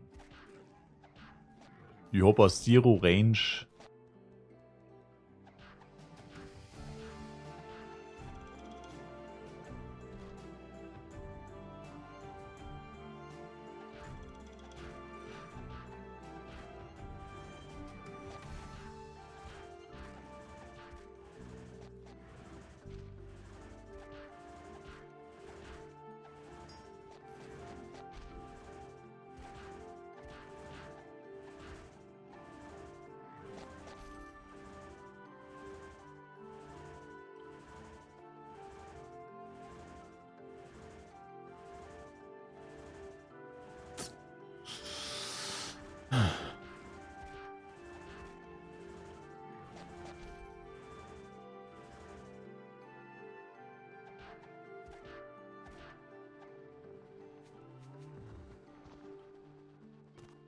Damn, hat der mir gerade sexy ins Ohr gestöhnt.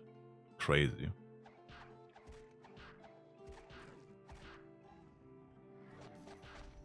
Das Lootfenster mit einem Bildschirm fuckt mich so übelst ab, kacke, dass man das nicht ausstellen kann.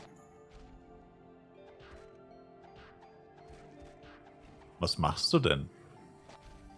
Dass du ein Lootfenster bekommst. Giants oder was?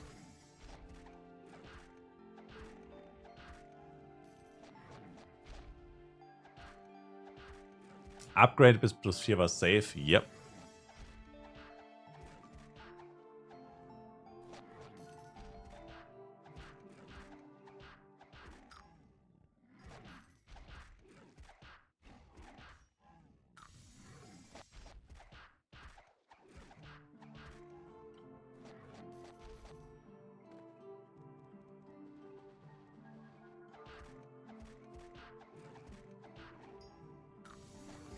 Ach so, du meinst alles, was man aufhebt, lol.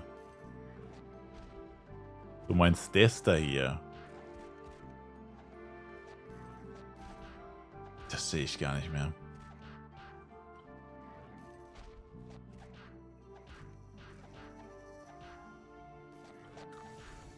Wie war bei Kingstar oder Crapper Levin? Das sollte theoretisch egal sein. Level up, baby, let's go! Level up, baby, let's go!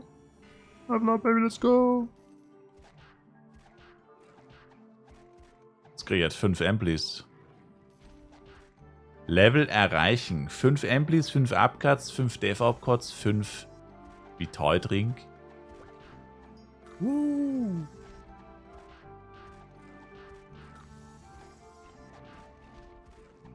Danke.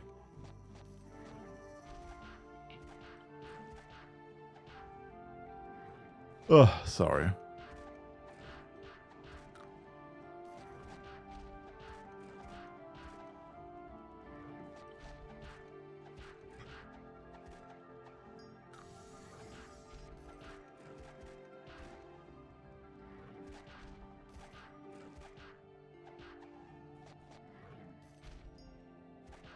Junge, so langsam fuckt das Upgraden aber ab, muss ich sagen.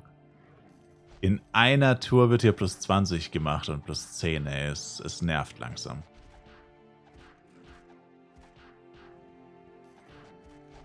Sorry, dass wir nicht alle im Lotto gewonnen haben.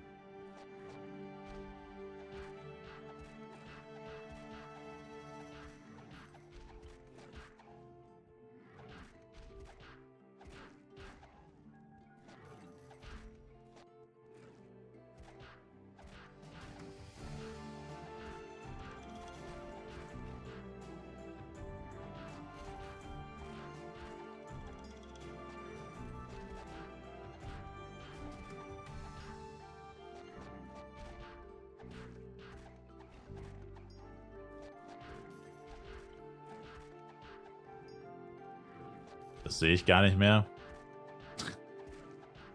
Weil du es die ganze Zeit bist. Du bist das.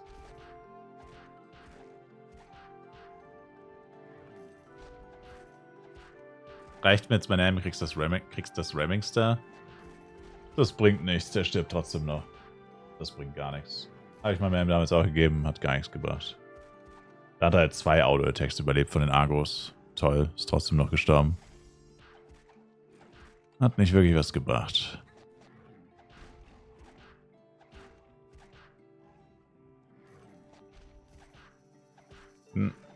Aktuell Stufe 13. Gibt es eine Methode, um schnell zu leveln, da einfach Mobs töten, die paar Level über mir sind? Ja, das ist so das Hauptsächliche, was man macht in diesem Spiel. Kannst du auch ein bisschen questen zwischendurch, wenn das Leveln mal vielleicht ein bisschen auf die Nerven geht. Nur Monster töten, wenn es zu eintönig wird. Aber vor allem ab Level 30 kriegst du halt einen Doppel-XP-Bonus. Der wird dir auch oben links angezeigt, dieser Pfeil auf dem braunen Hintergrund. Und spätestens, wenn der aktiv ist, ab Level 30, dann ist es eigentlich so, dass du schon definitiv eigentlich eher leveln willst.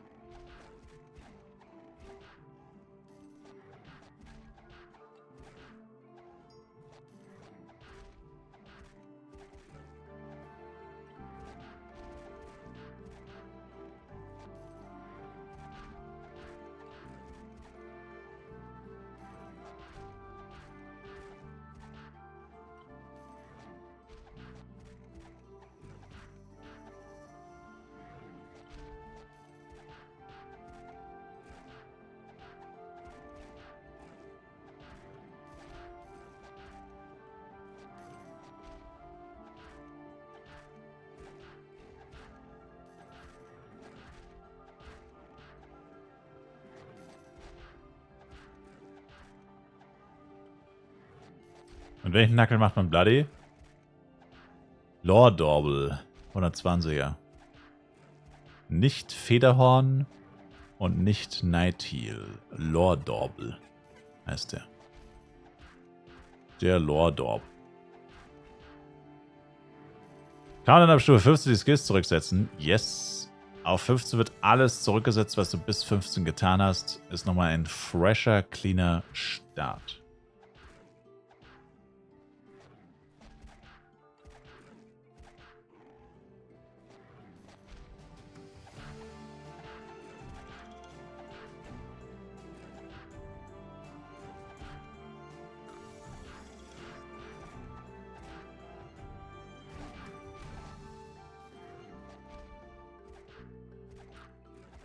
Kann man achso, genau, ja. So, jetzt noch 7 mal wenig Guardian killen, dann kann ich endlich weiterleveln.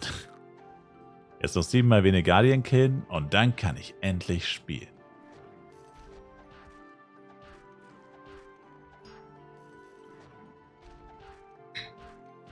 Jo, klingt geil. Das ist doch mal eine Ansage.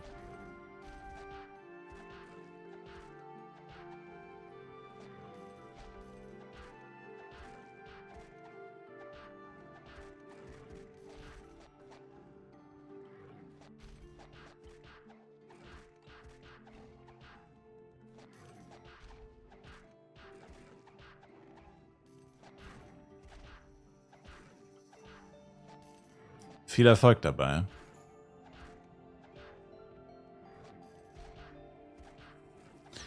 Aber das ist der beste Zeitpunkt, um Master Quest zu starten, ist das, oder ist das egal? Naja, jetzt auf jeden Fall nicht. Aber ja, grundsätzlich ist es eigentlich egal.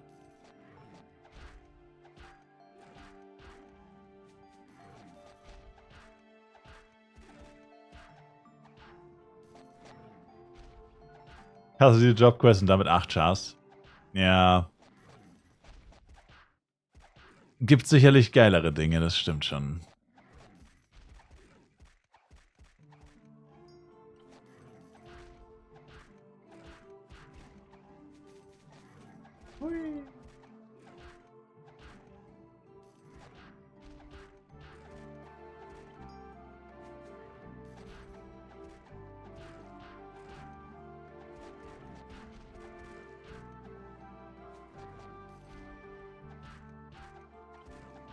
Boah, ey. Oh. So die Durchblutung mal wieder anregen hier.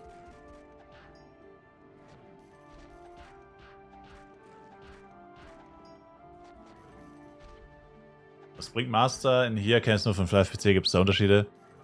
Master in Flive Universe gibt eigentlich ausschließlich Skins und ein CS-Pad und eine 2 Stat-Page. Ansonsten ausschließlich Skins und Motions, Dances.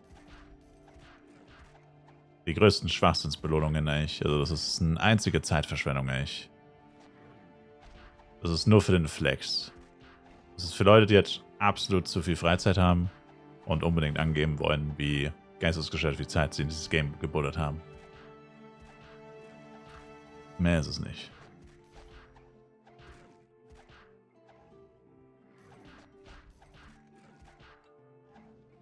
Also sobald du 125 bist, spätestens dann solltest du aufhören. Weil danach gibt es wirklich nur noch kosmetische und andere unnütze Dinge, die keinen praktischen Vorteil bieten. Man muss dazu sagen, 160 Heroes aktuell. Das höchste wird aber bei der 180 nochmal erhöht. Und selbst jetzt bietet es aktuell wirklich so gut wie keinen Mehrwert. Also du butterst da hunderte Stunden rein für nichts und wieder nichts eigentlich. Also halt wie gesagt für den Flex. Fängt man bei der Master Quest nicht wieder von 60 an? Doch. Und wie gesagt, bald geht's bis 180. Das sind 120 Level. Nochmal. Aber die besten Sachen kriegst du halt mit 125 schon, also kannst du da aufhören. Nämlich die zweite Stat-Page. CS-Page gibt es sogar schon mit 120. Aktuell die Historiker-Quest-Reihe kann man aus dem Dungeon raus und wieder rein. Hab den einfach komplett gemacht und konnte die Quest jetzt nicht abschließen.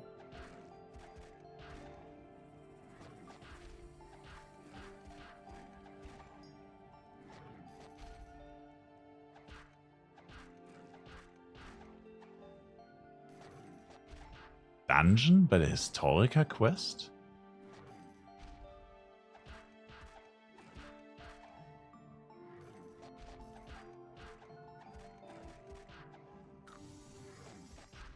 Kann man Level Down stacken? Nope.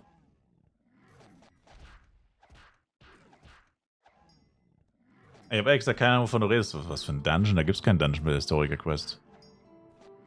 Sicher, dass du die Historiker-Quest meinst? Hört sich nicht an wie Historiker.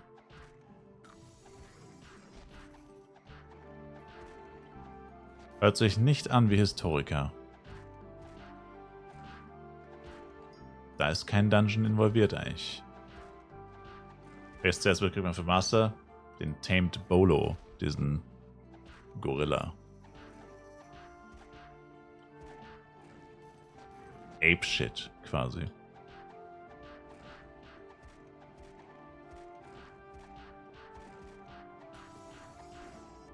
Eine Frage mit der Master Quest. Hat die nicht Evoli gestellt? Oh, aber wann ist der beste Zeit für Master Quest? Nicht jetzt, aber grundsätzlich ist es eigentlich egal. Aber ich würde es halt definitiv nicht am Serverstart machen. Oder in der näheren Umgebung des Serverstarts.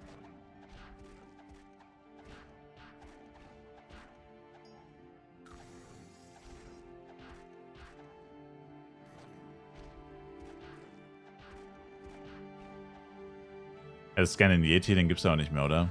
Nee. Da hättest du ungefähr vor 3 Wochen 120 erreichen müssen. Gefühlt.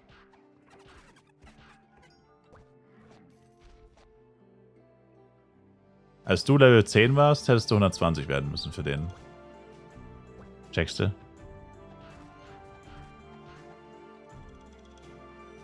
Checkst du, wie ich meine?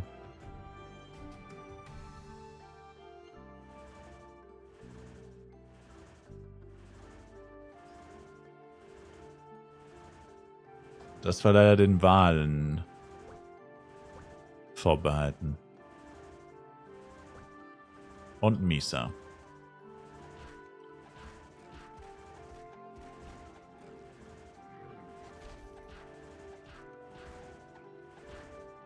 Sind doch noch 160 verfügbar? Achso, es ist 140, nicht 120, my bad. Ja, stimmt, ne, ist 140. Sorry. Oder? Ah, hier ist da. Ja. Naja, ich dachte irgendwie gerade, es ist 120. Ne, hast recht, es ist 140. My bad. Aber, ja. Dennoch. Sei es drum. Sind doch noch 160 verfügbar, ja. Ja. Dann ist das ja kein Problem. Dann kannst du ja noch schnell einen holen. Light gibt's, die gibt's ja gar nicht. Light gibt's, die gibt's ja gar nicht. Na, dann ist das ja kein Problem. Dann hole ich mir den schnell.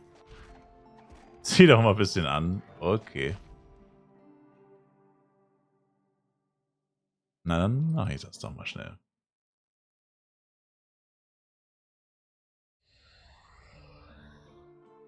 Also einfach ab jetzt nicht mehr Schlaf und 5K reinbuttern. Den Abstand wirst du nicht einholen können. Selbst wenn du 5K reinbutterst. Also ja, wenn du jetzt 24/7 spielen willst und permanent mit Doppel-Ampli und so, dann vielleicht. Aber du musst ja nicht aufholen, du musst ja überholen.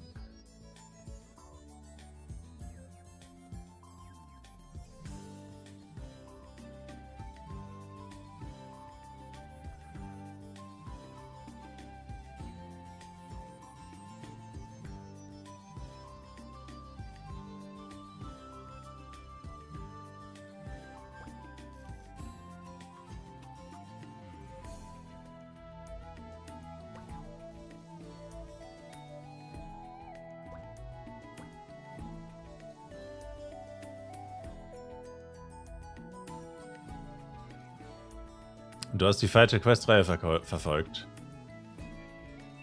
Oh, du hast nicht die Historikerin-Quest gemacht, sondern die leeren Mountain-Quest. Uff.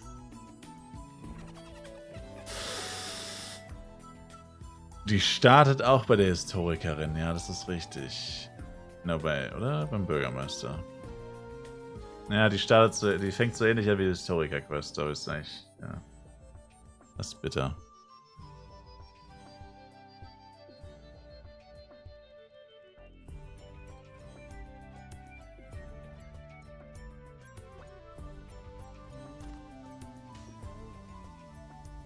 Oh, Kinder, Zeit für einen Krabbenburger. 20 Uhr.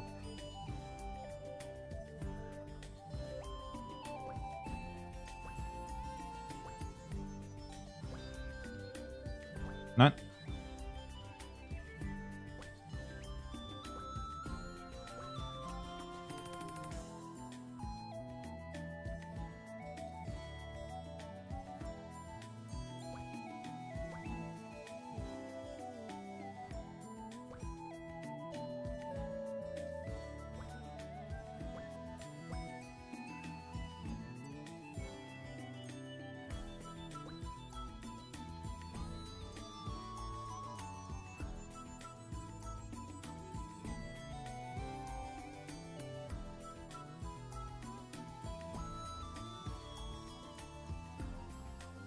Du bist der Bürgermeister von Flaus, die startet bei mir.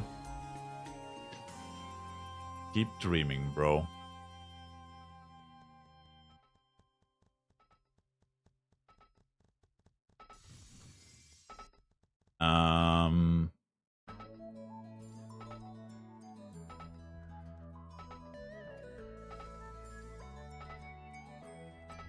Meine Weapons wurden tatsächlich gekauft auf Channel 2, by the way.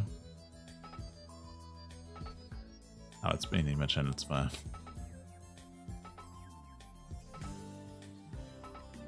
Wo ist die Wette, Knack?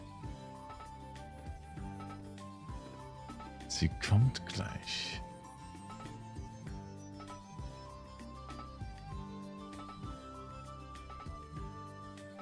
Chillen Sie doch mal.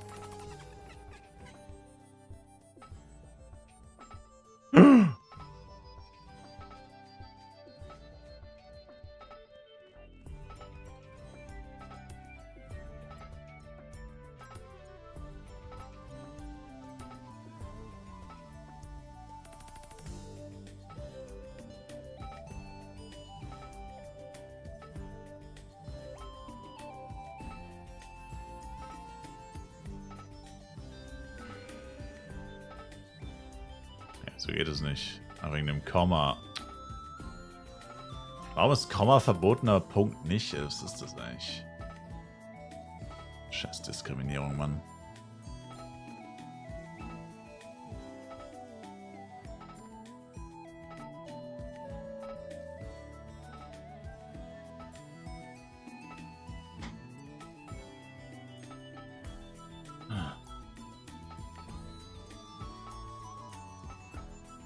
Deshalb wurde eigentlich, wenn der Reinsch heißt, wen der Reinsch heißt?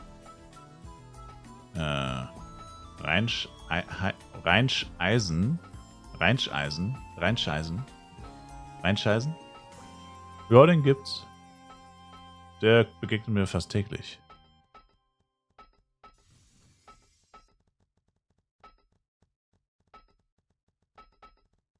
Den kenne ich. Den kenne ich sogar sehr gut.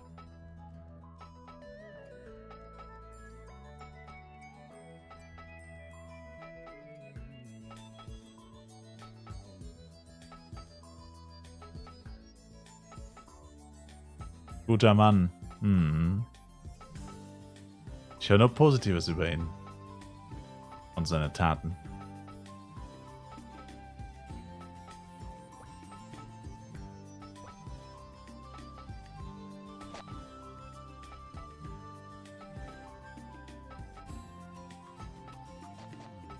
Lol.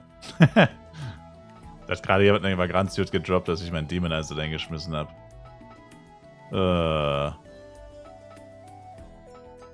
Was für ein Timing.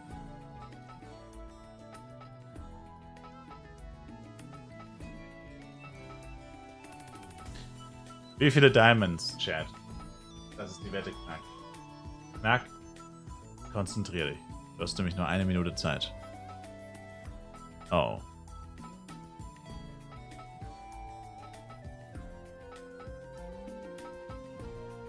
Was ist denn das für eine Wette? Upgrade, ja, nein? Es war nein, oder? Upgrade, ja, nein, war nein, gell? Ja, es war nein. Was ist das für eine Wette? Ich habe nie in meinem Leben gesehen, was soll das? Diamonds, Max 4 und 4 plus. 1 Minute Zeit läuft. 1 Minute Zeit läuft. Gibt's jetzt Gambling? Ja.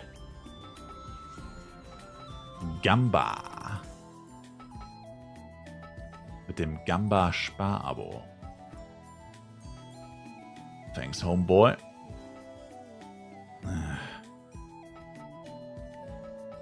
Bisschen Geld fehlt mir noch. Bisschen Geld fehlt mir noch. Wie viele Waffen? Ja. Wie viele Infos brauchst du, Knack? Hier siehst du es doch. Es ist schwarz auf weiß. Du hast nur noch 20 Sekunden, entscheide schnell. Ich kann dir sagen, wie viel die Waffen wert sind. 6,9 Millionen. Bringt dir das irgendwas? Höchstwahrscheinlich nicht. Ich habe keine Ahnung. Knack. Es ist ein buntes Gemisch aus Clean plus 1 plus 2 plus 3. Genauso gedroppt. Heiß und fettig bei den Jedis. August, whatever the fuck. Und wir gehen rein. Und wir gehen rein. Let's freaking go, baby. Und wir gehen rein. Und wir gehen rein. Und wir gehen rein. Und wir haben absolut noch gar nichts. Oh boy, oh boy. Und da ist auch schon die 3. Oh boy. Und da ist auch schon die 5. Und da ist auch schon die 5. Und so schnell kann das gehen hier bei Gamble Styler. Rufen Sie jetzt an für eine Runde. Alter, what the fuck? What the fuck? What the fuck? Es sind einfach 20 Waffen in a row nicht geklappt. Wir haben die 5 erreicht und einfach 20 in a row gar nichts. Hab alles verloren. Knack G, my man. My man. Easy money. Rick. Das war echt rigged. Das ist instant auf 5 und dann hat es gar nicht mehr geklappt. Das war echt rigged.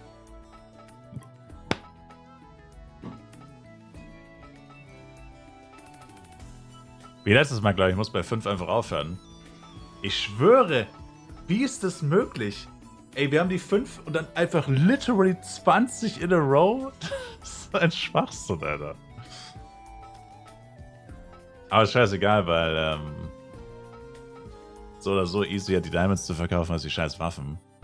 So viele Waffen, da brauchst du 1000 Jahre, um die zu verkaufen. Ist chilliger mit den Diamonds. Butters, brauchst du noch Diamonds? Jeder weiß, er heißt Butters. Butters, das bin ich.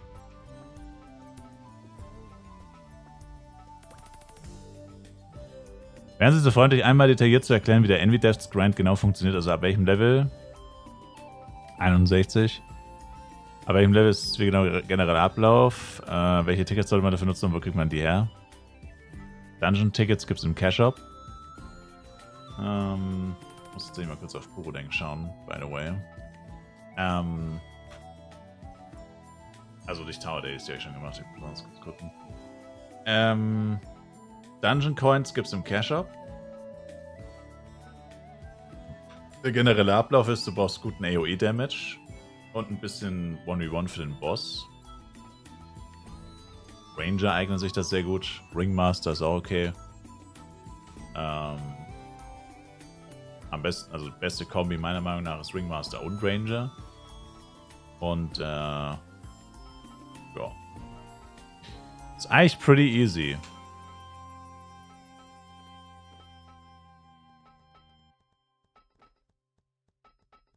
Oder meinte ein High-Level-Envy zum Leveln?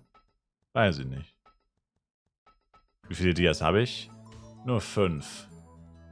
Gerade frisch abgezapft. Die kommen gerade von der Zapfsäule.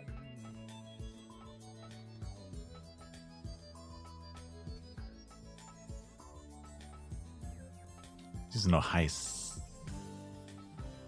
Heißer als Frittenfett.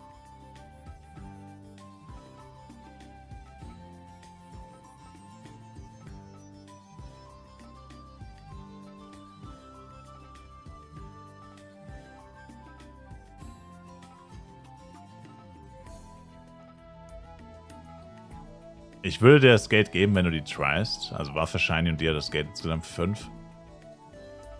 Keine, ich habe keine Power Dice dafür, Sir. Kann ich nicht.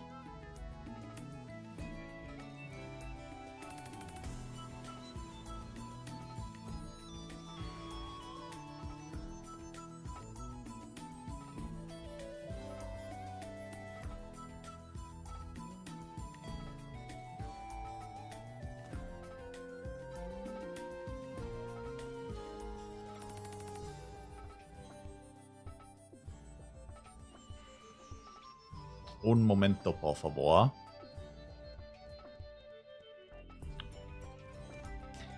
Ey, es ist XP-Event und der Cash steht hier nur rum. Das kannst du nicht ausdenken. Das kannst du nicht ausdenken. Du sollst für ihn gambeln. Ja, aber ich soll ja auch Shinies und Power Dice bereitstellen. Ja? Ich habe das schon verstanden, aber ich soll ihm ja alles auslegen. Und genau das habe ich gerade gesagt, kann ich nicht. Will ich nicht. Sir. Ich hab das schon verstanden. Global Attack ist abgelaufen. Oh, sorry. 5 für 20 kannst du nehmen. Aber das ist zu wenig. 21,5 wären das, bitte.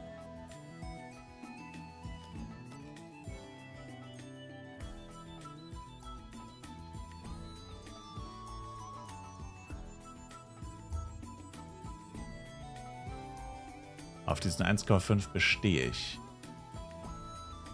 Denn ich bin ein Broke Boy.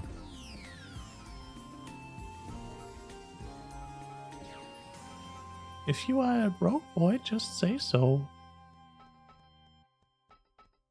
Oh, RIP.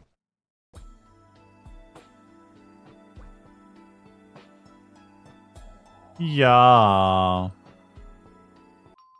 Meine Güte. Also, dass du jetzt verkauft. Weiß nicht, Butters.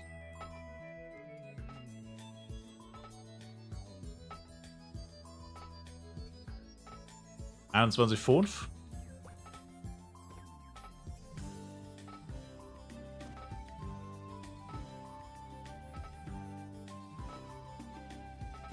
Am 18 Millionen fast voll in NW. Easy. Ja, dann sind sie weg. Sorry. Aber das ist mir tatsächlich auch etwas unkomplizierter als das, was du hier vorschlägst. Für solche hochkomplexen Angelegenheiten bin ich jetzt nicht imstande. Es geht mir jetzt alles ein bisschen zu schnell. Jeder weiß, er heißt Butters. Butters, das bin ich.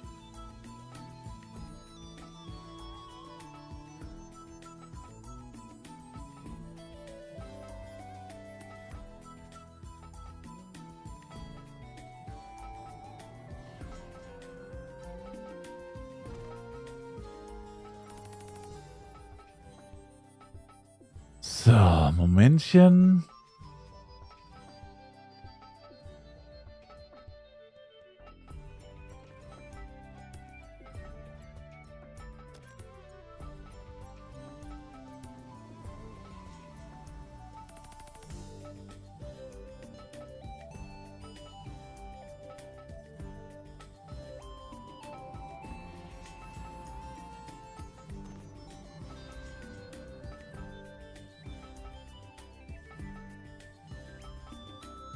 Jobs gleich.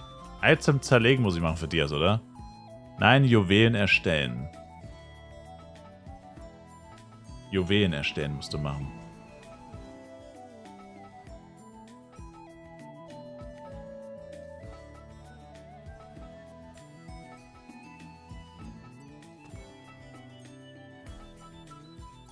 So.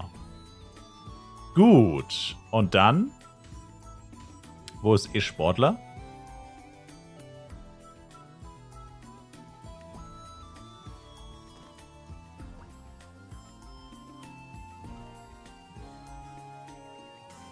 Gib mir dein ganzes Geld. Und die Bauerdeisch. Wie viel S-Pro muss ich jetzt rechnen für Z plus Art auf FEC? Naja, wenn du 7 mit S-Project Low machst, dann wären es wohl so 10 bis 20.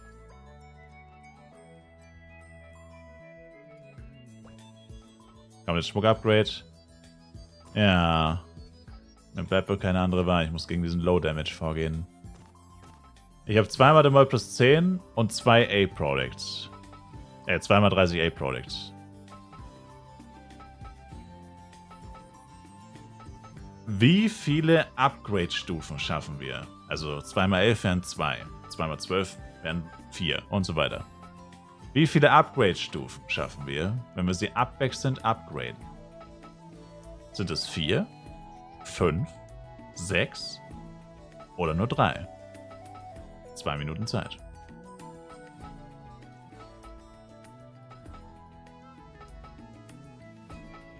Und ich werde mal kurz urinieren gehen. Ja, und mir vielleicht ein bisschen Koks reinballern. Ich meinte Apfelmus.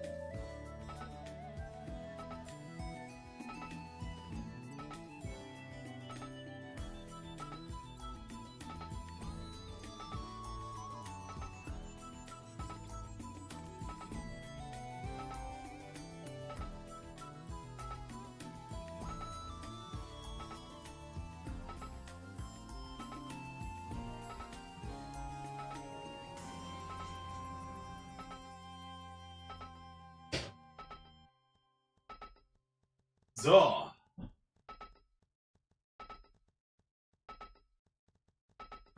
Haben noch kurz meine Kaninchen eingesperrt, was Neues zu trinken geholt.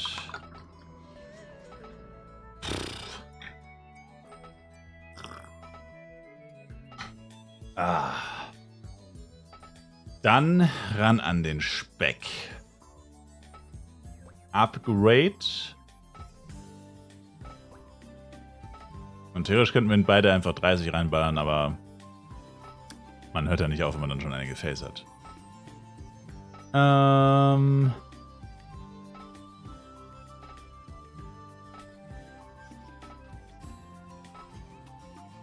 gerade 20 A-Pros wird der Mod plus 7 auf 10 gebraucht. Richtige Kinderverarsche. Yeah. Für Upgrade war Powerless 4 anwählen, dann Gear für Piercing. Powerless 8, yes. Entschuldigung. Danke für die Party, bin off. Hater. Danke dir. Klassiker-Bomber. Ja dann, let's go! Baby!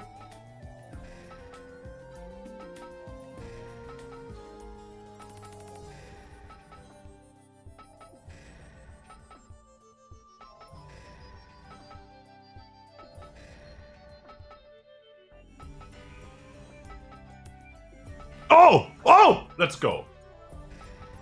Das war ja auch verdient. Back to back.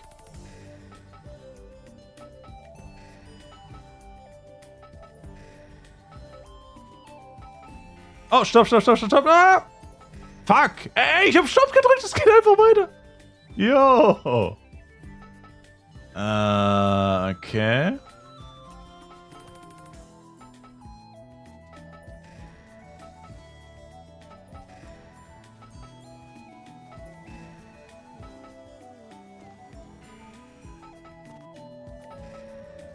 Okay, ich glaube, die Wette war hinfällig. Es wird höchstwahrscheinlich 6. Also 6 plus ist das dann quasi. Oh, oder auch nicht. Okay, er natzt mich wieder. Junge, nicht 5-mal fehlschlagen bei so einer hohen Chance. Nein. Hallo? Hallo?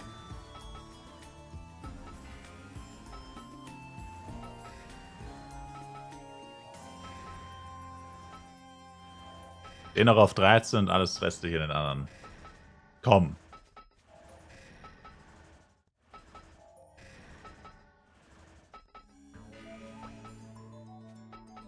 Also jetzt sind beide auf 13, das ist schon 6. Habe ich mich wohl ein bisschen verschätzt. Ich dachte, es klappt nicht so gut. My bad. Believers are eating good today. Vielleicht auch noch beide auf 14 tatsächlich. Auf 15 geht der wahrscheinlich nicht mehr, oder? Och, Junge, jetzt klappt doch einmal früher. Warum klappt es denn nicht früh? Stopp. Ja, jetzt beide auf 14 ist wohl ja, das gute Stoppding.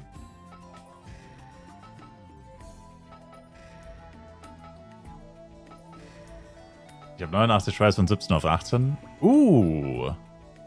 Noch 13 über. Ja, da würde ich fast sagen, den Rest noch in den Vigor tatsächlich. Da bleibe ich auf dem Vigor. Ja doch, jetzt bleibe ich eigentlich immer mindestens auf einem Vigor.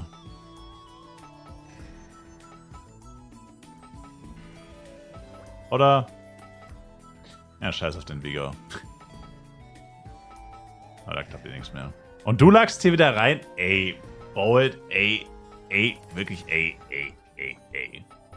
Okay, es könnte noch klappen. 7 Stück, komm schon, es könnte noch klappen, komm. Come on, baby, do it, baby, come on, baby, let's go, baby, komm 4. Komm 3. Komm 2. Trash. Na gut, den muss ich auf jeden Fall noch auf 15 machen. Mit 11 Versuchen. Also der hat über 10% Chance. Es ist ja eigentlich 10 A-Pros und das Ding ist eigentlich safe, weil es ja dann immer mehr wird. Okay. Ja. 80 Zusatzschaden mehr von 159 auf 239 und hier nochmal ein STR. Ja, wird halt nichts ändern. Der Damage wird immer noch scheiße sein, aber hey. Hey. Hey. It is what it is. Gut, dann hat mir Butters mein Gate geschickt oder kommt es noch? Dies kommt noch. Ja. Als ich gestern ging oder woher so viel Kohle ist, Sir? Siehst du, wie lange ich live bin, Mohi? Siehst du, wie lange ich live bin? Und ich habe die gesamte Zeit einfach nur gegrindet, Sir. Daher das Geld.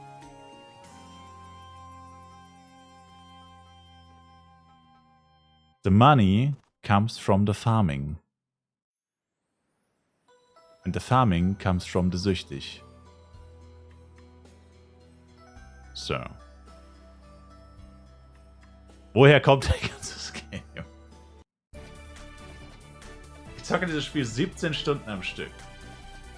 Und dann kommen die Leute und fragen, wo hast du das ganze Geld? Das ist ja voll unfair. Das ist ja völlig... Bruh. Unbelievable.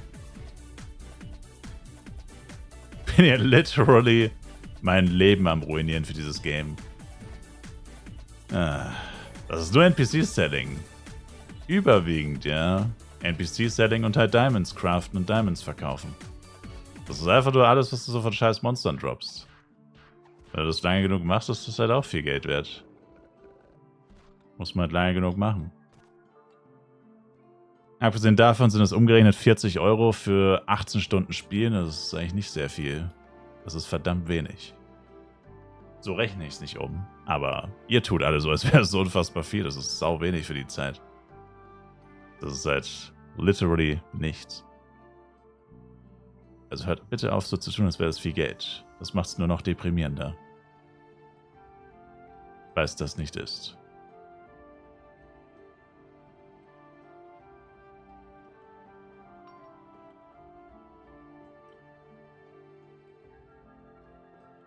Lieber arbeiten gehen und aufladen, den Rest seines Lebens genießen.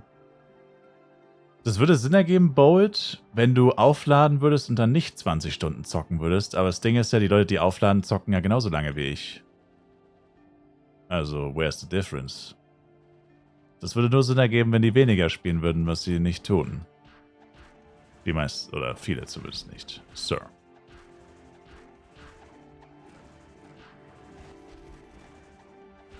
Sir, Sir, Sir.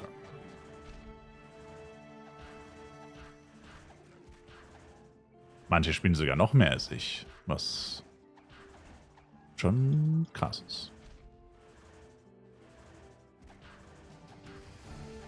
Ja, der Damage ist immer noch heftige Hundescheiße. Oh, ich habe keinen Link-Attack, no Mensch. Na gut, okay. Ja gut, okay, das Upgrade hat man jetzt schon gemerkt, tatsächlich. Ja gut, das ist tatsächlich mal ein Upgrade, das man minimal bemerkt. Na gut. Okay, na gut. Fair, fair. Aber meine Crits schwanken so geistesgestört. Das ist ja fast schon ein bisschen crazy. Von 22 bis 29.000. Warum schwankt denn das so krank? Warum ist ein Jojo so kacke? Sehr voll ätzend. Dem Low-Level schwankt das schon so extrem? Ist doch nicht. Hätte gern konstant 29k.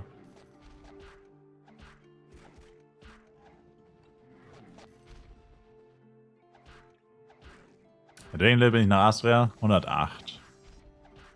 War aber keine schöne Experience. Also bis 109 war es unschön.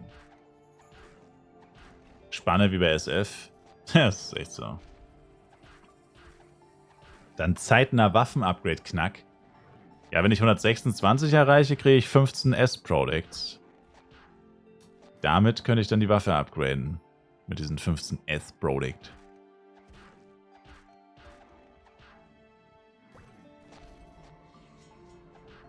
A Resurrection Scroll. Naja. Ja gut, dann würde ich sagen, zwiebeln wir mal eine Ampli rein. Dann würde ich sagen, zwiebeln wir mal eine durch.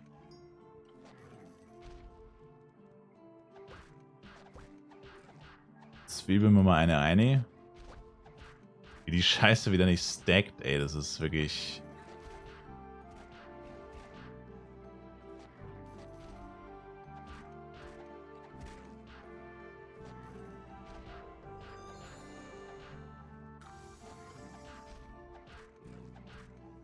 Vergesst nicht euer Cheer.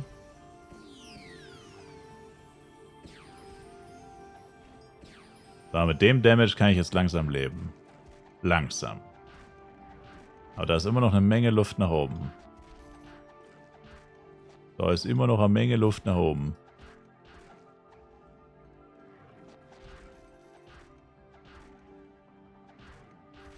Mein Damage ist auch schon höher als vorher. Ja, ich habe ja auch gerade einen Upcut-Stone reingezwiebelt. Ich habe davor die ganze Zeit ohne Upcut gelevelt. Aber ja, ich habe gerade die Autotext normal verglichen und die waren auch höher. Circa 10% hat das jetzt ausgemacht. 10% mehr Damage durch das Demol-Upgrade.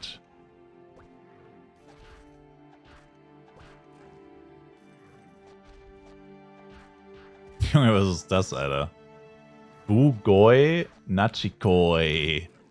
Bugoi Nachikoi. Ist wahrscheinlich übelst die rassistische Beleidigung oder so. Das soll ich nicht sagen. Wenn ich nicht weiß, was das bedeutet, soll ich es nicht sagen. I hope it's nothing evil. Evil Knievel. Moment, ich habe gar keine Ampli aktiviert. Hold up. Ich habe alles aktiviert, außer die Ampli.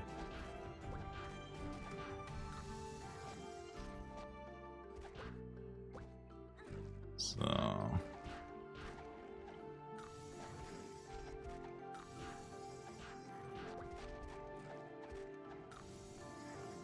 Dafür fehlt mir die Erfahrung, um das jetzt zu lösen, das Rätsel. Was? Was?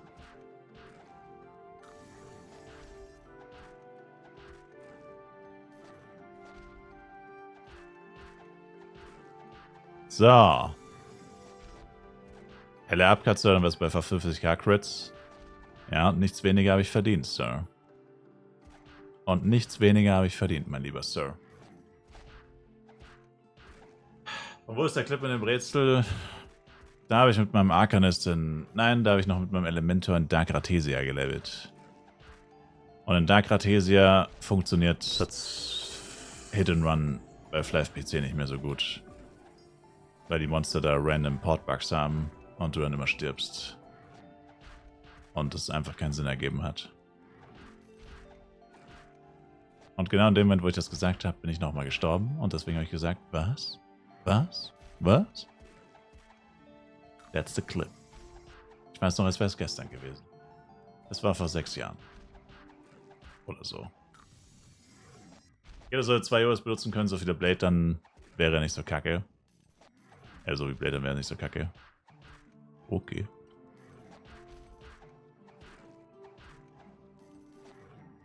PDs sind ja gut gesunken. Für wie viel kann man die noch verkaufen? PD-Preise sind immer all over the place. Wenn man geduldig genug ist oder der Shop lange genug steht, dann kann man die immer noch für ganz gute Preise verkaufen, denke ich mal.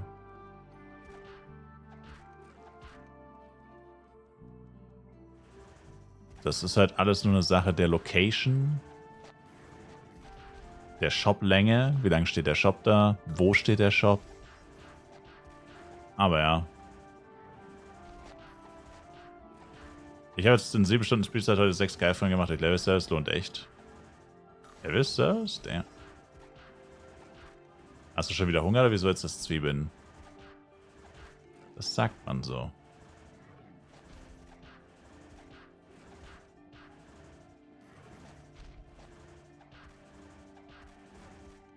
Lohnt es sich noch auf dem Server anzufangen?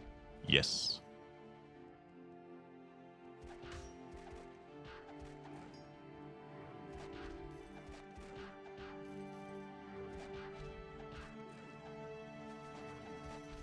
Die Lags starten? Nein. Nein. Nein. Nein. Nein. Ich habe Nein gesagt, Sir. Einfach nur Nein. Jetzt nicht.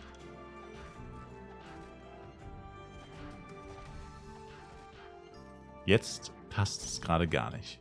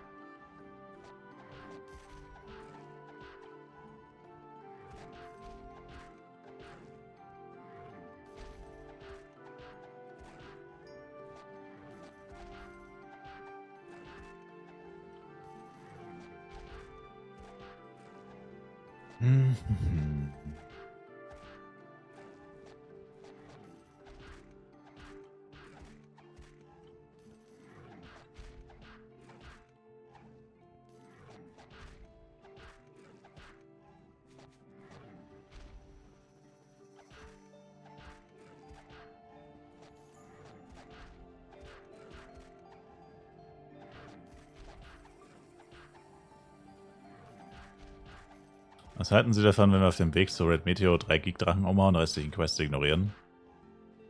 Restlichen Quests? Quests? Was denn für Quests?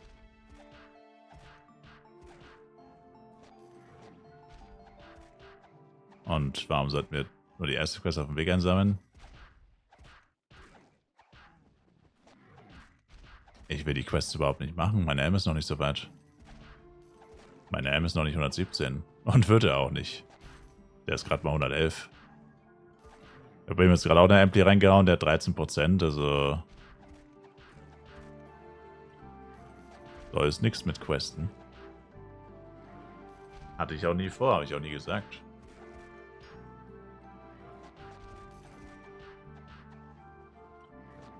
Aber danke für das Angebot, I guess.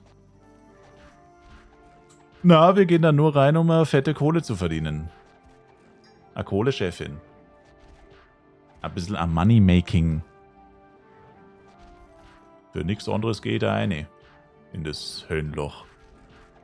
Diesmal hoffentlich mit ein bisschen mehr Damage. Diesmal mit einem kleinen bisschen mehr Damage. Last Red Meteor mit für Quest baut. 5 Mio. Für uns beide. Each. Also 10.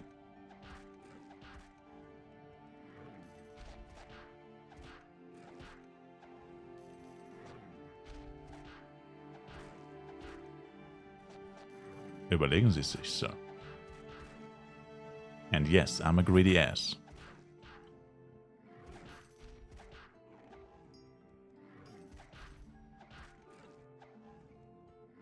Als Abschneider-Styler. Die Quest gibt 15 Mio, also macht er immer noch 5 Mio plus mit der Quest.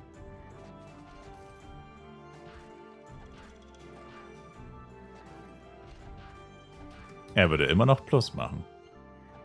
Außerdem gibt die Quest auch 5 Great Deal und 15 Abgas oder so. Da machst du lieber Solo mit Moonbeam. Ach, Bolt. Bolty, Bolty, Bolt. The Bold Nation. Haben Sie mich vorhin gedrängt, dass ich doch 6.000 Euro für Hermes ausgeben soll, Misa? Ja, was ist damit?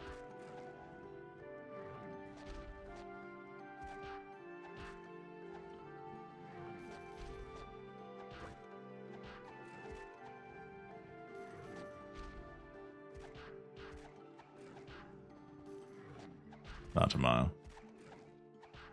Wie viel Kohle hast du mir geschickt, Bartas? Das waren 21, ne?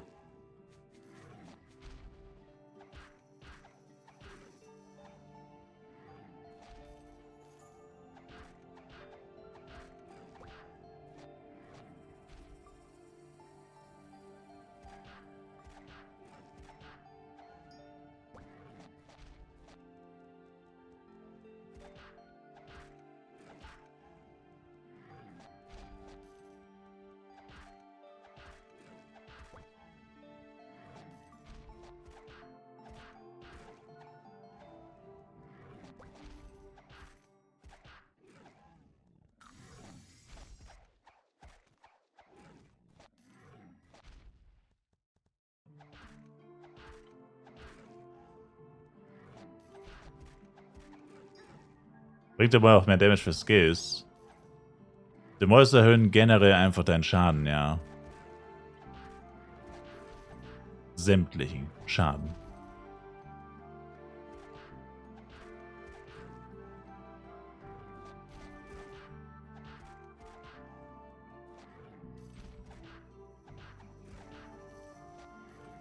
Okay, gut.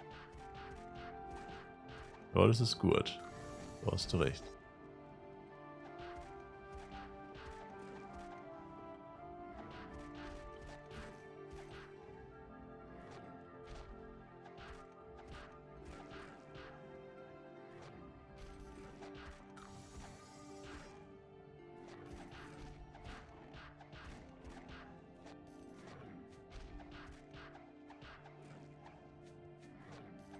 Was für ein Gurt?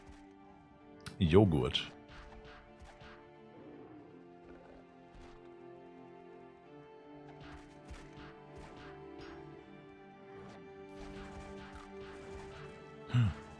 Ey! Was? Du Pisser, Alter. Kleiner, dreckiger Pisser.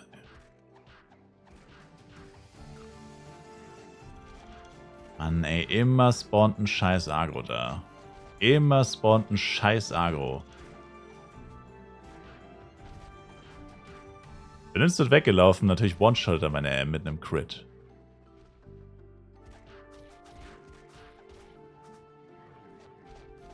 Das ist ja Sauerei. Abgekartetes Spiel, da ist direkt noch einer. Ja, warum nicht? Einfach gleich jeden Agro in Matrika hierher schicken. Plux. Er hat einen Plux plus 5 von der Giant Quest. Flug Giant Quest. Aber wie man sieht, bringt das nichts. Er kriegt halt einfach 5k Damage schon im Auto-Attack und wenn sie critten, ist er tot. Crit bedeutet automatisch Dude. Ich hoffe halt einfach drauf, dass sie nicht critten. In der Regel. Wenn sie es tun, tot. Da würde auch noch ein Demoy nichts bringen. Plug, meine ich. Ein Pensero plus 1 würde daran nichts ändern. Ein Pensero plus 30 würde daran nichts ändern, Sir.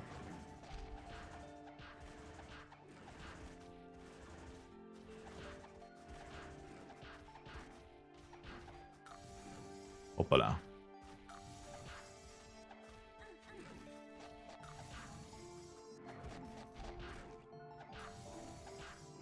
MFW Argos in Asria. Ja, du sagst es.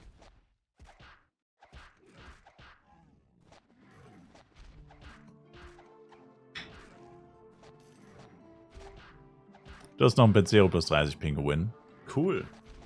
Na dann lass rüberwachsen, die Sau.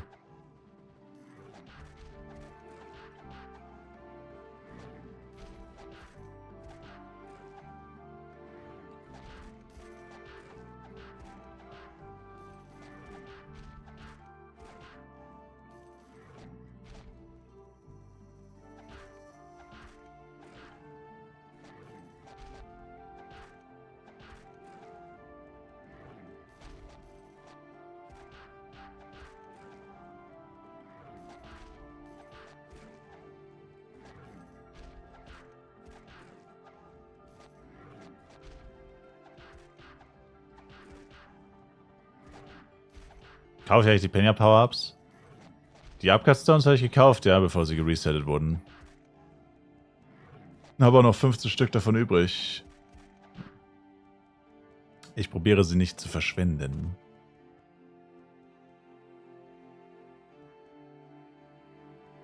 Was ist denn jetzt los, Alter? Alter, als ob ich an diesem verpissten Drecksschild hängen bleib, Mann. Ich bin nicht mal das scheiß Schild gelaufen, Mann. Was ist denn das? Jesus Christ. War nicht mal in der Nähe von dem Schild. Nutzen die auch Prevention auf dem AM?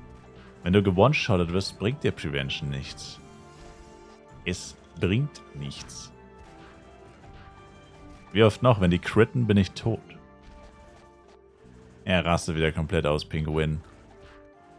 Weißt du noch damals, als er ausgerastet ist und diesen Typen zusammengeschlagen hat, on stream? Das war crazy. Crazy times.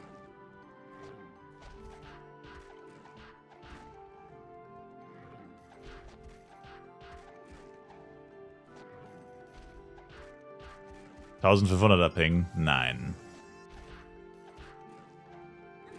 Der Ping ist echt am Steigen. Oh oh.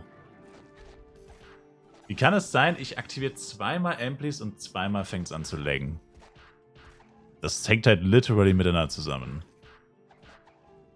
Das hängt halt einfach legit miteinander zusammen.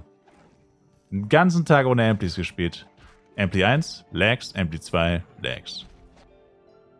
Das ist doch nicht den Ernst. Aber vielleicht ist es nur so wie vorhin so ein kurzer Leg-Spike. Hoffentlich beruhigt sich gleich wieder. Sonst haben wir ein Problem.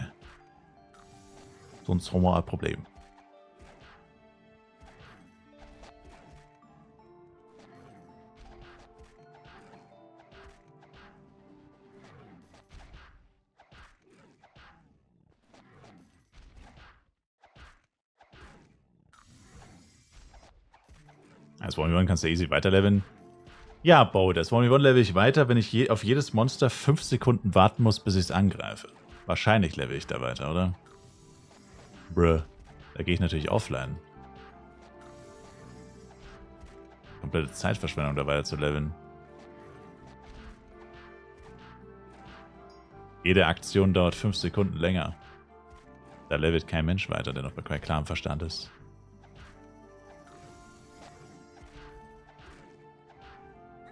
Vor allem nicht, wenn der Ampli so einen Scheiß aktiv hat.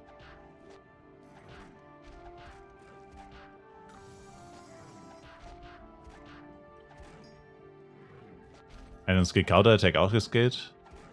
Ja, aber ich mache ja nie Giants, deswegen ist er ziemlich nutzlos. Aktuell. Ich kann jetzt, glaube ich, auch literally alles maxen. Ich kann jetzt Hop maxen. Damit sind alle Jester-Skills Max. Alle Jojo-Akrobat-Skills sind auch schon Max. Dann kann ich jetzt noch die Vagranten-Skills maxen.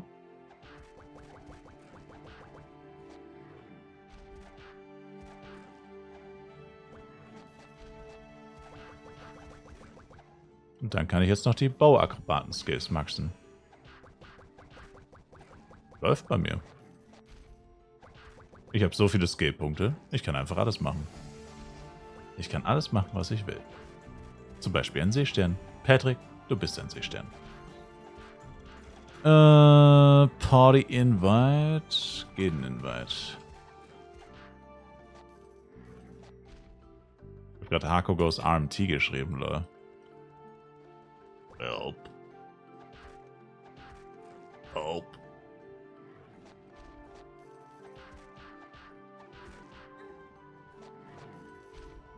Das wäre nicht so gut. Wenn du das machen würdest. Tun sie es nicht. Vergesst nicht euer Cheer. Cheer me up before you go.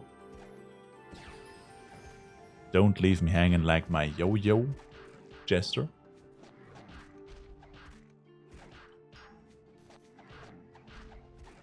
Dein Ping ist normal. Er ist wieder runtergegangen.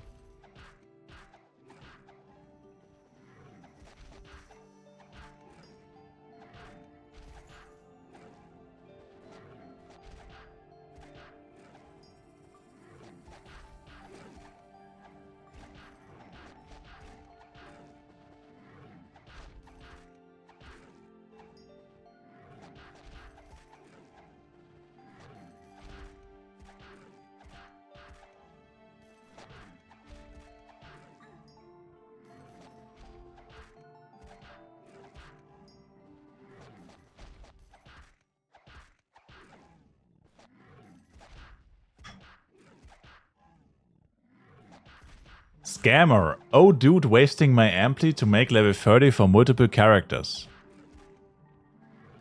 Und die Scamming P-Level Allegations. Wow, you're turning the table. Assassin's Creed wants to pay me for his 2 character to reach level 60 before he pays me.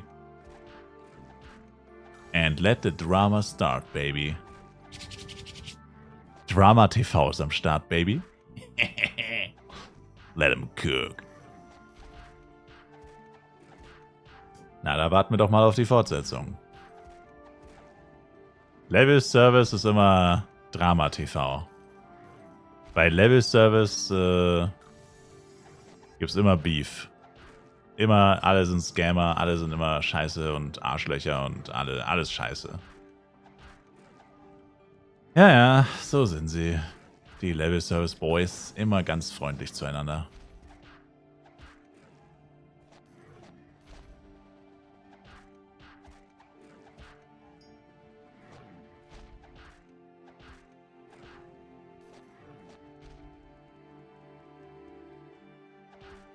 Was macht man die Scheiße auch? Keine Ahnung.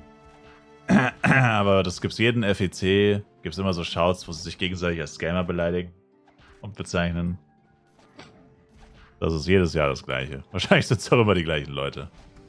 Ich merke mir natürlich nicht die Namen, aber höchstwahrscheinlich sind das doch immer die gleichen Leute, die immer wieder auf die gleichen Tricks reinfallen.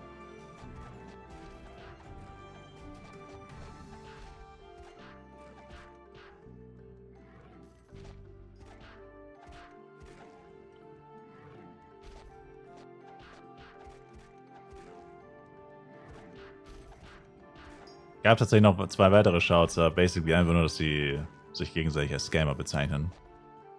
Nothing new. Hat man schon.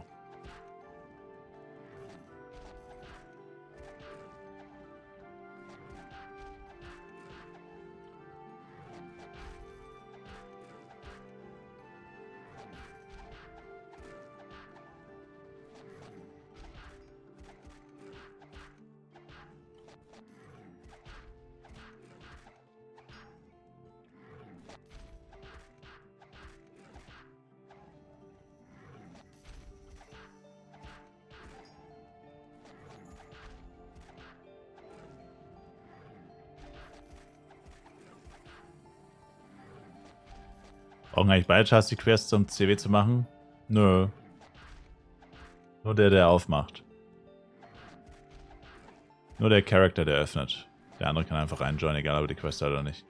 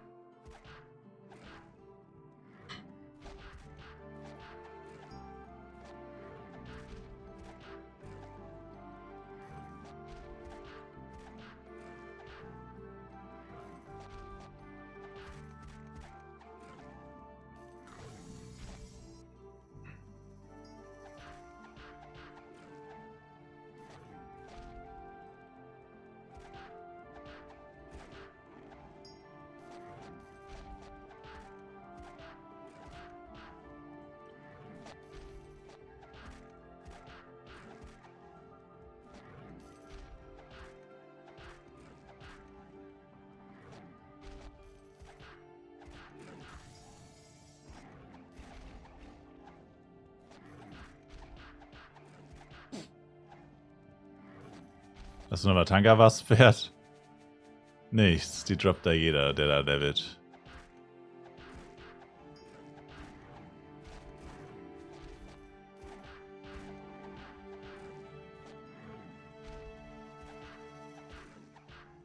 Ich trage sie sogar noch. Hab sie nur ausgeblendet, weil sie hässlich ist. Wie verdeckt das Gesicht meines super süßen Charakters. Meines super süßen Jesters.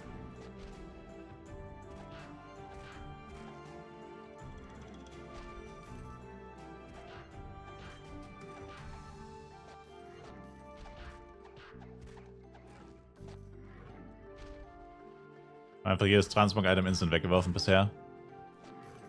Ich habe legit nur 2 gedroppt. Klarfan Cap und Vatanka Mask.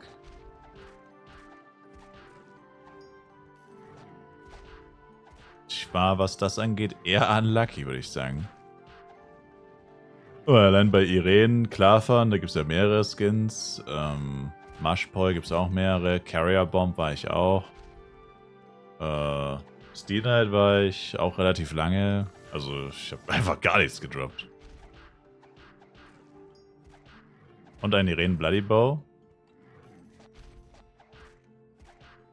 Irene Bloody Bow? Bloodthirsty heißt der. Bloodthirsty Irene Bow. Habe ich gedroppt? Habe ich nicht gedroppt, ne? Ne, verwechselst du mich, glaube ich. Hab den besten Muffin Kochlöffel. Den habe ich auch nicht gedroppt, aber gut, ich habe nicht viele Muffins getötet, weil die mich getötet haben. Da war ja was.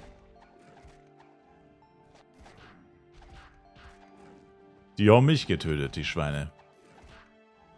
Das lief etwas anders als geplant. Loser. Danke dir. Thanks, Big Bro.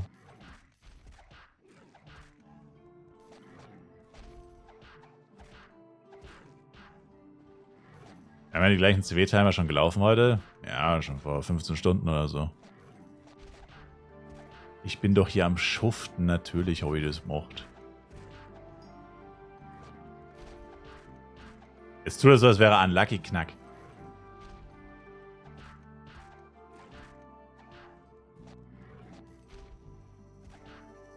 Okay.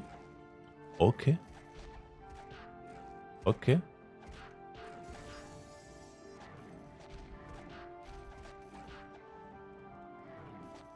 Jetzt kam ich bei der Wette raus.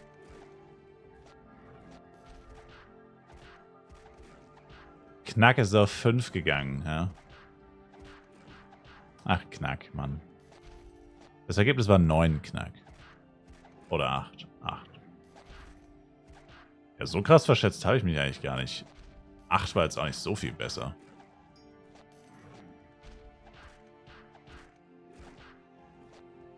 Habe ich schon etwas Größeres für mein Geld gekauft?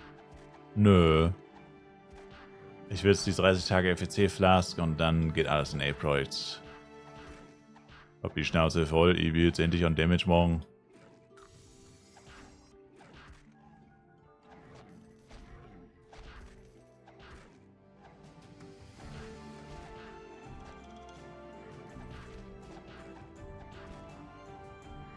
Hab die Schnauze gestrichen voll.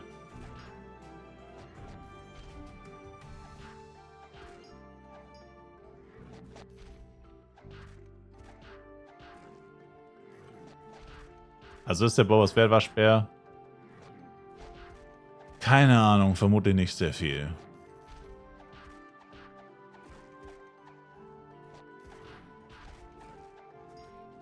Nicht sehr viel, vermutlich. Wenig bis gar nichts.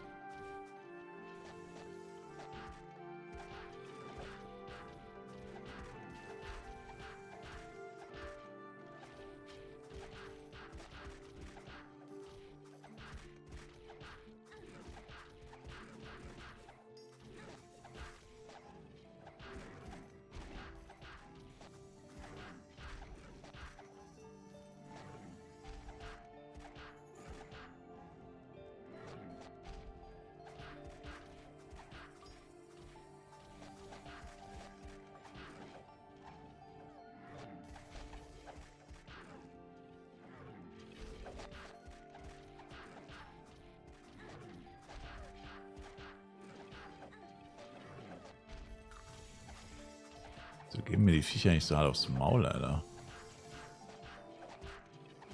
Jetzt habe ich mir mehr MV-Ringe gegeben. Ein seelengebundener Plug plus 5 von der Quest und ein Demol plus 3.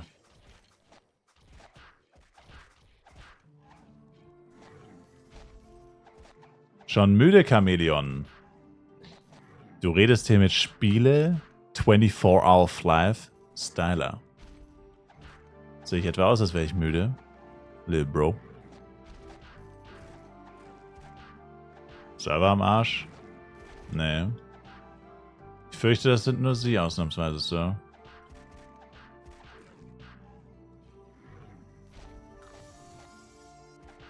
Hatte gerade DC und jetzt dauert es gerade wieder 3 Sekunden, bis mein Charakter angreift. Not sure about that.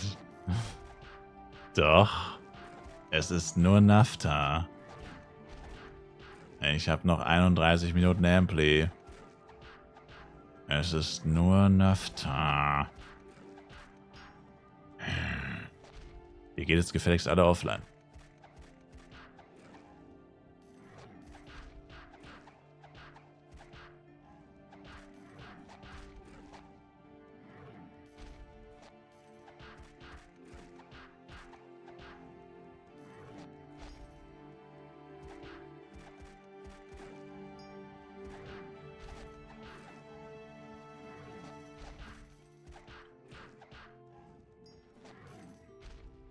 Ich und mein Kegelclub locken sich gerade ein.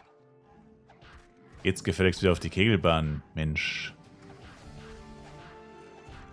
Mensch, Meier.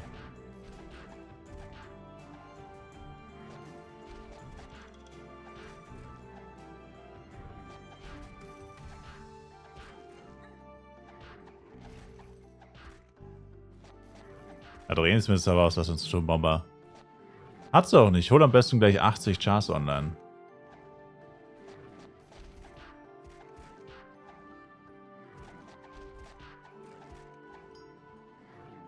$76.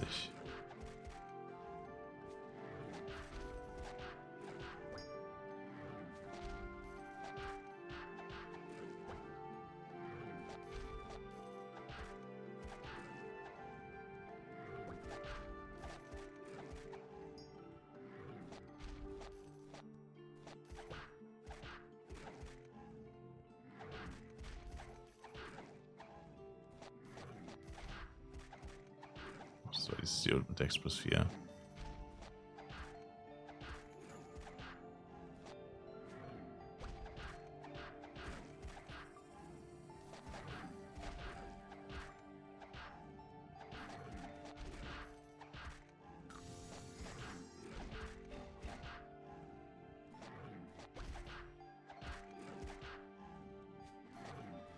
Also für alle Astria-Enjoyers, ich suche immer noch Nanex mit STR-Stattung.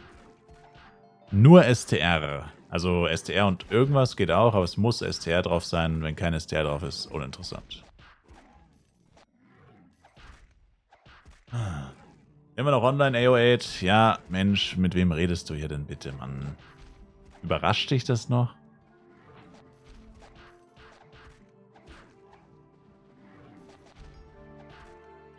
Abgehoben. Ja, es ist zwar schon abgehoben, wenn man Flive spielt oder was. Also, so.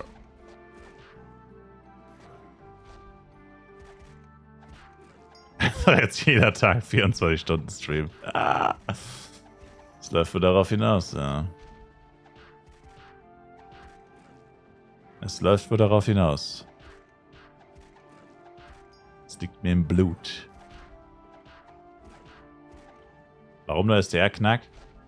Weil ich kein Dex mehr brauche. Deswegen ist mir nur wichtig, dass Damage drauf ist. Also wenn auch Dex drauf ist, ist mir wurscht. Kann Posture, STA, Posture, Int, Posture, aber ich brauche ein STR. Ich merke kaum einen Unterschied zum Sabaton.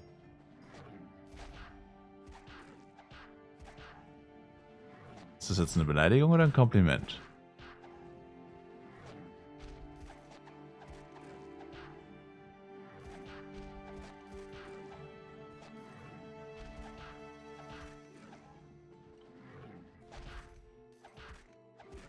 Wir sind eine Gruppe von 3. Gibt es irgendeinen Dungeon, den wir zusammen angehen könnten? Welches Level seid ihr denn?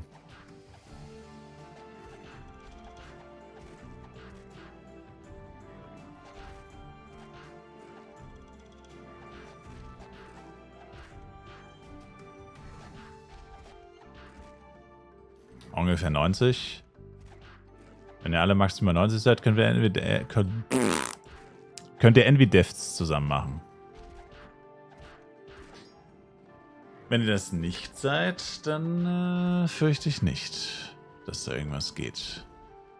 Nanex sucht der gute Herr. STR gestattet, ja. STR.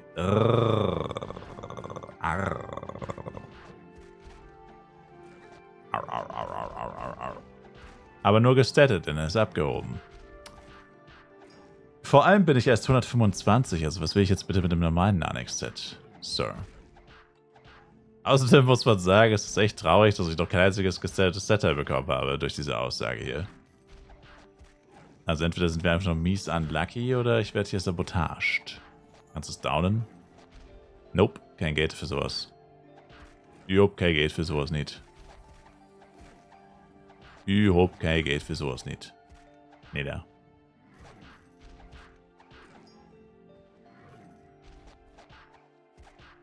Was kostet der Spaß? 4-mal Level Down. Boah. 4000 F-Coin halt, ne? Das wäre basically mein gesamtes Geld weg. Das Set. Ach, das kriegst du geschenkt. Hab Gefühl, Ass-Red droppen viel weniger Reds. Tun sie ja auch, weil sie viel seltener sind. 135er Set sind viel seltener als 105er. Und 150er sind nochmal seltener als 135er. Wird immer seltener, der Scheiß. Seltener und trotzdem wertloser.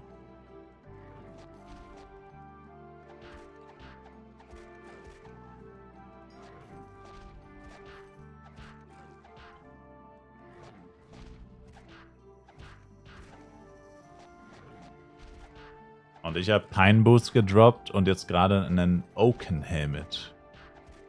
Alles nicht gestattet, alles worthless.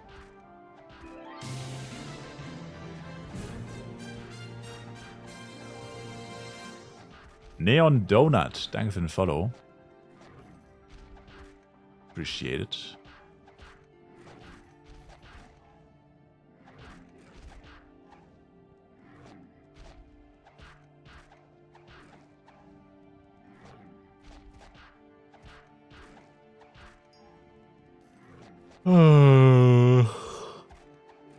Sorry. Cool. Genau, wo ich mich gerebufft habe. Läuft bei mir. Na, das ist ja mal wieder ganz klasse.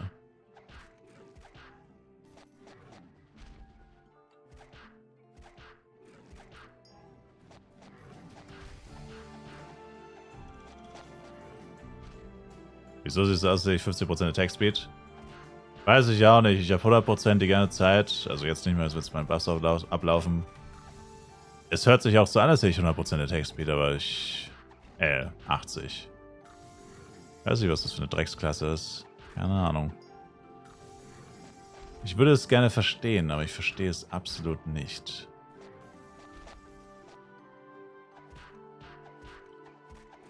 Warum es sich immer so anhört, als hätte man nur 50% Attack Speed mit der Klasse. Ich weiß es nicht. Ich weiß es nicht.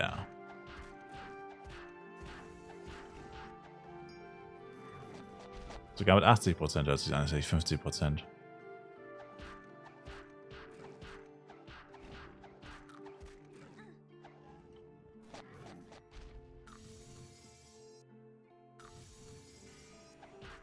Wieso kriegen die Mutants?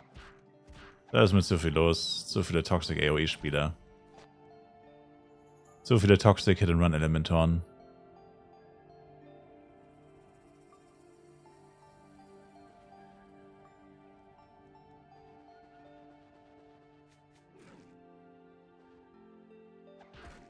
Interlead plus 7, let's go, Pork.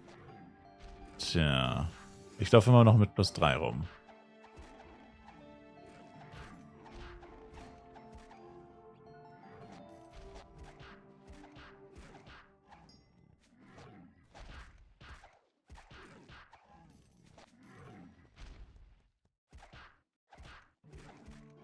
Und mit Text beschreibe ich mich auch die ganze Zeit mit meinem Jester. Hab auch 100% und es fühlt sich wie 50% an. Wie gesagt, es hört sich auch an wie 50%, aber ich check das schon seit ich Audio-Text mache tatsächlich, also seit Level 75 mehr oder weniger. Und es ist immer auf 100, wenn ich nachschaue. Es ist auch unmöglich, ohne, also mit GT nicht 100 zu haben, eigentlich. Also voll gebufft und GT kannst du gar nicht unter 100 haben. So. Check's nicht.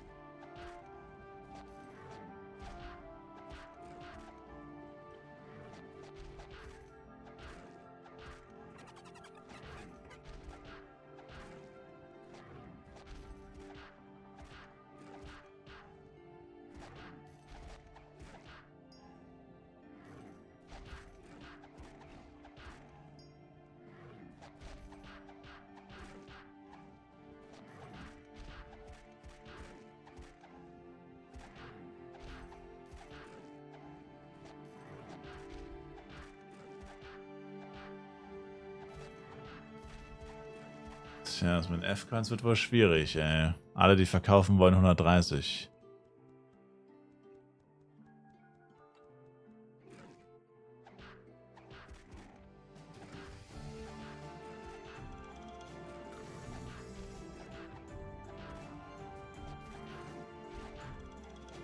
Und die keine 130 wollen, haben nicht genug F-Coins.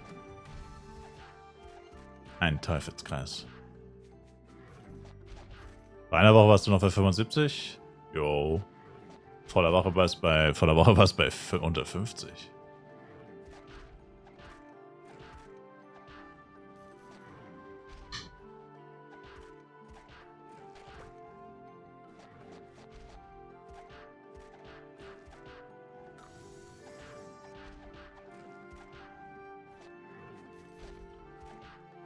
Ich habe gerade für 115 geholt. Wo findest du diese Leute? Wer zum Teufel verkauft für 115, wenn die ganze Zeit geschaudet wird, kaufe für 120? Hä? Es wird die ganze Zeit geschaut, kaufe für 120 und manchmal sogar 125. Er zum Geier verkauft er noch für 115. Hast du geschaudet? Habe ich nicht gesehen. Wo ist der Server schaut?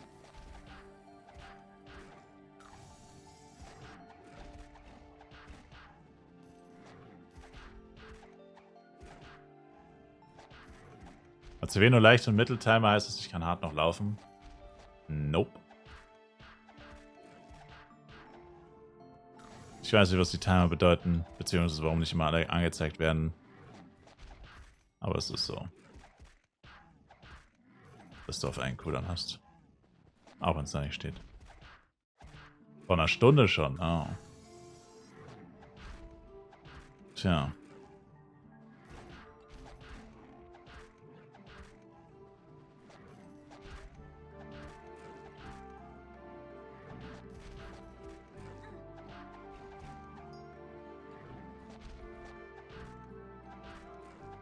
Ja, wieder einer, der für 120 verkauft, aber er hat nur 2K. Warum kosten die Items denn auch so viel? So viel F-Coins hat doch keiner, Mann. So ein Scheißdreck.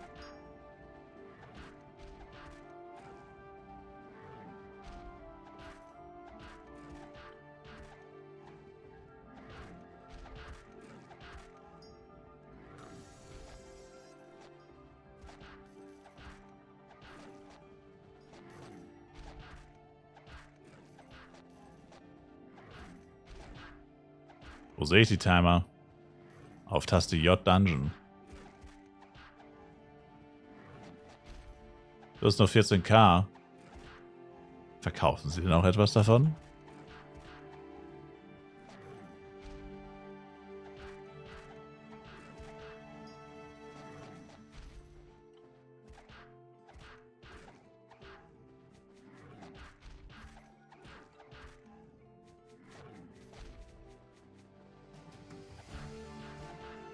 Klar.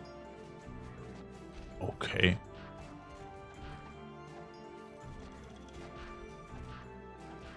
Let me calculate that real quick.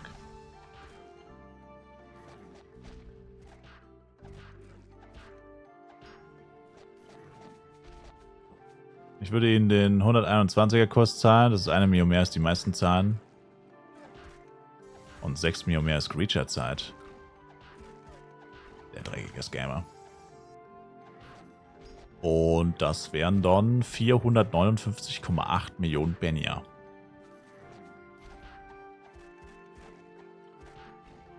Falls das passt. Nachdem ich das dritte Mal meinen Hyperstick verkauft hat, weil ich einen Collector anhatte. Sir.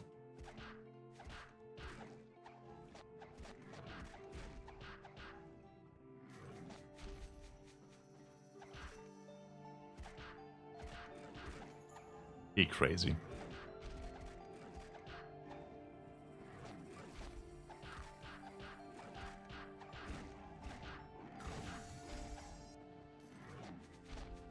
Wie viel Tries of Bloody Jojo? 14. Verdammt. Oh.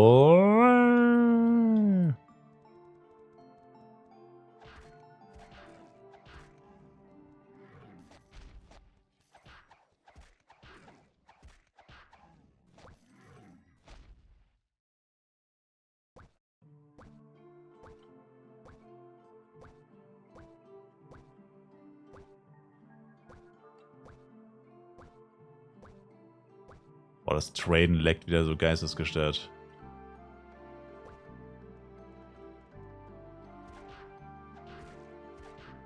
Wieso zum Teufel hat mein M noch 2 Reihen frei und mein Jester ist voll? Das ist auch so ein heftiger Troll.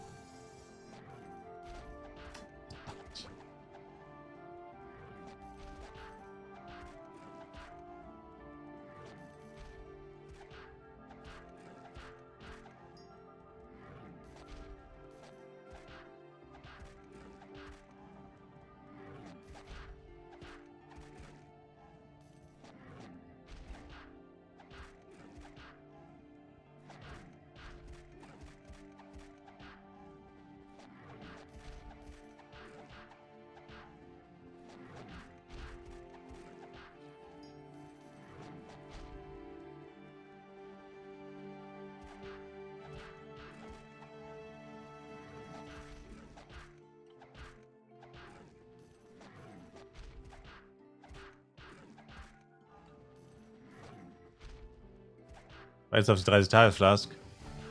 Ich habe eigentlich genug Geld, um sie zu kaufen. Yeah.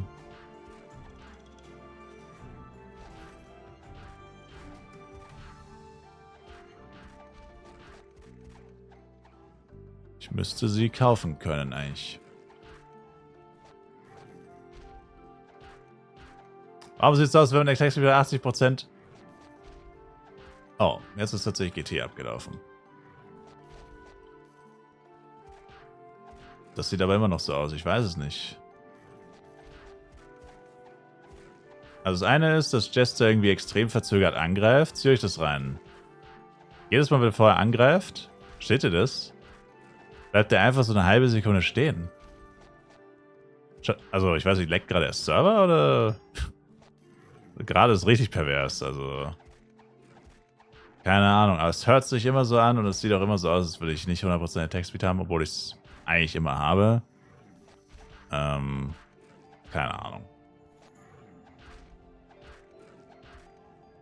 Es ist sehr belastend auf jeden Fall, sich das anzugucken. Spaß macht es keinen. Bloß nicht hingucken. Einfach woanders hingucken am besten. Einfach woanders hingucken. Das ist echt nicht cool. Na, wie gesagt, ich verstehe es ehrlich auch nicht.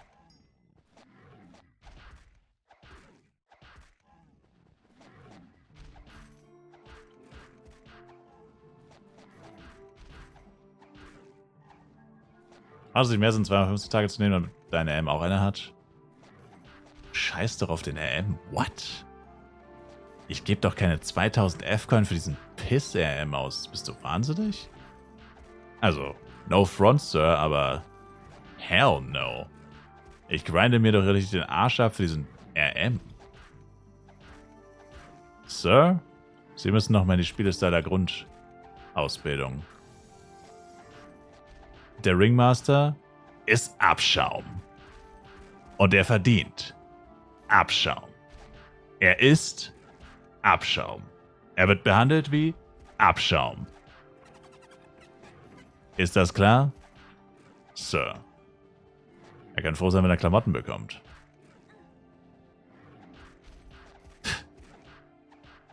FEC-Flask auf dem RM. Ich glaube, ich spinne. Sie sollten Comedian werden, Sir. Er verdient sich doch die Penya-Flask. Die kann er von mir aus haben, ja. Aber mehr nicht. Klar wie Kloßbrühe. Krauschi? Was haben Sie denn, Sir? Ich rede ja von meinem RM. Ich habe nicht RMs im Generellen gemeint. Ich habe nur meinen RM gemeint. Wie Sie Ihren RM behandeln, ist Ihre Sache. Man sollte halt nur aufpassen. Die kleinen Braker werden wirklich schnell groß. Oh, schnell, schnell, schnell, schnell, schnell. Das war close.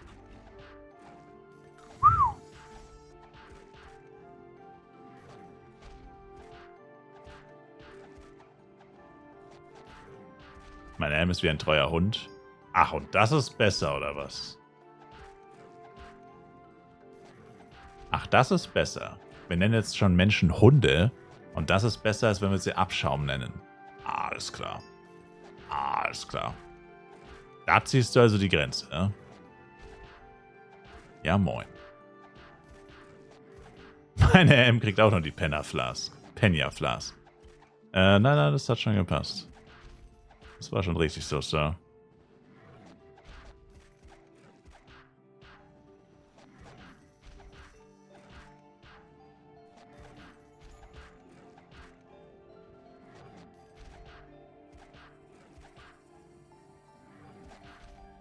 Oh mein Gott, nicht schon wieder. Immer beim Rebuffen kommt so ein scheiß Argo gemütlich angelaufen und will einfach meine M mit einem Bissen einatmen.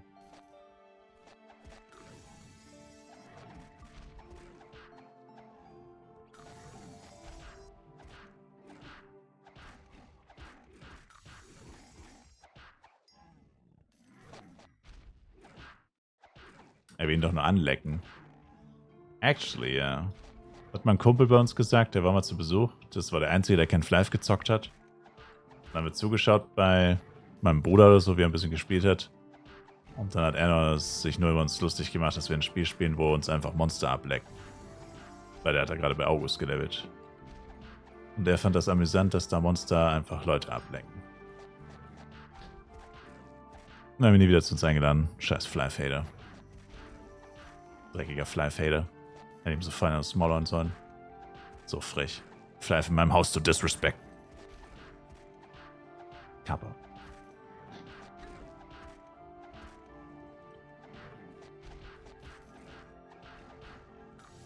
Freundschaft kündigen.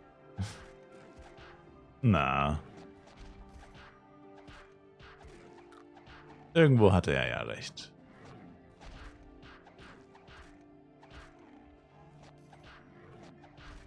Irgendwo hatte er ja recht.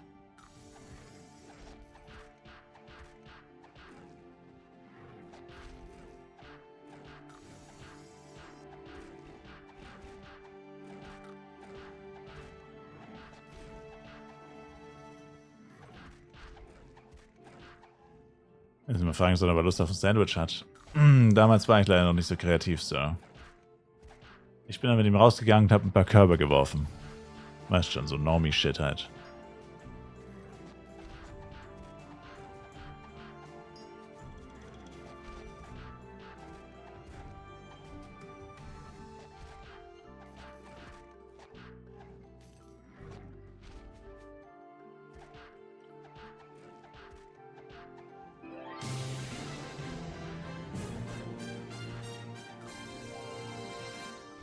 Polo Yoko, danke für den Follow.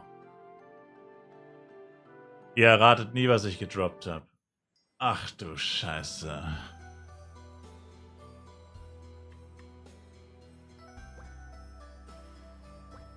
Es ist Pain in the Ass. Es ist Pain in the Ass. Es ist mal wieder mein Glück. Es ist mal wieder mein Glück am Start.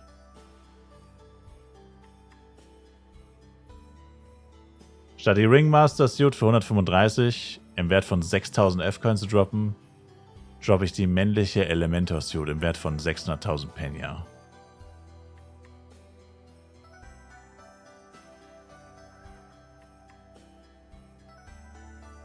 Love it. Absolut geil. Dann kann ich ja endlich Elementor spielen. Scheiß auf Jester. Scroll auf Class Change und Let's Fetz.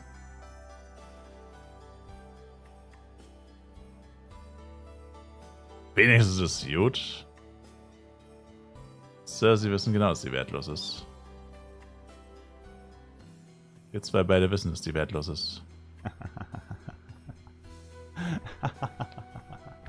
Schicker.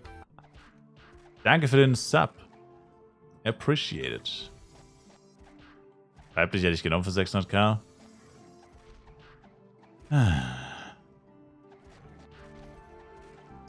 Immerhin Ghost 6 Red Drops, no Boots. Sie müssen leiden? What the fuck, Bro? Chill mal. Sir? Sir? Sir? Sir?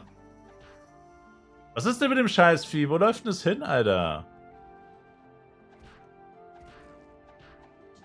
Manchmal diese random verbuggten Monster regen so auf, ey. Du willst einfach nur die angreifen und töten, dann rennen die irgendwo hin und kannst denen keinen Damage machen.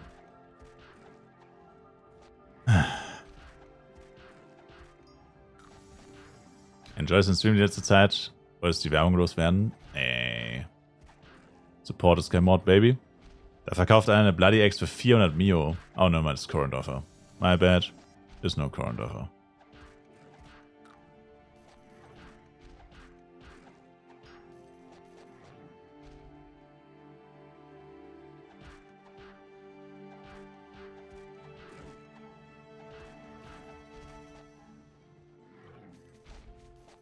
Hallo Mattes, habe ich eine Fleischsucht? Nee, wie kommst du darauf? Das verstehe ich jetzt nicht. Wie meinst du das?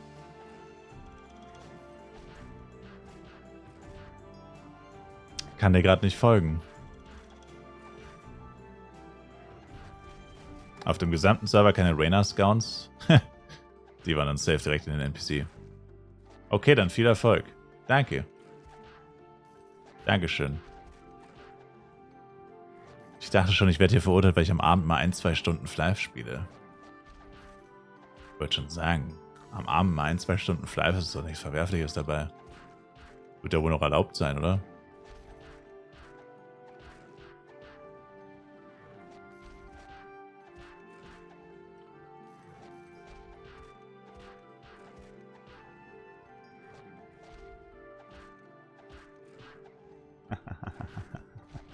Ein bis zwei ist aber weit hergeholt. Ja, gut. Gelegentlich sind es auch mal 3. Okay. Gebe ich ja zu. Manchmal sind es auch 3. Okay, erwischt. Oh, hol doch die Polizei.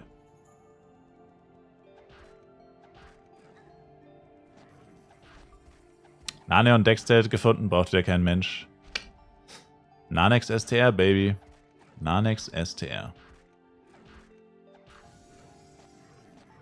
Der gute Flive Light, bis der große Wind wiederkommt, also dass der Wind diesmal wieder Light war. Das ergibt irgendwie keinen Sinn, aber okay. Dankeschön.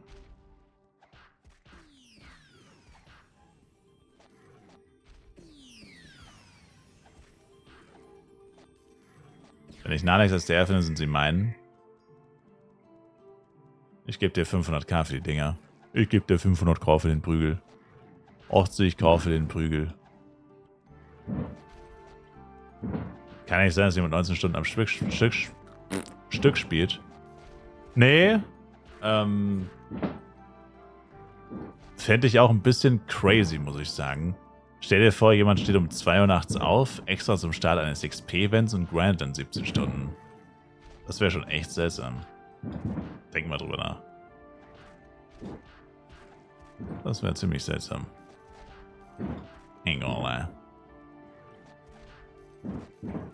Sprachverlust ist eines der ersten Symptome. Es gibt keine Symptome dafür. Was geht bei mir ab? Ah, Schießerei. Das passiert ja öfter in der Gegend. Die Tankstelle wird mal wieder überfallen. Tankstelle wird mal wieder überfallen, boy. Ich hole gleich meine Knarre und baller mit, wenn es so weitergeht. Flive streamt straight aus der Hood. Ich sag doch, die Hood ist Flive und Flive ist die Hood. Das ist ein hartes Pflaster hier, Mann.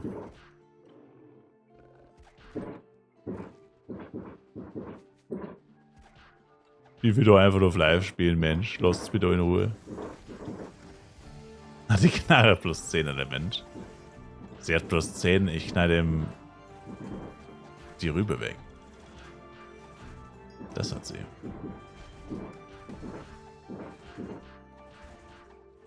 Das sind so aus der Mikrowelle.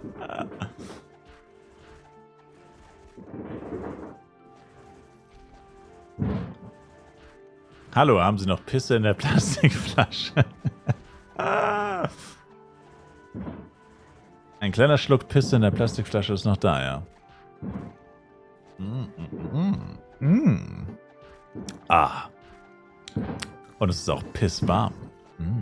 Lecker. Ein Gläschen warmer Eigenurin am Morgen vertreibt Kummer und Sorgen.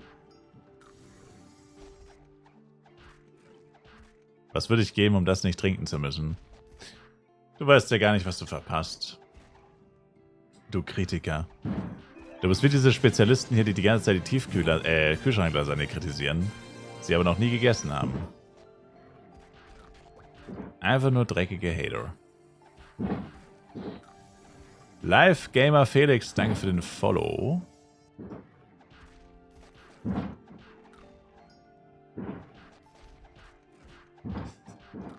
Ist die Lasagne aus dem Aldi? Na. Rewe. Oh. Na, doch nicht.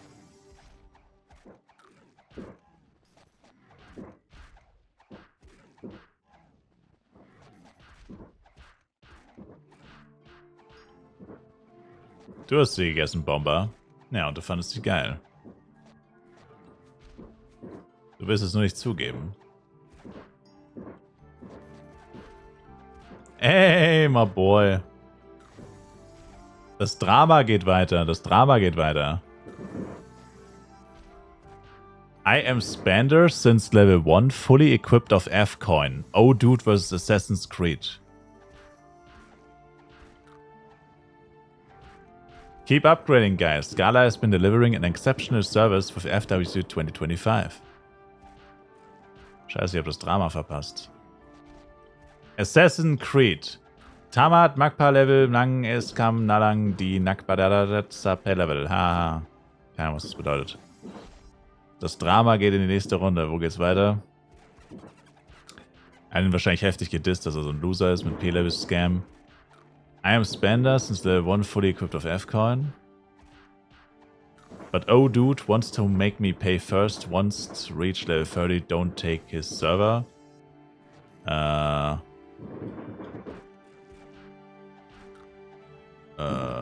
Irgendeiner hat noch geschrieben, just kiss each other already. Damn. Pretty funny. Stupid people, man. Pretty funny. Oh, Rewe, der feine Herr, dachte geizig. Ich konsumiere überwiegend Ja-Ausrufezeichen-Produkte, Sir. Die sind äußerst günstig. Discount billig. Richtig bei Party Search, ob die Party auf Level oder Schaden ist? Nee, da musst du tatsächlich joinen und nachgucken.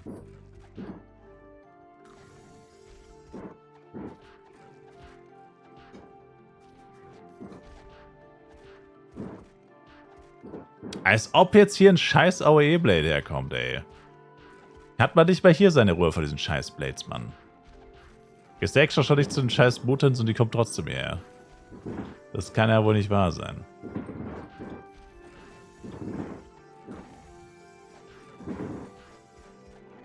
Habe ich Platz in der Party? No.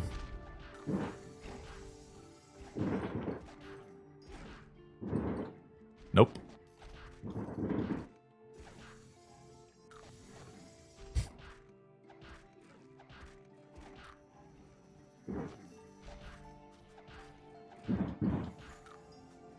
You want A Pro for the service? It's cheap. It's not the item value. It's trust, lol. You waste my ampli for A Pro, lol.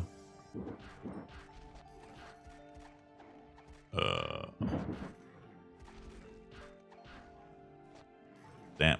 Das ist einfach schon eine Stunde her. Die dissen sich einfach immer noch. Crazy. Die sind ziemlich butthurt, würde ich mal sagen. Das ist crazy.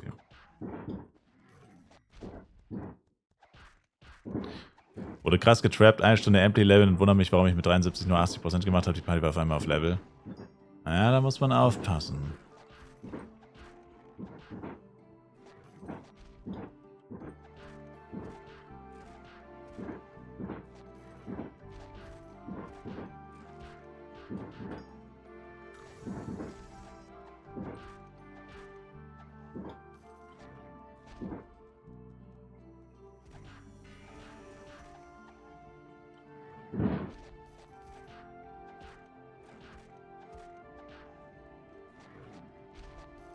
Was ein Biberon Gaunt's F und Knights Gaunt's F fährt, braucht die wer? Ich weiß nicht, ich glaube nicht so viel.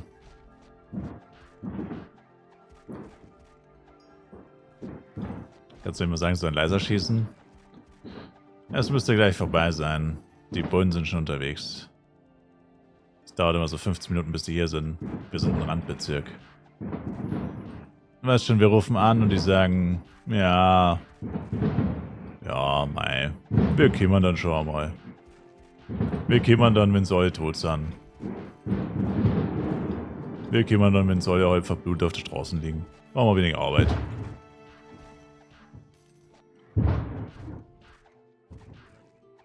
Oh.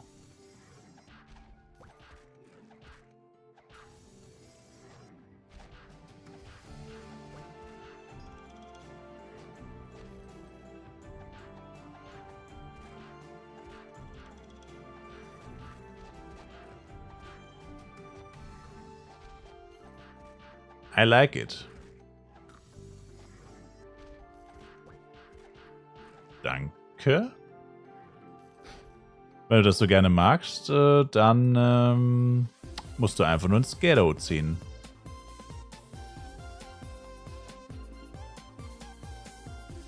Dann zieh doch einfach ins Ghetto.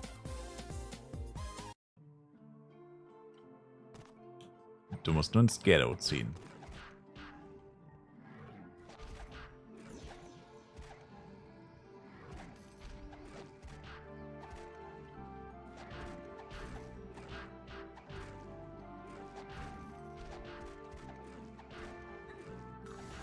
Bei dem Sound muss die Miete bei dir günstig sein.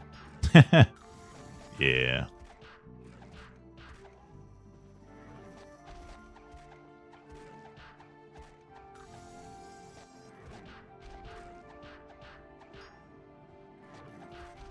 Abgesprengter Finger, nice. The fuck? Naja, ich wohne ja neuerdings in Japan. Hier sind jetzt diese ganzen Frühlingsfeste. Da gibt's doch immer Feuerwerk. Das kennt ihr doch, ihr dreckigen Weeps. Aus euren Anime-Sendungen da, die ihr immer guckt. Das dürfte euch ja bekannt vorkommen. Ihr mit euren Anime-Zeichentrickserien da für Kinder. Ich schaue ja sowas nicht, ne? Ich bin ja schon erwachsen.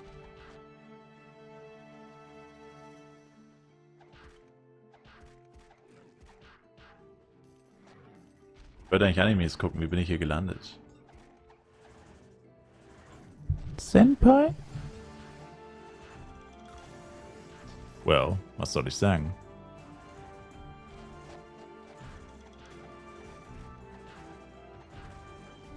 Das ist mir so rausgerutscht.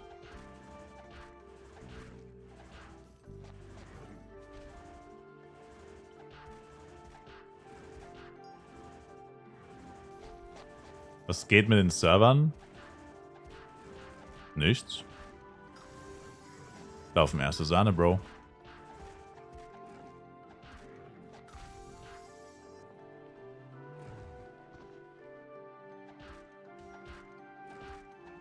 Laufen allererste Sahne.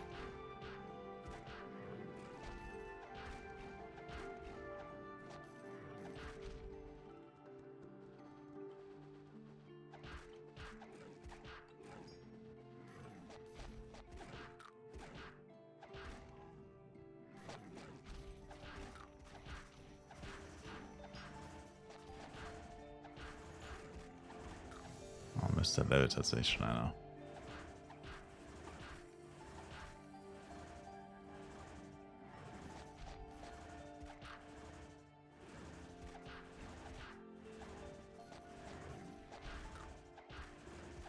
Bei dir weiß ich nicht, ob du das ernst meinst oder sarkastisch ist.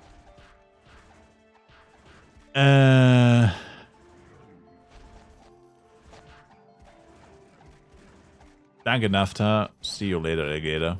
Wenn du wieder da bist, bist ich wahrscheinlich immer noch hier. Du kennst mich. Ich gehe nicht offline.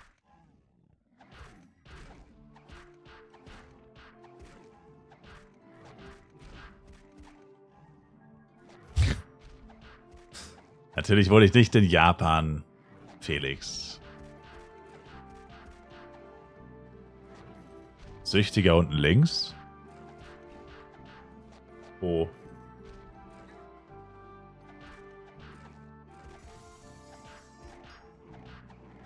Sehe nicht.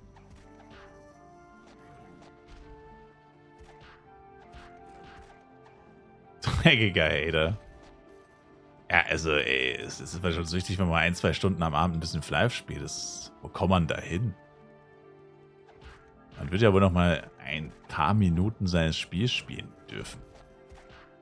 Ohne gleich von der ganzen Welt verurteilt zu werden. Mensch. Also, ich bitte euch.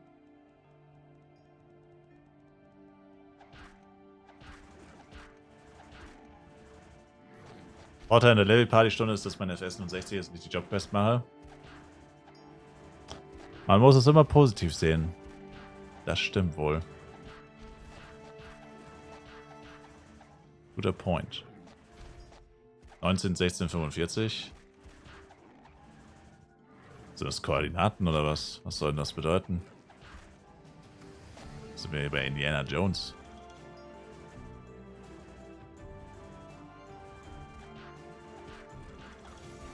Nerd.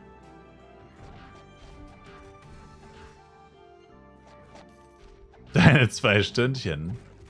Ja. Problem. Wenn wir es bei Klarfahren bleiben, ist HNR Ranger. Naja, so lange wie geht halt. Bei dieser Cleaner und +3 Schmuck geht mir jetzt langsam echt auf die Eier. Ich schmeiß 30 Sachen weg, bis dann einmal +7 kommt und das ist eine Patient. What the fuck? Ja, vergesst nicht eure Dailies. Taste U Spielzeit, Taste V Battle Pass. Dailies, Dailies, Dailies. D. Dailies, Dailies, Dailies.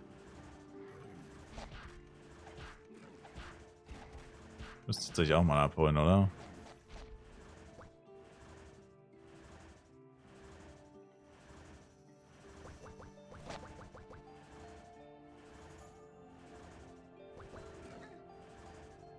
Oh, ich werde angegriffen.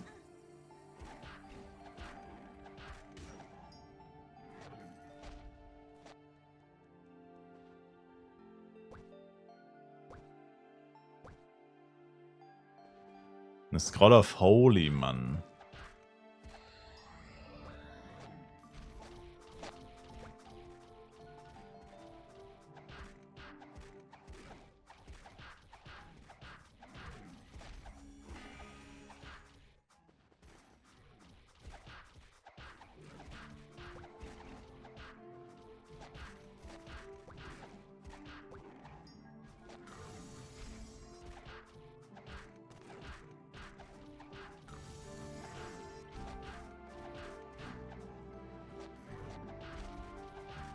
Mich klebt die Wüste immer so sehr. Same. Halte ich von den Muthrins fern, die sind crazy. Die kann ich literally one-shotten.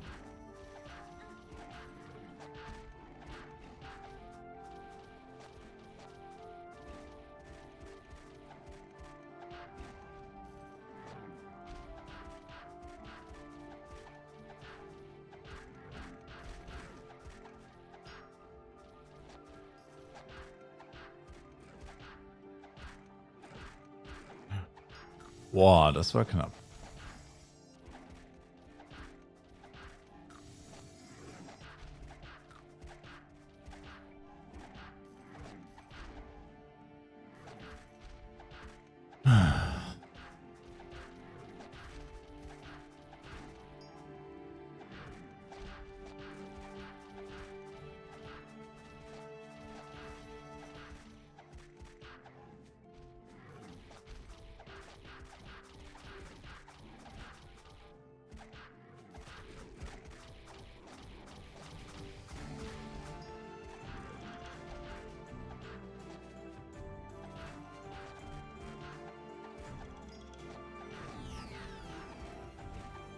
Babaloo? Thank you.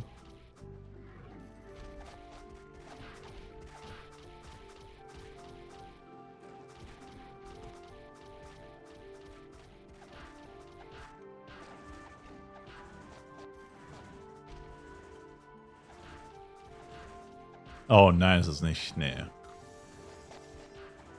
Nee. Das ist nicht die gleiche Kette wie diese eine Hit-and-Run-Elemente. So kacke gemacht, die hätten das auf einer Taste zusammenlegen können. Yeah.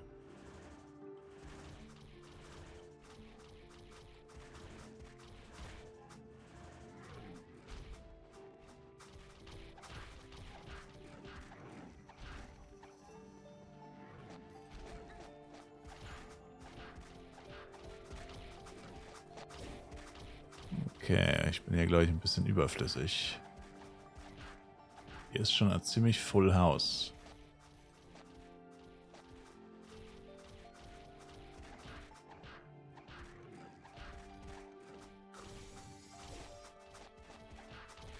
Also eine Frage, aber wie komme ich eigentlich an das Couple Housing Template? Nur bei F-Coin? Scheiße. Yeah. Bodyguns aus Wert 105 BP. Männlich bestimmt, weiblich wahrscheinlich nicht.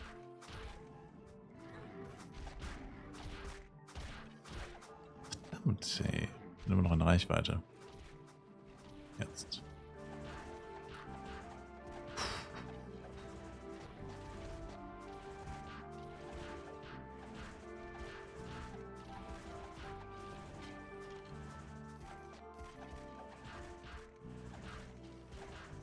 Microsoft und Excel. Lol. Microsoft. Excel. Brauchst dringend ein Angel Bow? Brauchen wir nicht alle dringend irgendwas? Liebe zum Beispiel. Liebe.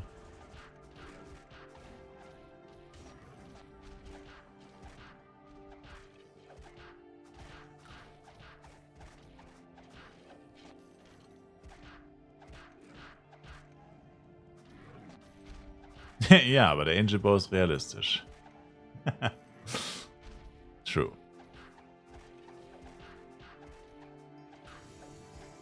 Wette, Knack G? Knack G, wir haben zweimal gewettet. Du bist süchtig, Knack G. Wir haben zweimal gewettet. Was willst du eigentlich von mir? So. Haben wir nicht zweimal gewettet? Wir haben zweimal gewettet. Dass du glücksspielsüchtig bist, ist nicht mein Problem.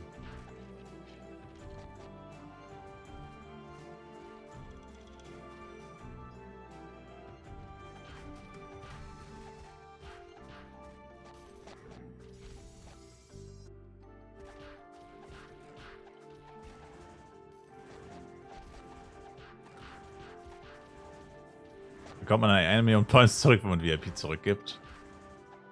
Nö.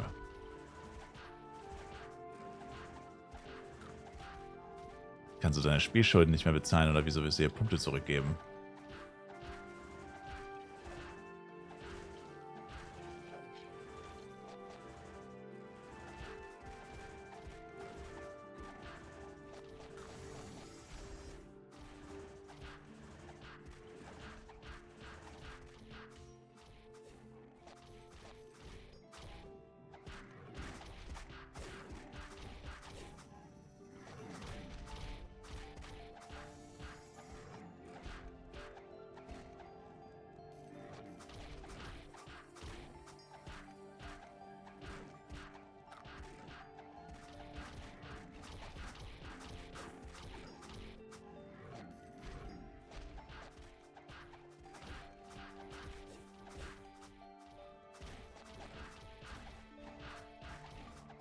Das hier wäre echt ein guter Server für Catcher. Hier ist alles voller Catcher, aber die leveln hier halt einfach zu zweit.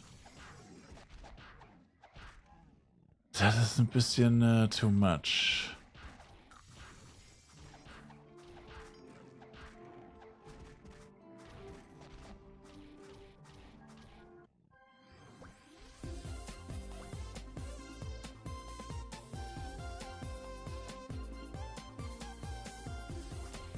$2300 Mets wieder. Nick! Nickaroo!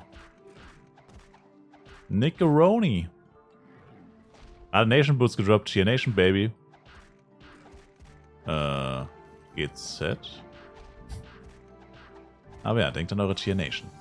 Everybody. Cheer Nation, Android Box, Daily, Taste U Spielzeit, Taste V Battle Pass und so weiter und so weiter und so weiter. Das ist Trash.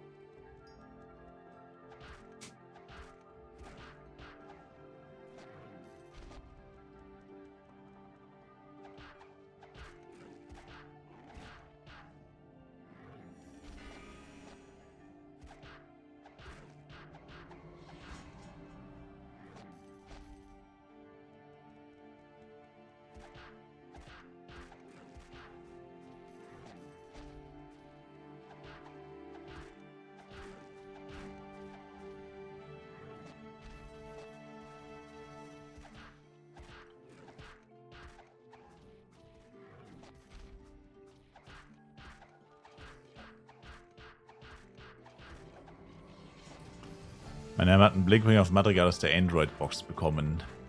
Naja. It is what it is.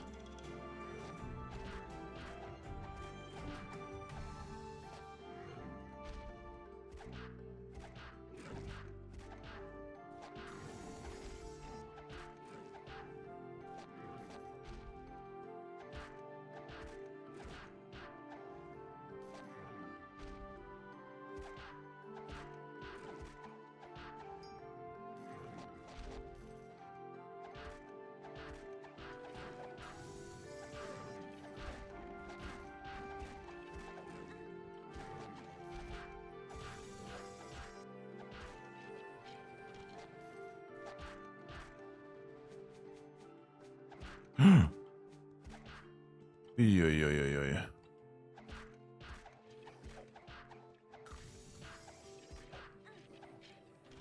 Dachte kurz, die Sau geht auf meine M. Wollte er, glaube ich, auch.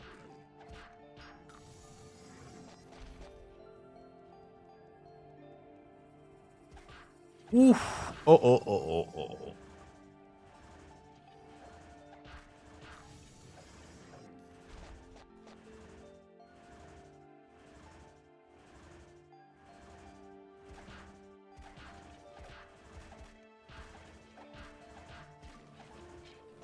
Mit denen ist nicht gut Kirschen essen, mit den Prinzies hier. Was 29er so wert gerade, weiß das jemand? 300 bis 400k. O-Stick X vielleicht auch über 400k, aber ich verkaufe es meistens für drunter.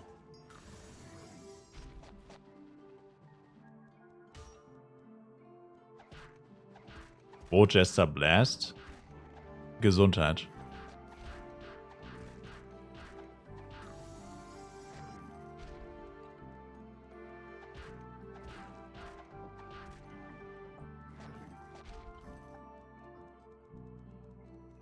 Wie viel würde ich 11 Coins für Pax Set plus 6 mit 2 Sockeln und 9 Int maximal zahlen? Keine Ahnung. Ich weiß überhaupt nicht, was Pax wert ist, leider. Aber nicht allzu viel, weil es ist ja das AOE-Set, ne? Ja, gut. Andererseits gibt es 6 Millionen AOE-Amps, also wahrscheinlich doch ziemlich viel. Ja, keine Ahnung. Ich weiß nicht mal, was das Clean-Wert ist, deswegen ist es schwer einzuschätzen für mich.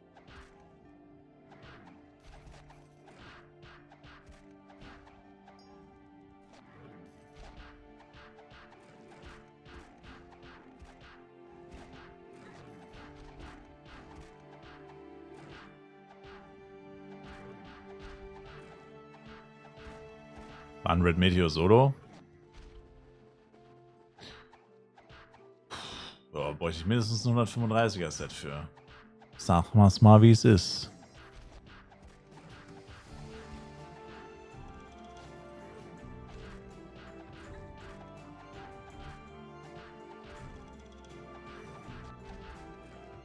Oh, sorry.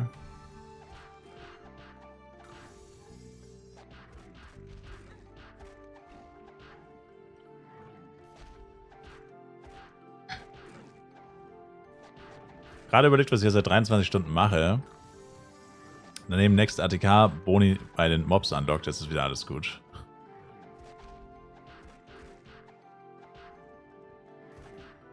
Ja, ich bin jetzt auch bei 9% Damage.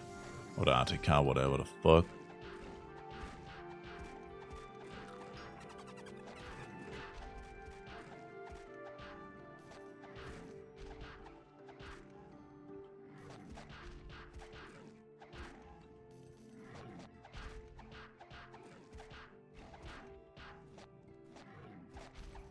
Do you like Knight? Yeah, it's a cool class.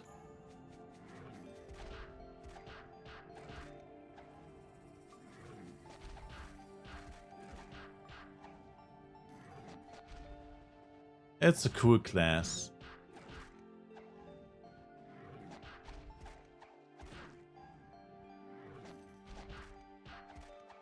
Visually, mostly. Visually speaking.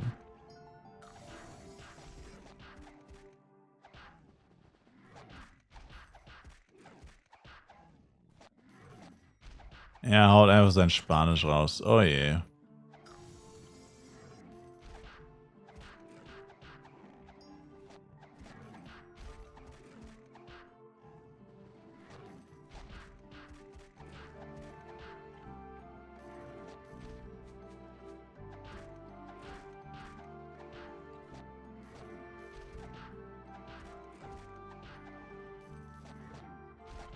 Wie viel Prozent mache ich so in der Stunde?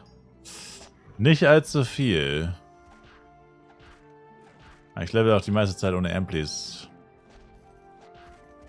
Wo ist der das Sombrero? Sie. Rust One, was geht ab?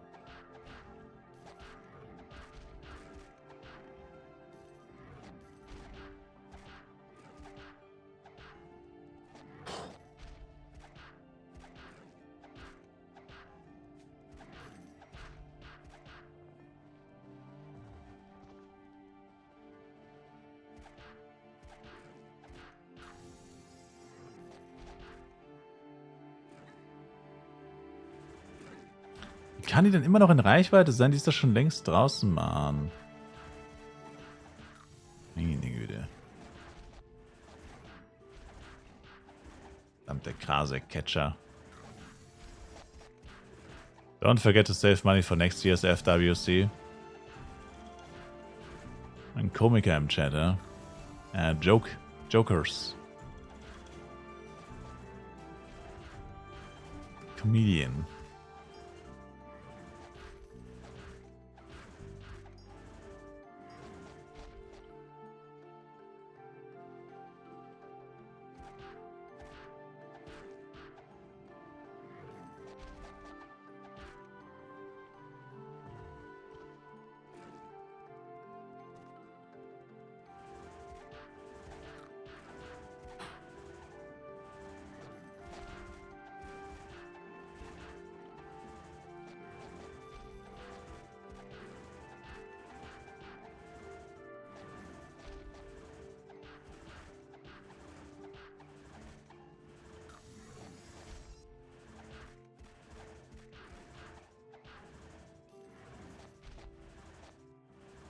Wie war der Tag so, Drachnix? Ach, weißt du, ich wollte ein bisschen draußen an der frischen Luft.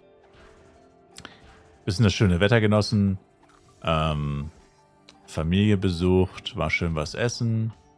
Kleiner Spaziergang im Wald. Was man halt so macht an so einem schönen Frühlingstag. Ich habe 20 Stunden gezockt. Und du? So. Das ist diese rote Kugel neben dem Ballon. Das ist eine Red Aura. Die sorgt dafür, dass mein Leuchten rot ist. Aber ich bin nicht süchtig. Ich schwöre, ich könnte jederzeit aufhören.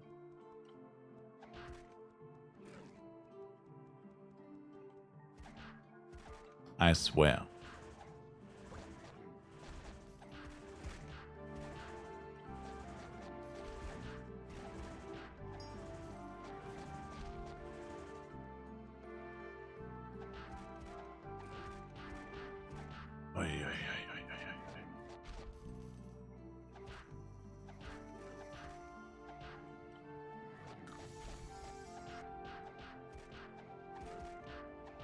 Sofort in frühestens 4 Stunden nach 2 Meteo. Je. Phase 1, Leugnung. Ich leugne hier gar nichts.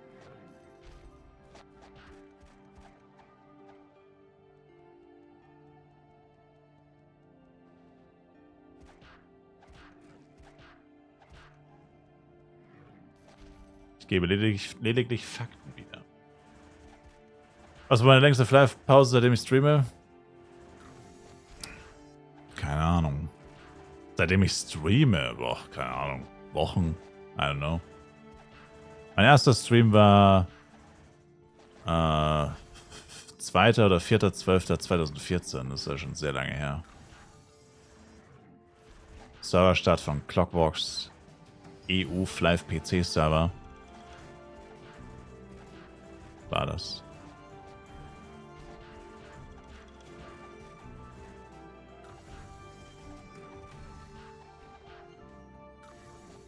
Ich hatte 2 Partyplätze frei. Auf Channel 7. So ein Schnucki von euch. Und seit Universe?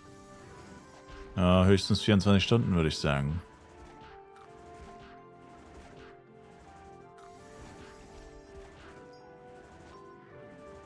Nehme ich wohl. Na, dann nimm mal her damit, Freundchen. Freund der Sonne. Gib's deine. Gib's deine, dann kannst du aus dir schauen. AA1 Duo only, my man. 200er Ping, 200er Ping, 200er Ping, 200er Ping, 200er Ping. 200er Ping, 200er Ping, 200er Ping. What's happening? Also jetzt ist es zu spät. Jetzt brauchst du auch nicht mehr laggen, ne? Na, jetzt brauchst du auch nicht mehr laggen. Jetzt ist es zu spät. Du hattest deine Chance. Du hättest laggen können. Hast du nicht. Jetzt lass es. Danke.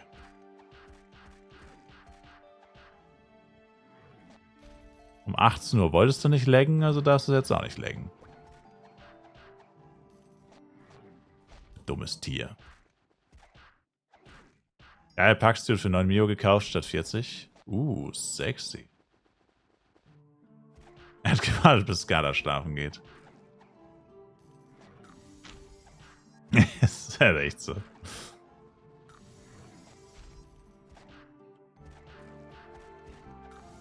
Bis Skala schlafen geht.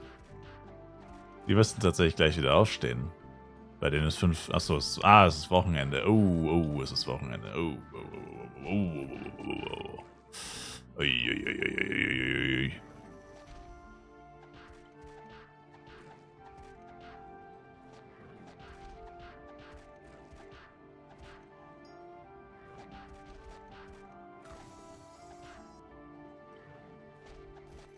DC und ich komme nicht mehr rein, nice. 30 Sekunden warten, Game neu starten.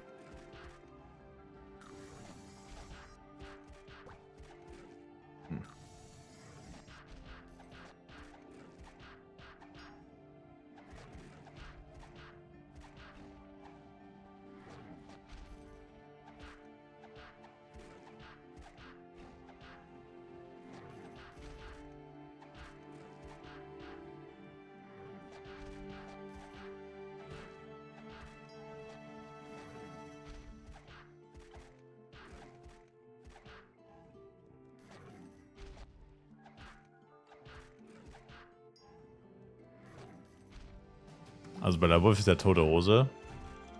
Das hat ja nur ein paar Wochen gedauert. Das hat ja nur ein paar Wochen gedauert, Sir.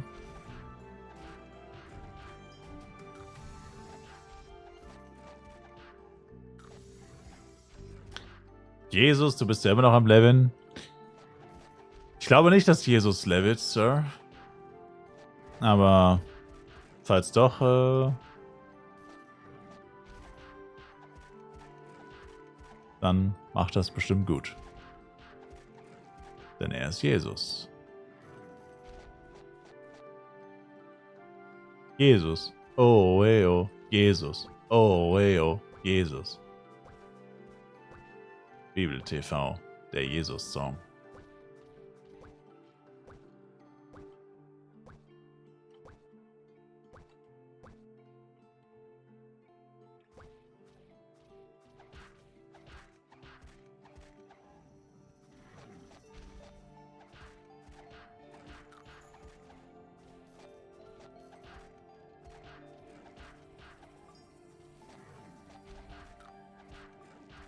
Hast du eigentlich gesagt, ob das klar geht mit den F-Coins? GT Gamer?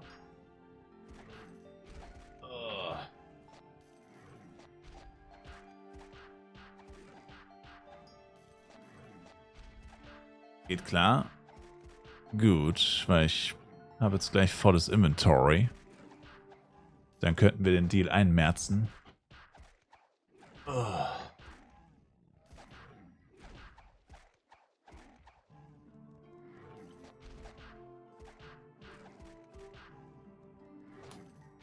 Welcher Channel? 7. Oh, sorry. Boah. Ich fühle mich... Kennt ihr dieses Gefühl? Wenn ihr 20 Stunden durchgehend Flive gezockt habt? So fühle ich mich gerade. Aber es kann ja eigentlich gar nicht sein, weil es wäre crazy. Es wäre Wahnsinn. Keine Ahnung, wieso ich mich... Keine Ahnung, wieso ich mich gerade so fühle. Keine Ahnung. Kannst nicht erklären, das ergibt irgendwie keinen Sinn.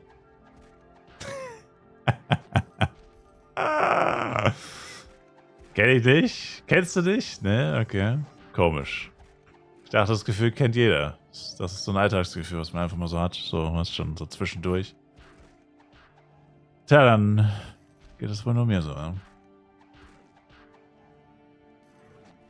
Glücklicherweise nicht. Dreckiger Hater.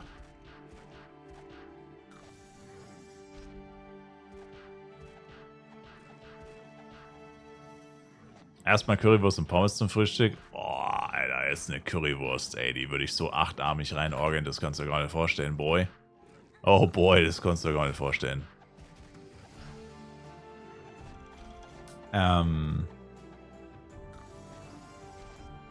3800 F-Coin Adventurers Flask, also Abenteuer Glückselixier bräuchte ich. Das gute alte 30 Tage Elixier.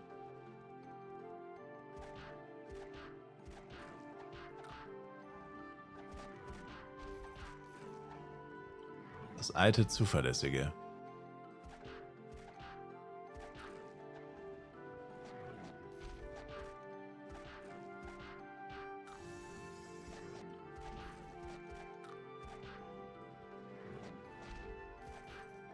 Welche Stadt? Flaris würde ich gehen.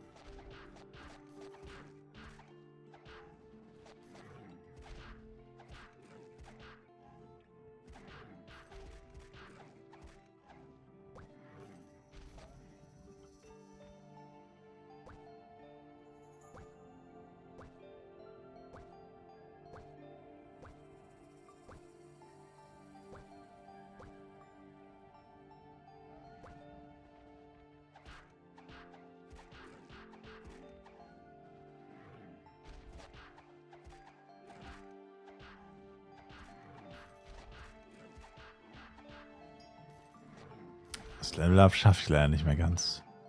Vorher. Das wäre eine gute Combo gewesen.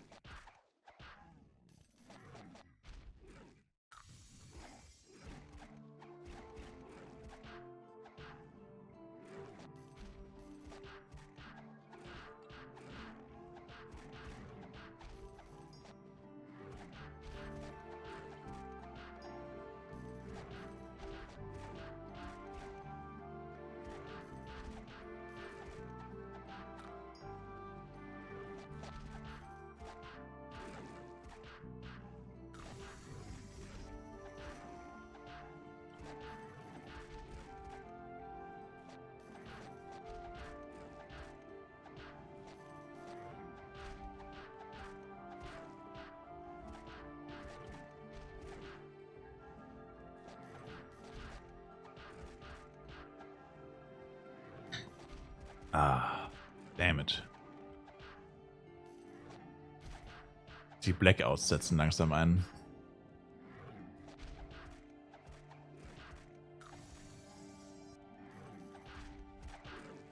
Langsam setzen die Blackouts ein. Wo du so nicht mehr weißt, was die letzten 10 Sekunden passiert ist. Bruh. Was sagt dein G-Stick-Wert? Keine Ahnung. Hast du was gegessen? Ja, eine Lasagne vor 7 Stunden oder so. Die gute alte Kühlschranklasagne. Nahrhaft. Ja, mache ich heute noch? Naja, wir wollten noch Red Meteor machen in 3 Stunden. Double Red Meteor. Vor 12, nach 12. Esse ich die Lasagne eigentlich seit einer Woche? Nö, ich habe auch was anderes zwischendurch gegessen. Ich habe auch mal Tiefkühlpizza gegessen, Döner-Teller, Burger, einmal einen Salat. Also Lasagne habe ich tatsächlich... Also wir hatten 8 Lasagnen gekauft und ich habe jetzt 4 gegessen. Also 3 habe ich gegessen, eine hat mein Bruder gegessen. Wir haben 8 gekauft und 4 gegessen. Sehr gesund also. Entschuldige, Sakuri, ich wusste nicht, dass du mein Ernährungsberater bist. Entschuldige, Coach. Ich wusste nicht, dass ich auf Diät bin, Coach. Ich wusste nicht, dass ich für den Wettkampf trainiere, Coach. So.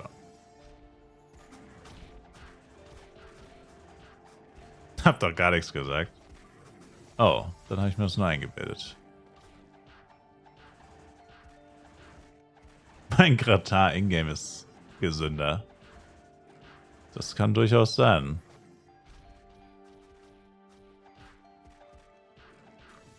Gut möglich, dass dem so ist.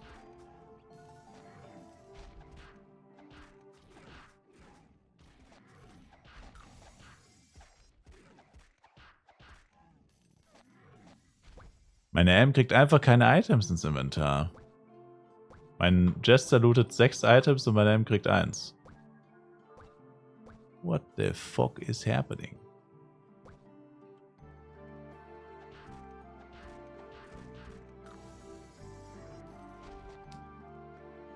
Oh man.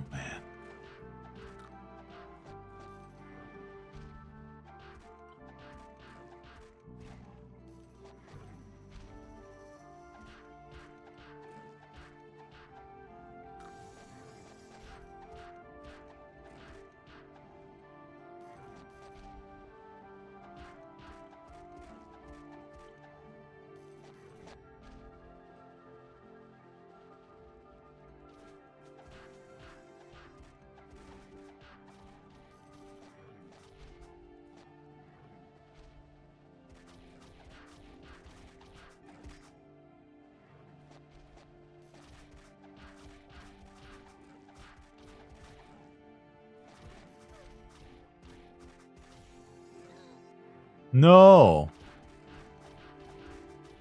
Dreckige Hater. Ab nach Flowers. Da schaut man einmal nicht hin. Dann direkt wieder sowas. So.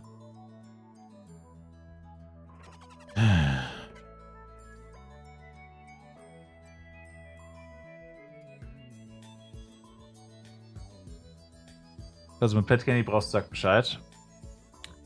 Ich bin versorgt eigentlich. Ich habe noch irgendwie 18 oder so F-Candies auf der Bank. Müsste eigentlich so theoretisch eigentlich nur ein paar Berries besorgen und die halt umwandeln. Tatsächlich verbraucht man ziemlich wenig Pet Candy durchs Füttern. Wenn du sie nur beim Leveln draußen hast. Außerdem vergesse ich die Krabbe auch gerne mal für ein paar Stunden. Dann verbraucht sie natürlich auch relativ wenig. So. Scheiße, ich habe den Taschenrechner zugemacht. Verdammt. Achso, ich glaube, ich muss noch zur Post, weil da fehlt noch Butters Kohle. Ja, machen wir 463, das 122er Kurs. Aber warte, ich glaube, ich habe es auch so.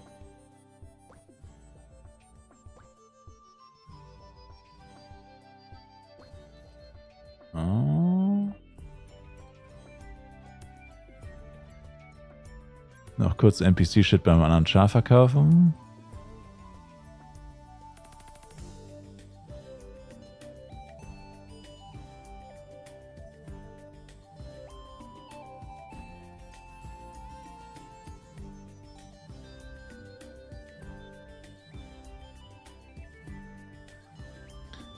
Ja, es wird schon auch eine kleine Erleichterung, wenn man dann wieder in Coral Island ist und diese ganzen scheiß Waffen nicht mehr aussortieren muss.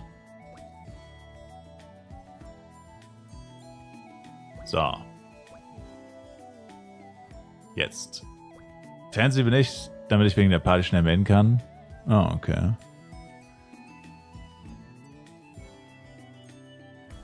Damn.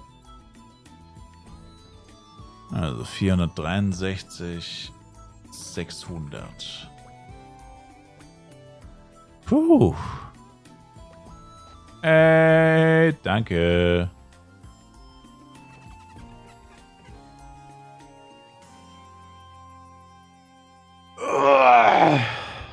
I did it. We did it. Danke dir. 30 Tage Pink Scroll, 30 Tage Adventurer Flask. We did it. Grind it out. EA Grind. It's in the grind. Jetzt kann ich endlich spielen. Jetzt kann ich endlich spielen. Let's go, baby. Jetzt habe ich das gleiche, was diese ganzen dreckigen Cacher auch haben. Und jetzt kann ich endlich spielen. Bruh. Cover. War noch ein Scherz. Bloodthirsty Rainbow für 50 Mille ist ein bisschen teuer, Mädel.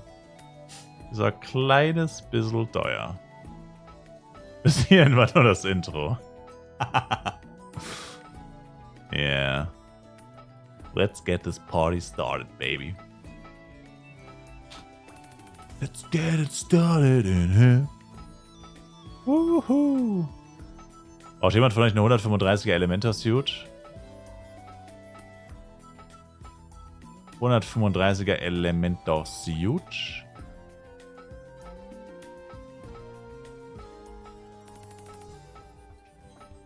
Zahle 5 Mio.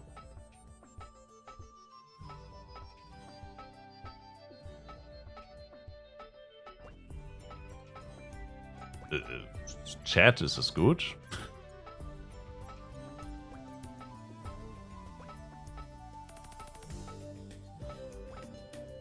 Not sure if he's trolling me.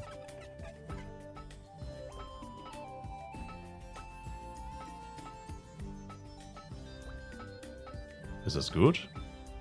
5 Mio gut sind. Naja. Ich habe keine Ahnung. Wissen, was die wert ist.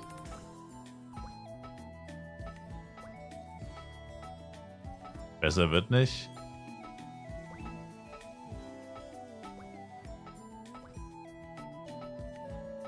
Ich vertraue auf euer Urteil, ne? Top Angebot. Also habt ihr keine Ahnung, wovon ihr redet, ha? Ihr habt keinen blassen Dunst, was gerade abgeht, oder? Ihr seid einfach nur hier, ha? Verstehe.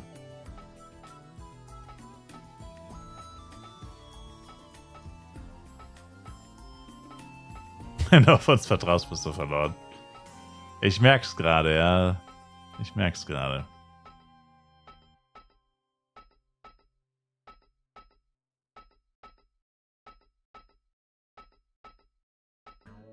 Ich nehme es wieder für 10. Oh, entwickelt sich hier gerade ein heißes Bietergefecht, ja? Na, das würde ich ja zu gern sehen.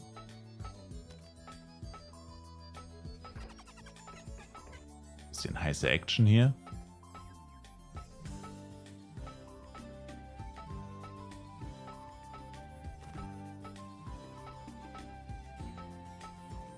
Kann man kurz gucken, Search Shop, Kinox Suit. Gibt es insgesamt 9 Mal. Gibt es insgesamt 9 Mal.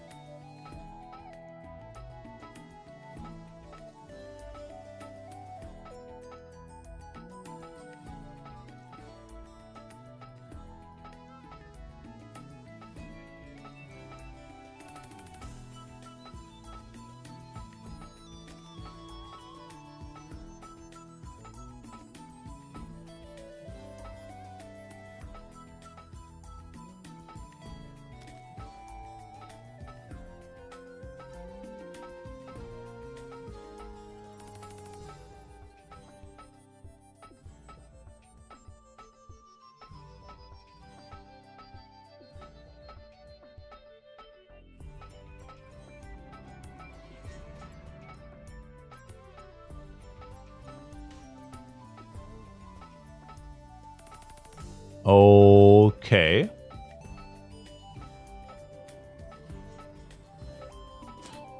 Was war der Bloodthirsty Rainbow nochmal wert? Max 5 Mio, das Ding ist sau unselten. Sieht cool aus, aber ist nicht sehr selten.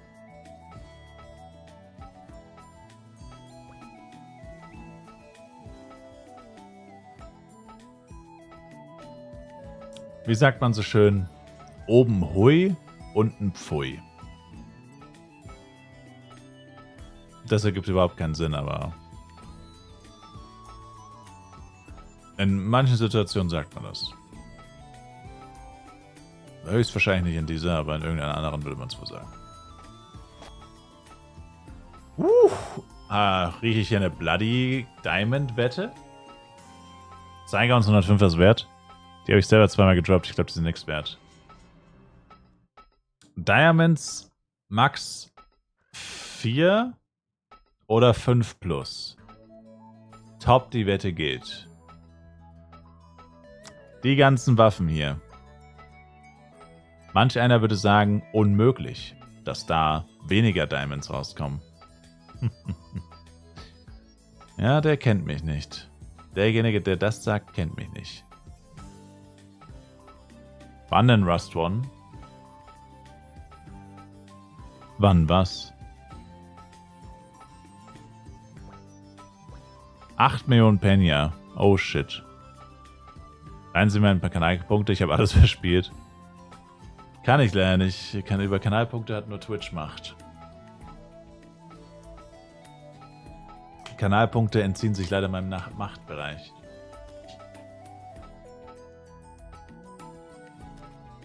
Ich bin da genauso machtlos wie Sie. Francesco. Oh, ich glaube, ich baller mir noch eine Tiefkühlpizza rein. Ich brauche noch mal Energie. Das ist halt einfach in den ersten 3 Stunden. Ah. So eine Pepperoni-Pizza. Pepperoni-Pizza. Also, let's go, baby, let's go! Come on, baby! Oh, baby! Oh, baby! Wir haben noch keinen einzigen Diamond bekommen. Einen haben wir. Ach du Scheiße. Alter, einen? Was?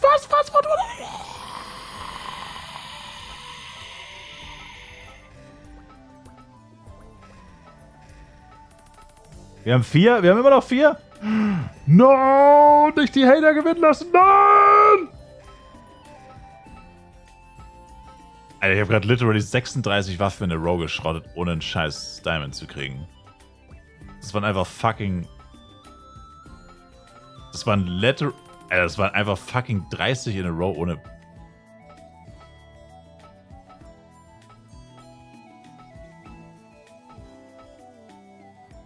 Die scheiß Hater haben gewonnen, ey. Die scheiß Hater haben gewonnen. Ich glaube, ich spinne.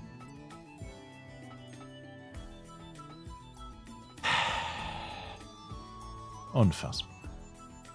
Was hier schon wieder geschieht, ist unfassbar. Scheiße, hab's verpasst. Der Typ, der die ganze Zeit nach Wette schreit, und dann verpasst er sie. Oh Mann, ey. Dieser Knack-G. Dieser Eule Lausebengel. Also 5 Mio für die Student AO8. For real? Würdest du dir für 5 Mio geben?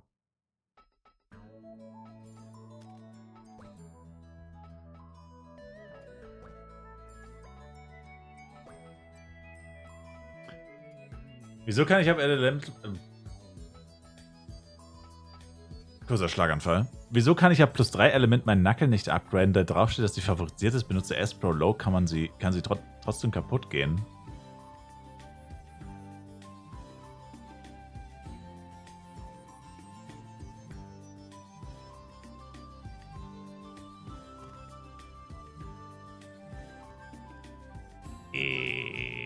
Naja, du musst die Favorisierung halt entfernen. Und nein, ein Item geht nicht kaputt, auch bei der Warnung. Die Warnung kommt halt automatisch bei Items ab +3, aber bis +4 ist 100% safe. Also +4 kannst du machen. +4 kannst du machen. Für 5 Mio würde ich versuchen, sie zu resellen. Let me check that real quick. Hier hat einer Kinox Suit Cheap. Ne, wo war das? Hier. Marv. Schauen wir doch mal, was Marv macht. Kinox Suit Cheap, der wird sie ja wahrscheinlich für maximal 7 Mio im Shop haben, oder? So mal realistisch. Der Marv. The man. The man, the myth, the legend.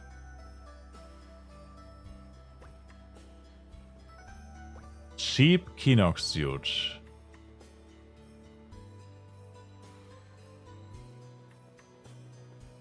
Zwei 200, okay. Dann haben wir ja schon mal einen ersten grundsätzlichen Gedanken, okay?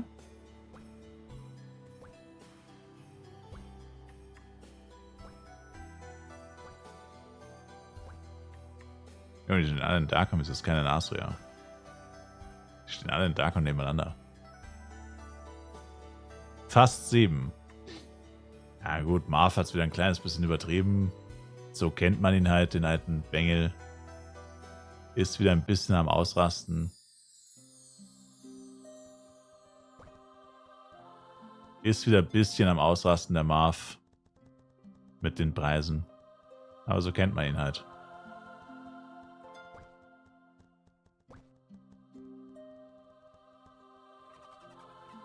Okay, my boy Cell Pro P-Level hat sie immerhin für 350 drin. Hey, okay, wir nähern uns. Wir nähern uns, 350. Der gute alte Cheap oder Rush. Irgendwas stimmt mit den Leuten nicht, Alter. Einfach 350 für den Kinox-Suit. So viel ist halt nicht mal die Form des Suit wahrscheinlich wert. Okay, hier ist sie für 120. Oh! Oha! Die ist in plus 3 STA plus 2 gestattet. 120. Okay, Sir, ich biete 10. 120. Gut.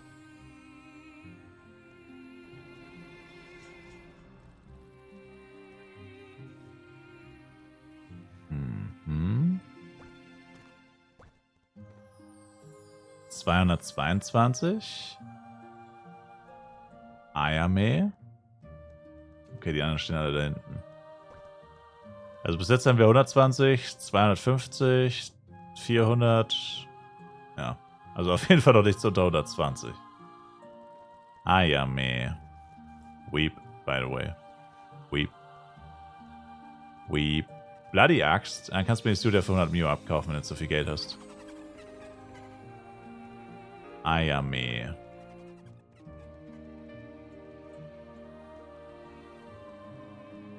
Er müsste literally direkt vor mir stehen. Die ist auf meinem anderen Channel. Die ist auf Channel 7.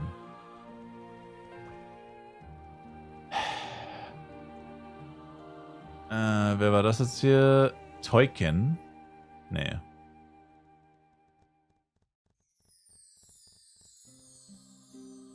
Hier ist die für 200.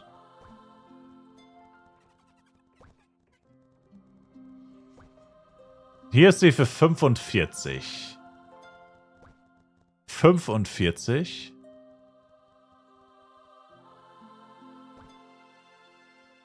$185. Ah, und das mal bei Marv. Dann haben wir nur noch Ayame auf Channel 7. Also wir haben alles zwischen 45 und 400. Das ist doch mal eine Preisspanne. Hey, was ist das wert? 1. Oder 2. Oder 380.000. Okay, der günstigste ist 45. Wer bietet 20? Das ist mit 10 doch zu viel. Dirty Ass Hater.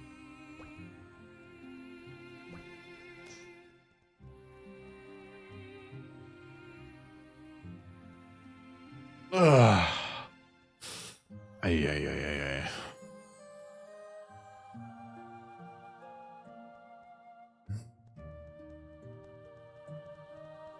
Ich tue sie mal für 20 in den Shop, glaube ich.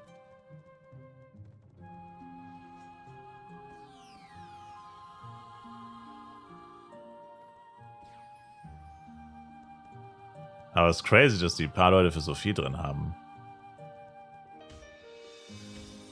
Kinox Suit 20 Mil Diamond. Achso, oder Butters oder irgendjemand braucht noch jemand Diamonds hier? Diamonds? Any Diamond Wanters in the chat?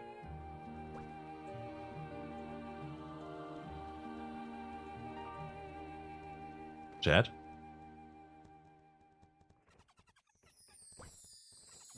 Kinox Suit 19 Mio Rush. 400k Penny also eher nicht. Und du willst keine Schulden machen, ne? Verstehe ich. Oh, jetzt habe ich die Diamonds nicht reingetan, LMAO.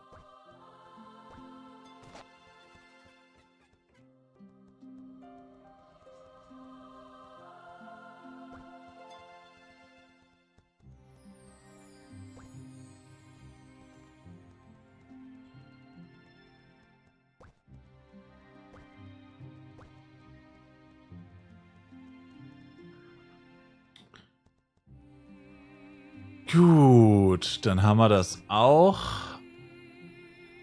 Und dann müssen wir das Level-Up schnell machen.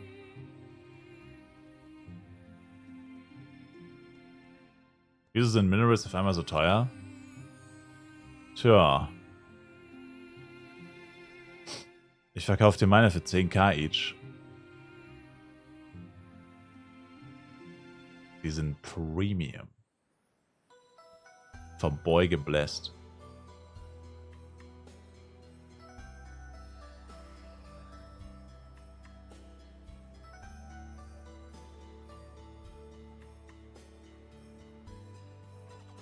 Damit verseuche ich mich nur. Verseuchen inwiefern? Und fange dann an, auch Tiefkühllasagne zu essen. Es ist eine Kühlschranklasagne, keine Tiefkühllasagne. Hier gibt es eine weibliche Nightsuit für 30. Trick.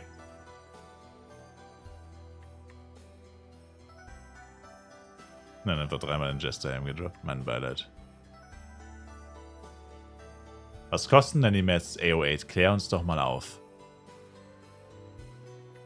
Welcher Channel? Welcher Channel wofür?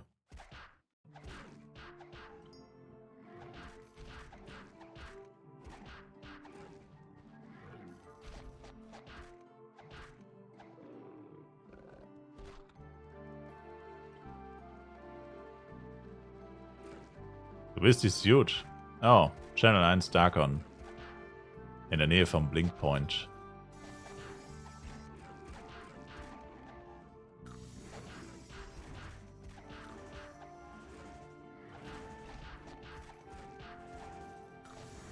Channel 1 Darkon. Direkt nachdem man Dark... Achso, die Nightsuit. Oh. Hey, Bro, come on, man. Das war echt mies. Channel 7 Asria.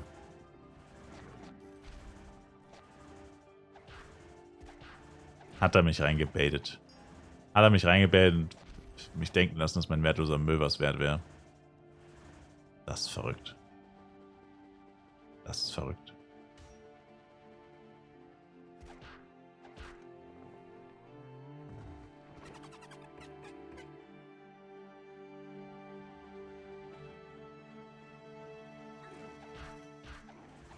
Und ich dachte schon, ich hätte wieder 20 Millionen Benja in der Dash. Guten Abend, Syntax. My brother. Wie geht's denn? Wie steht's denn?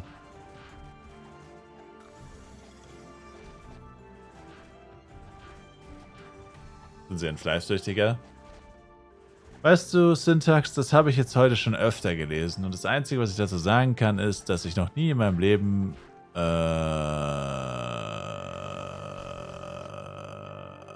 den Faden mitten in einem Satz verloren habe, nachdem ich 23 Stunden lang Flive gespielt habe, Sir. Also verstehe ich wirklich nicht, worauf diese Frage abzielt. Mein Herr.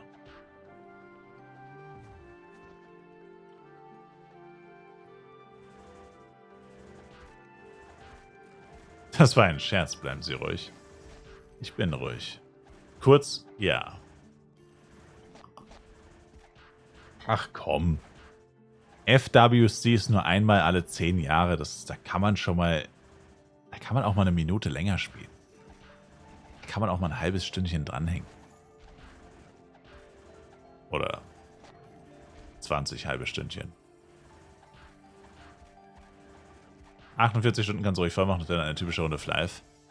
Meine Rede. Das ist ja nur eine Runde. Nichts Außergewöhnliches. Ein Ründchen. Ein Ründchen am Abend. Meine XP-Box noch da oder habe ich zu lange gebraucht? Ich habe zu lange gebraucht. Eine entspannte Runde am Abend.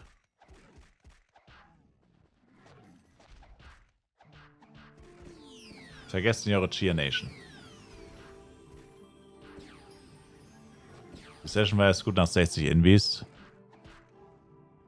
Ich glaube, es waren noch nicht mal 60 Invis. Wenn ich so drüber nachdenke. Ich glaube, das waren keine 60.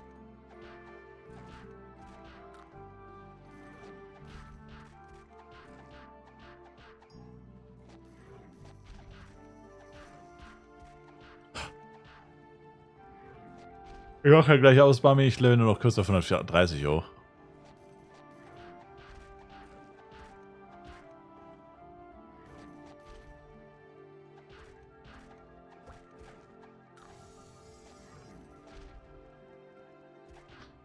Bis 72 ist noch alles in Ordnung. Schon mal drüber nachgedacht, warum die Events immer Freitag bis Sonntag gehen.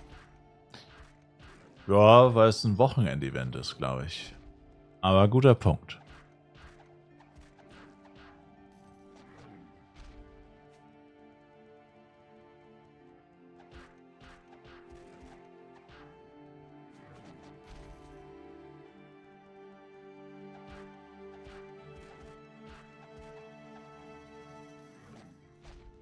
Danke, Syntax. Wie ist deine Bewertung des jetzt vom Jester-Gameplay? Macht es mir mehr Spaß als Elementor? Nein. Vorsichtig ausgedrückt, ohne jemandes Gefühle verletzen zu wollen. Nein. Nicht wirklich. Aber wie gesagt, nothing personal.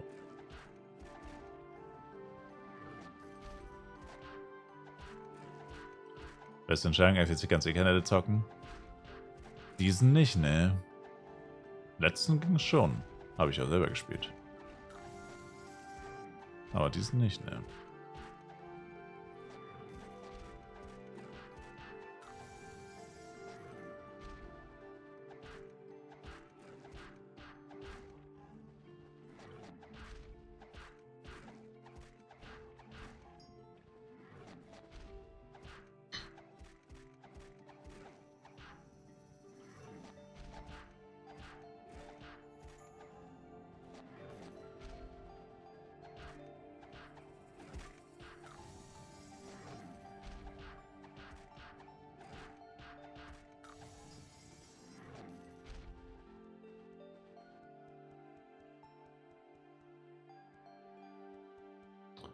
Bro, Alter, was ist denn das, Mann?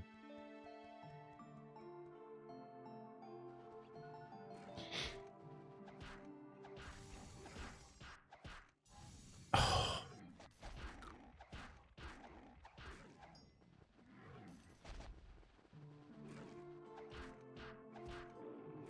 Da ist ein Berg im Weg.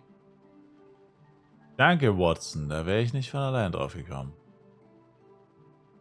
Und deswegen bist du der Doktor und ich bin der Holmes. Wo ist der beste Spot bei Luia? Bin gerade im Norden bei Small Luia und finde den Spawn da echt bad. Im Norden? Du musst den Berg hoch. Über den Bergen bei den 7 Zwergen. Dort findest du die Luia. Und dass ich jetzt mit Viagro Job Change töten muss, war es nicht in Darkon? Nö, das ist jetzt ein Flaris. Shurai Ture heißt es und ist ein Flares. Shurai Ture.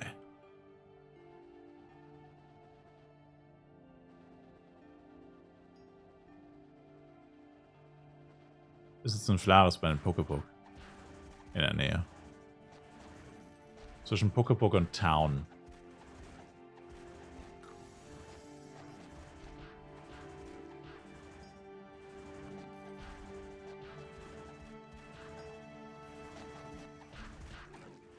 Am See. Luxus. Wie kann ich meinen Wintershop wiederfinden? Nach einem Item aus deinem Shop suchen und dann die Shops nach Name oder so sortieren. Und wenn du ungefähr weißt, wo er steht, kannst du auch noch oben beim Filter Distanz zum Shop machen. Wenn du es nicht komplett vergessen hast. Sofern du noch ein bisschen weißt, wo er war, dann sollte es damit gehen.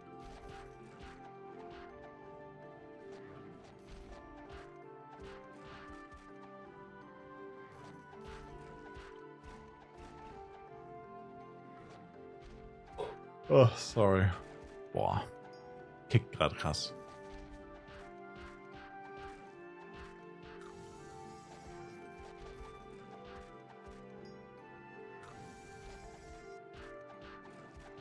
Schick mal ein bisschen Food, Bruder. Wenn es deins sehe, werde ich ganz neidisch. Was ist das?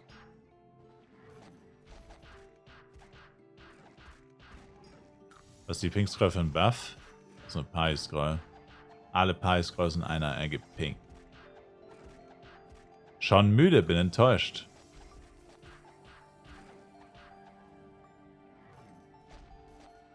I'm sorry, Daddy. Wenn ich eine Waffe mit Level Reduction anziehe, was kostet mich diese wieder zu entfernen? Gar nichts. Die Level Reduction ist halt weg. Die F-Cons sind halt effektiv im Müll. Jojo Jester hat ihn verändert. Jojo Jester ist so ineffizient, dass ich 5-mal so viel spielen muss wie sonst, um auf die gleiche... ja, ihr wisst, was ich meine.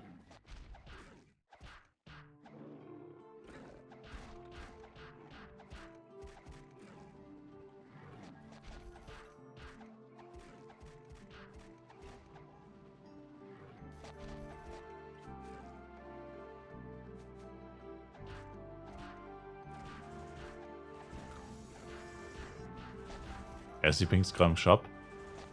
Schriftrolle der kombinierten Gruppeneffekte heißt die.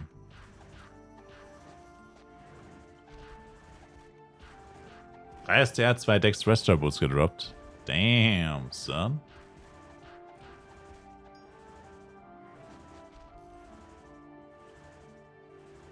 Bin ja nicht der Einzige, das mega abfuckt Gefühl, die ja 2 Dauer E spielt. Tja, ist halt effizienter. Aber nein, mich fuckt es auch ab. Nur deswegen bin ich hier, wo ich gerade bin. Vor allem hast du auch ein AOE-Blade hier, hab sofort Channel gewechselt. Aber tatsächlich ist hier relativ still. Mut und Auge war unerträglich.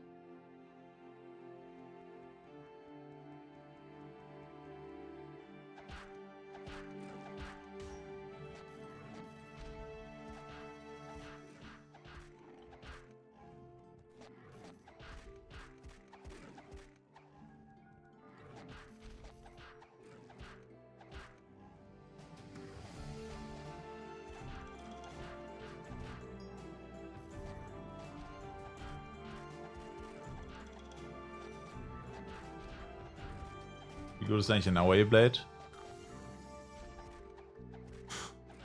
Ist nicht schlecht.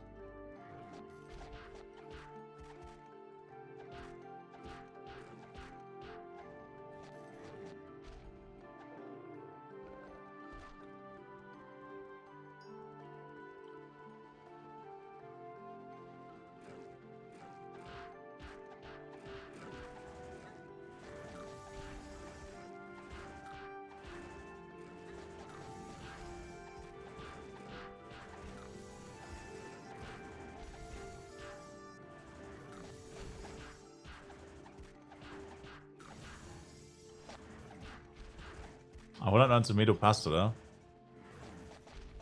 Genion Suit Premium Jobs heute. Genion wird nicht wirklich gespielt. Glaube ich. Aber GZ Sir. Was gab Terra Nord? Das war Sarkasmus, Sir. Oh. Entschuldige. Bitte. Kann inzwischen eigentlich noch 105er Sachen gut verkaufen, oder muss man die verramschen? Kommt drauf an, was du droppst. Es gibt ein paar Sachen, die sind sehr selten und sehr wertvoll. Und es gibt sehr viele Sachen, die sind sehr unselten und sehr unwertvoll. 2 Ex gebrütet, 2 Angel. Läuft. I've got an angel instead. And here we go. She offers me protection. With a lot of action. Oder so ein Scheiß. Was wie der Text geht. Da, da, da, da, da. And here we go. So. Irgendjemand? Ey Mann, das ist ein Klassiker. War zumindest mal einer.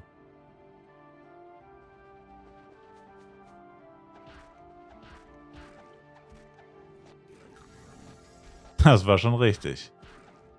Oh, fuck. Agro in my face.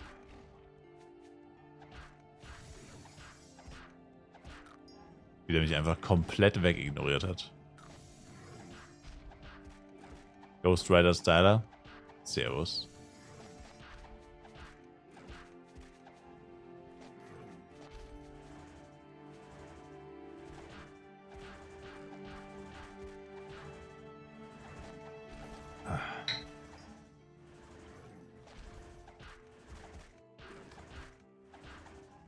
Sucht noch jemand eine Party? Könnt joinen bei FFS Channel 7. Junge, wieso spawnen da die ganze Zeit Agros genau in der gleichen Pissstelle? Was ist denn das, Alter? In der Fresse, ey.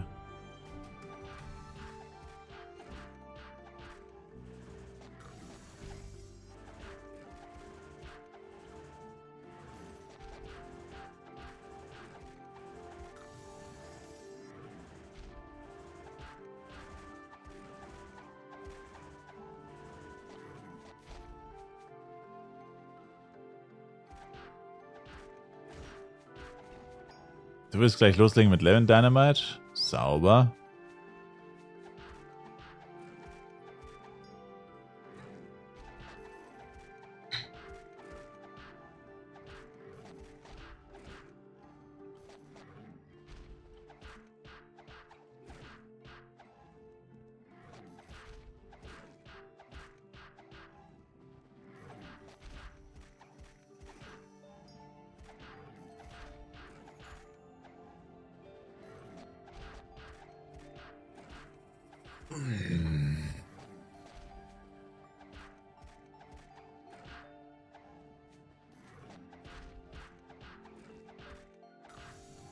Honored Poison Cloud immer noch bis 130 oder Max mal was anderes auf dem Ende. Das One-Hitted nicht automatisch, hängt von deinem Equipment ab. Feuermonster sind am ehesten, wenn überhaupt One-Shot. Ja, ist die Party, steht im Chat.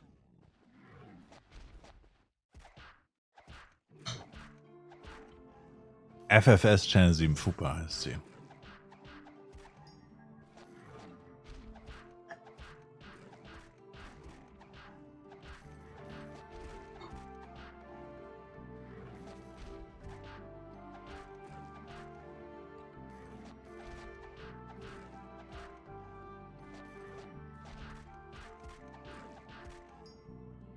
Und zweite Festplatte einbauen lassen, die ich mir vor 2 Wochen geholt hatte, war schon auf die Zeit lang nervig mit einer Terabyte Festplatte auszukommen.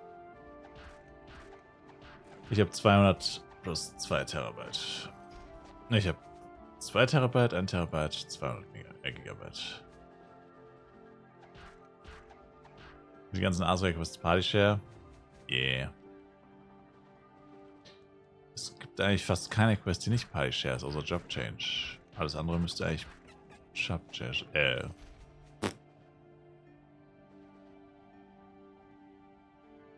you know what I mean.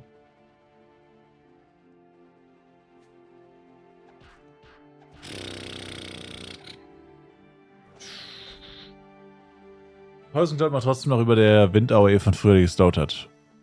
Ja. Der Wind-AOE, die früher geslaut hat.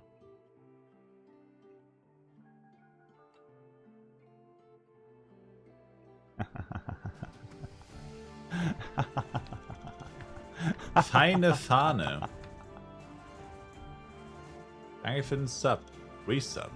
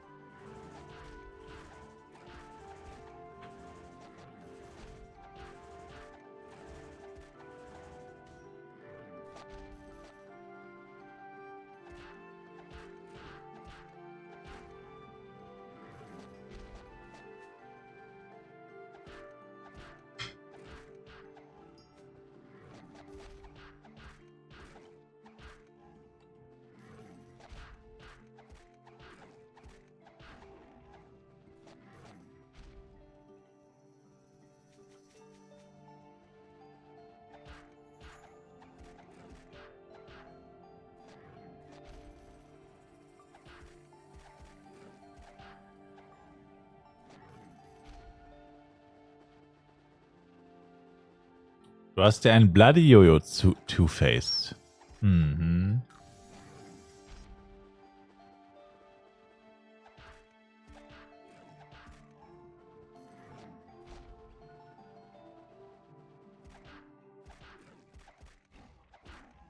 Das haben sie richtig erkannt, Sir.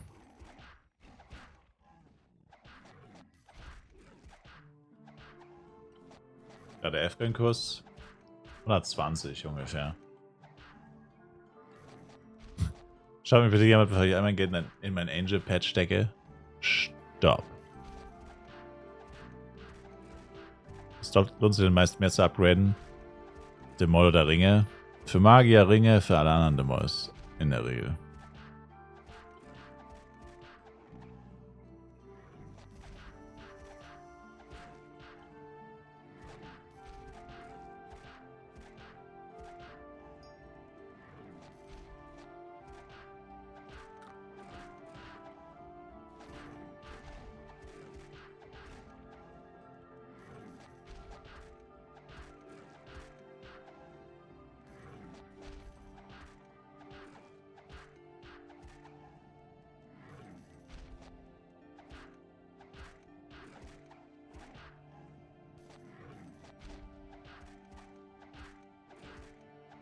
Selber gecraftet, Terranort.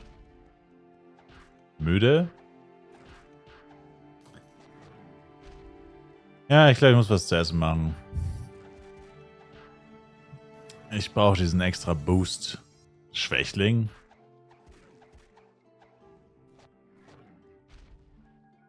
Hater.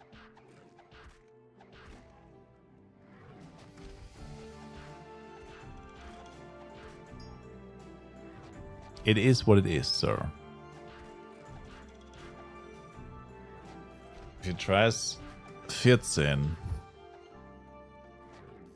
Das ist ein Angel Pad wert, ist von 11 auf E mit einem Level Upgrade. Also ein Reroll Pad. Keine Ahnung, Angels sind so 9 bis 12, glaube ich, wert. Clean. Also 1, E.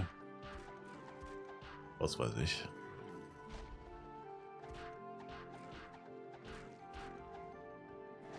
Nicht sehr viel mehr wahrscheinlich.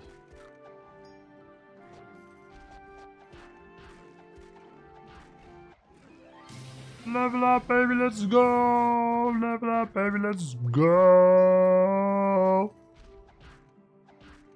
Level Reach 15 S Protokolinskis. Sweet baby Jesus. 15 S Protokolinskis. Hast du gerade 100 falsch ausgesprochen? Nö.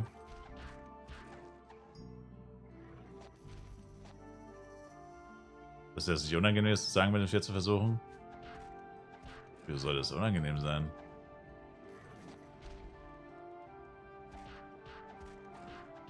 Wenn auch nur einer was dagegen sagt, verweise ich gerne auf meine 450 Face in a Row. Und dann wüsste ich nicht, was es da noch zu besprechen gibt, Sir. Ich bin immer noch der most unlucky player of all time. Also, wüsste jetzt echt nicht, was da unangenehm sein sollte. Zeigt mir jemanden, der mehr Face in a Row hatte.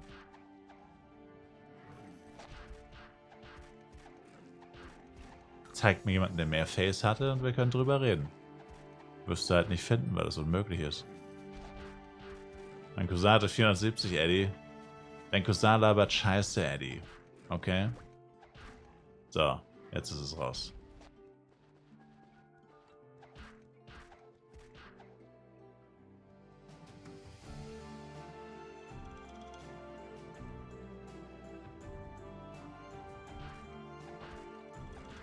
Kappa.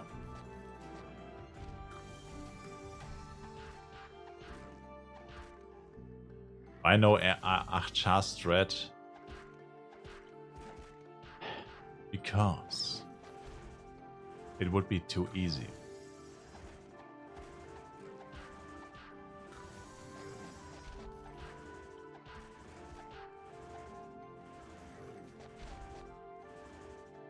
Fragt, wie du die 40 Level Reach gekriegt hast und dann ist wieder 126er. Nennen wir es verrückt. Das Wort gefällt mir deutlich besser als das Wort mit S.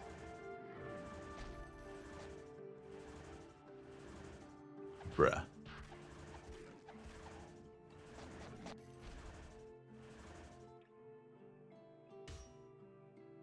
Der Random Cousin disappeared.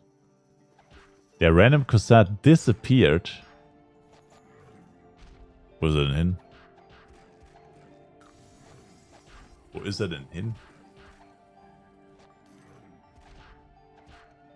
Wo ist er denn hin? Bruh.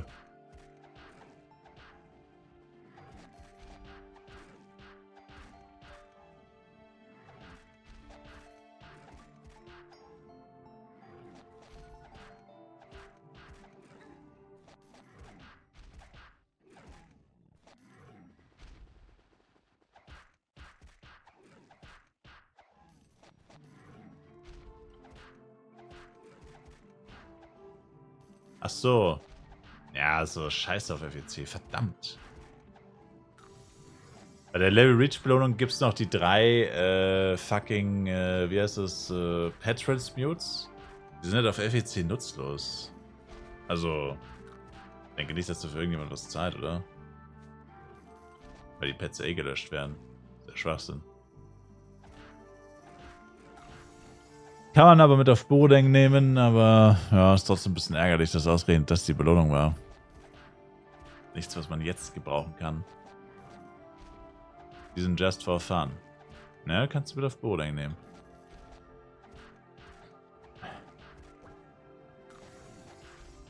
Ektrosiot, wie viel Wert? 105er Night. Oh, das ist ein Big Drop. Ein Big Drop. Ja, gucken wir einfach, was die anderen haben. Wenn du was Selteneres droppst, immer gucken, wie viel so die anderen im Shop haben. Dann kriegt man ein ganz gutes Gefühl.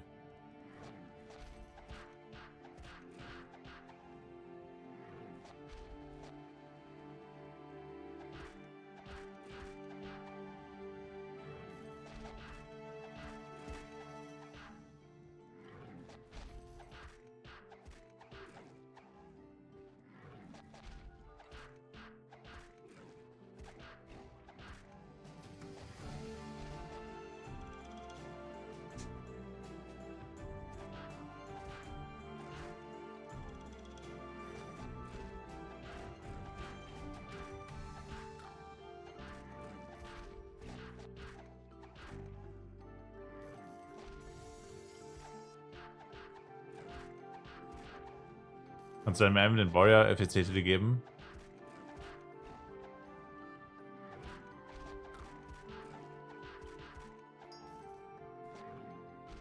Hab ich.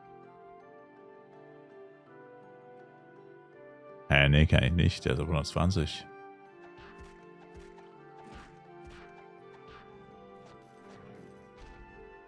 Oh. Den muss man erst abholen. Oho. Okay. Entschuldigung, Dr. Professor FEC. Hey, da. So, ich baue jetzt ein bisschen in den Ofen.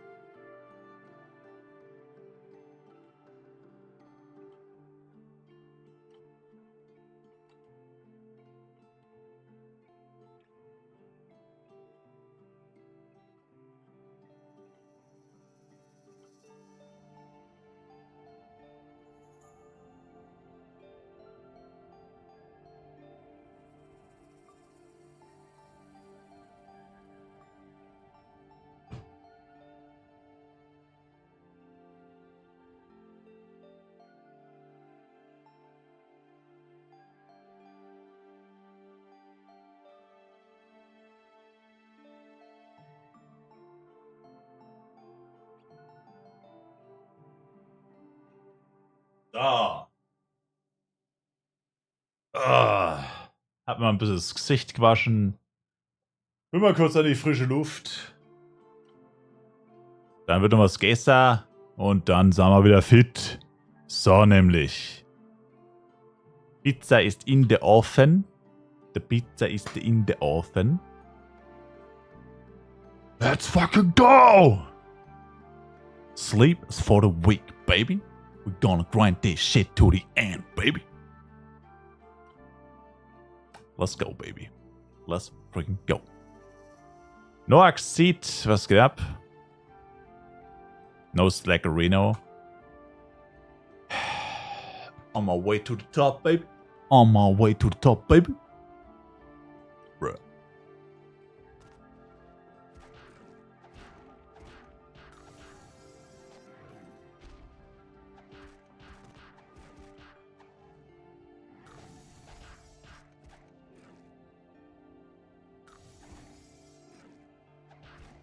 Kartoffelsalat mit Name Change.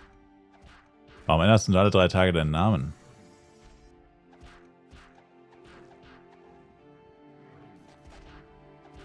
Das macht man meistens, wenn man irgendwas verbrochen hat.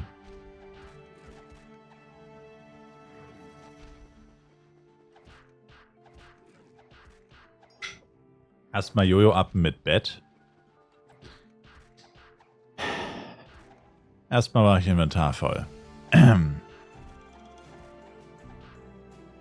Ohne volles Inventory wird hier nicht in die Stadt gegangen. Manfred.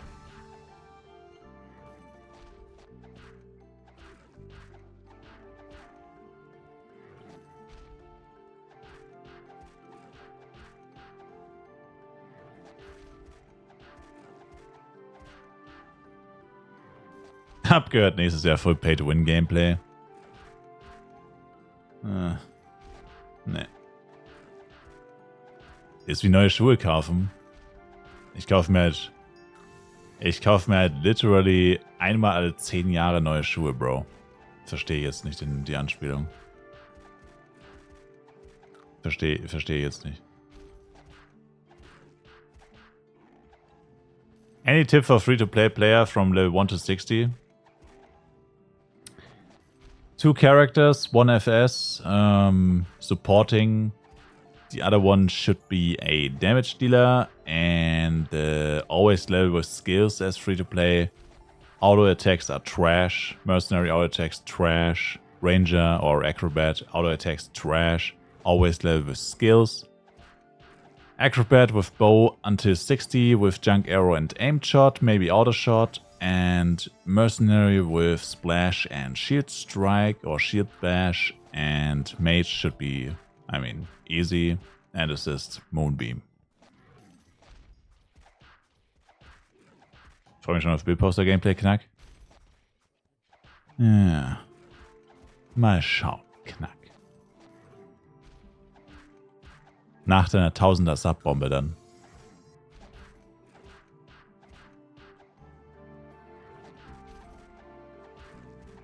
Haben wir noch Punkte für noch eine Stunde? Oh. Ja.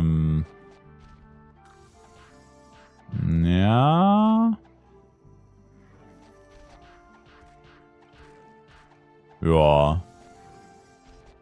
Ja, haben wir.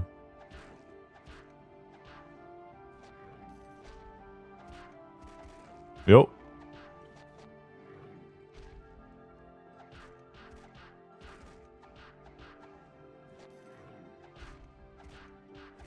Ich muss sagen, der Weg bis 60 mit Autoshot hat echt Bock gemacht. Für den schade, dass vielleicht ein Autotext so immer gemacht hat.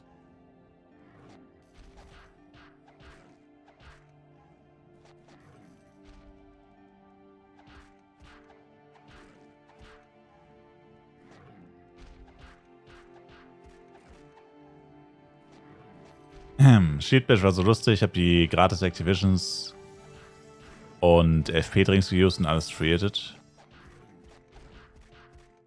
Läuft.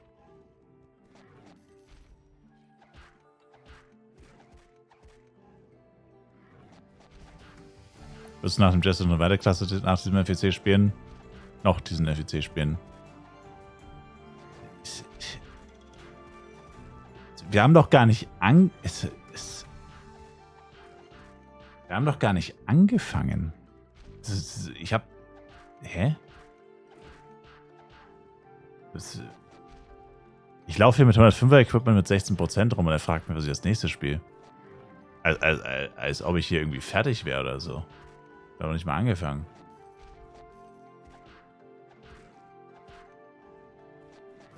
Ihr seid vielleicht ein paar Scherzkekse mit euren Fragen. Ihr seid ein paar Scherzkekse.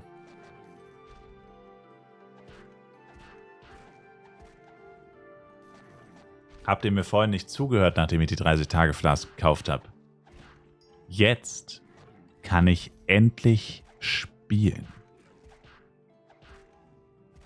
This is just getting started. The real Sabaton is coming. Mark your calendars, boys. Das andere war nur ein Testlauf. Bruh. Mal gucken. Nein, Spaß, das war schon der echte Sabaton, da kommt keiner mehr.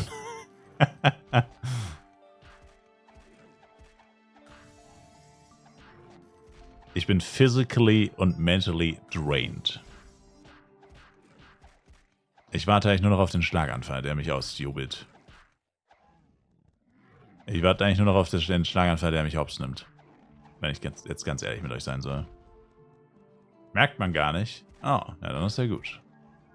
Gut, dass ich das so gut kaschieren kann.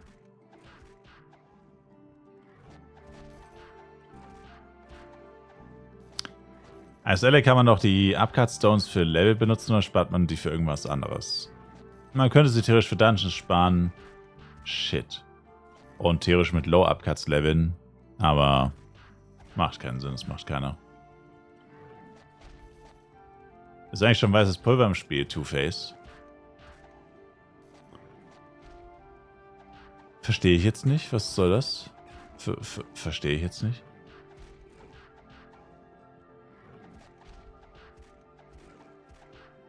Na, Slash?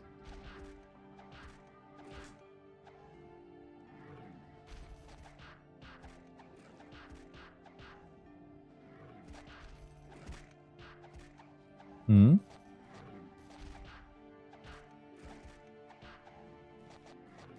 Nein, ich nutze kein Magnesium, Sir. Salz. Ich hasse Salz.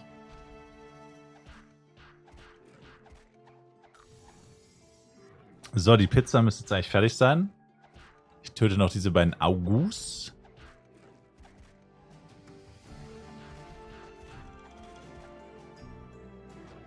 Wie sieht es mit M11 aus? 91 bis 120 Wölfe oder gar nicht?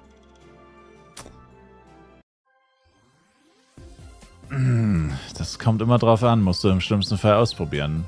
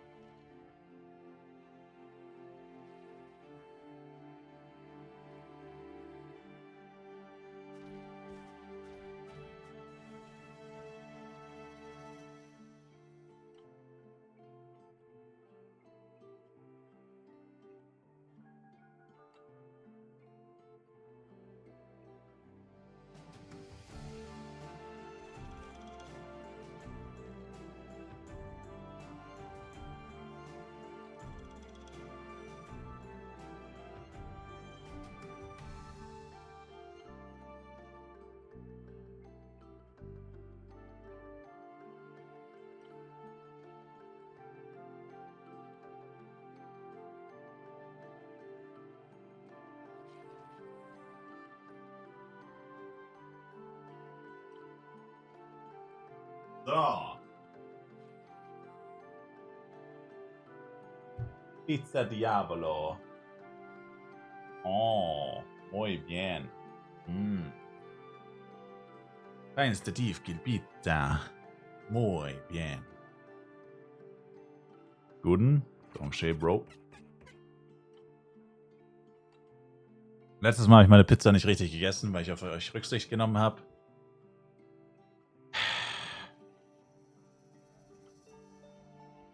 Da ist keine Tabasco-Soße drin. Da ist Frank's Red Hot Sauce Chipotle drin. Das ist der 4 Liter Hot Sauce Kanister, den ich da mal bestellt habe. Und dann mache ich das immer so. Nehme ein Pizzastück. Und dann kommt die Hot Sauce drüber. Und dann...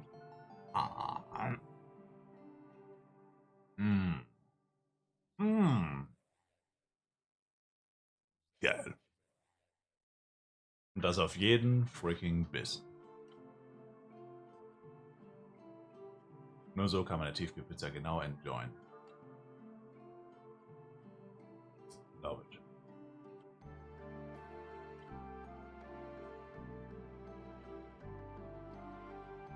Eine Pizza Vulcano? Wieso? Pizza Vulcano ist doch scharfe Soße.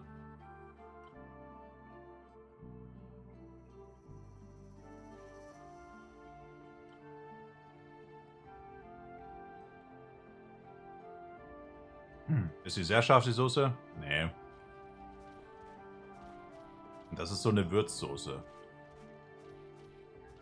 Das ist so eine Würzsoße. Was gab's zu essen, Amala? Amala, ich esse gerade.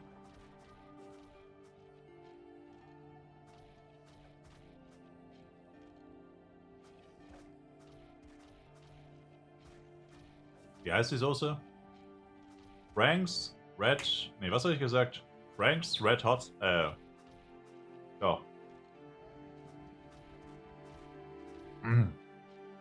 Ich hab's aber falsch gesagt. Die Buffalo White Wings Soße ist es. Von Frank's. Das ist eigentlich einer der größten Hot Sauce whatever auf der ganzen Welt. Ist halt in Amerika bekannt. Hier. Das ist die quasi. Und ziehe ich das rein. Ich habe mir so einen 4 Liter Kanister für 40 € bestellt. Und das hier ist eine Tabasco-Bottle. Da hat man eine Tabasco-Soße. Und da habe ich sie dann reingefüllt. Und das ist halt, wie gesagt, in Deutschland so kennt man das eigentlich nicht so wirklich. Weil so im Rewe verkaufen sie es tatsächlich auch. Aber ja, ist sowas ähnliches wie Tabasco. Und ich finde die ziemlich geil. Wenn die leer ist, also wenn die 4 Liter mal leer sind, dauert noch ein bisschen, dann werde ich mir die, gibt's auch in Lime. Und ich stehe mal auf alles, was mit Zitrone und so ist.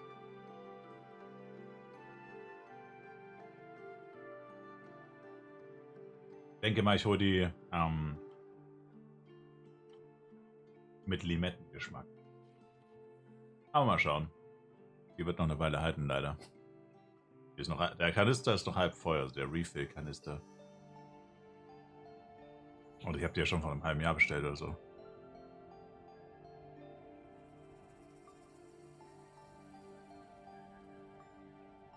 Du findest Tabasco schmeckt nicht? Ich finde, es kommt drauf an.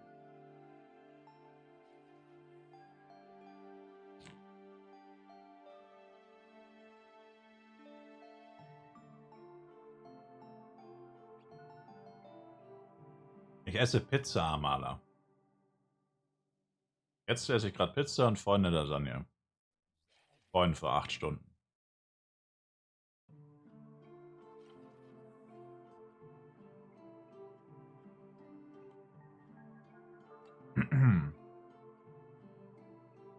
Naja, eigentlich war ich jetzt auch gar nicht so hungrig. Aber ich bin gerade fast eingepennt im Sitzen. Und Essen ist ja der älteste Energielieferant der Welt, würde ich jetzt mal sagen.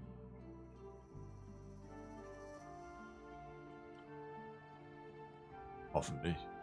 Ich habe keine Ahnung, ich habe es mir halt ausgedacht.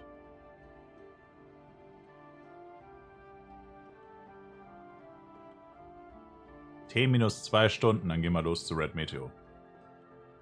In 2 Stunden gehen wir los.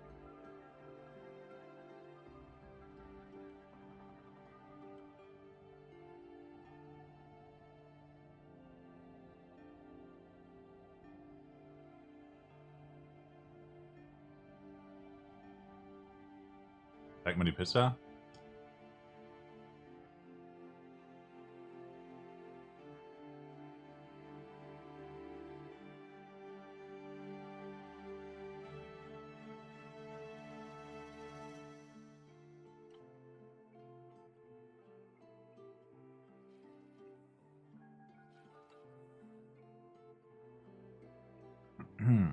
Eine klassische Tiefkühlpizza.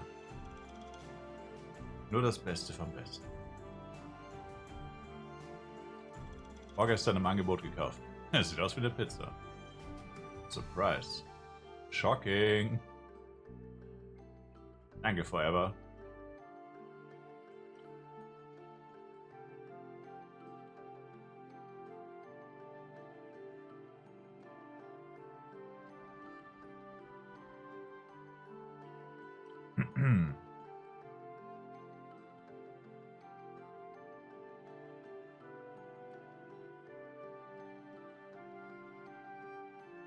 Was für eine Facecam habe ich?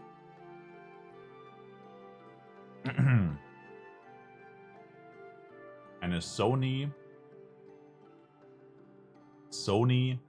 CVE 10.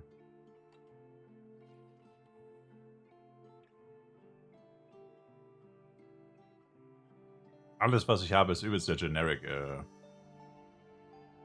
Influencer Shit.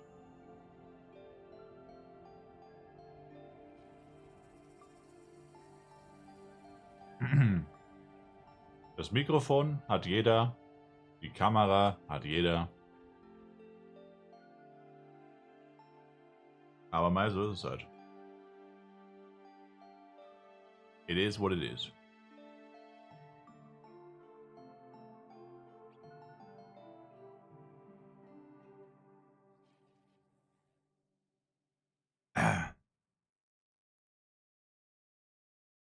Genau, SM7B. Nur meine Tastatur, Maus und Headsets. Die sind von Turtle Beach. Who else than Turtle Beach?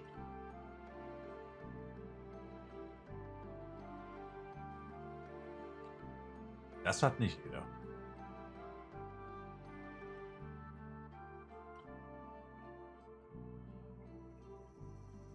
Und sie wissen nicht, was sie verpassen.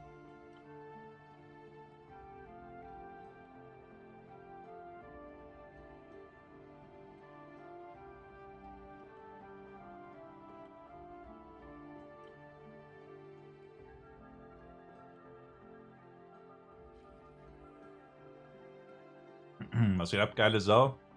Heute 24 Stunden Stream. Sieht wohl so aus, ja. Einfach mal ein spontaner 24er. Ah.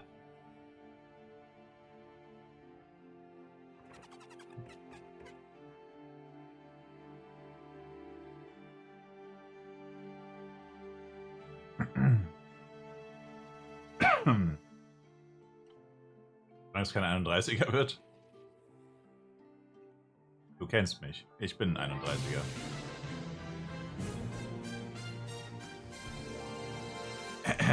Danke für den Follow, Benji.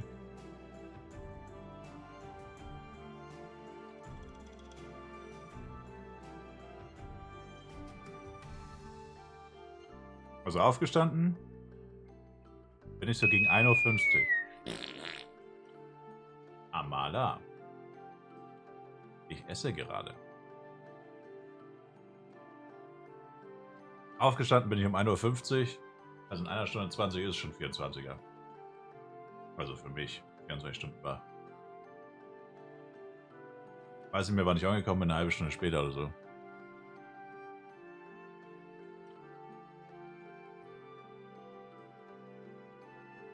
Haben mir vorhin Jalapeno-Wasser über meine Hose gekippt, das riecht komisch.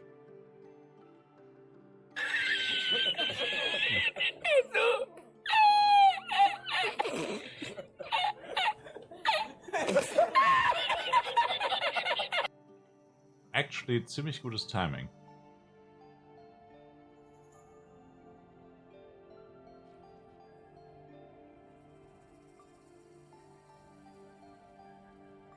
Der Stream läuft 21,5.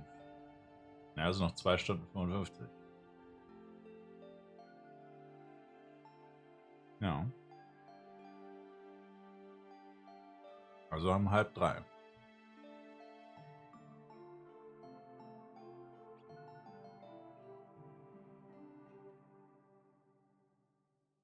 Ich würde gerne LR-Upcut benutzen. Ich gehe mal davon aus, das macht dann. Man macht den nur auf die Main-Waffe. Du kannst tatsächlich 2 LR-Upcuts benutzen als Blade. Und die geben dir beide auch den Damage-Bonus. Habe ich letztens erst ausprobiert. Also du kannst es einfach zweimal machen als Blade.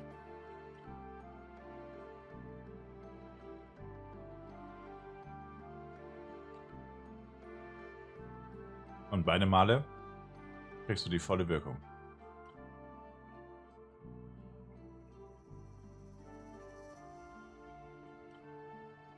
Ich spiele noch Genshin Amala, ja.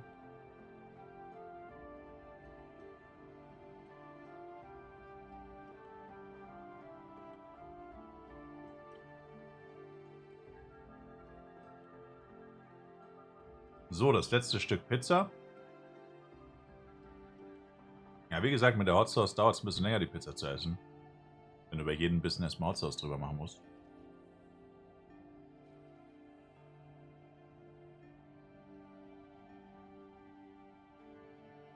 Aber schmeckt so halt 1000-mal besser.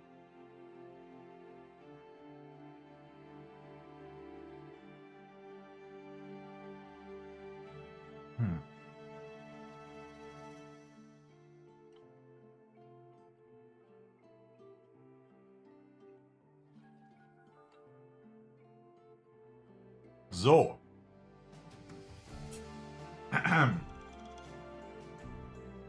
Die Lebensgeister sind zurückerwacht. Hoffe ich. Ich hoffe, dass es keine kurzfristige Erscheinung ist. Aber es geht wieder besser. Bisschen Zucker. Bisschen Zuckergetränk.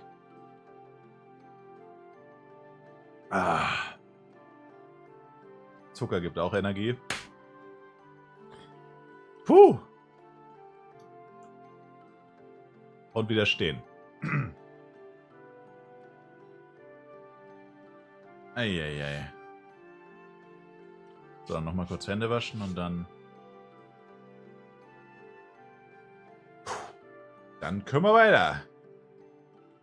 Dann gehen wir weiter.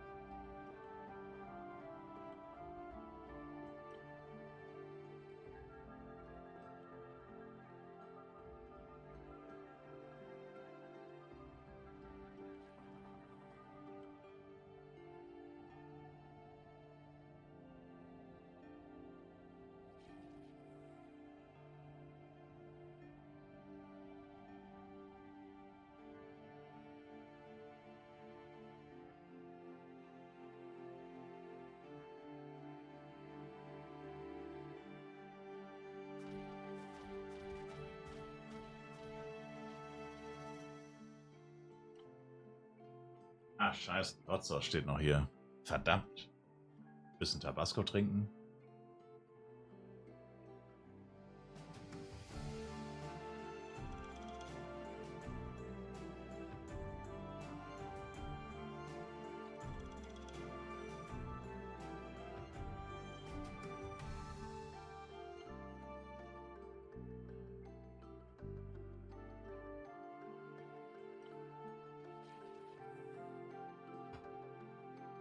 Ah, jetzt noch.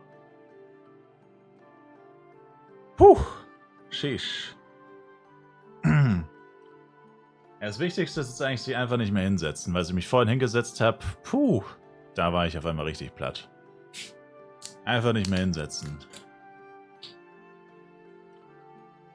Einfach nicht mehr hinsetzen. Stand up, baby. Ah. Gehörst du auch zur Rohkost-Gang? Klar, von mir aus. Warum nicht? Bei 100 Subs im Garten streamen? Das würde nicht funktionieren. Tiefrohkost. Tiefkühlrohkost. Okay.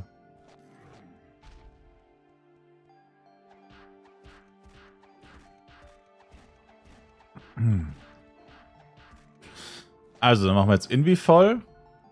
Und dann können wir diese 15 S-Projects wegballern.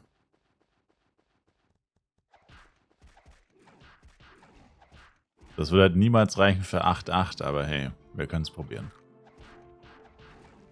Bei 100 Subs Pizza gefroren essen? The fuck? Ja, no. Nein.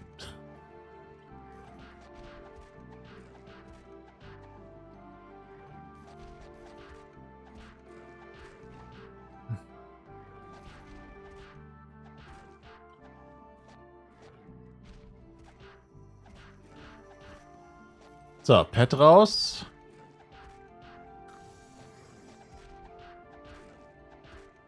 Sag mal, für Red Meteor meinst du, es ist deutlich einfacher, wenn ich Backup AM mache?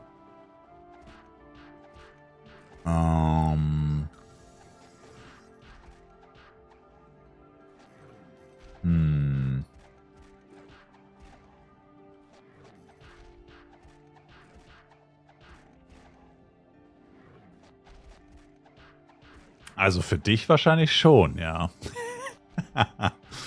Für dich sicherlich schon, ja.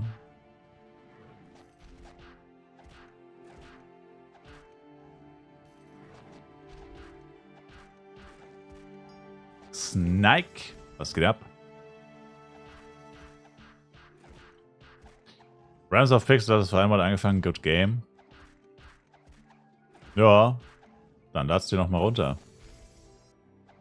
Wie kommst du jetzt so random da drauf?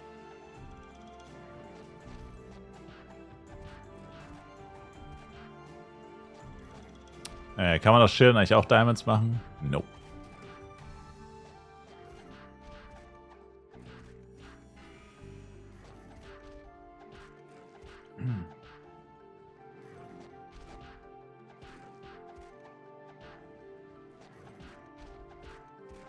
Hab runtergescrollt. Ah.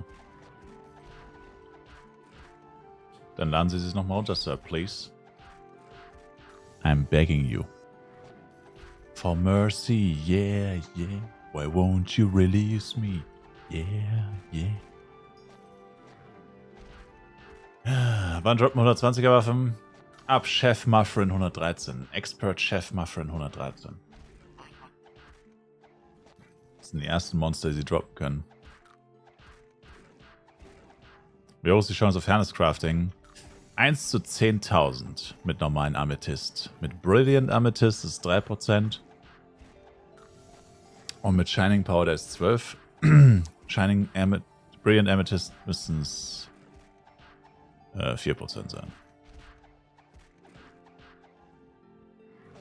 Glaube ich. Irgendwie so. Kann man die Guardian Dungeon Quest alle in einem Buch, in einem durchmachen? Ja.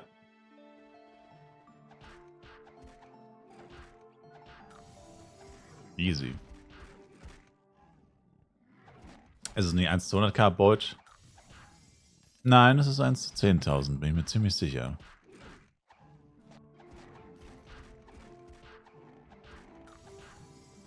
Sehr sicher sogar. Dann easy. Bitte? Ich habe es letztes Jahr nicht mal geschafft, eine Bloody-Waffe zu craften. Da ist die Chance über 1%. Das wäre nur ein Bruchteil davon.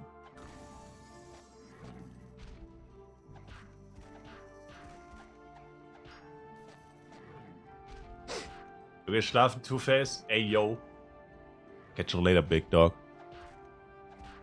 Get you later.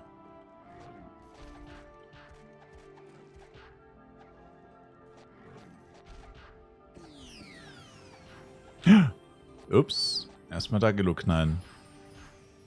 Erstmal ein Dagelo reinknallen.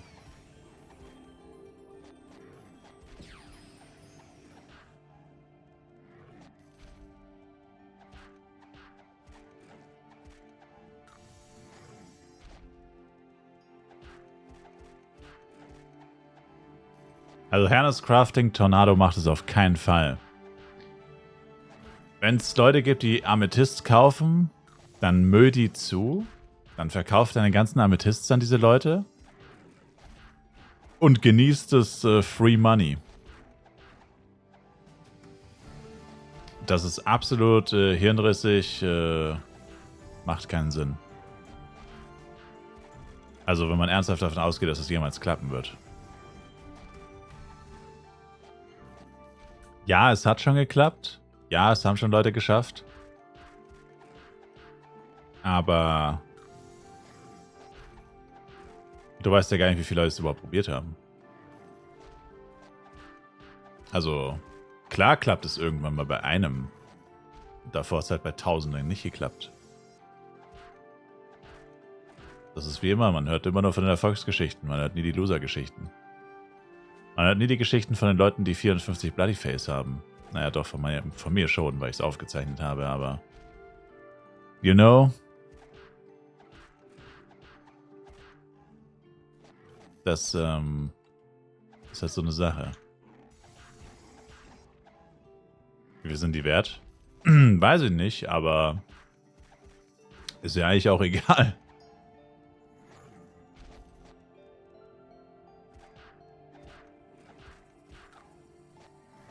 Ist ja eigentlich auch egal, wie viel sie wert sind.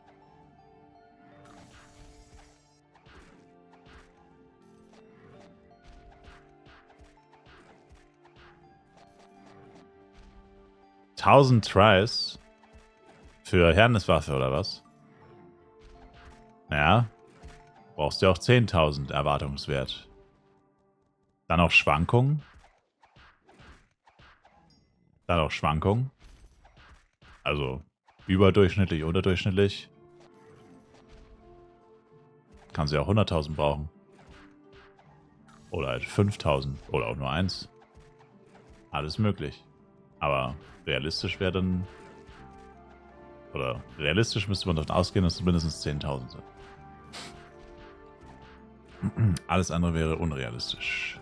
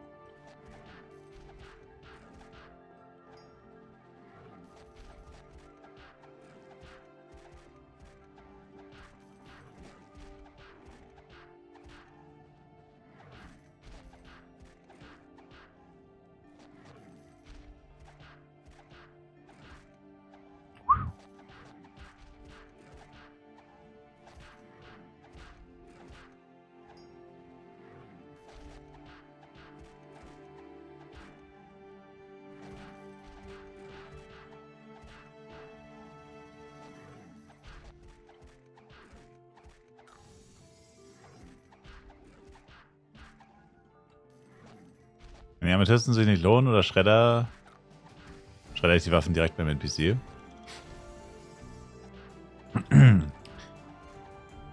Ja, das könntest du auch machen.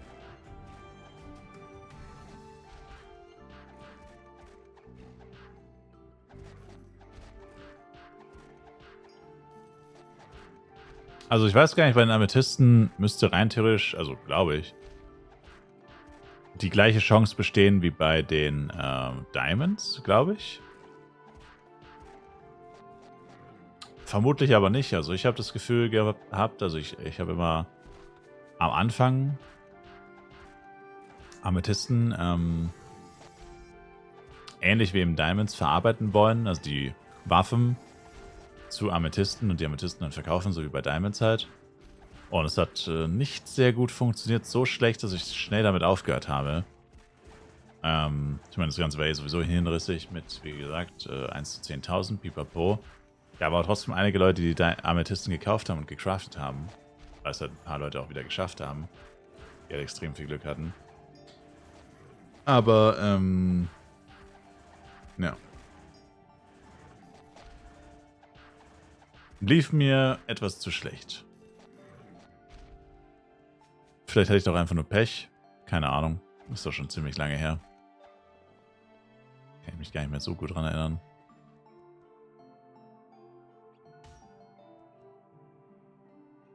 Aber alles in allem sind diese Diamonds ziemlicher Scam. Die Brilliant Amethysten meine ich. Die Brilliant Amethysten, die sind okay. Aber sind auch arschselten. Wie lange steigt der F-Coin-Preis noch so? Schon noch eine Weile leider wahrscheinlich. Immer weiter, immer höher. Vermutlich. Jeden Tag ein kleines bisschen. Komme ich da jetzt nur von 120er Waffen oder reichen auch 115? 118 müssen sie sein.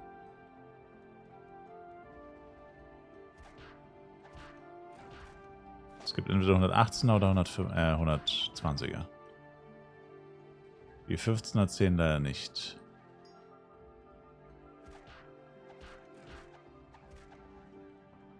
Nein. Ich habe nochmal den Bildposter im 135er Set gedroppt zum zweiten Mal. Trash!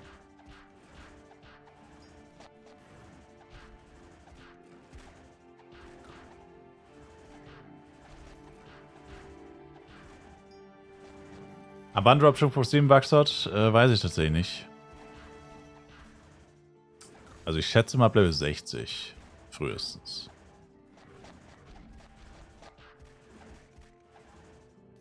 Oh gerade voll die warme Luft von draußen. Dachte mir gerade, meine Heizung ist an, aber es ist sie nicht.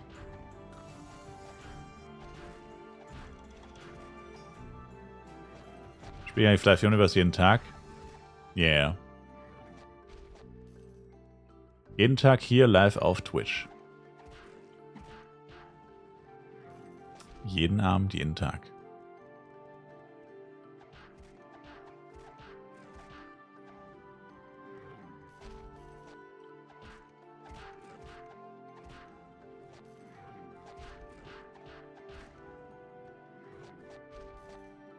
Meine M ist einfach voll. Mein Jess ist einfach voll, meine M hat einfach gefühlt noch 5 rein.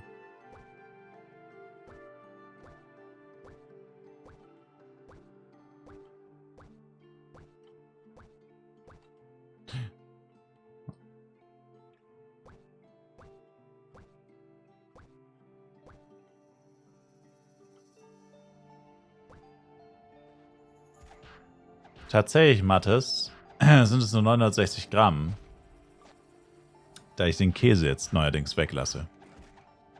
Und es sind 40 Gramm Käse dabei, Sir.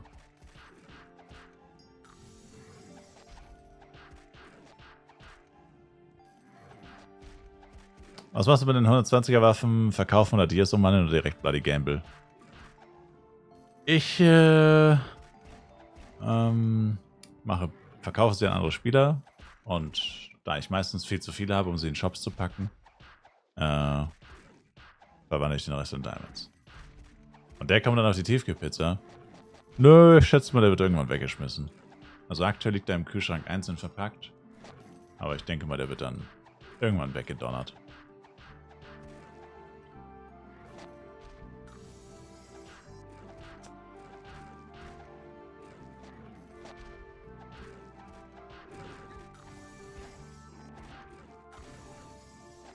Das ist eine Fertiglasagne, die nicht fertig ist. Du hast so ein extra Päckchen Käse, das du noch beliebend drüber streuen kannst. Du machst die Lasagne. Musst den Käse noch drauf machen, ja. Das ist ja die oberste Schicht quasi, Käse. Die musst du selber noch drauf machen. Und da ich den Käse auch nicht so gern mag, lasse ich ihn einfach weg. So. Ich esse effektiv eigentlich nur Nudeln mit Soße. In der Form einer Lasagne. Ohne Käse. I'm crazy.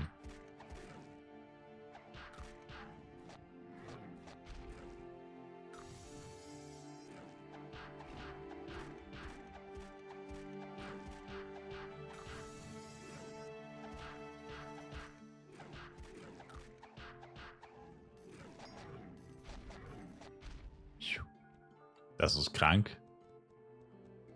Tja, mag sein. Dann bin ich gerne krank.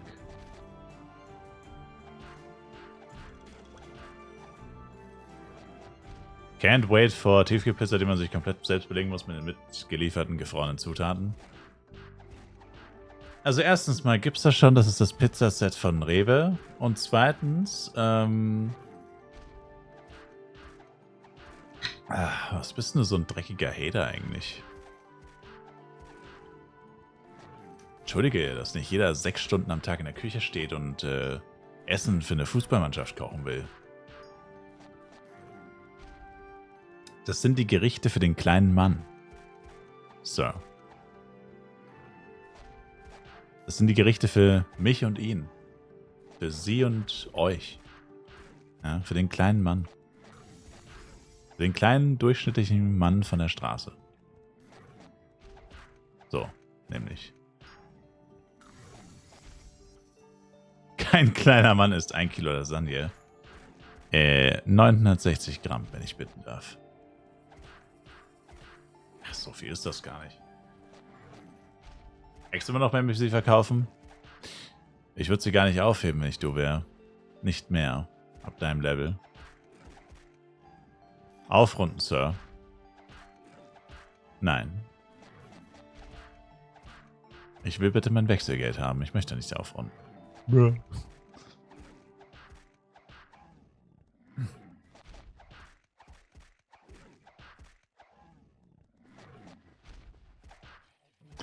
Der Umstieg von 60er CW-Dackel und Talin auf Hiss und Alex ist schon geil, damage-technisch.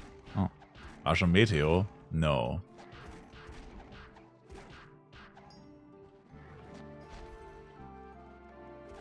Gibt es da eine Pet-Filter-Option? Begleiter musst du auswählen. Oder abwählen.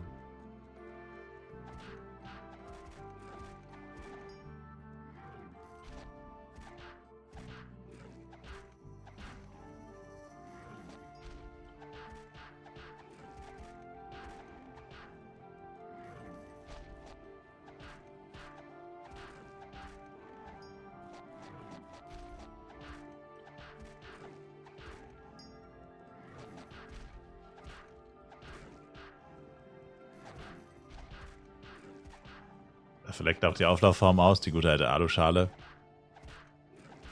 Und was ist jetzt das Problem mit Aluminium?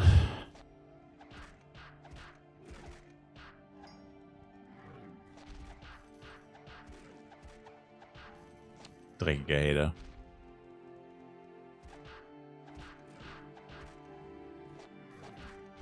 Nichts kann man gut recyceln. Na also. Was quatscht nämlich dann voll, Alter? Greta Thunberg. Herstellung und Gewinnung ist nicht so nice. Okay, Greta.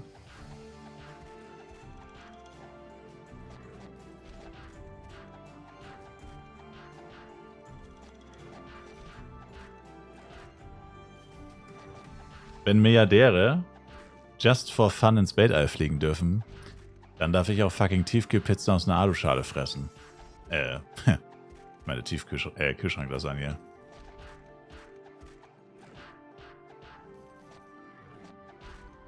Wo warst du, als Katy Perry ins Weltall geflogen ist, Sir? Standest du da auch mit dem Schild rum und hast sie verurteilt? I doubt it. Sir. Wie viele Ressourcen wurden da verschwendet? Für kompletten Bullshit. Angeblich nicht so viel, aber I doubt it. Das ist safe gelogen. Angeblich wurde das alles mit Wasserstoff gedingst und es waren irgendwie nur so, keine Ahnung. Aber das ist doch Bullshit. Das glauben die auch selber nicht.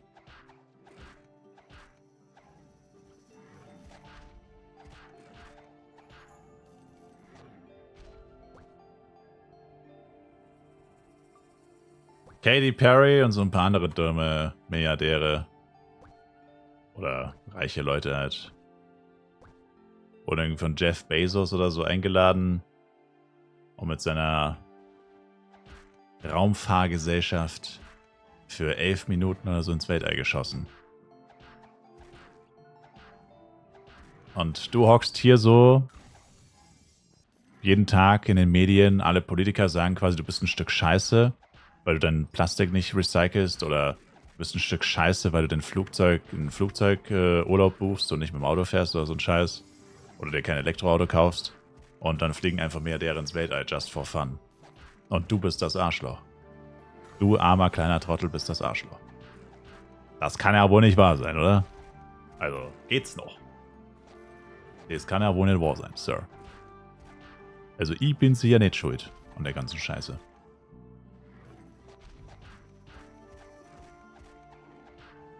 Sir. Die sind wieder auf die Erde gekommen. Die sind wieder da. Waren ja nur 10 Minuten oder so. 10 oder 11 oder so.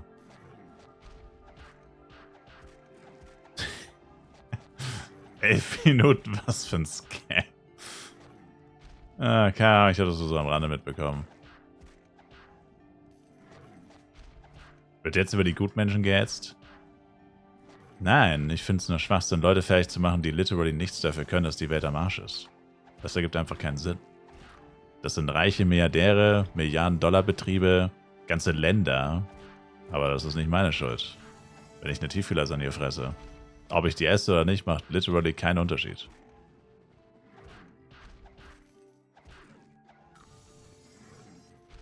So. Nicht, wenn Milliardäre so eine Scheiße abziehen wie das. Die ziehen einmal so einen Marketing-Stunt ab und das macht 6 Milliarden Tiefkühllasagnen zunichte, die du nicht gegessen hast.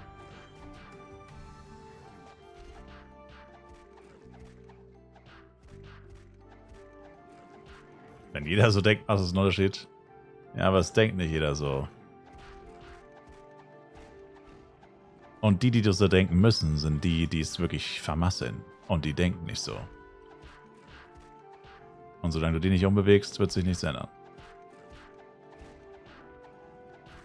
Was du und ich tun, ist vollkommen egal. Im Vergleich, was manche an einem Tag anrichten können. An Schäden.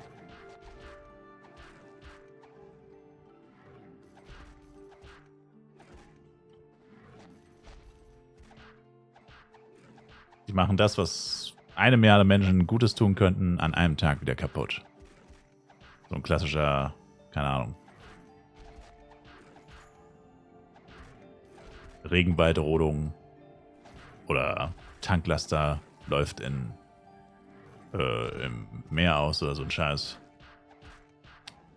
Das macht den Aufwand von 6 Milliarden normalen Menschen in einem Tag kaputt. Alles zunichte. Alles umsonst.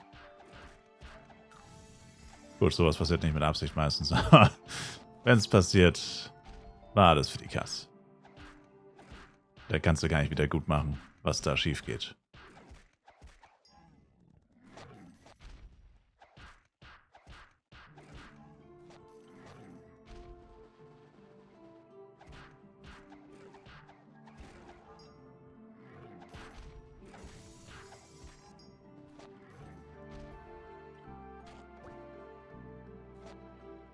So, noch 3 Items.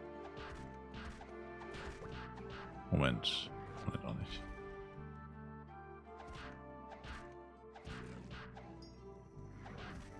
Wie in South Park die Bräuen sind. Ja, so ungefähr.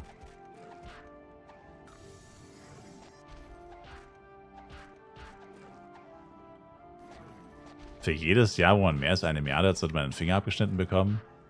Wieso nicht einfach das Geld spenden? Bruh.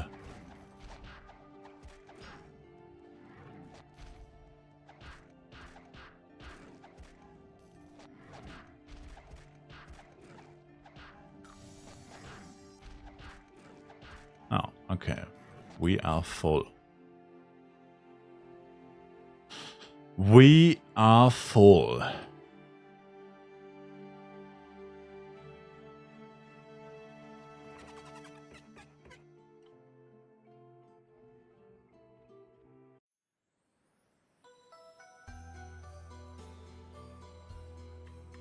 Es ist gut, dass sie die Finger abbekommen, dann wollen die das Geld nicht und werden es freiwillig los.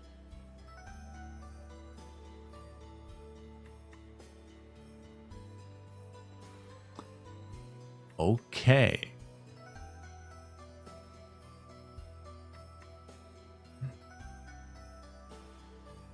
Was? No. Da ist gerade einfach so Tank Jester Boots für 25 Mio drin.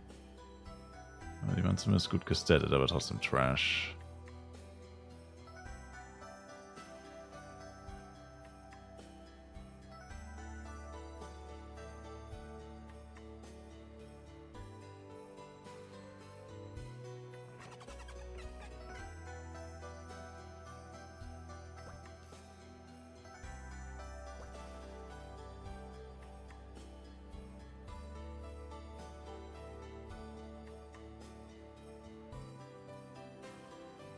Oder bezahlen ihre Mitarbeiter vernünftig?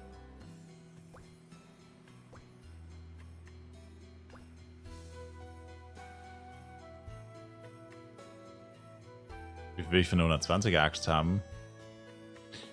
Verkauft die mal für 380k. Ups.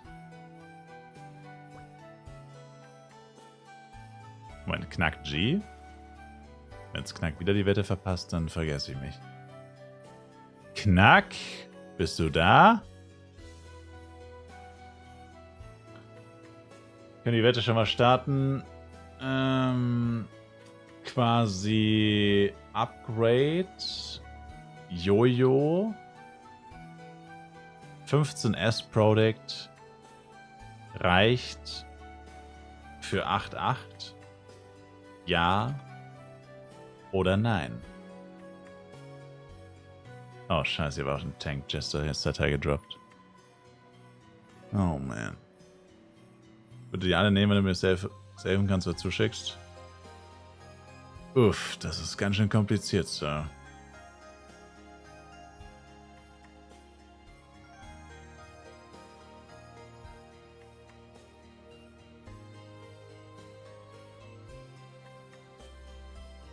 Alles gut. Willst du überhaupt noch gambeln? So viel. Oder hast du schon eine Bloody Waffe und hier fehlt dir noch eine?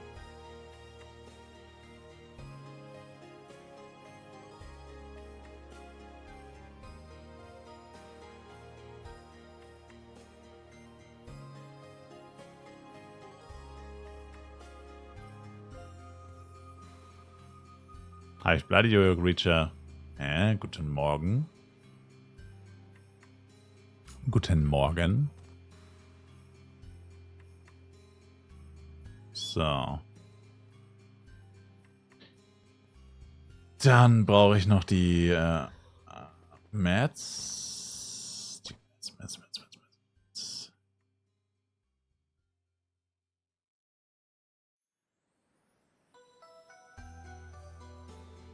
Habe ich was verpasst? Offensichtlich. Oh, bitte nehmt mich jetzt nicht komplett hops. Bitte nehmt mich jetzt nicht hops. S-Product. S-Product. S-Product. Beruhigt euch bitte. S-Product.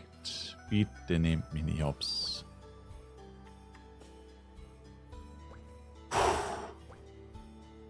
4-5 Chance. Die Wette ist zu. Schön wäre es, wenn ich eine hätte. Oh. Wie viel Tries habe ich gebraucht? 14.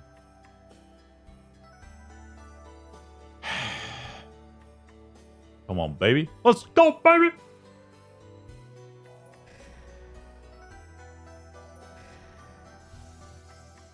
Hey, let's go. My man.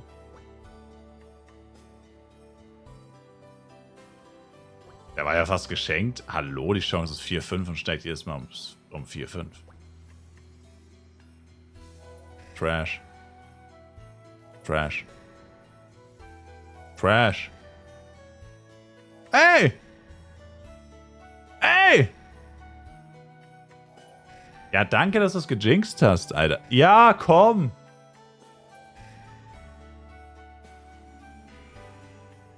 Ja, weißt du, weil du nix gönnst, Mann. Kannst du dich einmal gönnen, Flyergeier? Och, hast du ja geschenkt bekommen. Na, gleich wieder rummotzen, ey. Nichts Gönner, ey. Nur wegen dir. Weil du nix gönnst. Hockst du da? Ich hoffe, es geht schief. Ich hoffe, es geht schief. Ey, scheiß Hater, Mann. Jetzt kriegst du dich auf +9 wegen dir.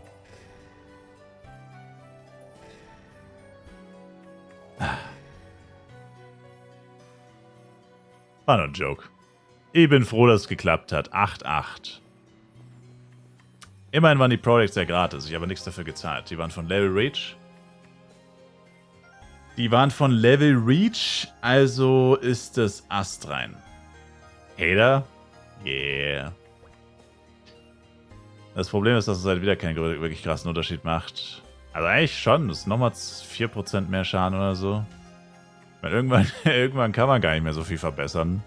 8-8 ist ja schon gar nicht so schlecht eigentlich. Das Problem ist, ich hätte grundsätzlich noch Protects, aber ich will mir aus den Smiting Scroll Boxen will ich mir keine S-Projects holen, weil ich das irgendwie kacke finde. Weil S-Projects sind ja nur 80 F-Coin wert und du kannst ja auch G-Project und A-Project holen und dann hast du halt 100 F-Coin.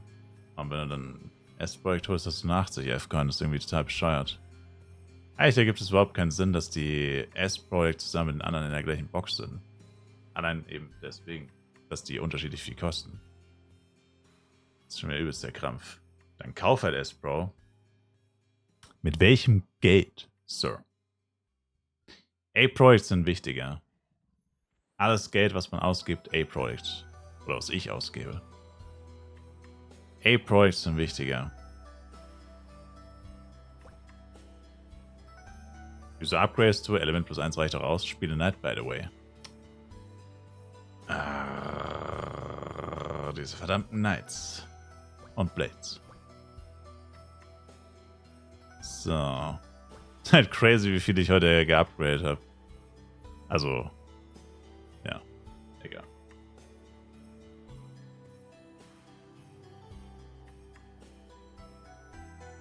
Aber mit einem komplett anderen Equipment angefangen.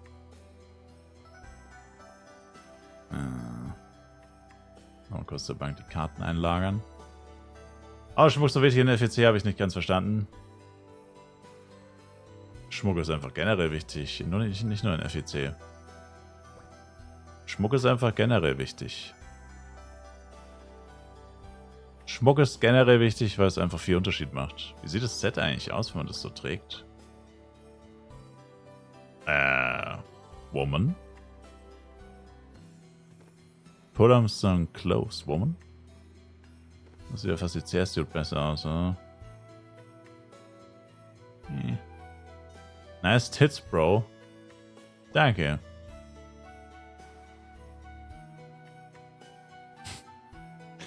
Wer dieses Set designt hat, meine Güte. Warum sind ausgerechnet A-Plus so wertvoll? Na, weil du halt so viele davon brauchst. Weil du halt so viele davon brauchst.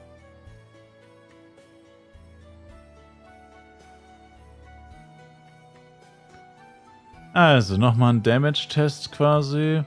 Mehr oder weniger. Wir haben zwar keine Ahnung, wie viel Damage ich davor gemacht habe, aber ich hab's im Gefühl. Also habe ich nie 30k gemacht auf jeden Fall, immer nur 29.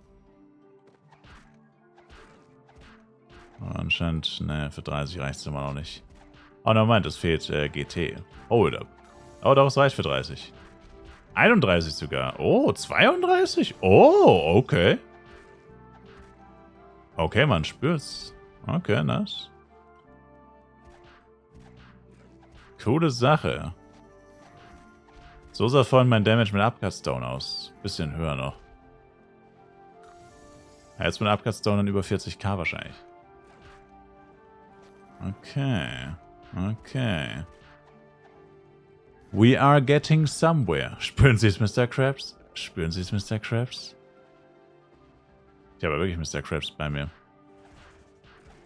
Meine Königskrabbe.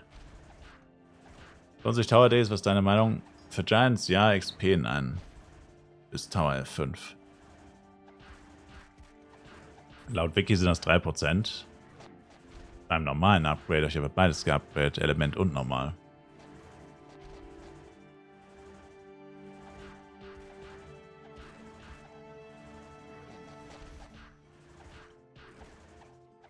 Das müssten so um die 5% sein, ja.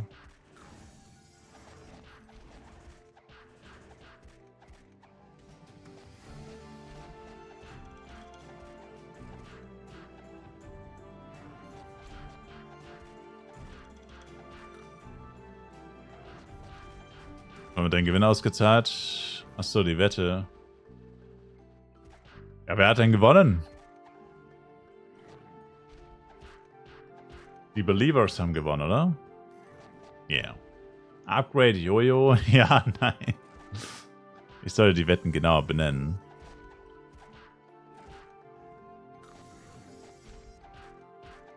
Yes.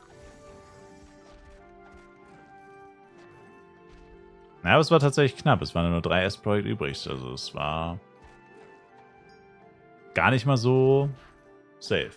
Eindeutig.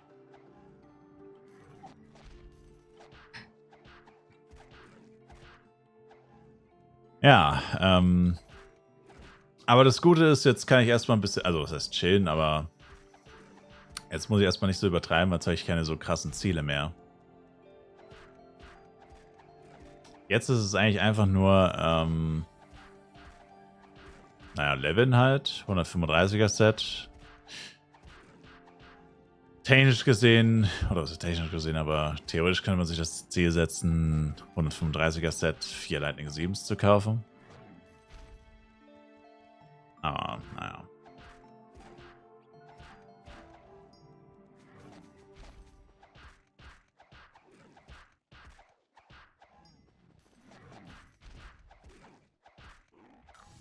Misa, du hast dann aber eine Party, oder? Weil meine Party ist jetzt gleich over.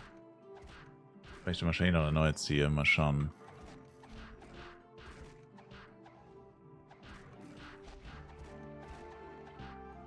Oh no. Ja, ich ziehe so oder so eine neue wahrscheinlich.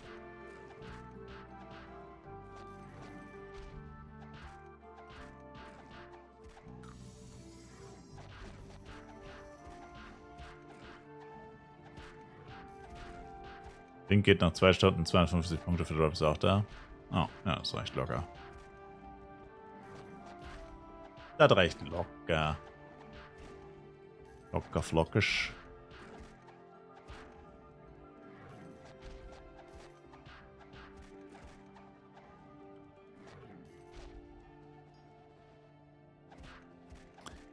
Plus 7 Interlee gedroppt braucht wer?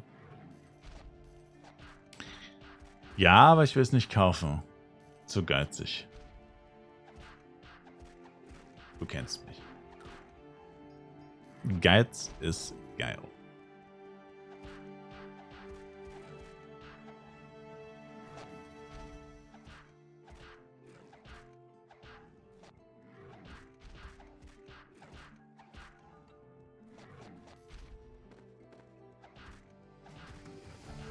Wer dabei beim eine neu ziehen? Ja, mal schauen. Du hatest deine M wirklich? Alter, wie kann es sein, dass ich bis Level 126 nur Interis mit maximal plus 3 gedroppt habe? Das ist doch eigentlich unmöglich. Sind wir doch mal ehrlich.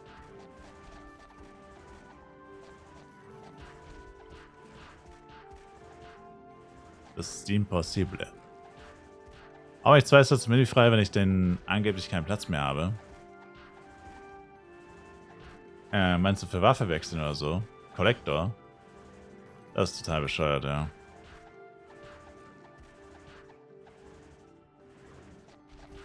Yeah. Ich verstehe es auch nicht, ehrlich gesagt. Keine Ahnung. Ich würde fast so weit gehen und sagen, es ist ein Bug. Dass man so oft einen mehr braucht. Als eigentlich ja, ersichtlich, I guess.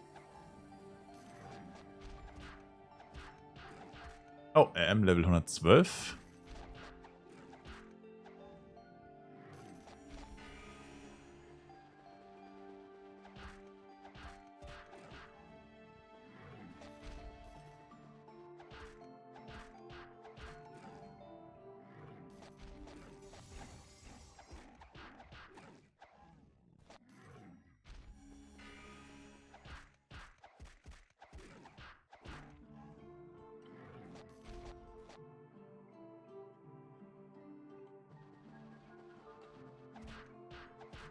Willst du nochmal Tower machen?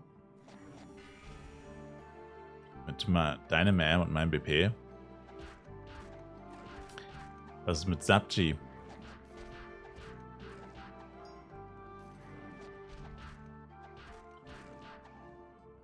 Würde es sich eigentlich lohnen, Feuer plus 1 auf den Flame-Stuff zu machen, da ich nur mit Hot Air spiele? Macht das Stuff irgendwie mehr Schaden als alles andere, was ich bis jetzt gefunden habe? Keine Ahnung, wie lange ich den noch nutzen muss.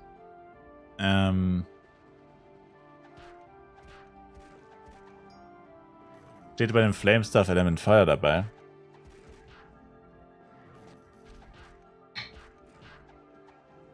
Der ist Pennen. Was für ein dreckiger Hater. Hast du eine Party?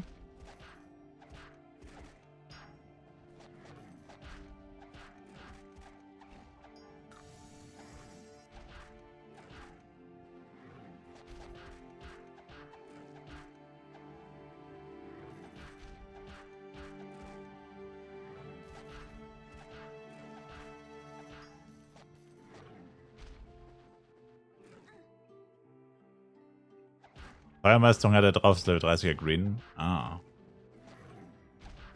Ja, dann solltest du Feuer plus 1 noch draufpacken. Das kostet auch nur ganz, ganz wenig. Eigentlich unter 100.000.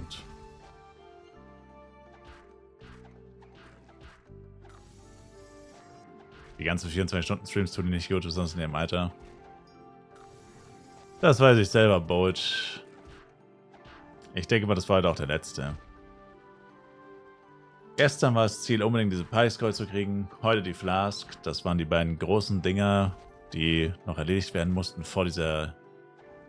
Um irgendwie gegen diese Inflation anzukämpfen. Morgen nur noch 23 Stunden. Ja.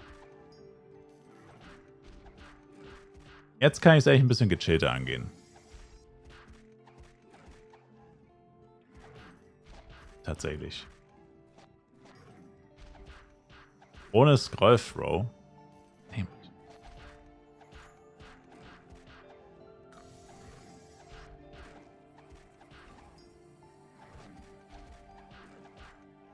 Mich wundert, dass Alex noch da ist.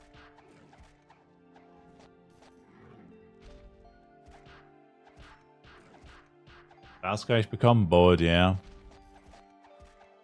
Einmal mein Geld wieder verschnüsselt.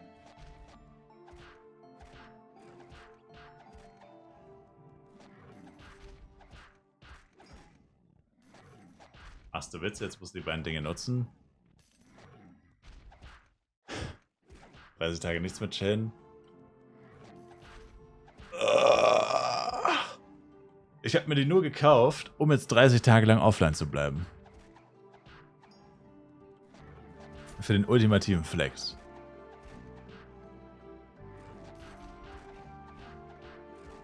Der ultimative Flex, sich das zu erspielen und es dann nicht zu nutzen.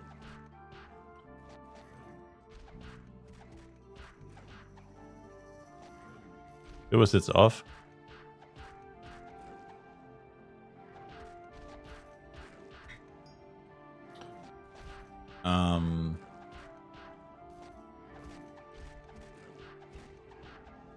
Na gut, dann könnten wir meine Party nehmen. Oh, plus 7 Schmuck zerstören. Geht nicht, geht erst ab plus 8. Und dafür würde ich auf ein Upgrade-Event warten. Gute Nacht, Alex. Danke für die Party. Ey, yo, my man. Appreciate it. No worries.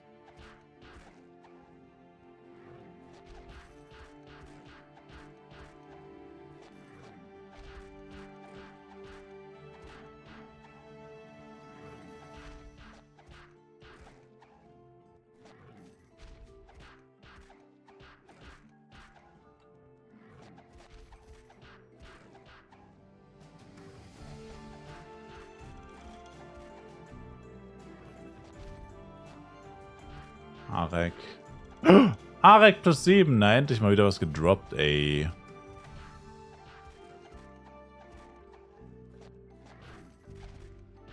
Wurde gerade von einem gebracht, das wird sich so scheiße anfühlen in 20 Minuten. Gesetzt 2 Mio. Es ist ein AAA-Product.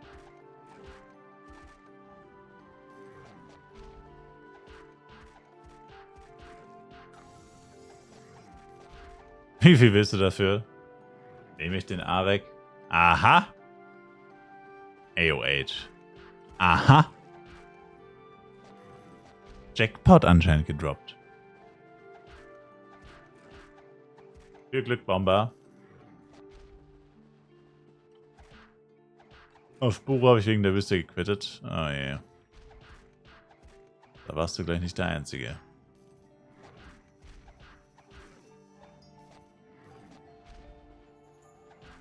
Oh! Männliche Bildposter 135 Accounts? Jackpot? Fragezeichen. Ah. Naja, doch nicht.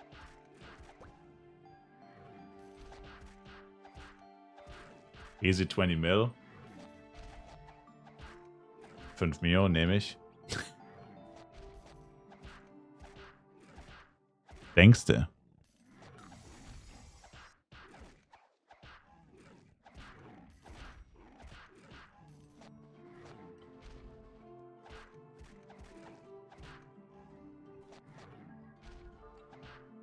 Hauptsache High-Level-Bild-Poster ist dann plötzlich günstig, ne?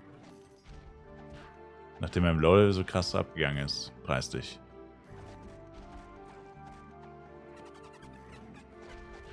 Müssen wir so die Kaisersuit gönnen? Ja. Ich mir auch.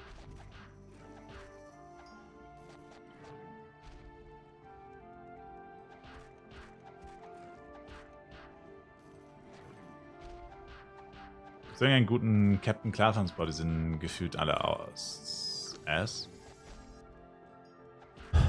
Hinten bei den Captain Klarfahren in dem Gang. Ganz hinten ist es, hinten rechts. Auf der Karte wäre es, I guess, unten links. Habe ich mein Pad gererollt? Nö, das ist 1-1. Einfach so gekommen.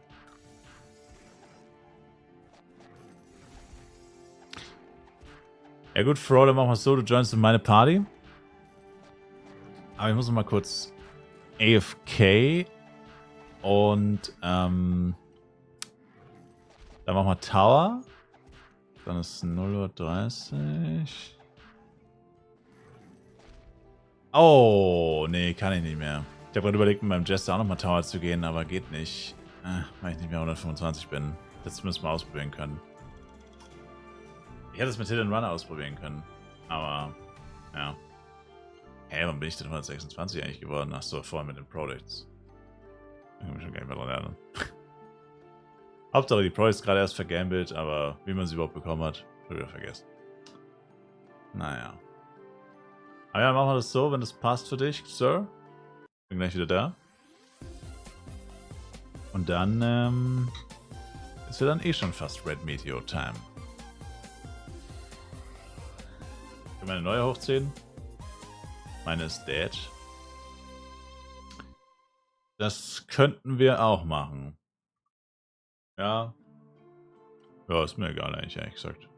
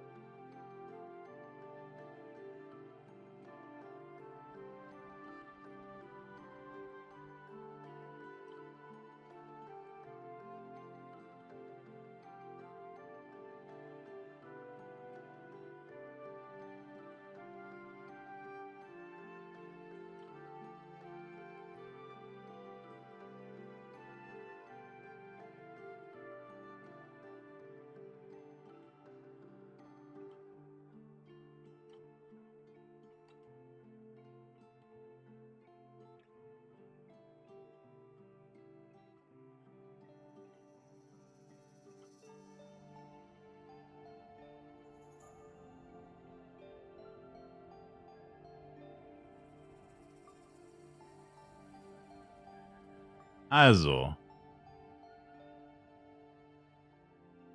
Dann neue Party oder was? Noch schnell ziehen. 22. Da müssen wir uns aber beeilen. Da müssen wir uns dann aber echt beeilen.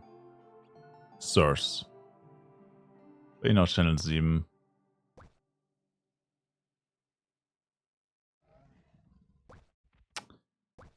Uiuiuiui. Du hast eine. 93 mit 840 Punkten. Ja, aber ich brauche ja selber auch eine. Sir.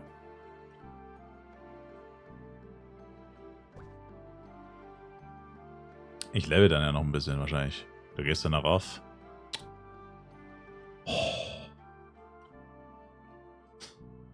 Dann laden Sie mich ein, Sir. Hab ich keine Scroll? Sind da Randoms drin? Laden Sie mich mal in diese Party ein. In diese ominöse Party. Channel 7. Ach, Entschuldigung.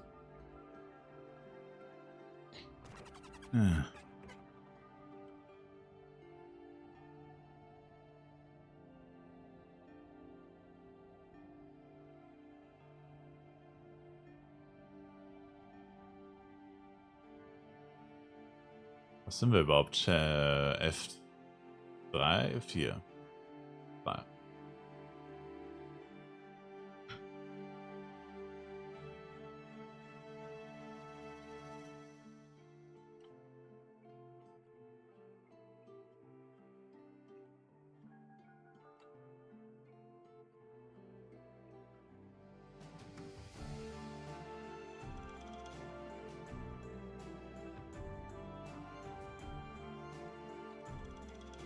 Mit 75 dann endlich mal meine erste Lightning 4 gedroppt. Crazy.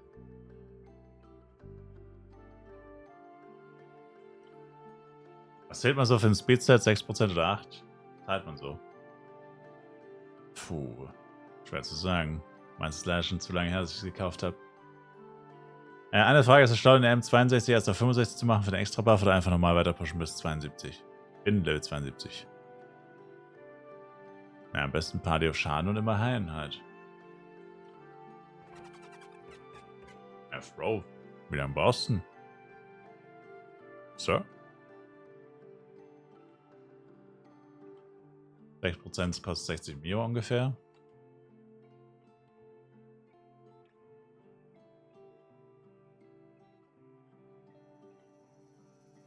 Ich kann dir keinen Call geben, Caesar. Weil ich selber noch nicht in der Party bin.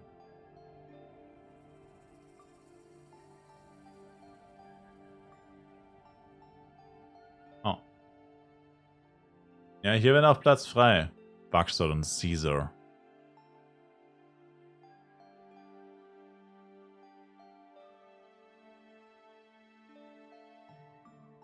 Ach so. Müssen natürlich meinen Jester noch joinen, sonst haben wir natürlich auch keine Scrolls.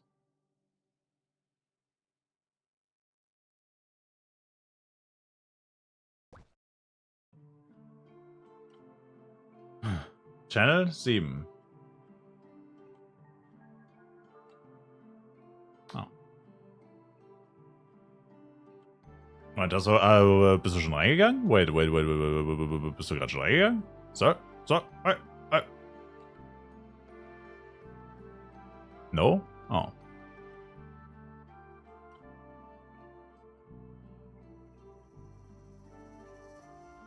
Du bist mitten in den Tower, oder was?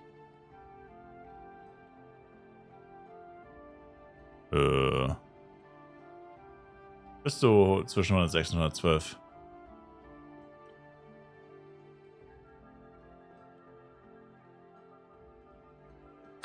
Würdest du aufgehen an eine Party, wenn du die willst?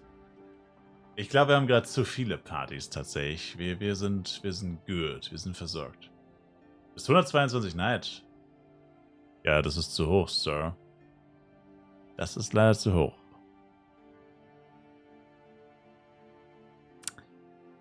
Waxdot, die Party heißt Döner auf Channel 7. Ja, dann gehen wir rein, oder? Channel 3, F3 Party.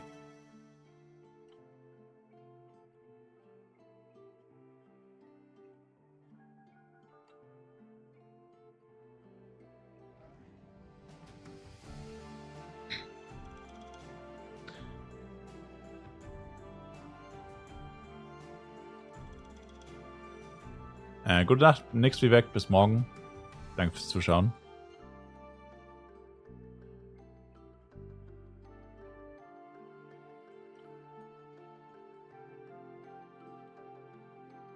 So. Wollen wir uns Setup wieder ändern. 1 Moonbeam, 2 Hurain. Merkaba manuell pressen.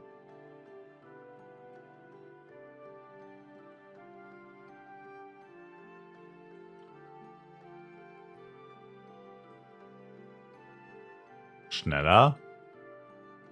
Kein Plan, ob ich die AOEen kann. Ja, nicht.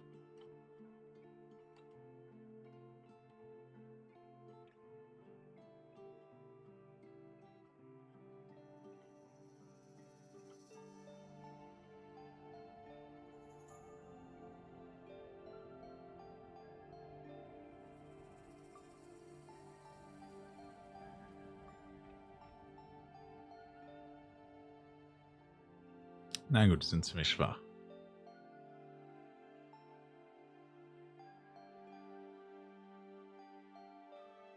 Was bringen die Tower Dailies? XP und Penia. Und Chance auf AG-Waffen, weil die meisten Giants droppen AG-Waffen.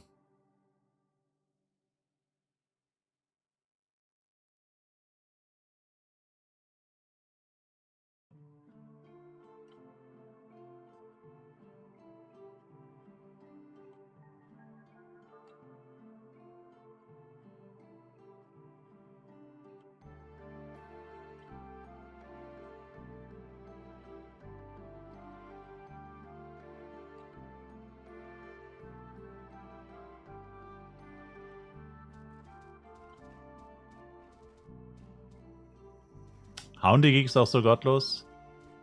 Also ihre Auto-Attacks sind die von Giants und ihre Crits. Aber ansonsten haben sie gar keine Fähigkeiten. Also es geht. Achso, GT, ja. Wow.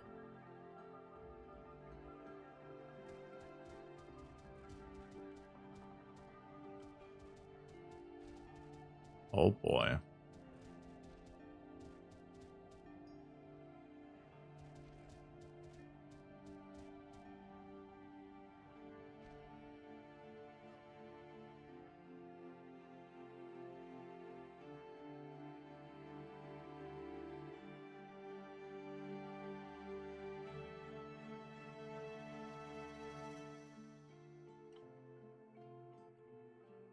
Partykiste. Oh.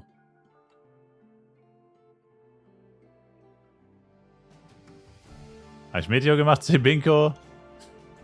No. Noch nicht. Oh oh. Noch nicht.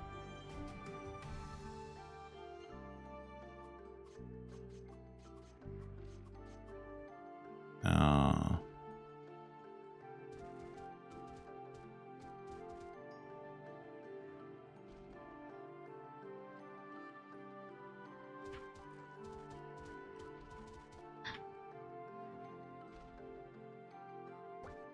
So.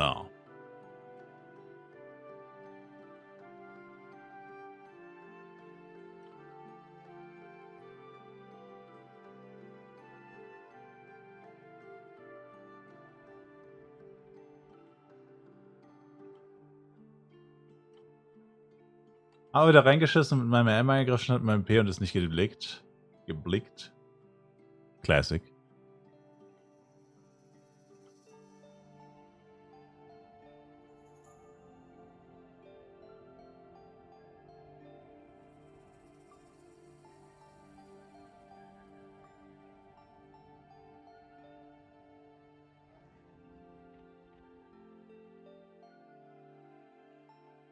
That's a classic. Was ist so ein Captain? Ah ja, genau.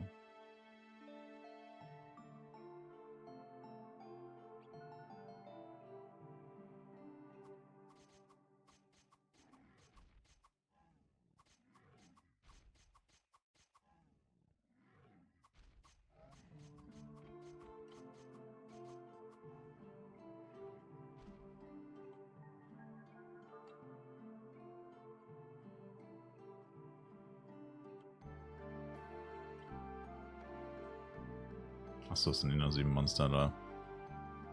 Oh, nein! Scheiße, ich hatte kein Breath. Hoppala. Hast du Rest Max? Sag bitte, dass du Rest Max hast, Sir. Come on. Scheiße, ich hab Breath vergessen, ne? Okay. Mann! Ich wollte es vorher noch rebuffen.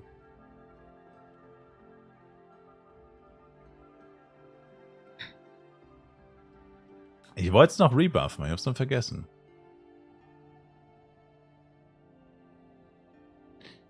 So. Wo ist die Drecksau?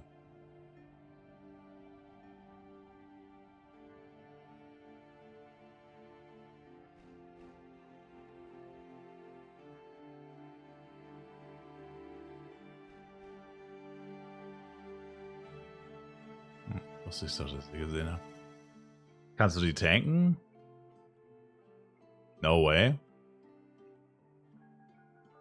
Wir sind Channel 7. Lol. Damn. Stimmt, da hab ich auch gar nicht dran gedacht. Fuck my life.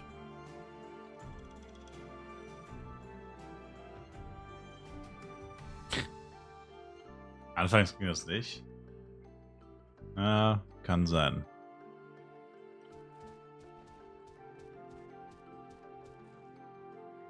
Haben wir Tower gemacht, Energie kam nicht. Ist ja auch fucking stupid, wenn man ehrlich ist. Allein wie viel Arbeit das machen muss, das extra so zu machen. So dumm.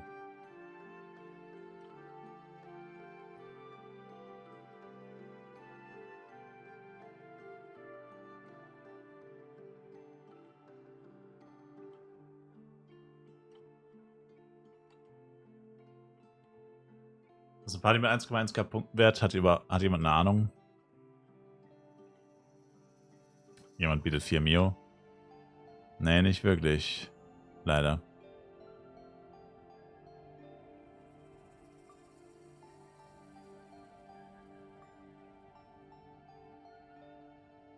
Trash.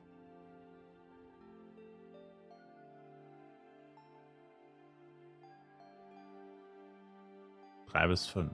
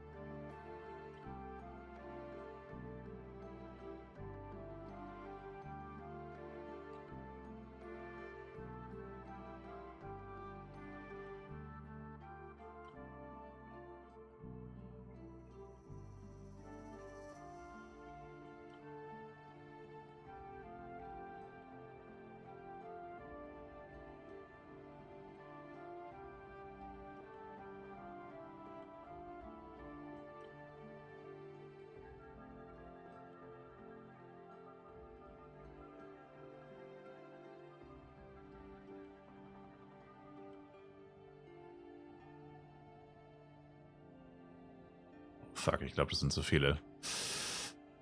Oh, ja. Scheiße. Sir?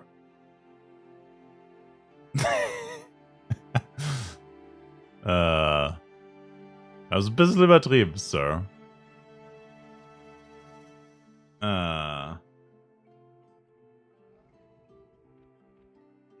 Aber ein bisschen zu viel. Das Problem ist ja auch kein Pref auf Max. Ich weiß gar nicht, Pref auf 4. Ja. 20% Wiederherstellung. Loadlight nach Asria. Ja, meine M ist einfach noch nicht ready. Stonehand auf 12, Pref auf 4, Equipment sowieso Trash, aber nicht mal die Skills habe ich. Moonbeam auf 7. Das Einzige, was ich jetzt Max habe, ist Berkava. Muss so ein bisschen die Erwartungen anpassen, sag ich mal. Kannst nicht erwarten, dass wir hier den ganzen Tower pullen können. Leider. Seitdem du meinst, dass niemand bei Art und Auge levelst, habe ich mir vorgenommen, dazu leveln. Ich muss sagen, es ist so mega entspannt. Ja, ich level da jetzt auch. Ja, lieber entspannt als und schlecht als die andere Kacke und auch nicht sehr gut.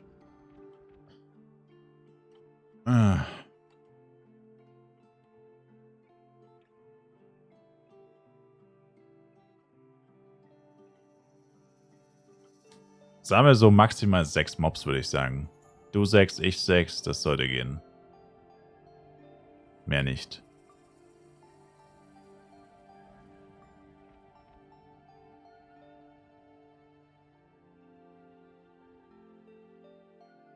Warte, du bist noch nicht gebufft. Sir, du bist noch nicht gebufft.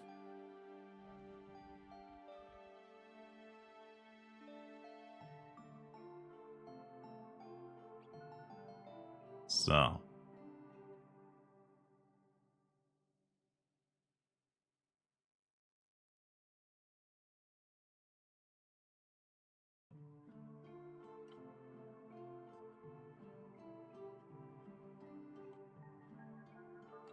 Was?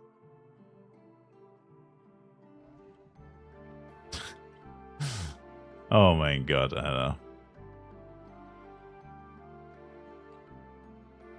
Ich check nicht, warum ich nicht gefoodet habe. What the fuck is happening?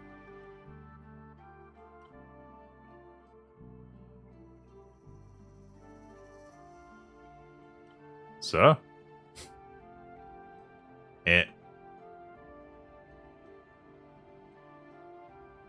Wieso rennen sie weg? Du bist der mit den Buffs. Ach, du buffst noch? Ach so. Na, war noch nicht so viele Mobs. Aber das Pref ist halt komplett Arsch. Das hat mich jetzt wieder nicht gerettet, ey. Pref auf 4 ist absolut Trash. So viel kann ich jetzt auf jeden Fall sagen. Du bist Lowlife und statt dass es prockt, stirbst du einfach. Naja. Hätte man vorher vielleicht wissen können. Muss halt Max sein. Ja, danke, das weiß ich jetzt auch. Es hat halt basically keinen wirklichen Effekt. Kann man fast sagen. Auf 4. Oder auf jeden Fall kein sehr hilfreich.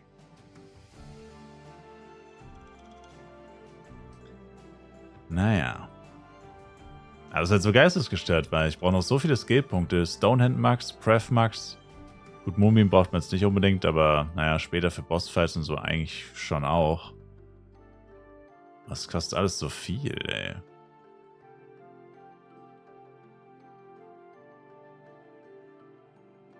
Also ich Pref sogar gar nicht aktiviert. Das wurde wahrscheinlich schon wieder getriggert und das hat man gar nicht gemerkt. Wo spawnt Giant Gulla?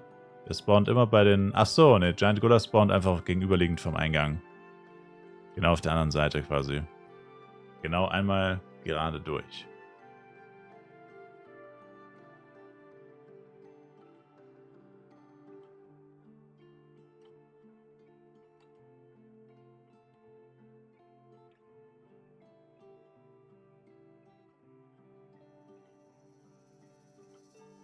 Nur noch 38.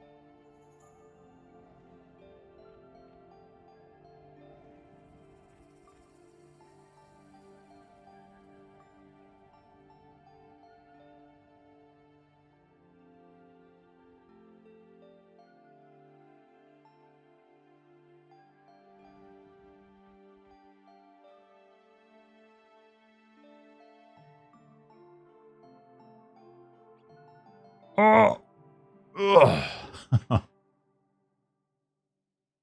Sir? Statt zu schreiben, retten Sie mir lieber den Arsch, Sir. Schreiben Sie erst, wenn ich nicht mehr in Lebensgefahr schwebe.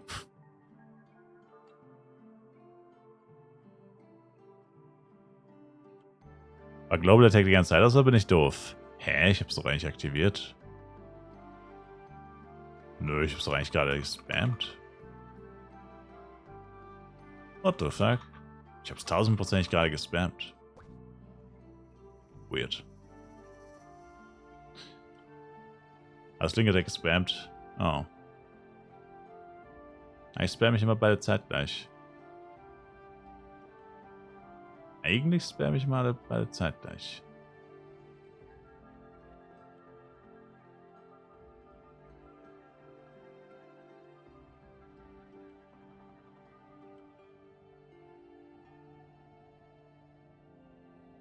So, es ist noch 11. Gehen wir noch zu den Cappies. Bevor der spawnt.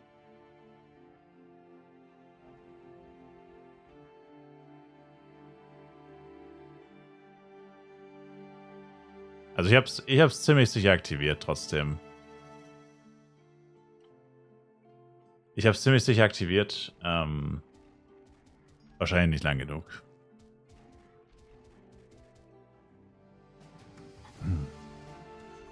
Also, ja. Immer drauf achten und einfach Bescheid sagen.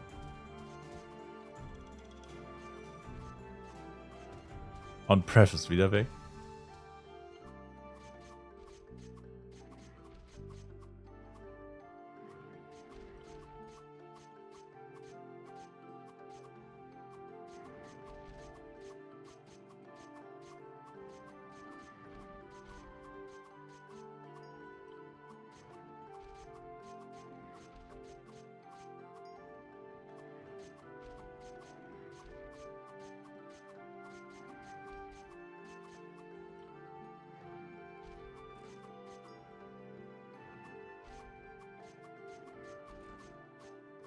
War noch halt gut für meine Quest.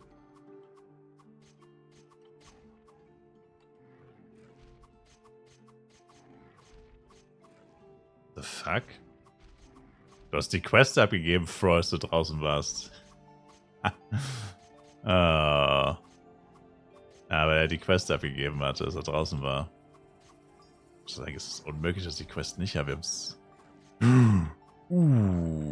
Oh shit. Stun, Stun. Wo ist der Stun? Stun, Stun. Wind is Stun, Stun, Stun, Stun, Stun, Stun, Stun. Junge, wo kommt das? Stun? No!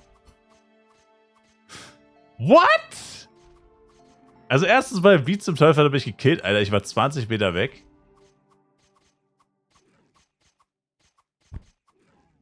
Also ich war legit 10 Meter weit weg, Alter. Was war das für eine Scheiße? Wie bin ich gestorben? Und wie war er nicht gestunt? Er war kein einziges Mal gestunt bei 2 Assists. Aber war das so Stone and Safe aktiv? Wie war er kein Mal gestunt? Der Captain hat mich gekillt. Na, ich bin mir ziemlich sicher, es war der Giant. The fuck, Alter.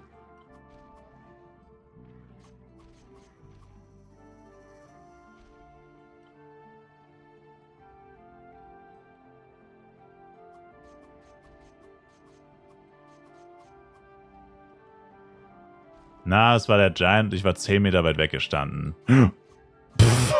Junge.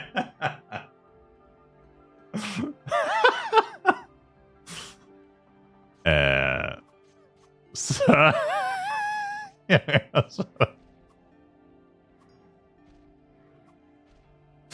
Nein, das schaffst du nicht. Aber warte, ich hab Rest. Warte.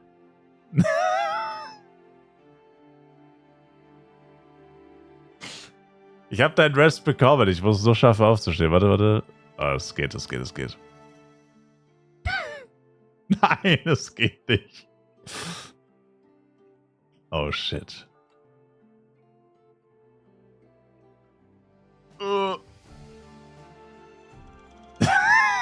Junge.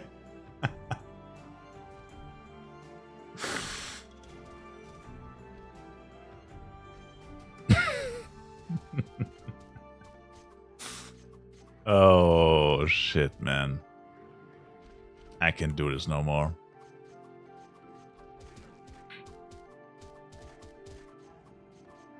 Das ist das perfekte Training für Red Meteor.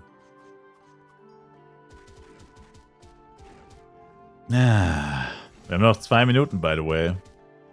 Wir haben noch 2 Minuten.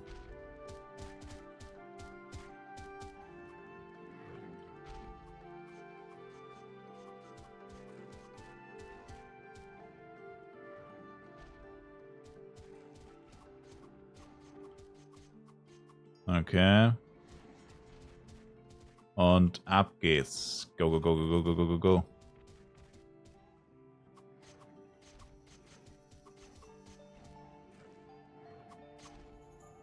So.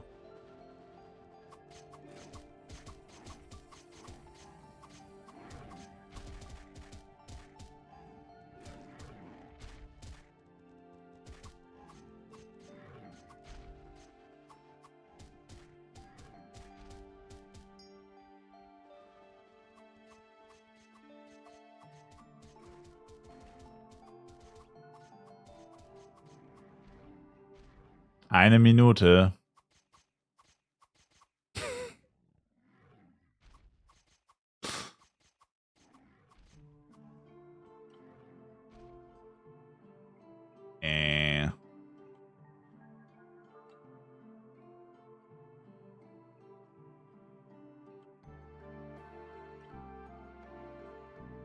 Yeah, I mean, we need some damage, right?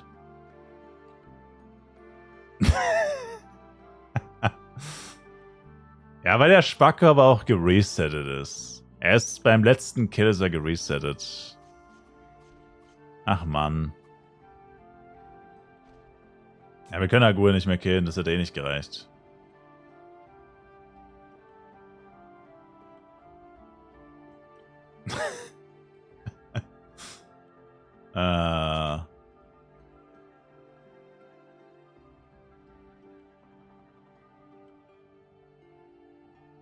Crazy.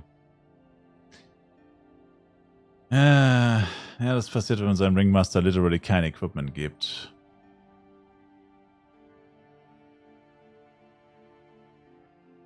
I'm sorry, Mr. Fro.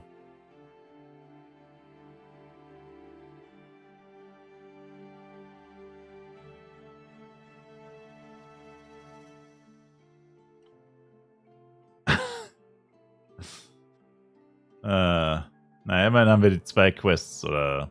Na gut, du hast sogar 3 Quests, oder? Ich meine... Ja.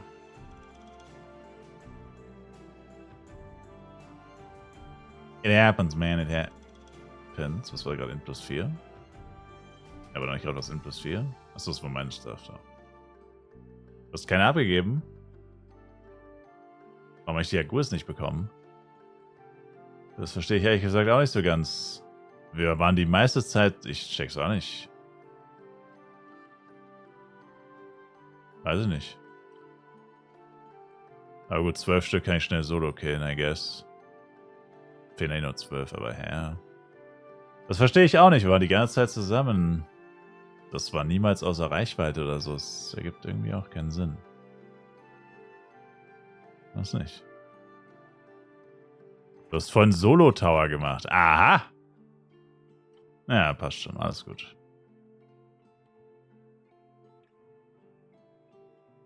Alles gut.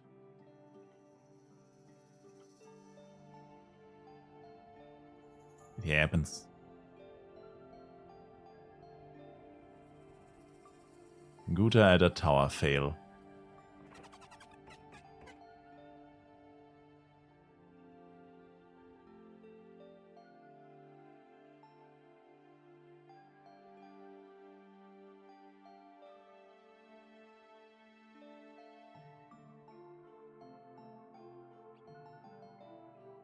Tja. Later, Big Dogs. Naja. Ja, mit meinem Jester, der ist seit Level 100, was war der jetzt? 126, genau, der ist gerade F5 gekommen.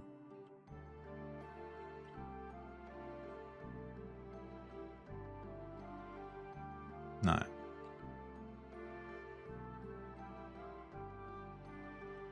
Die Frage ist, halbe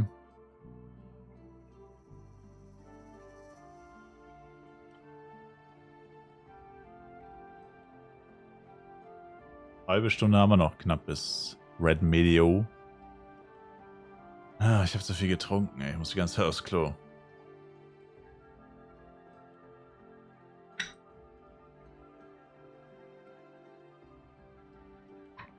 Ja, kann ja noch ein paar Monster kennen. Hab nichts anderes zu tun eigentlich mehr. Checkt nochmal eure Dailies, by the way. Taste U-Spielzeit, V-Battle Pass, den ganzen Scheiß. In 52 Minuten ist Reset. Alles nochmal durchklicke. Und ja, I guess dann einfach noch ein paar Mobs killen.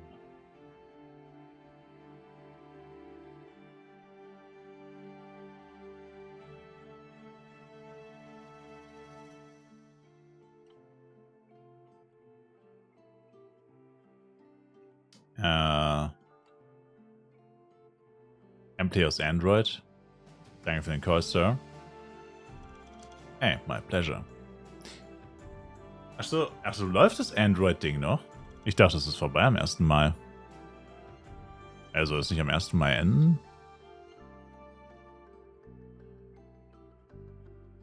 Welchen Dungeon am besten mit 96? Gibt nicht wirklich Dungeons, die du da farmen kannst mit dem Level. Solo.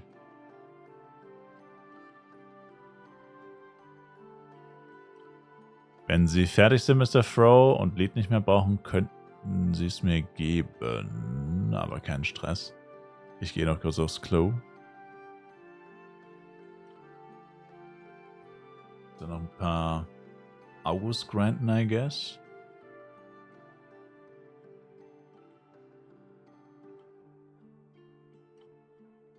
Angel Jojo im Tower gedroppt, ist denn noch irgendwas wert? Angel Jojo war nie wirklich was wert. Angel Jojo war nie wirklich was wert.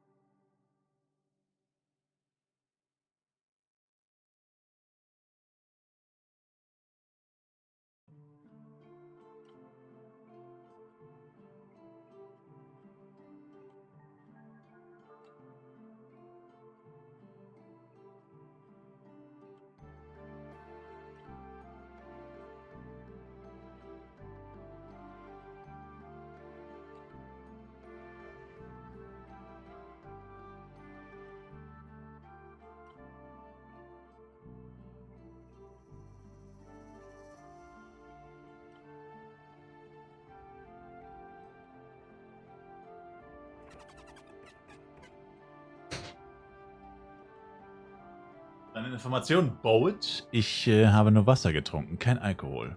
Du dreckiger Hater. So, dann hören wir auf, wie wir angefangen haben. August grinden.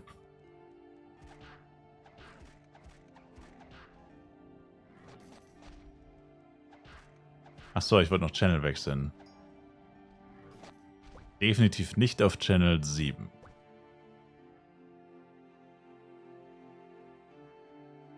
Da wollen wir ganz sicher kein Red Medium machen.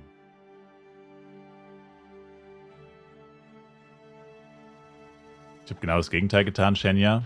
Und du hast Alkohol getrunken. Ja, so kennt man dich. Sir.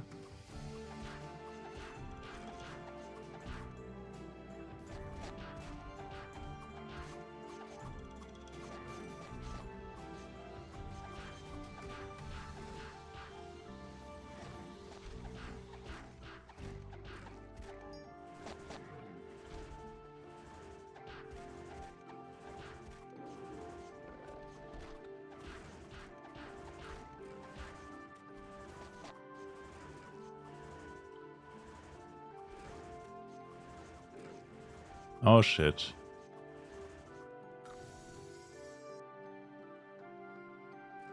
No! Verdammt. Damn, vielleicht bin ich echt zu müde zum Fleischspielen. Vielleicht bin ich wirklich zu müde dafür. Also auch schon wieder übelst der Scheißdreck.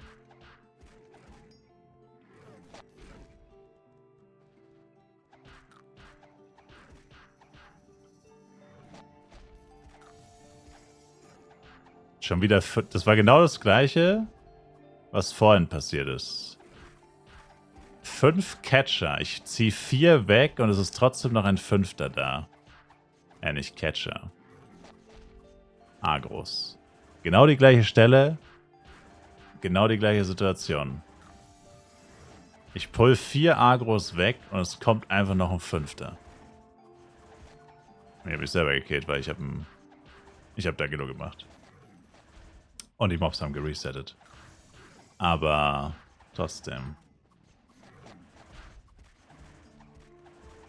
Einfach 1:1 das gleiche nochmal passiert. Genau an der gleichen Stelle.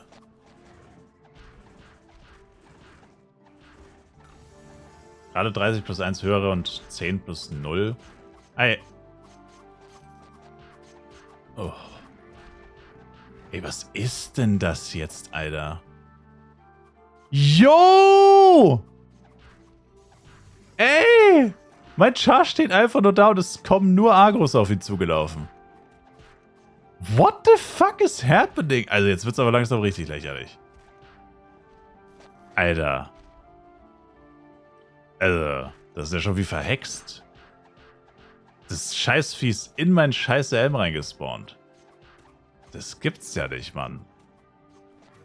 Das ist doch mehr als Müdigkeit. Es ist verflucht.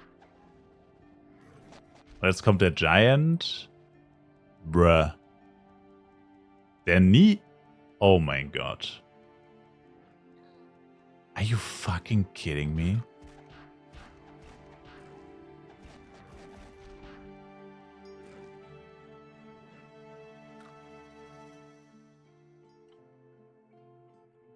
Ich will den Giant mit meinem Jester wegziehen. Und was macht er? Dreht sich um und greift meine M an. Er hat Argo auf den Jester, dreht sich um und gibt meine M eine Schelle. Der Giant, der niemals da war. Ich bin heute den ganzen Tag hier gewesen. Und er war nicht ein einziges Mal auch nur an dieser Stelle. Dann ist er einmal da und dann noch komplett verbuggt, ey. Was für eine Scheiße, Mann.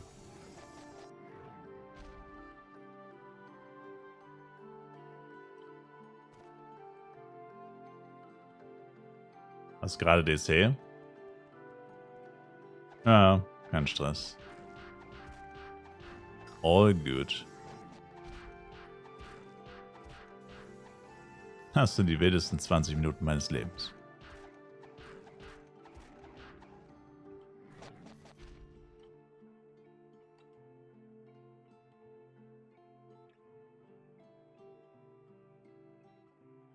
Kann ich meine XP-Boxen nicht aussammeln? Wieso geht denn dieses Scheißvieh auch nicht da weg? Ich check's nicht. Was will der denn da? Verpiss dich mal, du dummes Mistvieh. Psch, reich dich.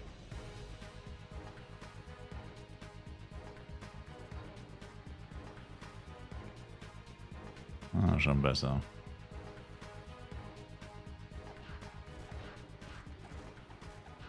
Alter, es laggt aber auch. Beim M. Hotbugs des Todes.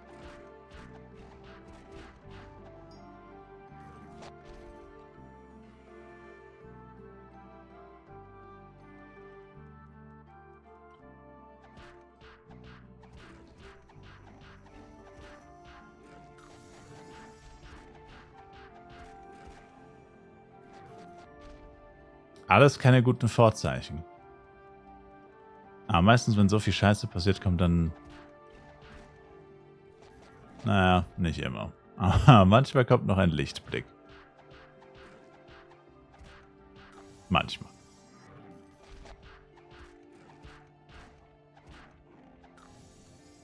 So.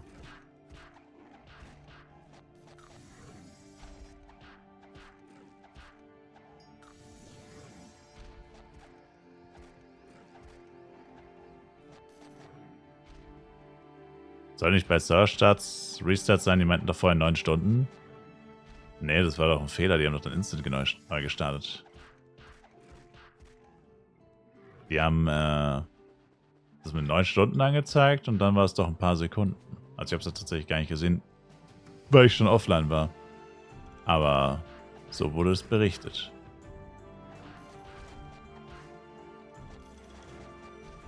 So wurde es mir berichtet, Sir. Also mit dem Serverwartung 9 Stunden war halt einfach ein Fettfinger wahrscheinlich. Aber es wurde dann instant neu gestartet.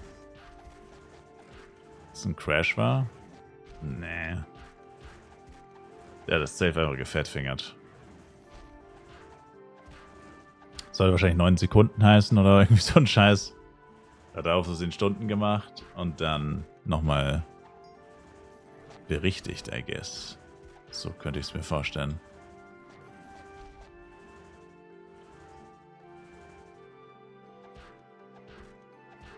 War ein Troll. Also ein Troll war es auf jeden Fall, aber wahrscheinlich ein unbeabsichtigter.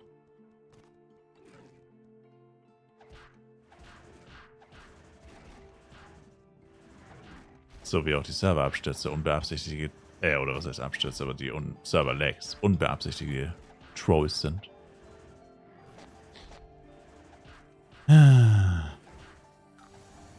Also welcher Channel bin ich jetzt? 6, okay. Die beweisen jeden Tag aufs Neue, dass sie absolut gar nichts können. Ja, so allmählich wäre schon mal eine Lösung nicht schlecht, ne? Oder ein Statement, warum es immer noch passiert.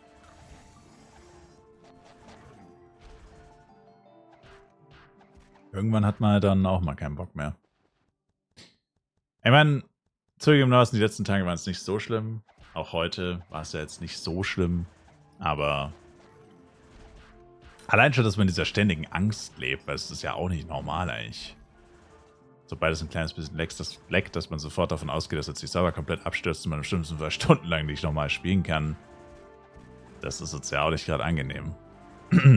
Jedes Mal, wenn jemand ein Hyping hat, oder wenn mehrere Leute zeitgleich einen kleinen Hyping haben, ist ja quasi sofort Alarmstufe Rot. Panik, Mayday, Mayday. So ungefähr.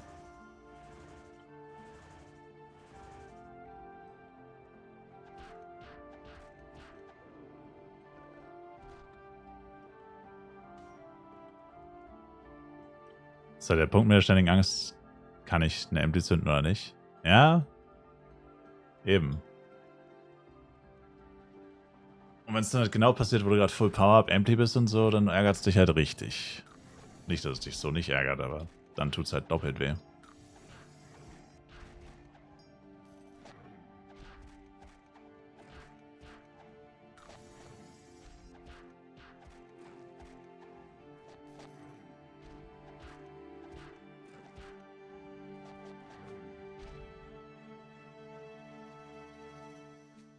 Ist er noch nicht fertig? Der sammelt gar nicht. Wieso sammelt der nicht?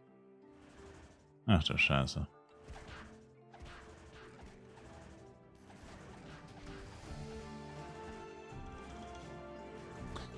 Warum werden die Astra-Gigs eigentlich gewarnt? Die droppen doch eh nichts, oder? Gewarnt? Gefarmt. Doch, Set-Teile. Oder ein 35er Kaisersuit zum Beispiel. Doch, doch. Safe. Für die Set-Teile. Suits.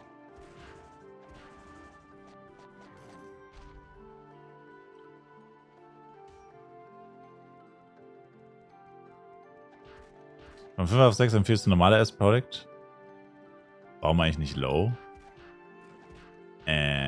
Das empfehle ich auf dem Nicht-FEC-Server.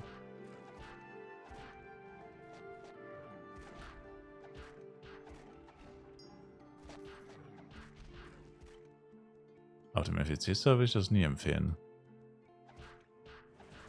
Und je nachdem, wann ich das gesagt habe, ist das auch nicht mehr ganz aktuell. Hört sich fast an, als wäre schon ein paar Jahre her.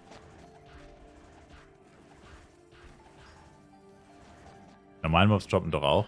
Ja, aber die Giants droppen halt viel wahrscheinlicher. Mit einer viel höheren Wahrscheinlichkeit. Misa, bist du eigentlich da?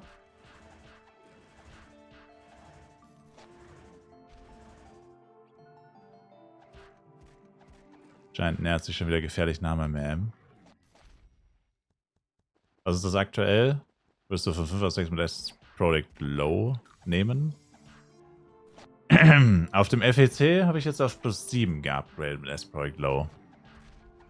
Yeah. Es tut zwar sehr weh, weil die echt teuer sind und jedes Mal, wenn es runtergeht, kostet dich das sehr viel Materialien. Na gut, Materialien ist nicht sehr viel, aber jeder Power Dash tut weh ein bisschen, jedes S-Product Low tut sehr weh, die Materialien sind auch nicht angenehm. Aber trotzdem bis plus 7 mit S-Product Low und dann mit richtigen, würde ich machen. Eigentlich könnte man auch plus 8 mit S-Product Low machen, aber nicht bei den Preisen. Du bist ready, Misa? Achso, ja, ich würde sagen noch so 10 Minuten, sonst sind wir zu früh da. Aber ja, 10 Minutes dann so, circa.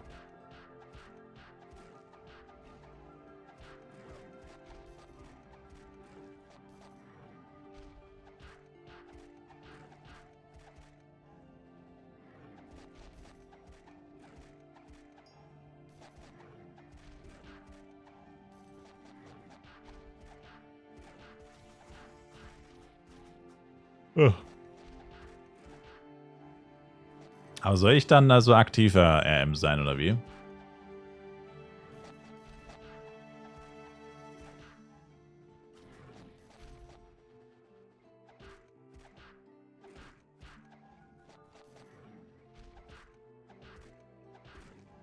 Zwischendurch noch andere Namen gehört hast?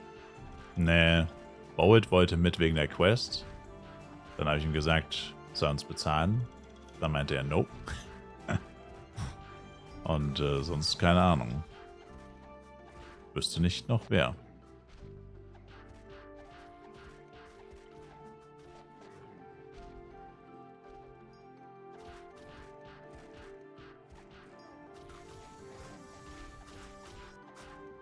Lohnt sich mit 93 1v1 Ranger nochmal auf HNR zu wechseln auf 120?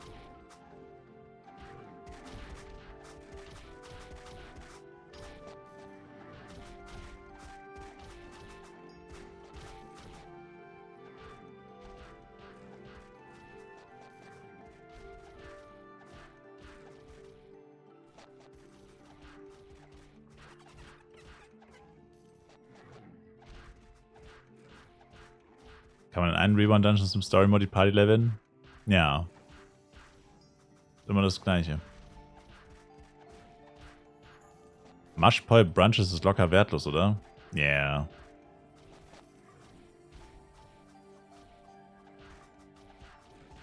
Die Äxte in den Shop stellen. Ich dachte, ich sollte sie zuschicken.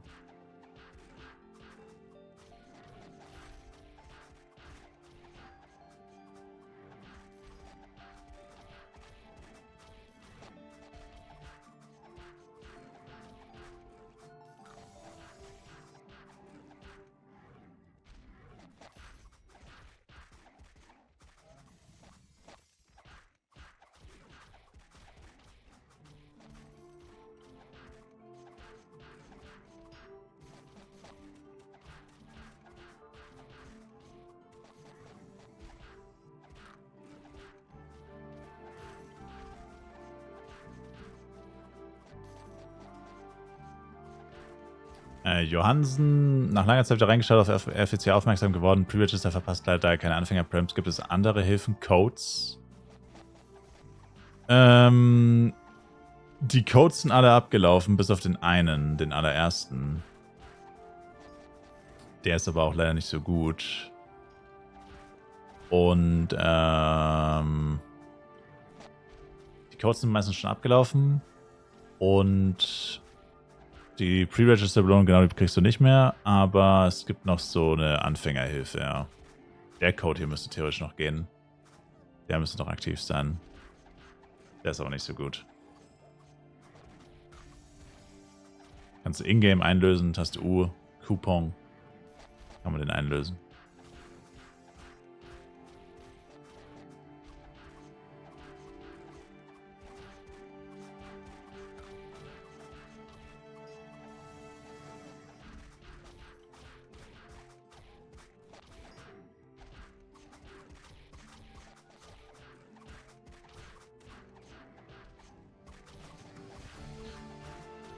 Und ja, wegen Red Meteor, wegen der Quest, Light, ich würde sagen, das machen wir wann anders.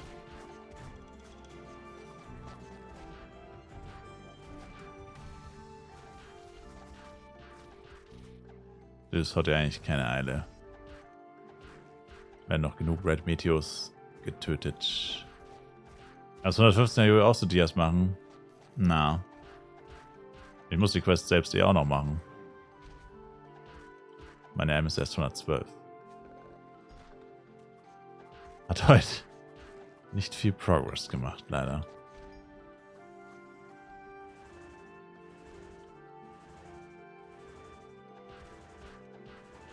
Er hat geklappt, hat meinen alten Account von damals genommen für den FEC-Chart, aber war auch nicht die erste Box. Oh. Ja, das ist total bescheuert. Ich finde halt, es sollte so sein, dass es mindestens einmal auf einem Server ist. Also, dass du die Anfängerbox einmal pro Server kriegen kannst und nicht einmal pro Account. Aber naja. Ich meine, die Anfängerbox ist so trash, dass man nicht einfach auf jedem neuen Char bekommt. Das ist sowieso lächerlich.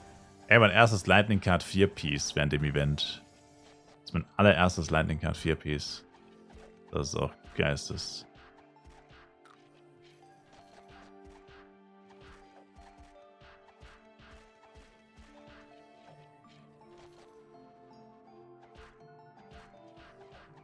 Mehr neue Nutzer-Accounts. True.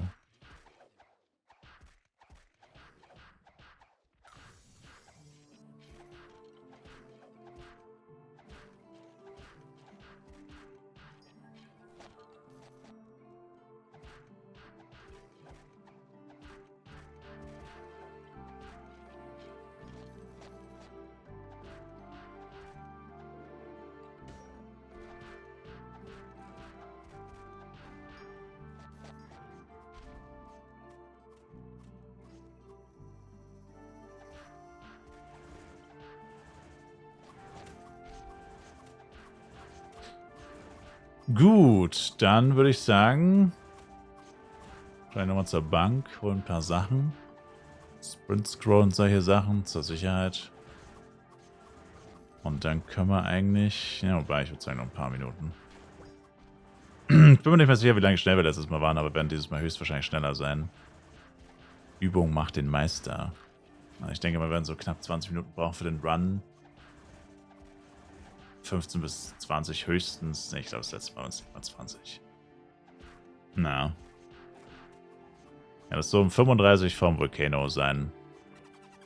Das sollte reichen.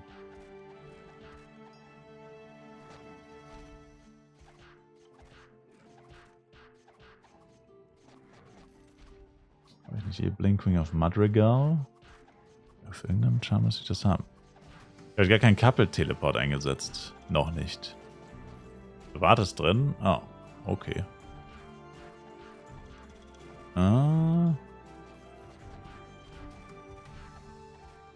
Who this? Butters! Das bin ich.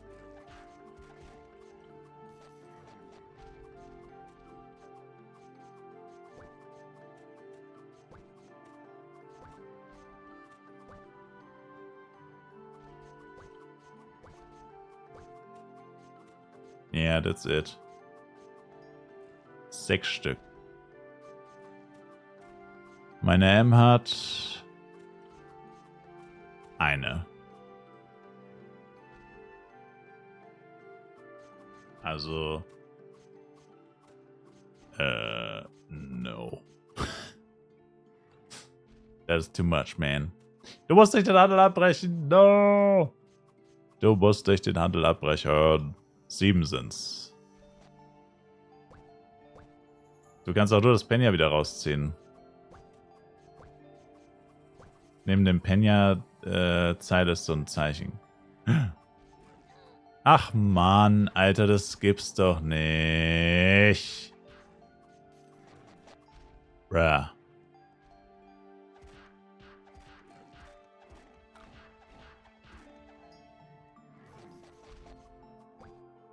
Also heute ist meine M wieder bei 9%. Ey, Mann. Wo kam das Scheißvieh überhaupt her, ey? Check's nicht.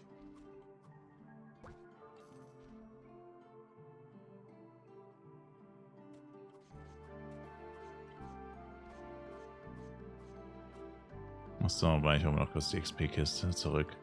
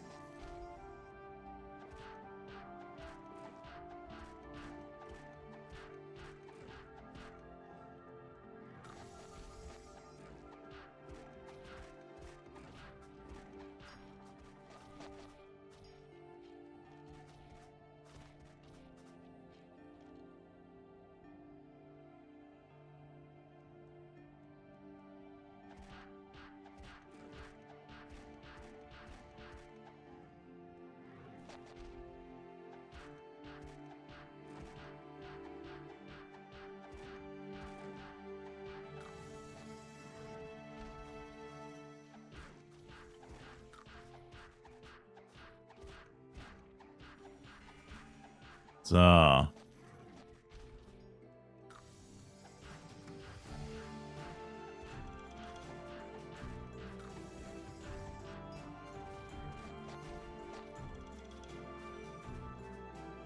Also Refresher heute habe ich Sprint Scrolls müsste ich doch eigentlich auch haben. Yes. Eine Secret of Strengthening und ja, sollte passen. Dann Blinkwing auf Madrigal, Volcano, zack, Couple Teleport.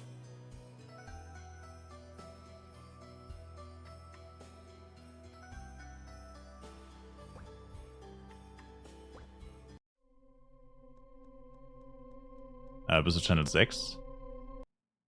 Ah. Ja, ich teleportiere mich wieder hinterher. Der ist immer noch erst 212, der Loser. Sicker is sicker.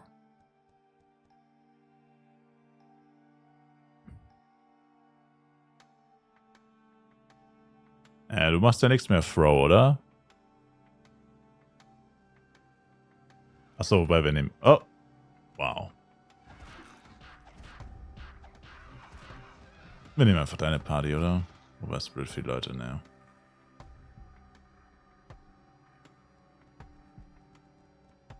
Ist der Throw noch actively am Plane?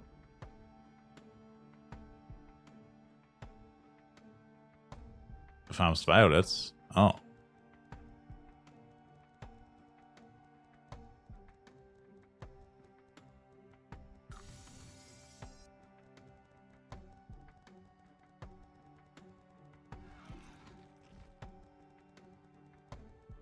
Ja.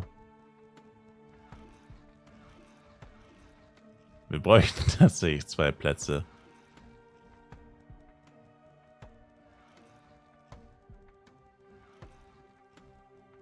Violets farmt der Herr.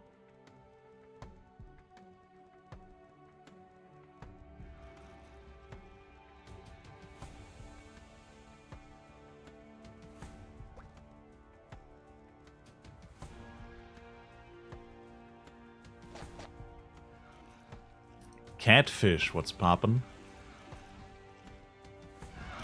Geht's los? Finally. Deine M? Wo ist deine M? Sir? Deine M hängt fest. Oh. Oh. Well, no mind. What the fuck? Dieses Game, Alter. Bei mir ist es einfach so, als wäre der M übelst festgehangen.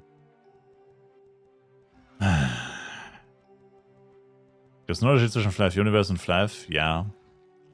Das eine ist ein Browser-Game, das andere ist ein PC-Game.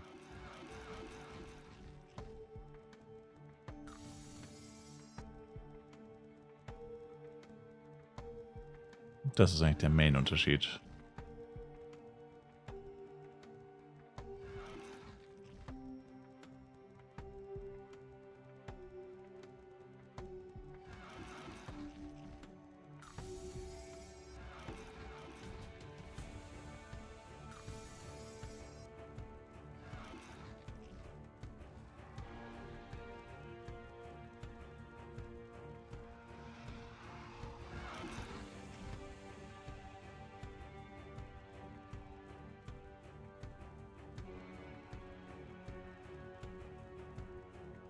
Kann man vielleicht 2025 noch anfangen? Klar. Perfekte Gelegenheit auf dem FEC-Server Flive World Championship 2025. Flive Weltmeisterschaft. Perfekte Gelegenheit.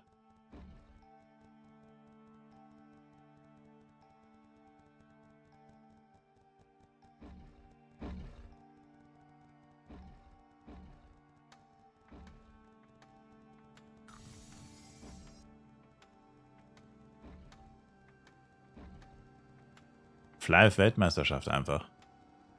That's the name.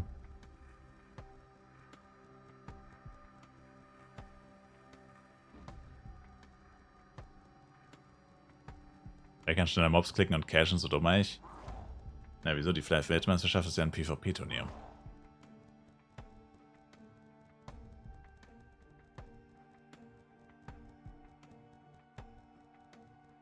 Also, ja, das, was du sagst, stimmt schon irgendwo. Aber letztendlich entscheidet die Weltmeisterschaft selbst ein PvP-Turnier. Also gehört schon etwas mehr dazu. Also cashen ist auf jeden Fall ein großer Punkt, keine Frage, aber also, du kannst so viel cashen, wie du willst. Du wirst trotzdem dieses PvP-Turnier gewinnen, wenn du gar keine Ahnung hast, sag ich mal. Also, jemand, der so viel Cash hat, Ahnung, aber also, hoffentlich. You know what I mean. You know what I mean.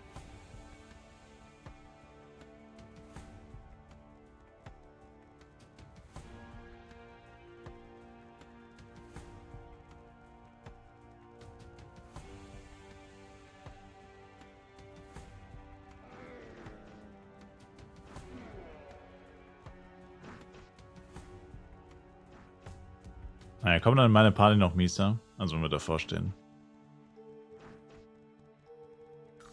Und danke, Fro.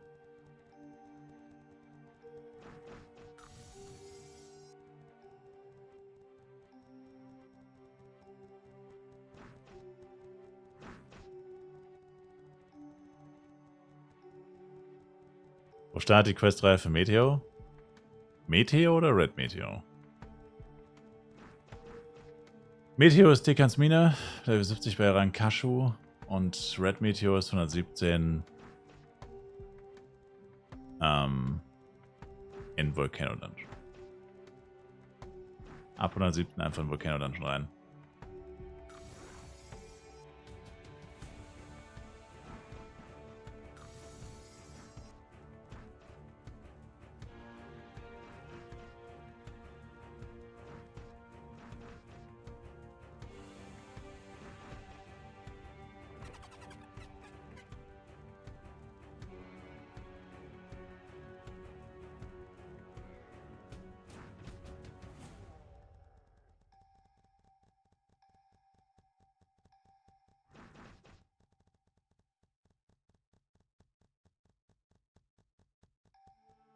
Und viel Glück 32 mal Bloody X. Viel Glück, Butters.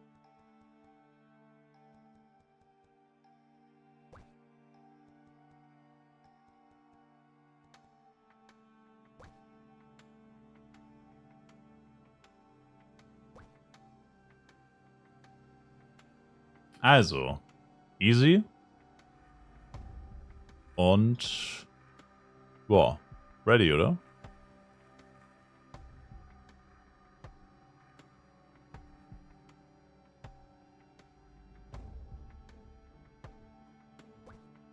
Oh, ready.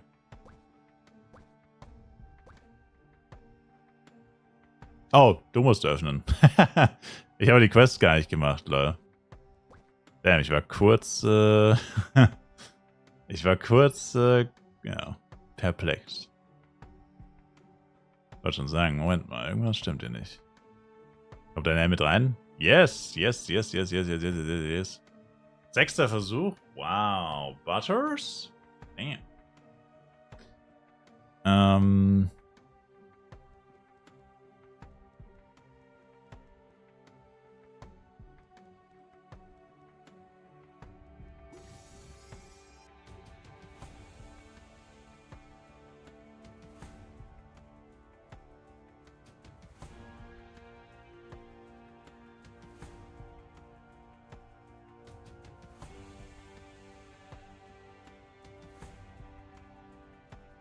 Du hast Lead, gehst dann gestackt für eine Weile.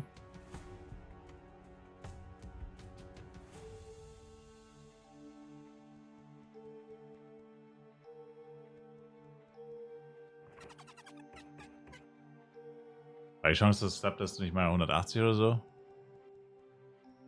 1,5 oder 2. Also ich gehe mal von 2 aus. Aber stell deine M noch ein bisschen an den Rand, noch weiter dahinter. Wenn die gar nichts macht, außer Backup Breath, soll sie so weit wie möglich wegstehen. Also hinter den Eingang da, hinter diese Höhle oder so, ja. Der nicht Agro auf sie kriegen kann.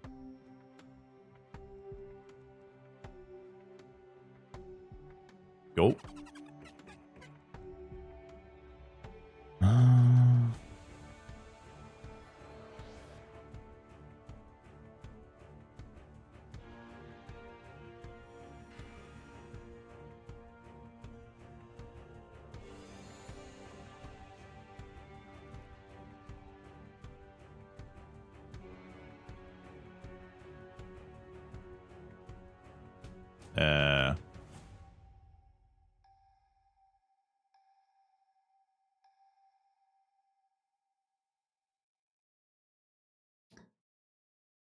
Stell dich immer am besten so, dass er quasi parallel zur Wand ist.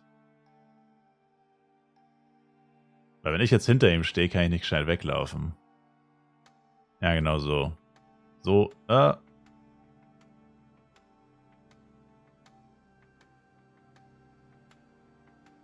quasi er muss parallel zur Wand. Also das war kurz richtig. Also so wie ich gerade stehe, so musst du quasi stehen. Dass wir in beide Richtungen die maximale Fläche zum Weglaufen haben. Also damit habe ich persönlich die beste Erfahrung. Okay, fuck. Das kommt direkt Schmelze. Unlucky.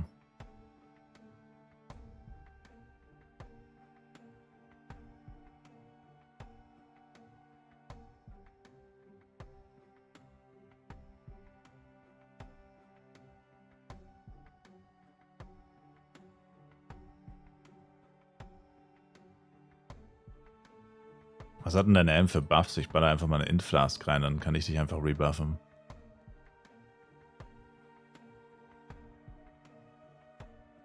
Dann geht's ein bisschen schneller.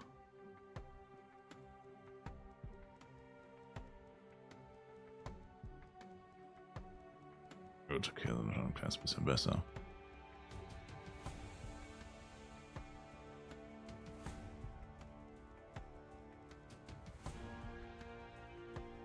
Gut.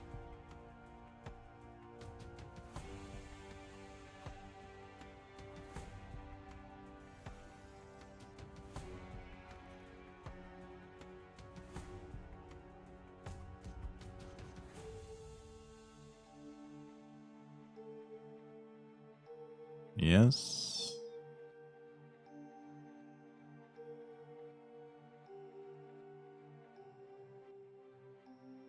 Also, es müsste so um 30 kommen. Circa. Also mach jetzt schon mal Fastwalker. Damit du ready bist.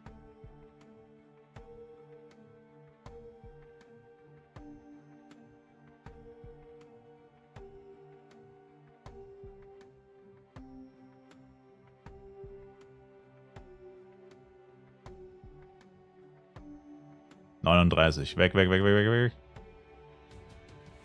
Ah, shit. Ach, komm. Junge.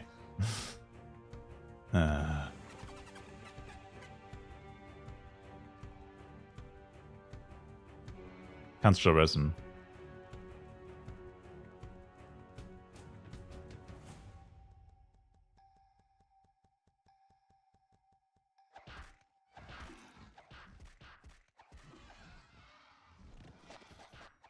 Also sobald da steht, ihr werdet alle schmelzen, musst du einfach sofort laufen. So schnell wie es geht, klicken. Run it.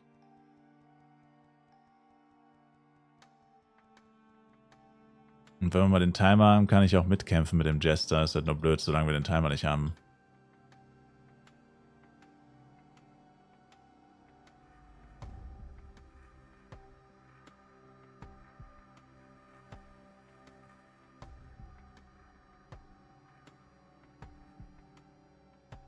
Scheiße, Activision. Nicht dabei. So.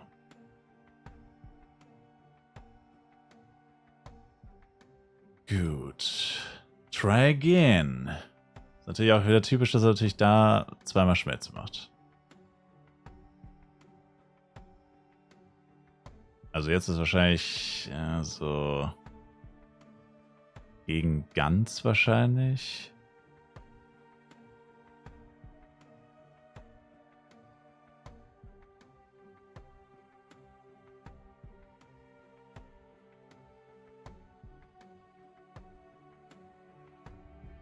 Du hast schlafen, Butters? Alright.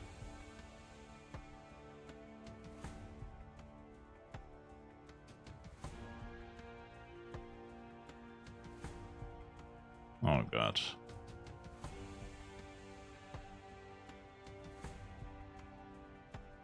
Das ist ja doch wirklich wieder das unluckieste Unlucky aller Zeiten, ne?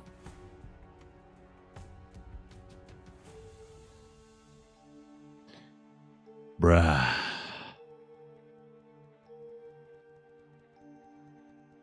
Dreimal Schmelze, ey.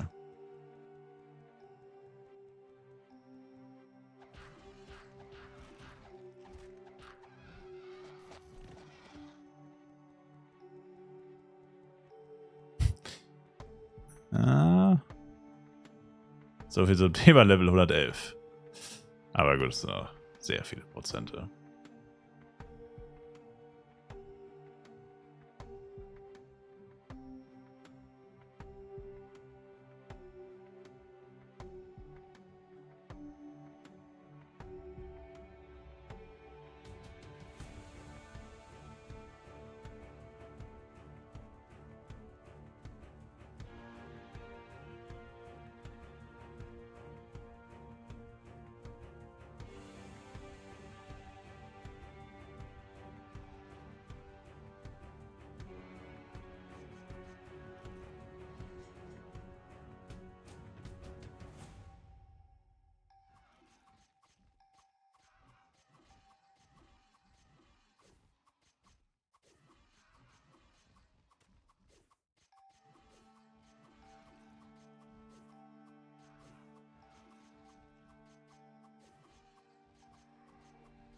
Okay, es wird wieder so gegen 55 kommen wahrscheinlich. Ähnlich wie gerade wahrscheinlich. Oh, das ist schlecht.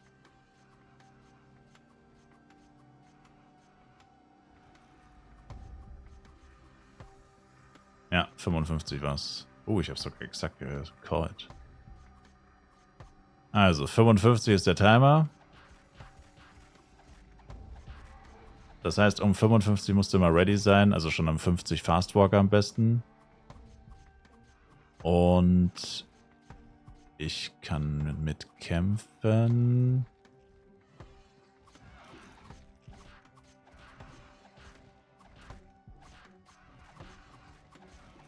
Oh fuck, ihr macht so viel Schaden. Das ist schlecht.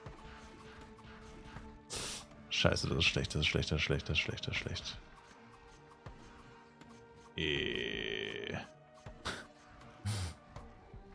Das ist schlecht. Ich mache mehr Schaden als du. Das ist schlecht, weil dann kannst du nicht tanken, weil immer der mit dem höchsten Damage tankt automatisch. Was? Ach, verpiss dich. Ah, ist das eine Scheiße, ey. Ich hatte einfach einen Portbug, Mann. Drecks-FEC 100er Ping. Ich habe literally nichts gemacht, bin einfach gestorben.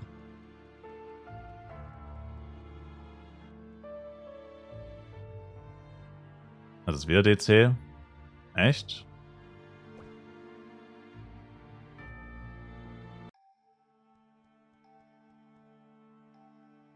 Fuck my life, man. Hast du einen Upcut drin, Misa oder so? Oh, was? What the fuck, Alter? Was war das denn? Er greift einfach an. What the fuck? Junge, weil der hat literally nichts gemacht. Spacken die Server wieder ab? Nee. Also, hoffentlich nicht.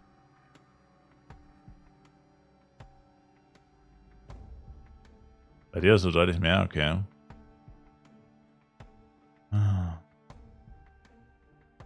Musst du aufpassen, weil er gleich wieder seinen Skill wahrscheinlich machen wird.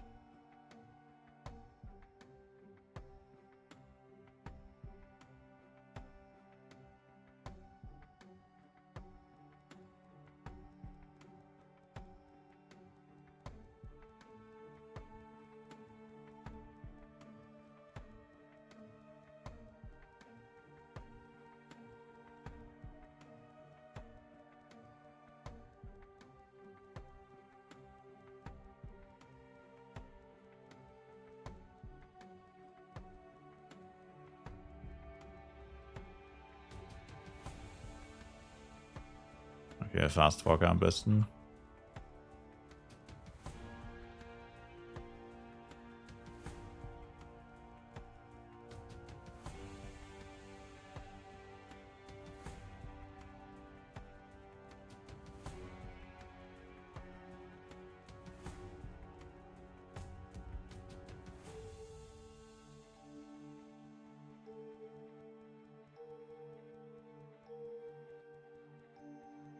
Okay, jetzt müsste es eigentlich kommen. Machen Sie immer nur so kurze Streams? Ich fürchte ja. 33. 33.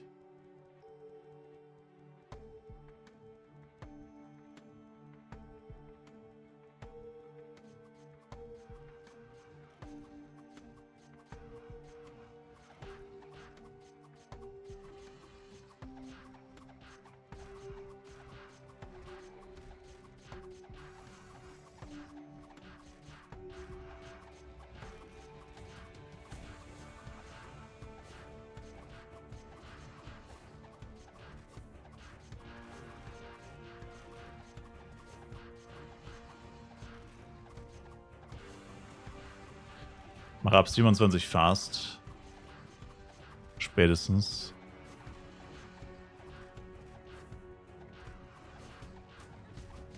Okay. Und weg.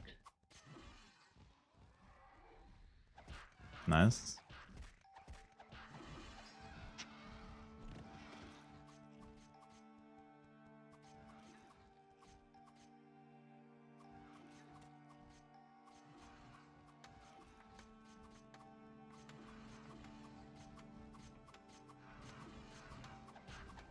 War gar kein Holy Guard hier am Start. Oh. Ich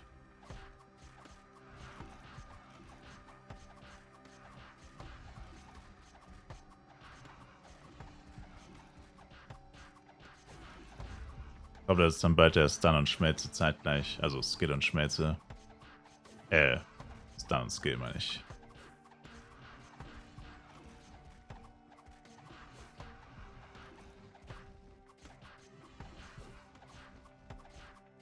Ja, beim übernächsten Mal. Beim übernächsten Mal wahrscheinlich.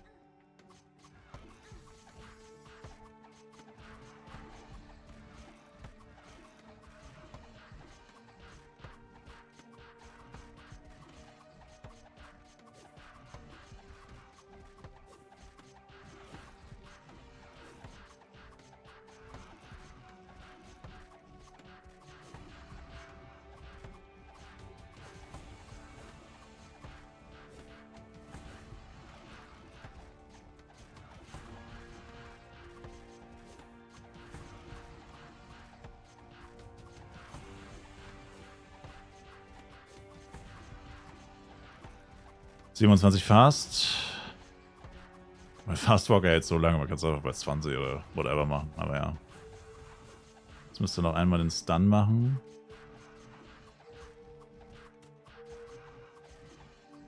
Oh, never mind. Wow.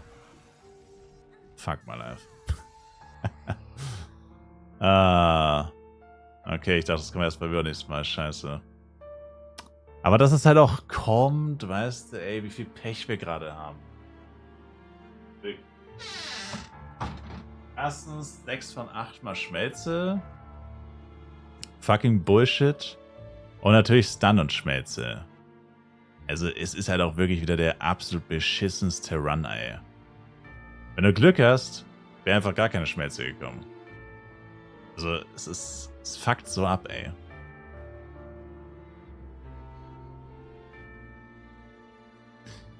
Aber gut, das müsste die einzige Stun und Schmelze gewesen sein.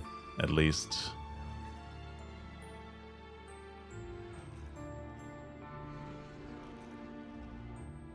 Den mal plus 7 gedroppt, was wert? Ja. Yes.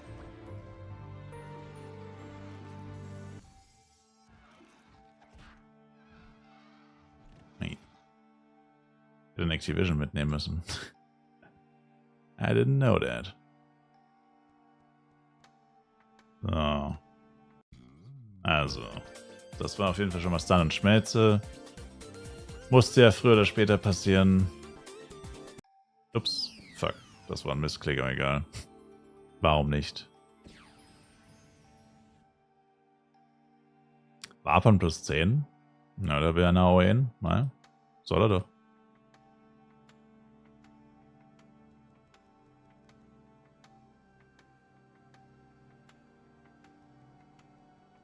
So.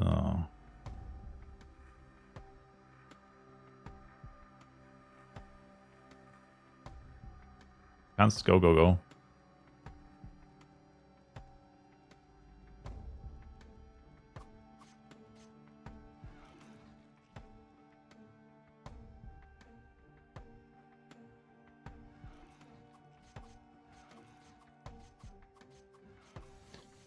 Was?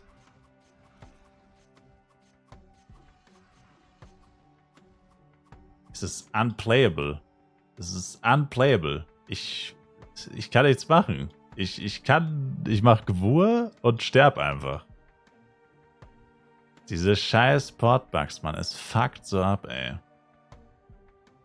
Das ist auf dem Server wirklich eine Zumutung. Ich stand hinter ihm, bei mir war ich genau hinter Red Meteor, Safe Zone, drück einen Skill und sterb trotzdem. So eine Scheiße, ey. Da ist ja Borodeng fast eine geile Erfahrung dagegen, ey. Was für ein Bullshit ist das? Das Problem ist halt, ich weiß halt nicht, wo dein Charakter steht, weil der wird bei mir halt komplett woanders angezeigt. Das heißt, ich denke, ich stehe hinter Red Meteor, dabei stehe ich überhaupt nicht hinter ihm. Aber dafür können niemand was dafür, also diese Dreckserver, die halt einfach immer Posi-Bugs haben. So ein Garbage. Aber pull ihn mal am besten wieder da an die Seite, das ist besser. Wieder da vorne hin. Oh, okay. Oder er pullt sich von alleine hier hin. Hier hat man so die größte Fläche eigentlich. So, und jetzt müsste wahrscheinlich relativ bald schon eine Schmelze kommen.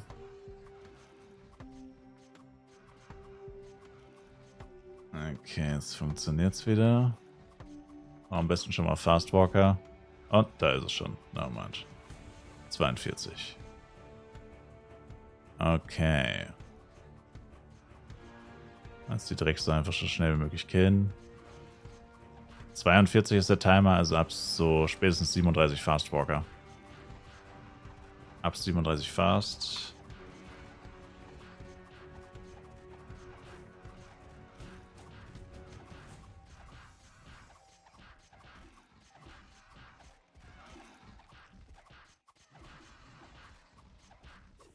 Auch rein Waschbär.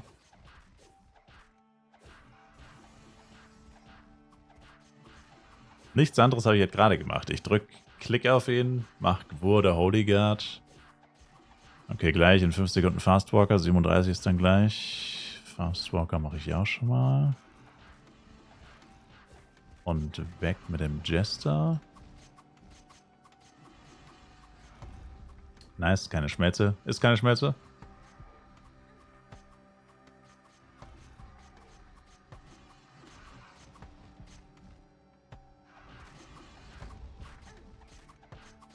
Alright.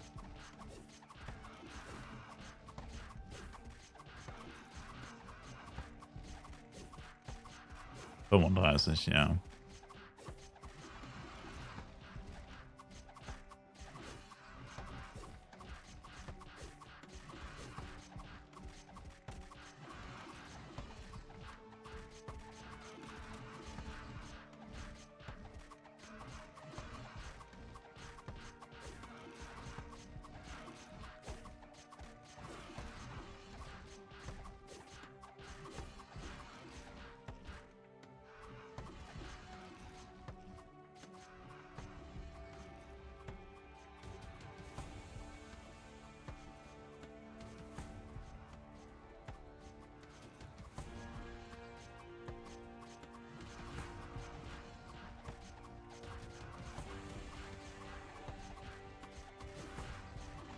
Okay.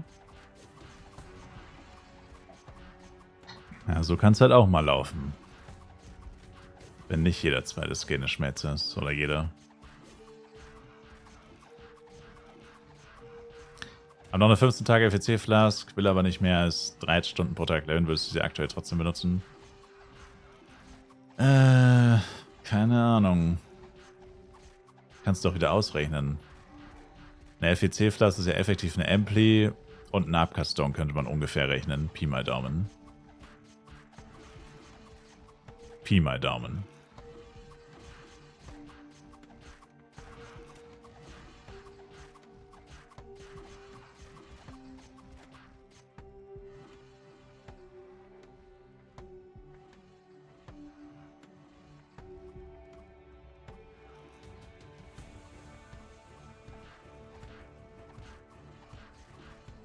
Also kannst du ja ausrechnen, wie viel das dann ungefähr wert wäre.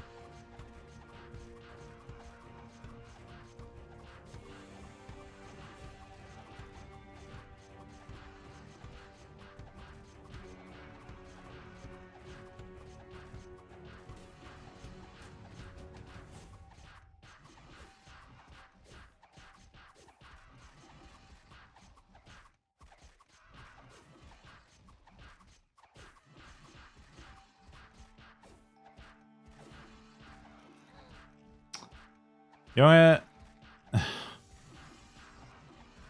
Was für ein Abfuck ist das, Alter?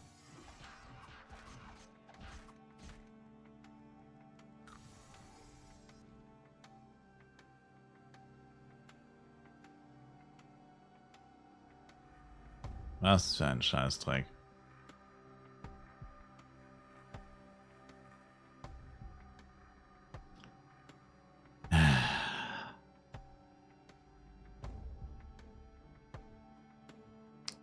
...219er Ping. Aus irgendeinem Grund hat meine M High Ping. Ich check's nicht.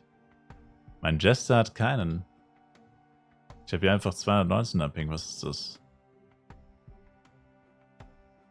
Schön, dass das ausgerechnet bei Red Meteor passiert. Aber ich glaube, daran liegt es gar nicht. Es ist einfach stinknormales...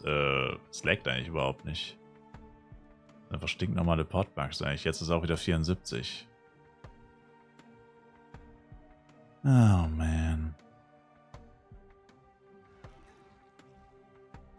Stinknormale, ätzende Portbugs.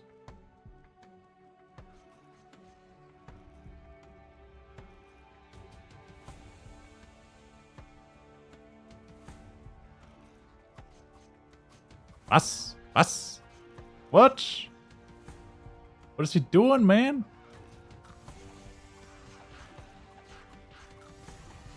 So ein kleines Arschloch, ey.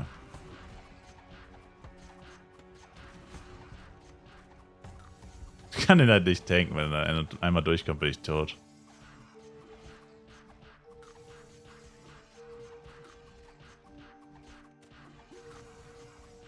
Okay, gut. Pass auf, jetzt kommt gleich. Mach Fastwalker, mach Fastwalker. Gleich kommt Schmelze. Also gleich kommt der Skill. Und da ist es 40. Nice. 40 war's.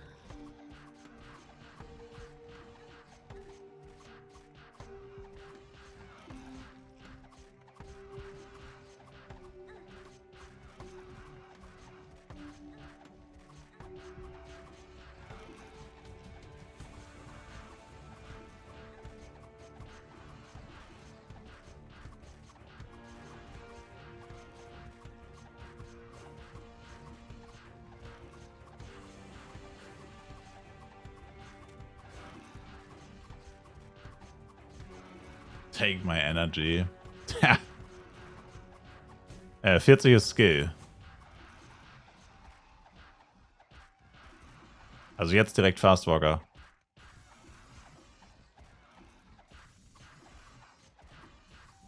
Oh shit.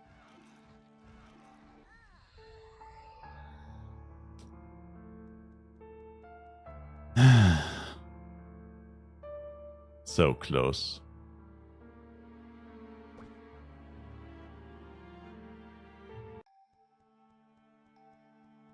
Also ich schreibe eigentlich immer den Timer von dem Skill. Doppeldrop jetzt? Ja. Naja, Schmelze ist auch ein Portbug, ja. Wenn du seine Schmelze machst und du nicht früh genug wegrennst, dann portbuggt er dich auch einfach zurück rein. Also wenn du minimal verzögert wegläufst, dann hast du auch einen Portbug. Deswegen muss man ja so schnell reagieren. Wenn Connected Dead. Außer du bist sau schnell, dann kannst du auch mit Schaden wegrennen. Aber ja, höchstwahrscheinlich. Meistens schon.